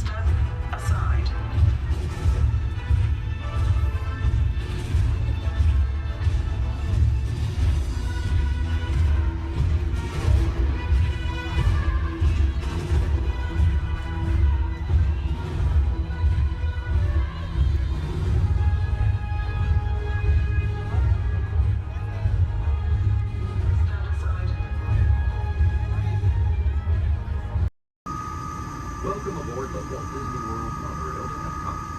For those of you safe, please hold on to the handrails throughout our journey and stay clear of the door. For the comfort of others, no smoking, please. Thank you. As we turn south, you can catch a glimpse of the spires of Space Mountain in the Magic Kingdom. Nearby is Disney's contemporary resort.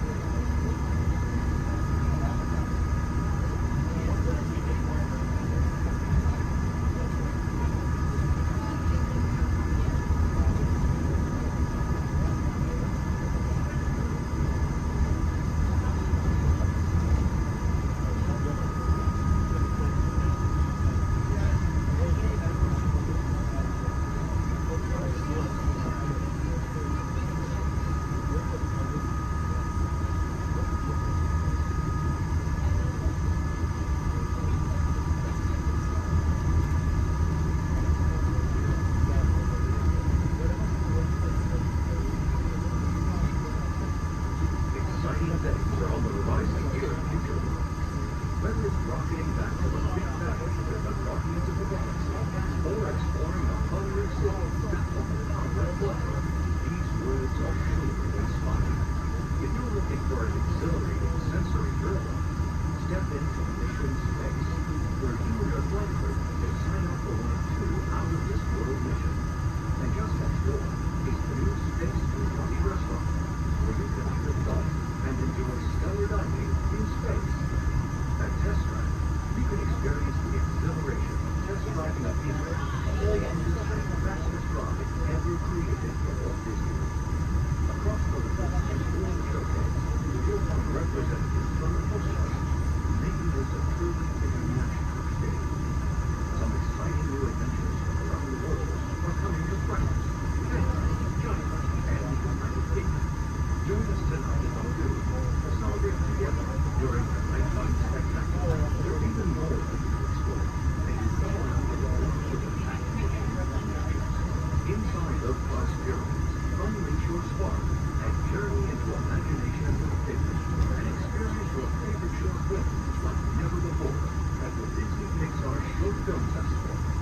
Next is the Land, where you can celebrate Earth's rich diversity. The Land is also home to Soarin', a free flying adventure across the wonders around the world. Here at the sea, you'll be able to meet some of your favorite undersea pals from Disney Pixar's Finding Nemo. We're approaching the Epcot monorail station. For our smoking guests, there are designated smoking areas just outside the park. Please hold on to the handrail and stay clear of the doors until the monorail stops completely and the doors open. On behalf of the cast of the Walt Disney World Resort, welcome to Epcot.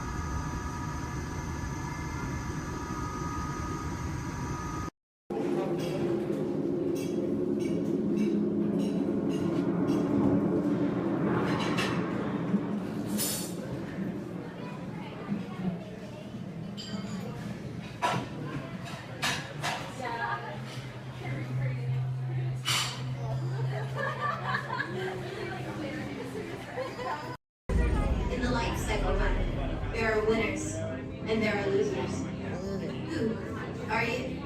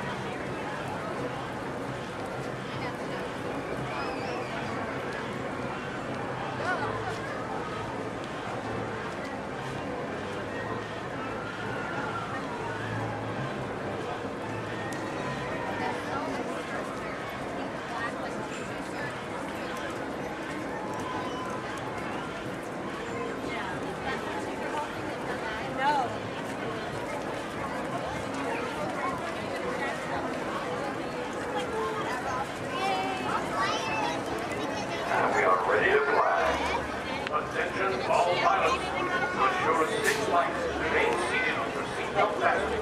Keep your hands, arms, feet, and legs inside. And please supervise the other pilots. To make your rocket ship fly higher, pull back on the control lever in front. To descend, just push the control lever forward. Thank you. Pilots, prepare for liftoff. Para su seguridad, permanezca sentado por el cinturón de seguridad ajustado y mantenga sus manos para sus pies y piernas dentro del cohete. Cuide a los pequeños pilotos. Gracias.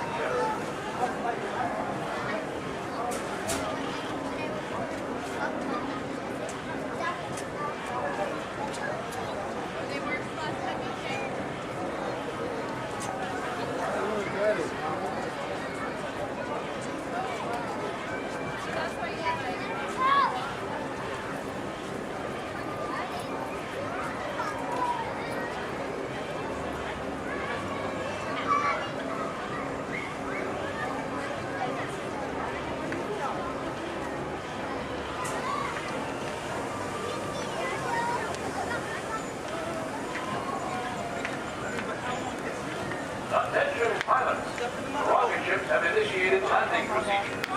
Please remain seated until your rocket ship comes to a complete stop. Then follow the arrows to the flight. Happy landings!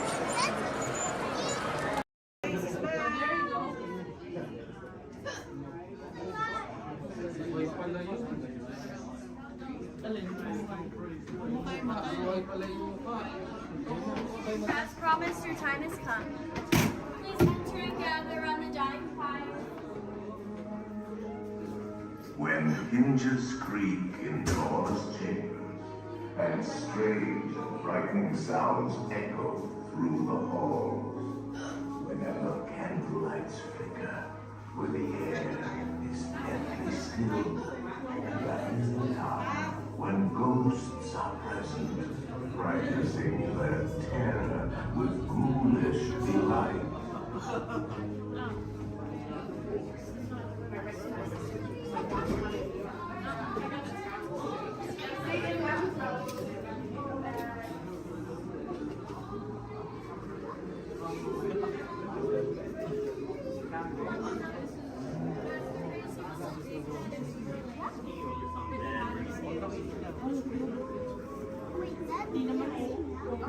Welcome, foolish mortals, to the Haunted Mansion. I am your host, your ghost host. Our tour begins here in this gallery. Here where you see paintings of some of our guests as they appeared in their corruptible, mortal state. Kindly step all the way in, please, and make room for everyone. There's no turning back now. At this time, I need everybody to drag their bodies away from the walls and gather in the dead center of the room. Your cadaverous pallor betrays an aura of foreboding, almost as though you sense a disquieting metamorphosis. Is this haunted room actually stretching? Or is it your imagination? And consider this dismaying observation. This chamber has no windows and no doors. Which offers you this chilling challenge to find a way out.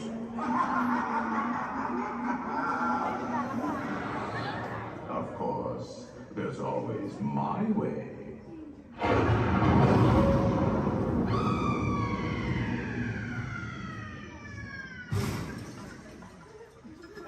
Oh, I didn't mean to frighten you prematurely.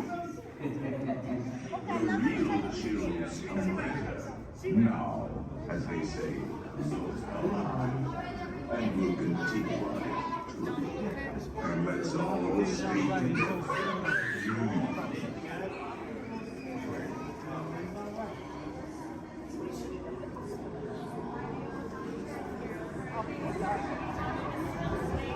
He didn't say a word about it. I'm just gonna go outside.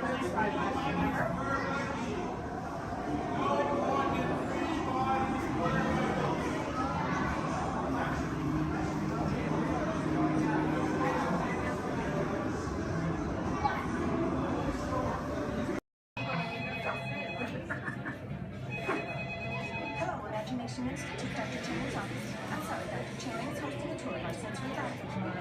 Please hold close. Hello, Dr. Channing's office. Hello, Dr. Channing's office. Hello, Dr. Channing's office. What's that?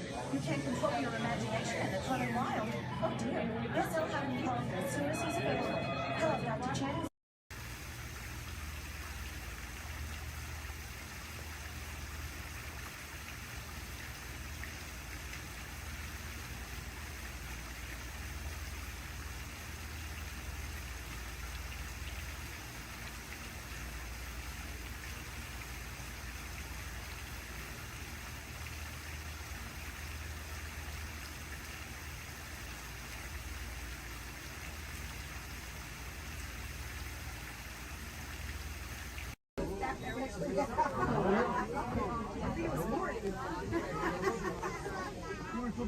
Looks like we're on our way, and I'm so glad to have you with us.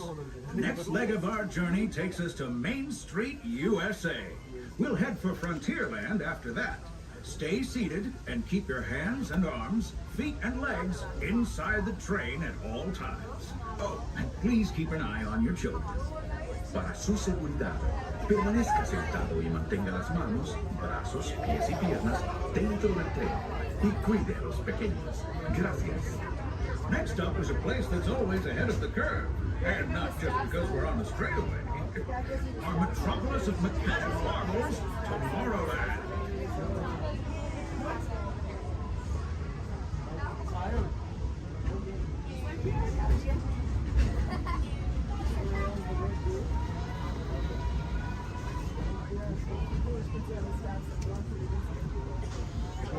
As you know, I love this railroad about as much as a songbird loves the morning.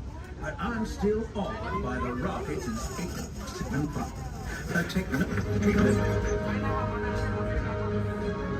Unidentified users detected in upload conduit area. Scanning. Calculating. Locomotive maintaining trajectory. Intervention not required.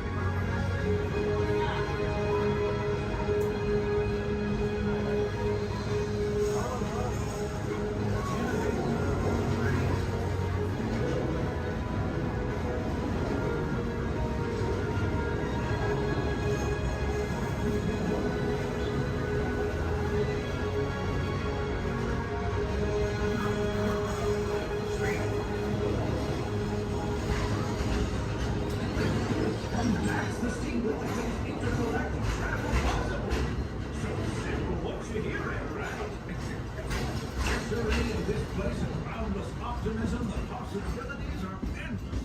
You might say the sky's the limit, but even that is no obstacle in Tomorrowland.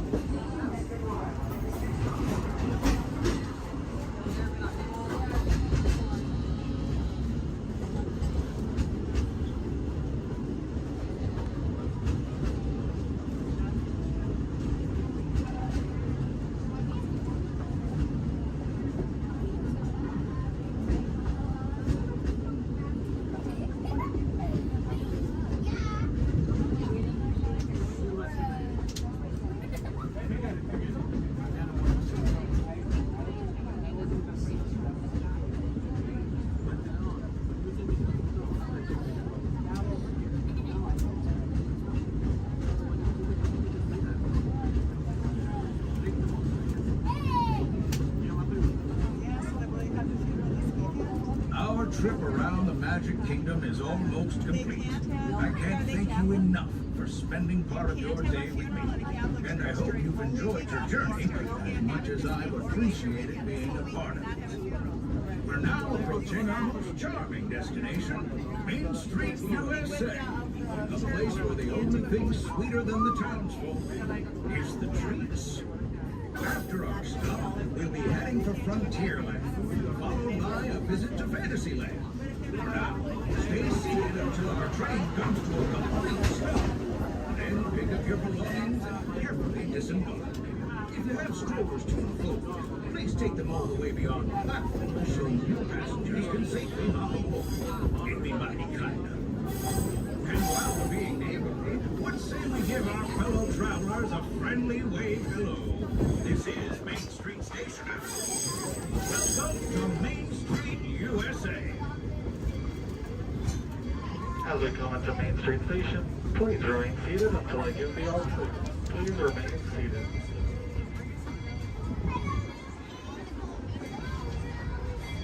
Please remain seated, everybody. Please remain seated until I give the all clear.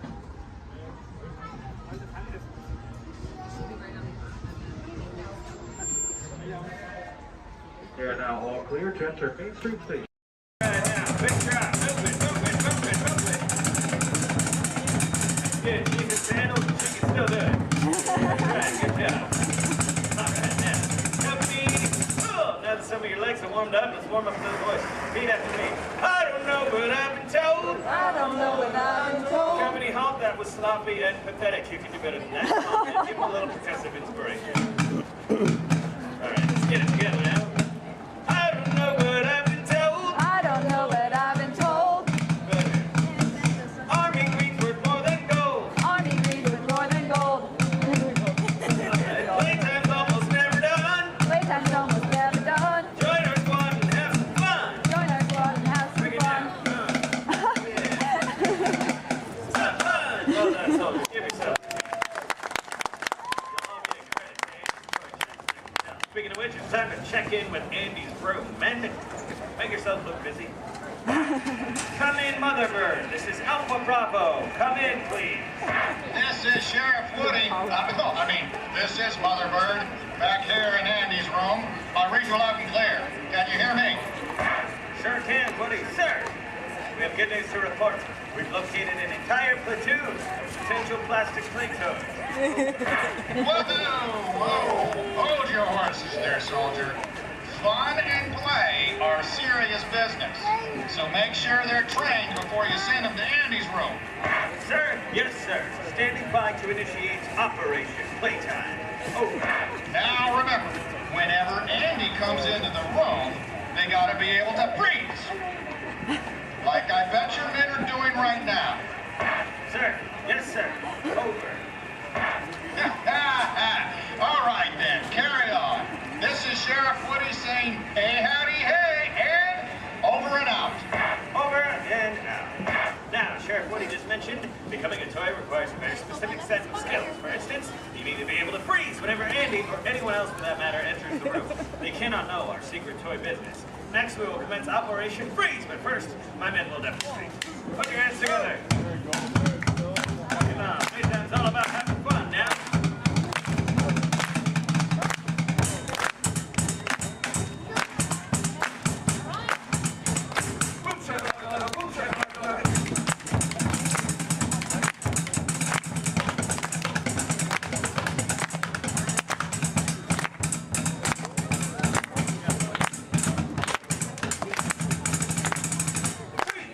Well done, give him a hand. Now, this operation, they need a front line of volunteers right on up here across this way. Come on up. Don't be shy. Move it. Come on up. Front line up. We will train these volunteers to be checked. Batteries one at a time. Empty. All right, now, go ahead and line up with these soldiers here, shoulder to shoulder. One big straight line. Very good. Now give me an about face. That makes turn around. We're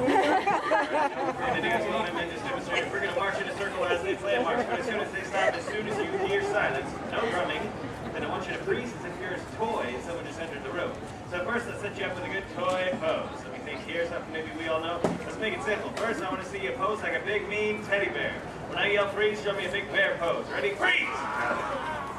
Very good. Now, as I mentioned, while my men play, we will march in a circle, following me this way, and as soon as they stop, I want to see you frozen. Then take it away.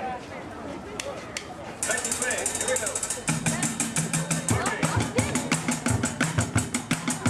Get there, buddy. All right. Very good. That's a good marching line. I'll tell you that. Now, let's get that down. As soon as they stop. All right. That was pretty good. Let's try it again. like an action figure, maybe your favorite action sports star. Think of your favorite sport and then pose like you're playing it, man. Following me this way. Here we go.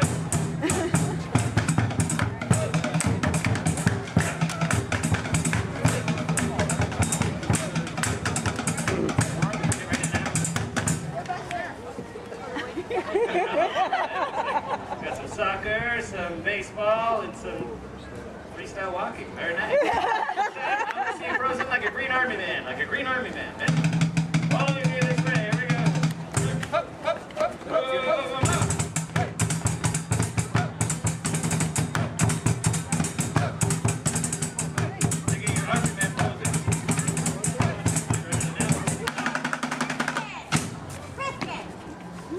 All right, pretty good. Give me a round of applause. Let's stay where we are for our next operation. We call Operation Bug Toss. Men prepare. Now, what we're going to do is practice something that is very important to Green Army men and women everywhere, and that is target practice. You must have your aim home at all times. You never know when you're going to need it. So, for Operation Bug Toss, you will be presented with a target. This red barrel here is too filled with monkeys.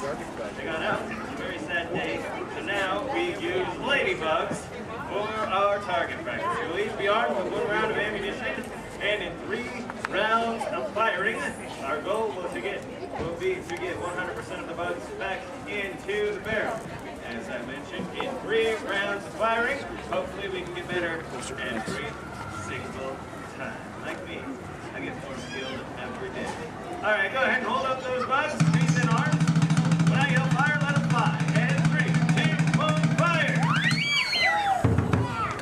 That was pretty good for a first time, but I know we can do better. Go ahead and pick up those bugs, recover those ammunition. Remember to observe the rules of playtime, share, play well with others, and be safe. All right, now, freeze in arms. Let's try round 2. See if we can do any better. And 3, 2, 1, fire! That was a little better that time. We're getting closer to 100%. Let's try the 3rd and final round of firing. As I said, our goal is to get 100% of the bugs into the barrel. I have faith in you. Now, freeze in arms, hold them up. And 3, 2, 1, fire! Wow, would you look at that? All 100% of the bugs made it into the barrel. Give them a big round of applause. Well done, men. Mission accomplished. You're dismissed. Go ahead and fall into formation as you were. Great work. You all make my plastic heart pump pride. All right, we have one final operation, which we call Operation Play 12 with others. And for this operation, we will practice playing 12 with others. That's right. And I need 2 volunteers celebrating their birthday. I see one right over here with Debbie. Come on up. Come on forward, and you too. Come on up, Savannah. Debbie, go ahead and stand right here for me. Savannah, fall in next to Debbie. Right in line with my men. There you go. Give them a round of applause. They're going to be honoring members of my drum corps. That's right. You're going to be playing on these, which I recently acquired from the Rockstar Canvas playset. They're not mine. Go ahead and hold on to those. Now, what's going to happen is my men are going to play march, and any time they may stop and point at you like this, go ahead and take a look at what they're doing. And when you see them do that, I want you to hit that tambourine 2 times like you mean it. Try to do it together right now. Good job. Yeah, you can hit a little harder than that. There you go. Perfect. Now, just take your cue from my man and 1, 2, 3, 4.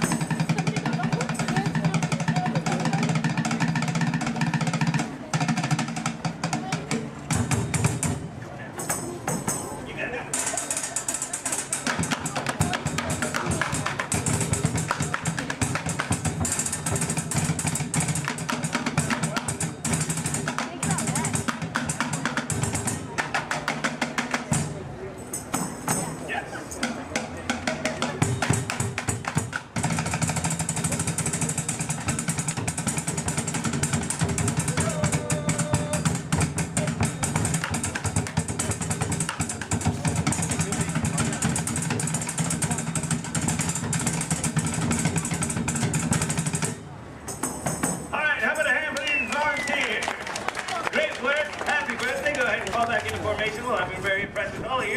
Your observations of the rules of playtime. I think it's time to make you official honorary toys. Men, pack it up while I administer the oath. Everybody raise your right hand. That's an order.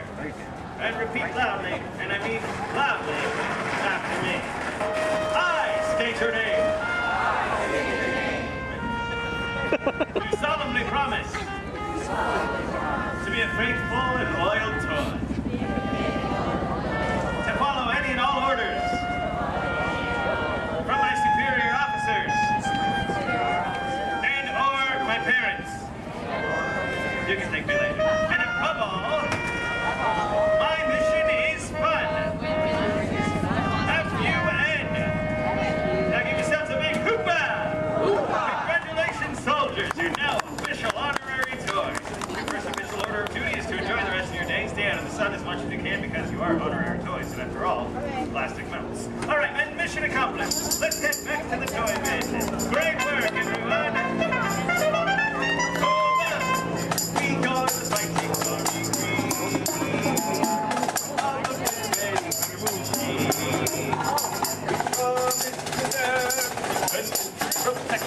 our room that's filled with toys, as you'd expect. No mission's ever been too small.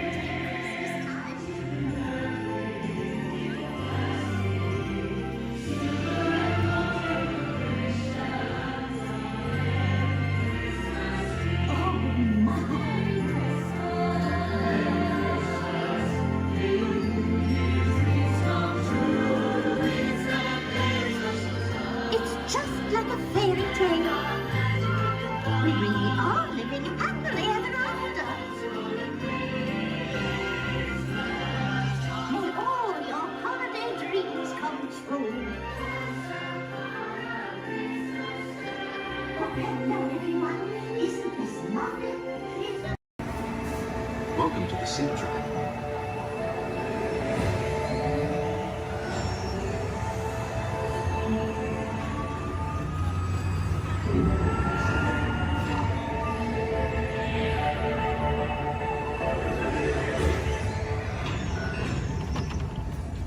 begin with the capability test to see how your vehicle designs perform under challenging weather and surface conditions.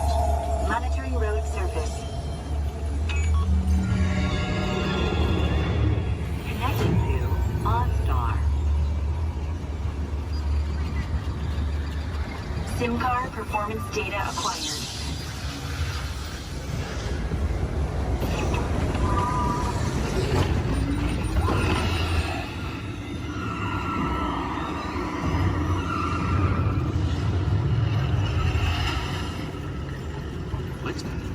Let's see how your designs hold up now. Commencing SIM car off-road and extreme weather sequence.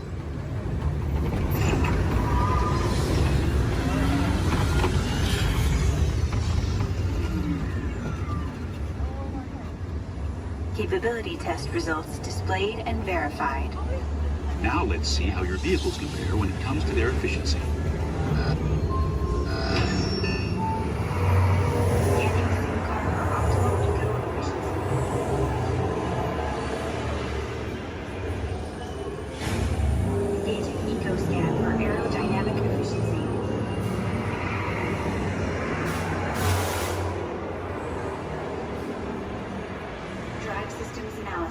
Hyperspectral imaging in progress. Calculating total enviro impact.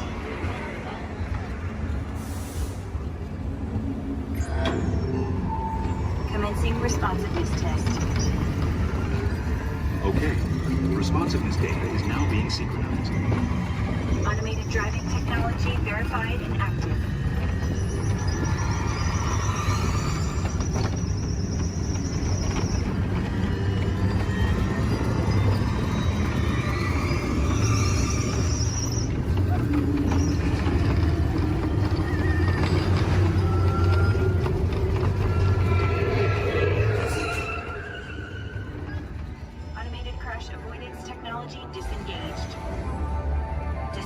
Responsiveness data. Here comes the final test. Energizing for power test.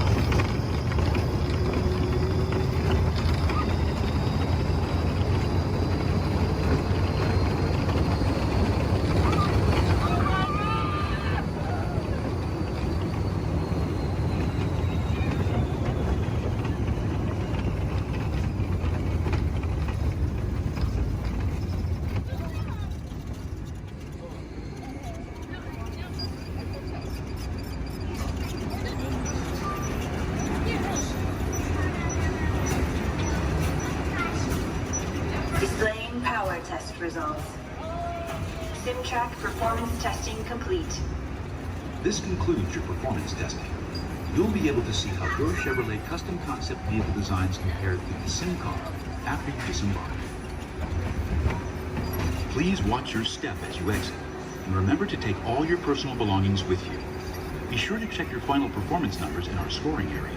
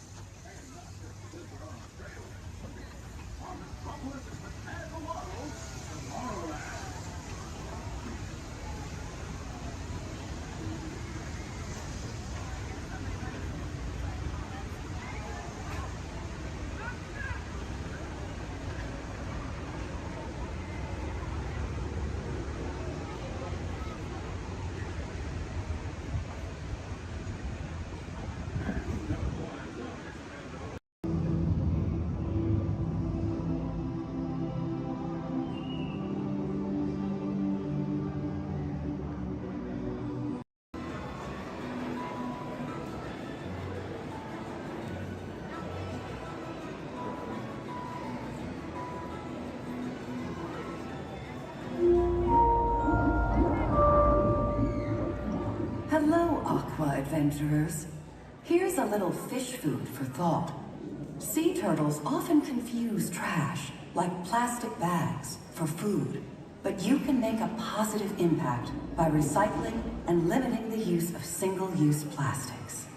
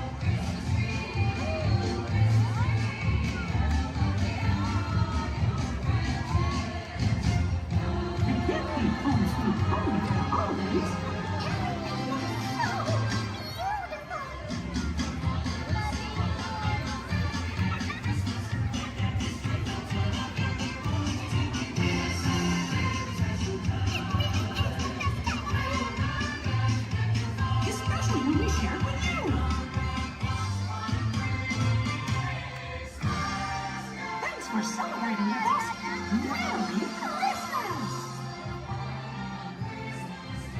Hiya, folks. We're so glad you could make it to our party.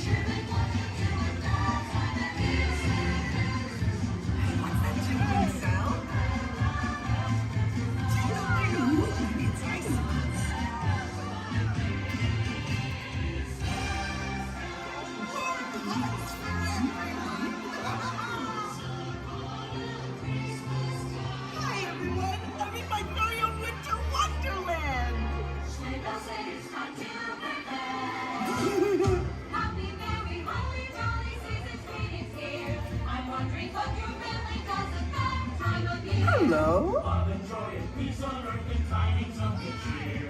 Do you have vacation place for that time of year? Look at all the lights and the people. We'll hang up boughs of evergreen on every single doorway. Make a giant cookie in the weedy shape of Norway. Go from door to door to door by sailing with our choir. Bring up all your giant socks of love and open fire. Happy Mary, go and carol, faithful friends and dear. Thanks for sharing what you got. Ooh, a snowflake. Maybe I can catch it on my tongue.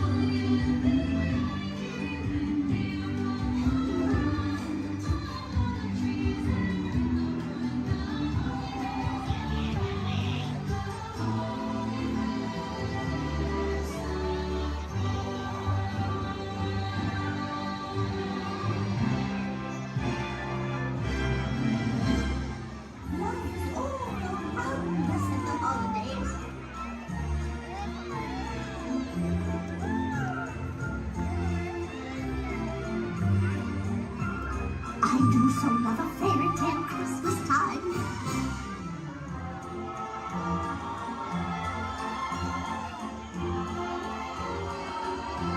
Happy holidays! This is my favorite time of the year.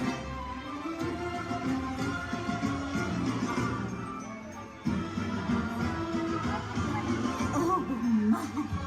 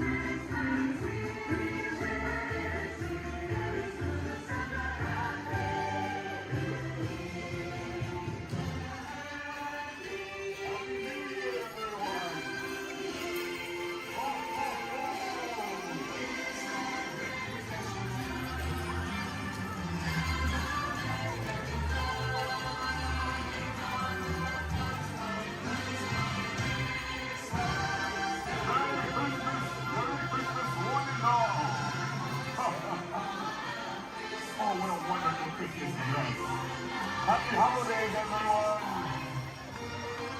Hello there! Happy holidays, everyone! Be good!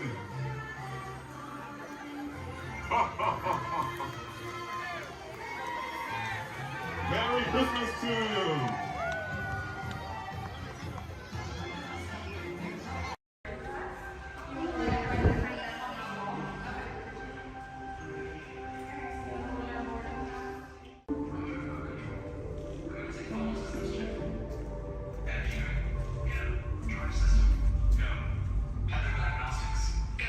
Magnetic field. Go. Gravity generator.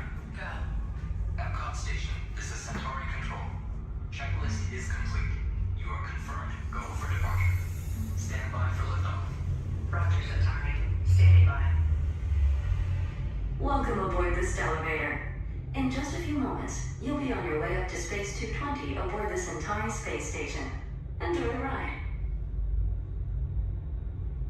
SV1, you are clear for departure.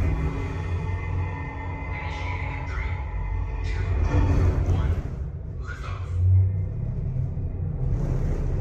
You're riding aboard the Mark V Stellarator, the latest in space elevator design and technology. Today, you'll have a spectacular view of Florida and the Eastern Seaboard. Enjoy the ride. I'll be back in a bit with arrival information.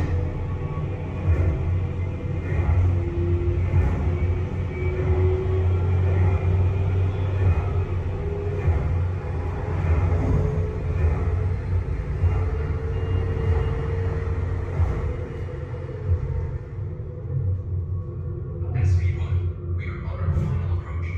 Roger that. If you look above, you'll see Centauri Space Station coming into view. Once we dock, gather your belongings and exit through the open airlock. A Space 220 agent will be waiting for you. SV1, cleared for arrival. Gravity generator active. Airlock activated. Docking complete.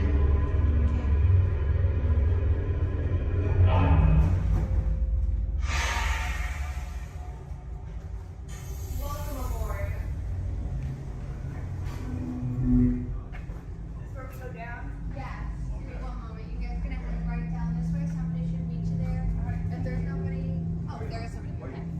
Head on down. Thank you. All right, guys. Woo. Is it okay? Good. We're safe.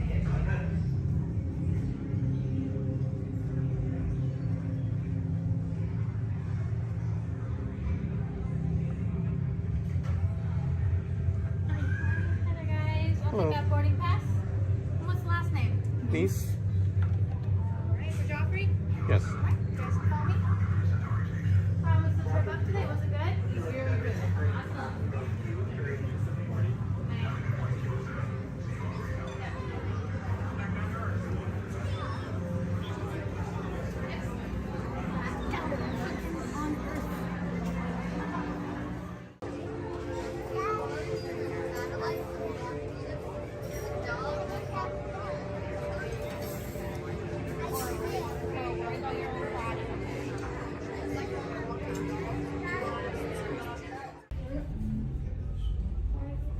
SV2, you are cleared for departure. Initiating descent in 3, 2, 1. Your journey back to Epcot will be a smooth and quick one today, so enjoy the ride.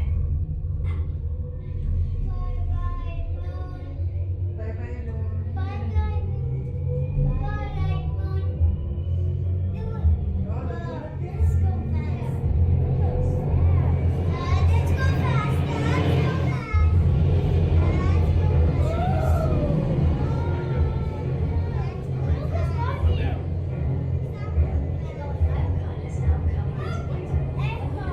Gather your belongings, exit through the open airlock, and watch your younger travelers. Yeah, it's way better. SV2 cleared.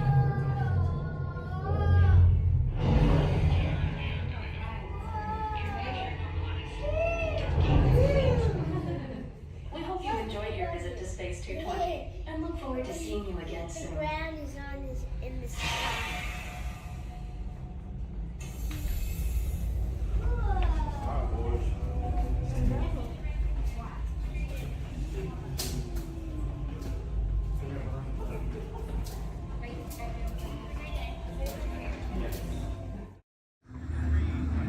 Okay,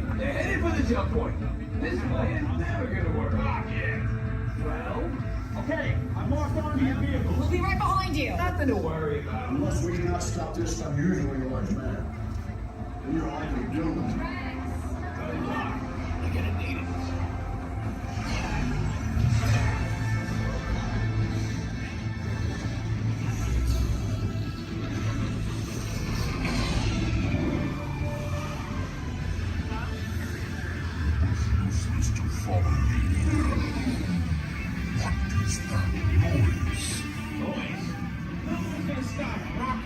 From existing.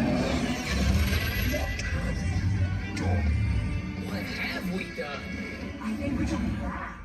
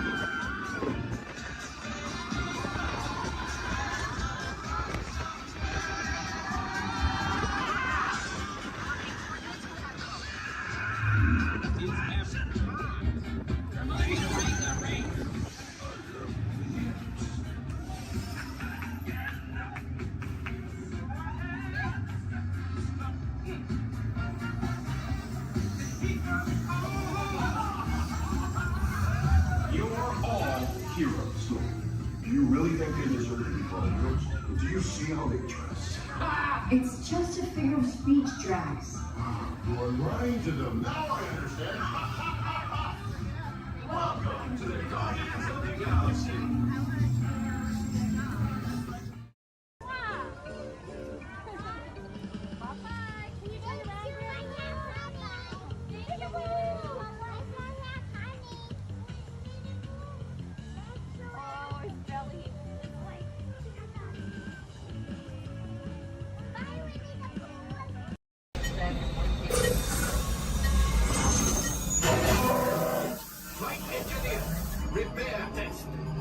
Flashing buttons.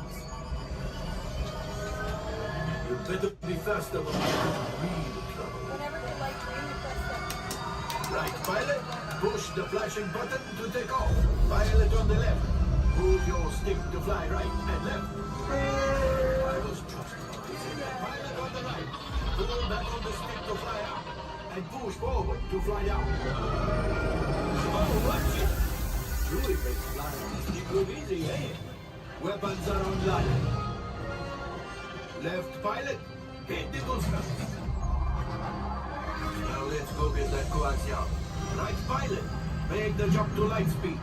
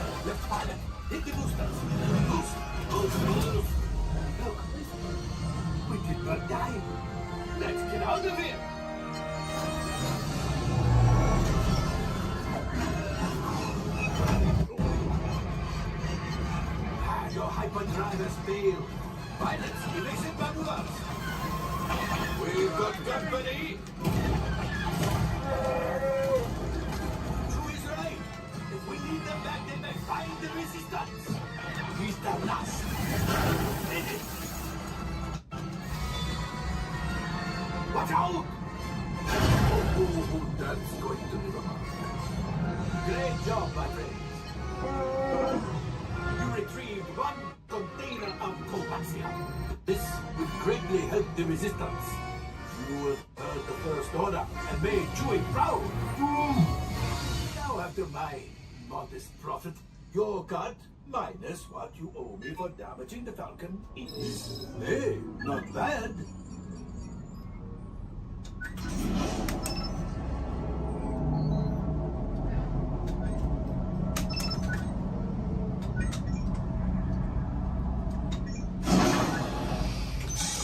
All right, I am making an executive decision. Everybody out. Go on, get out.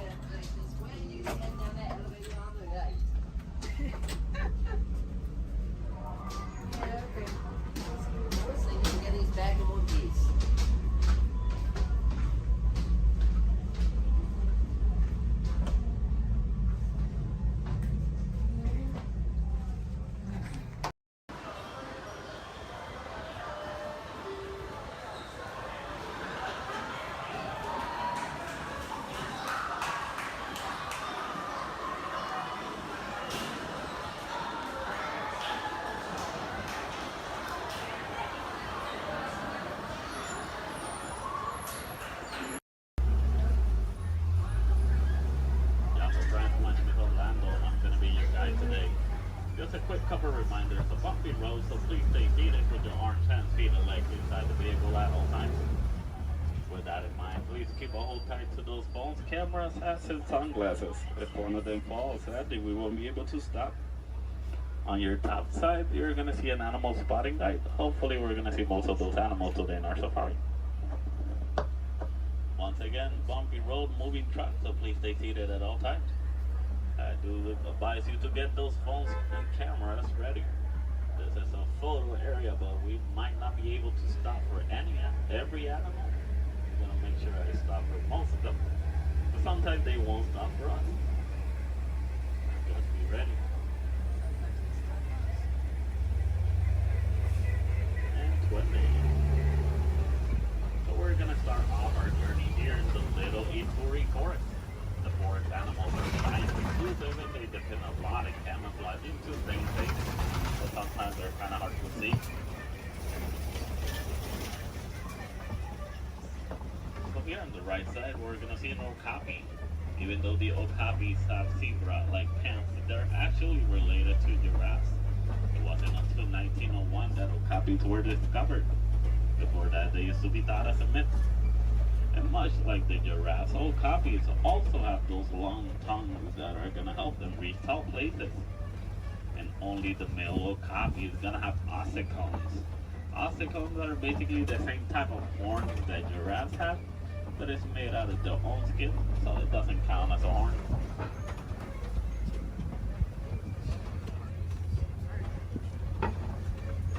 So coming up on our left side, we're going to see some black rhinos. The black rhinos are one of the smallest of their species, weighing up to 3,000 pounds. The shape of the black rhino's mouth is kind of pointy or triangle-like, so that way it's easier for them to feed on the forest. It's also a nice way for them to, also a nice way for us to identify the rhinos. Black rhinos have a pointy-shaped mouth, while white rhinos have a square-shaped mouth. So this one here on the right side, closest to the truck, is going to be a greater kudu. The greater kudus are one of the tallest of the forest antelopes. They can go about 55 inches to the shoulder. That's about 4 feet tall. That greater kudu doesn't have any horns like the one in the picture. It's because this one is a female. Only the male greater kudu is going to have horns. Behind the greater kudu, we're going to see some bongos. Bongos are also known as the ghosts of the forest because they're rarely seen. The shape of the bongo's horn is twisted and it goes all the way towards their backs. So that way it's easier for them to travel around the forest without getting stuck. So as we start exiting the little Ituri forest, we're going to head all the way towards our Safi River. Rivers and water spots are great areas to see some of the wildlife that lives near the water.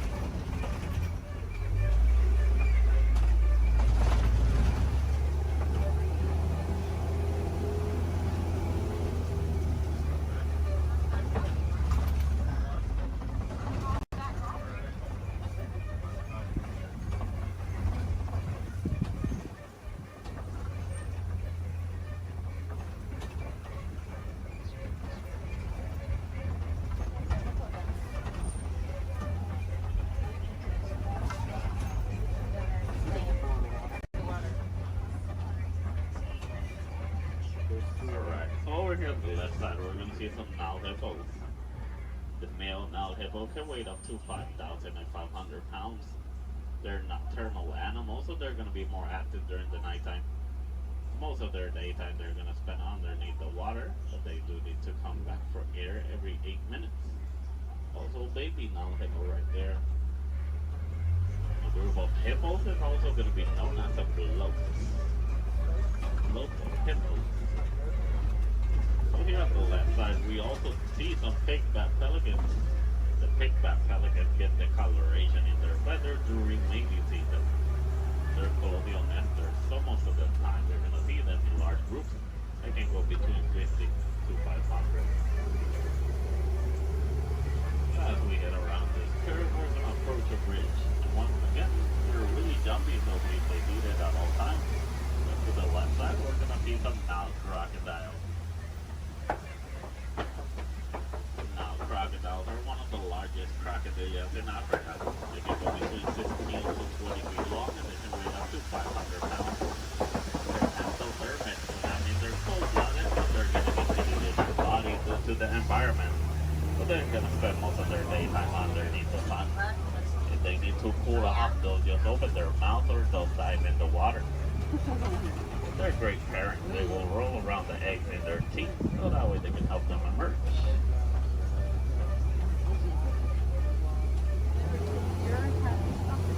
As we enter the Safi River, we're going to head all the way towards our savanna. Savannah is going to be a large plain and a great area to see most of the animals in Africa.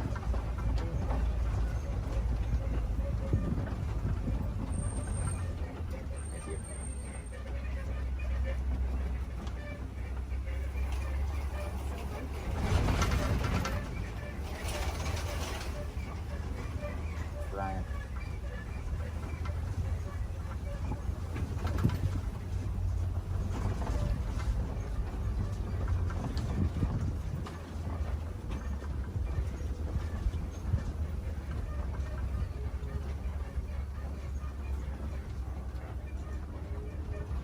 can see, the savanna ecosystem is going to be a large plain of grass with tall trees and a lot of termite mountains.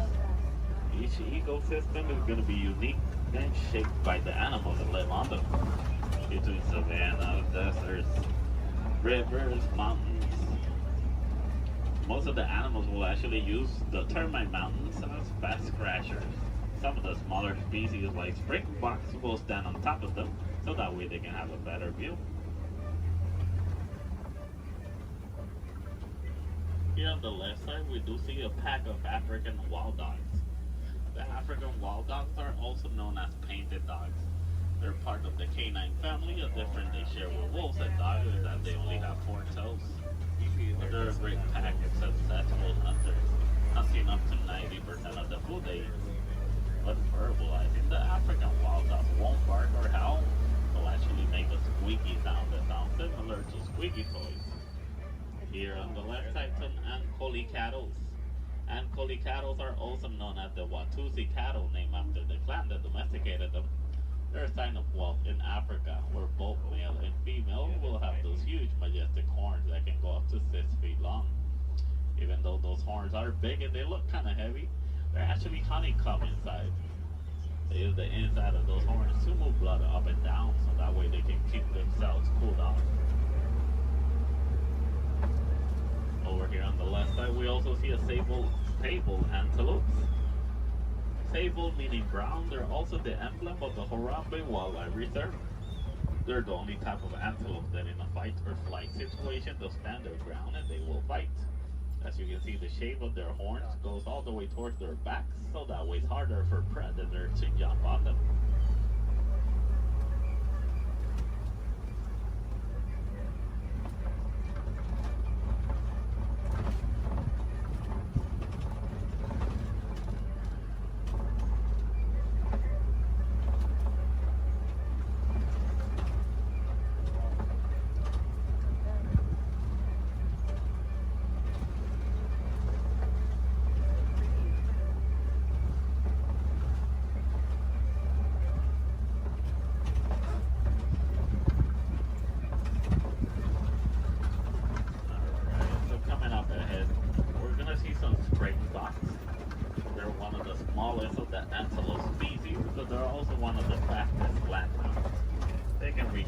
Between 50 to 60 miles per hour.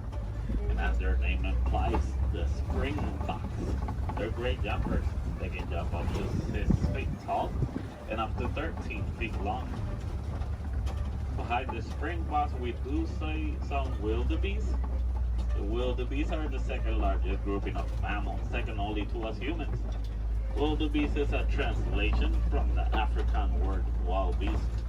But they're also known as the newts due to a sound they make when verbalizing. It sounds like they're saying newt.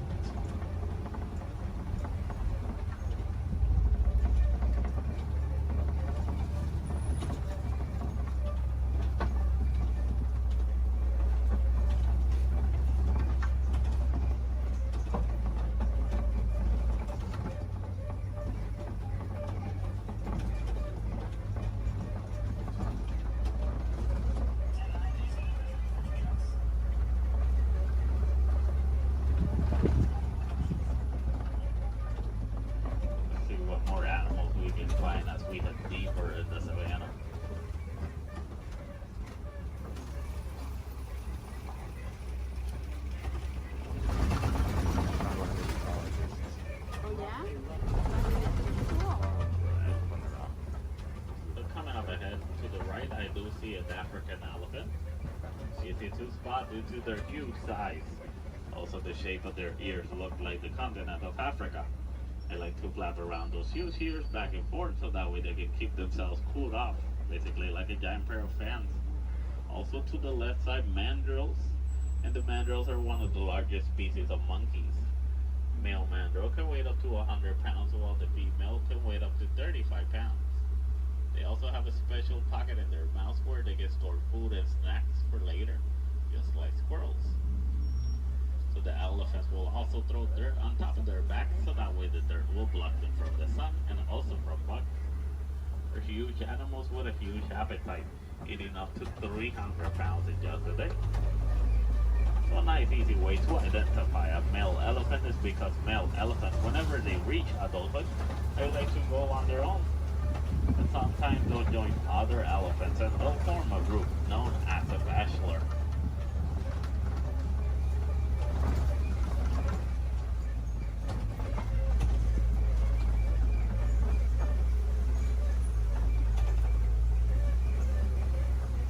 Once again, another bridge. Please stay seated.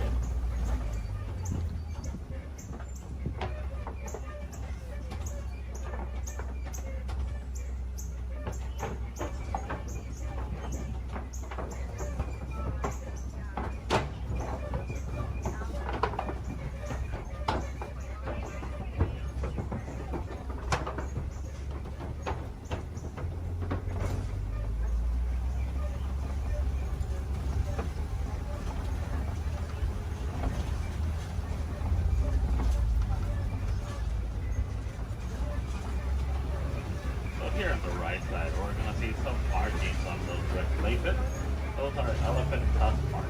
Elephants will stick their tongues on those red clay pits, so that way they can get some of the minerals they don't get in their regular diet. Basically like a natural vitamin for them.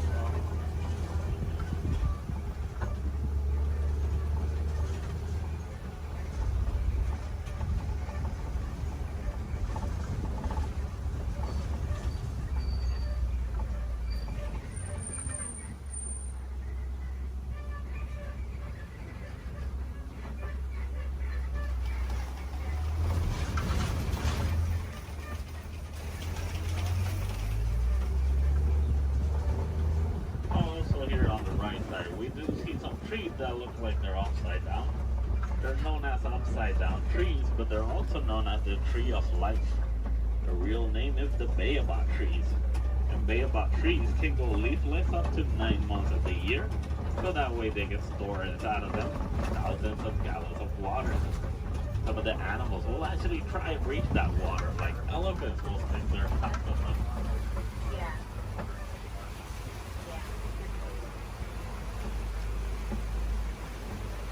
As we head around this curve, we're going to see a small island of greater flamingos. Greater flamingos are not greater because they're better than the other flamingos, it's just because they're bigger in size. As you know, flamingos have thick coloration in their feathers, actually get those due to their diets. They come some dried shrimp, and shrimp is high in keratin. If you guys ever get to see baby flamingos, you're going to know that they have great feathers instead. A group of flamingos like this one is also going to be known as a flamboyant.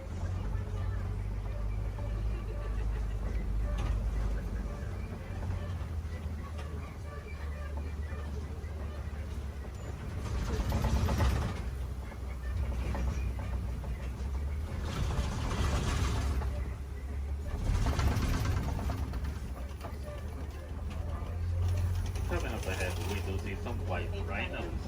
And the white rhinos are one of the largest of their species, weighing up to 5,000 pounds. That doesn't make them slow, because they can actually run up to 30 miles per hour. As you can see, the shape of their mouth is kind of squared, so that way it's easier for them to feed on the grass on the floor. And you'll usually find them in the savannah around mud pits. They like to roll around those mud pits, so that way the mud will help them against the sun and also against bugs. It's a nice way for them to stay cooled off. Basically, white rhinos are a different type shade of gray from the black rhinos. The reason they get the name white rhinos is not because of their colors. It's actually a mistranslation from the Afrikaans word white. That means wide as in bigger.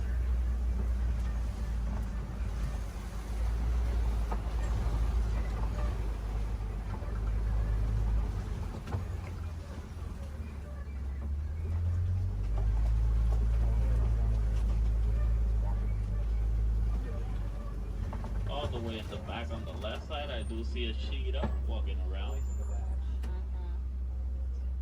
Cheetahs are one of the fastest land mammals. They can reach a speed from 0 to 60 in about 3 seconds. There's also another one laying on the grass all the way in the back. But with that in mind, the cheetahs are built for speed, not power. So after running so fast in such a short amount of time, we're gonna need a couple of hours to rest their energies. And cheetahs are also diurnal big cat predators, so that means they're more active during the daytime.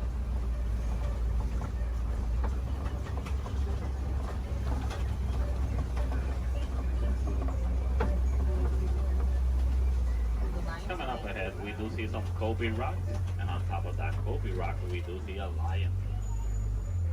And lions are nocturnal big cat predators. They're more active during the nighttime. Most of their daytime, they're actually gonna spend sleeping. They can sleep up to 20 hours in a day. So that way they can store all the energies for the successful hunt at night. But while hunting, the female is gonna do most of the hunting, while the male is usually gonna be the stay-at-home dad who's gonna take care of their cubs. A group of lions is gonna be known as a pride. In the morning, the lion's eyesight is technically as good as ours, but at nighttime, their eyesight are 6 times stronger. That's why they're successful hunters at night.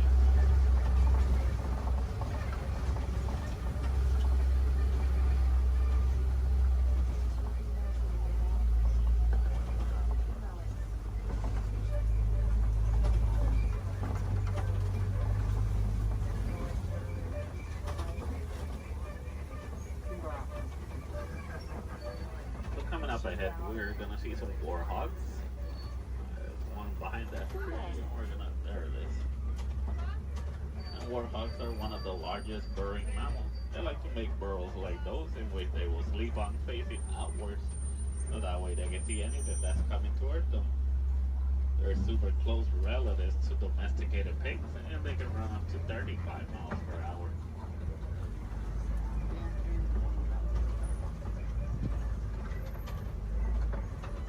Another white rhino on the right side.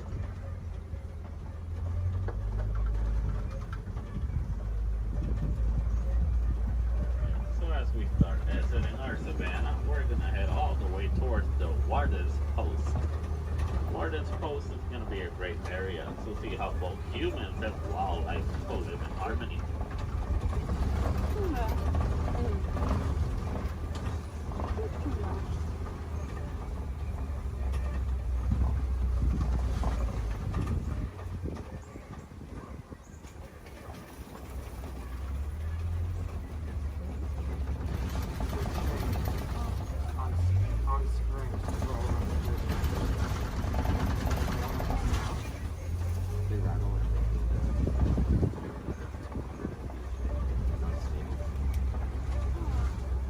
Alright, so here in the Warden's Post, we're gonna see some Nigerian dwarf goats.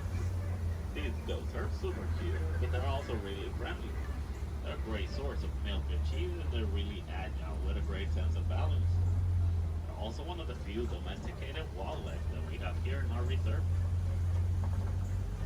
So next to that yellow barrel, there is a yellow box. The farmers found out that elephants are afraid of bee sounds. Most farmers are gonna have a box like that filled with bees, so that way whenever the elephants get near the farms and they hear the bee sounds, they're gonna steer clear away from them, and that way they won't eat the farmer's harvest. It's a nice way for both humans and elephants to co-live in harmony, but it's also a great source of honey.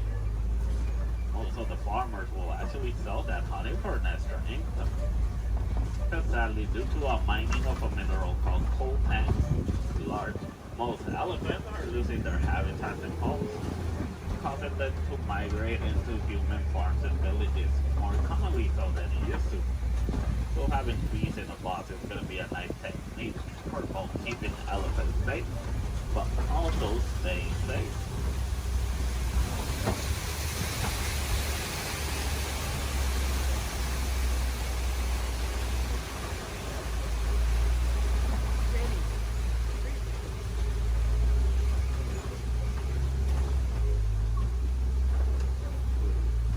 As we start reaching the end of our safari, I just want to let you guys know, if you want to see more animals and learn more about them, advise you to visit Gorilla Falls Trail. It's a nice 20-minute pathway that will take you all the way to meet a family of gorillas, while meeting more animals, learning more about them, and also more about conservation. If you're really lucky, you might even get a better close-up view of the hippo through a glass. Also, while here in Harambe, we have the Rafiki's Planet Watch. The Wildlife Express train is going to take you all the way towards Rafiki. Well, you're also going to meet a couple more animals. You might even get to pet some of them in the Domesticated Pet Center. We have an animation studio where you might learn how to draw a couple of our animals. Super cool. And we also have an animal clinic. Any chance we need to take care of one of our animals, you guys can actually see the process through a glass. It's super cool journey. It's a nice AC, but it takes about a whole hour to complete. So you gotta plan ahead. The last Wildlife Express leaves at 4:30. From the sun award.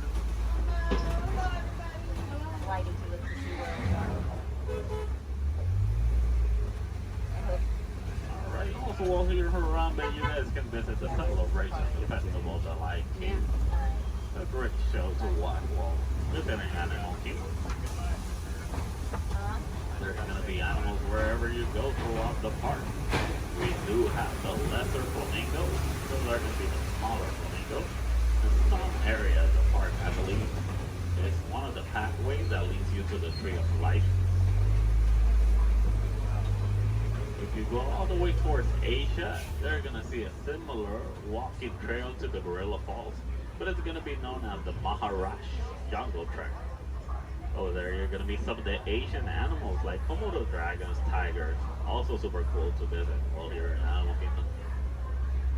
So for the Gorilla Falls, once you head out of the truck and you head down the ramp, if you go to the left side, you're already on the Gorilla Falls Trail. Keep going around, enjoy your time, see more animals. If you go to the right, you're going to go back to the village, where you can see the entrance towards Rafiki.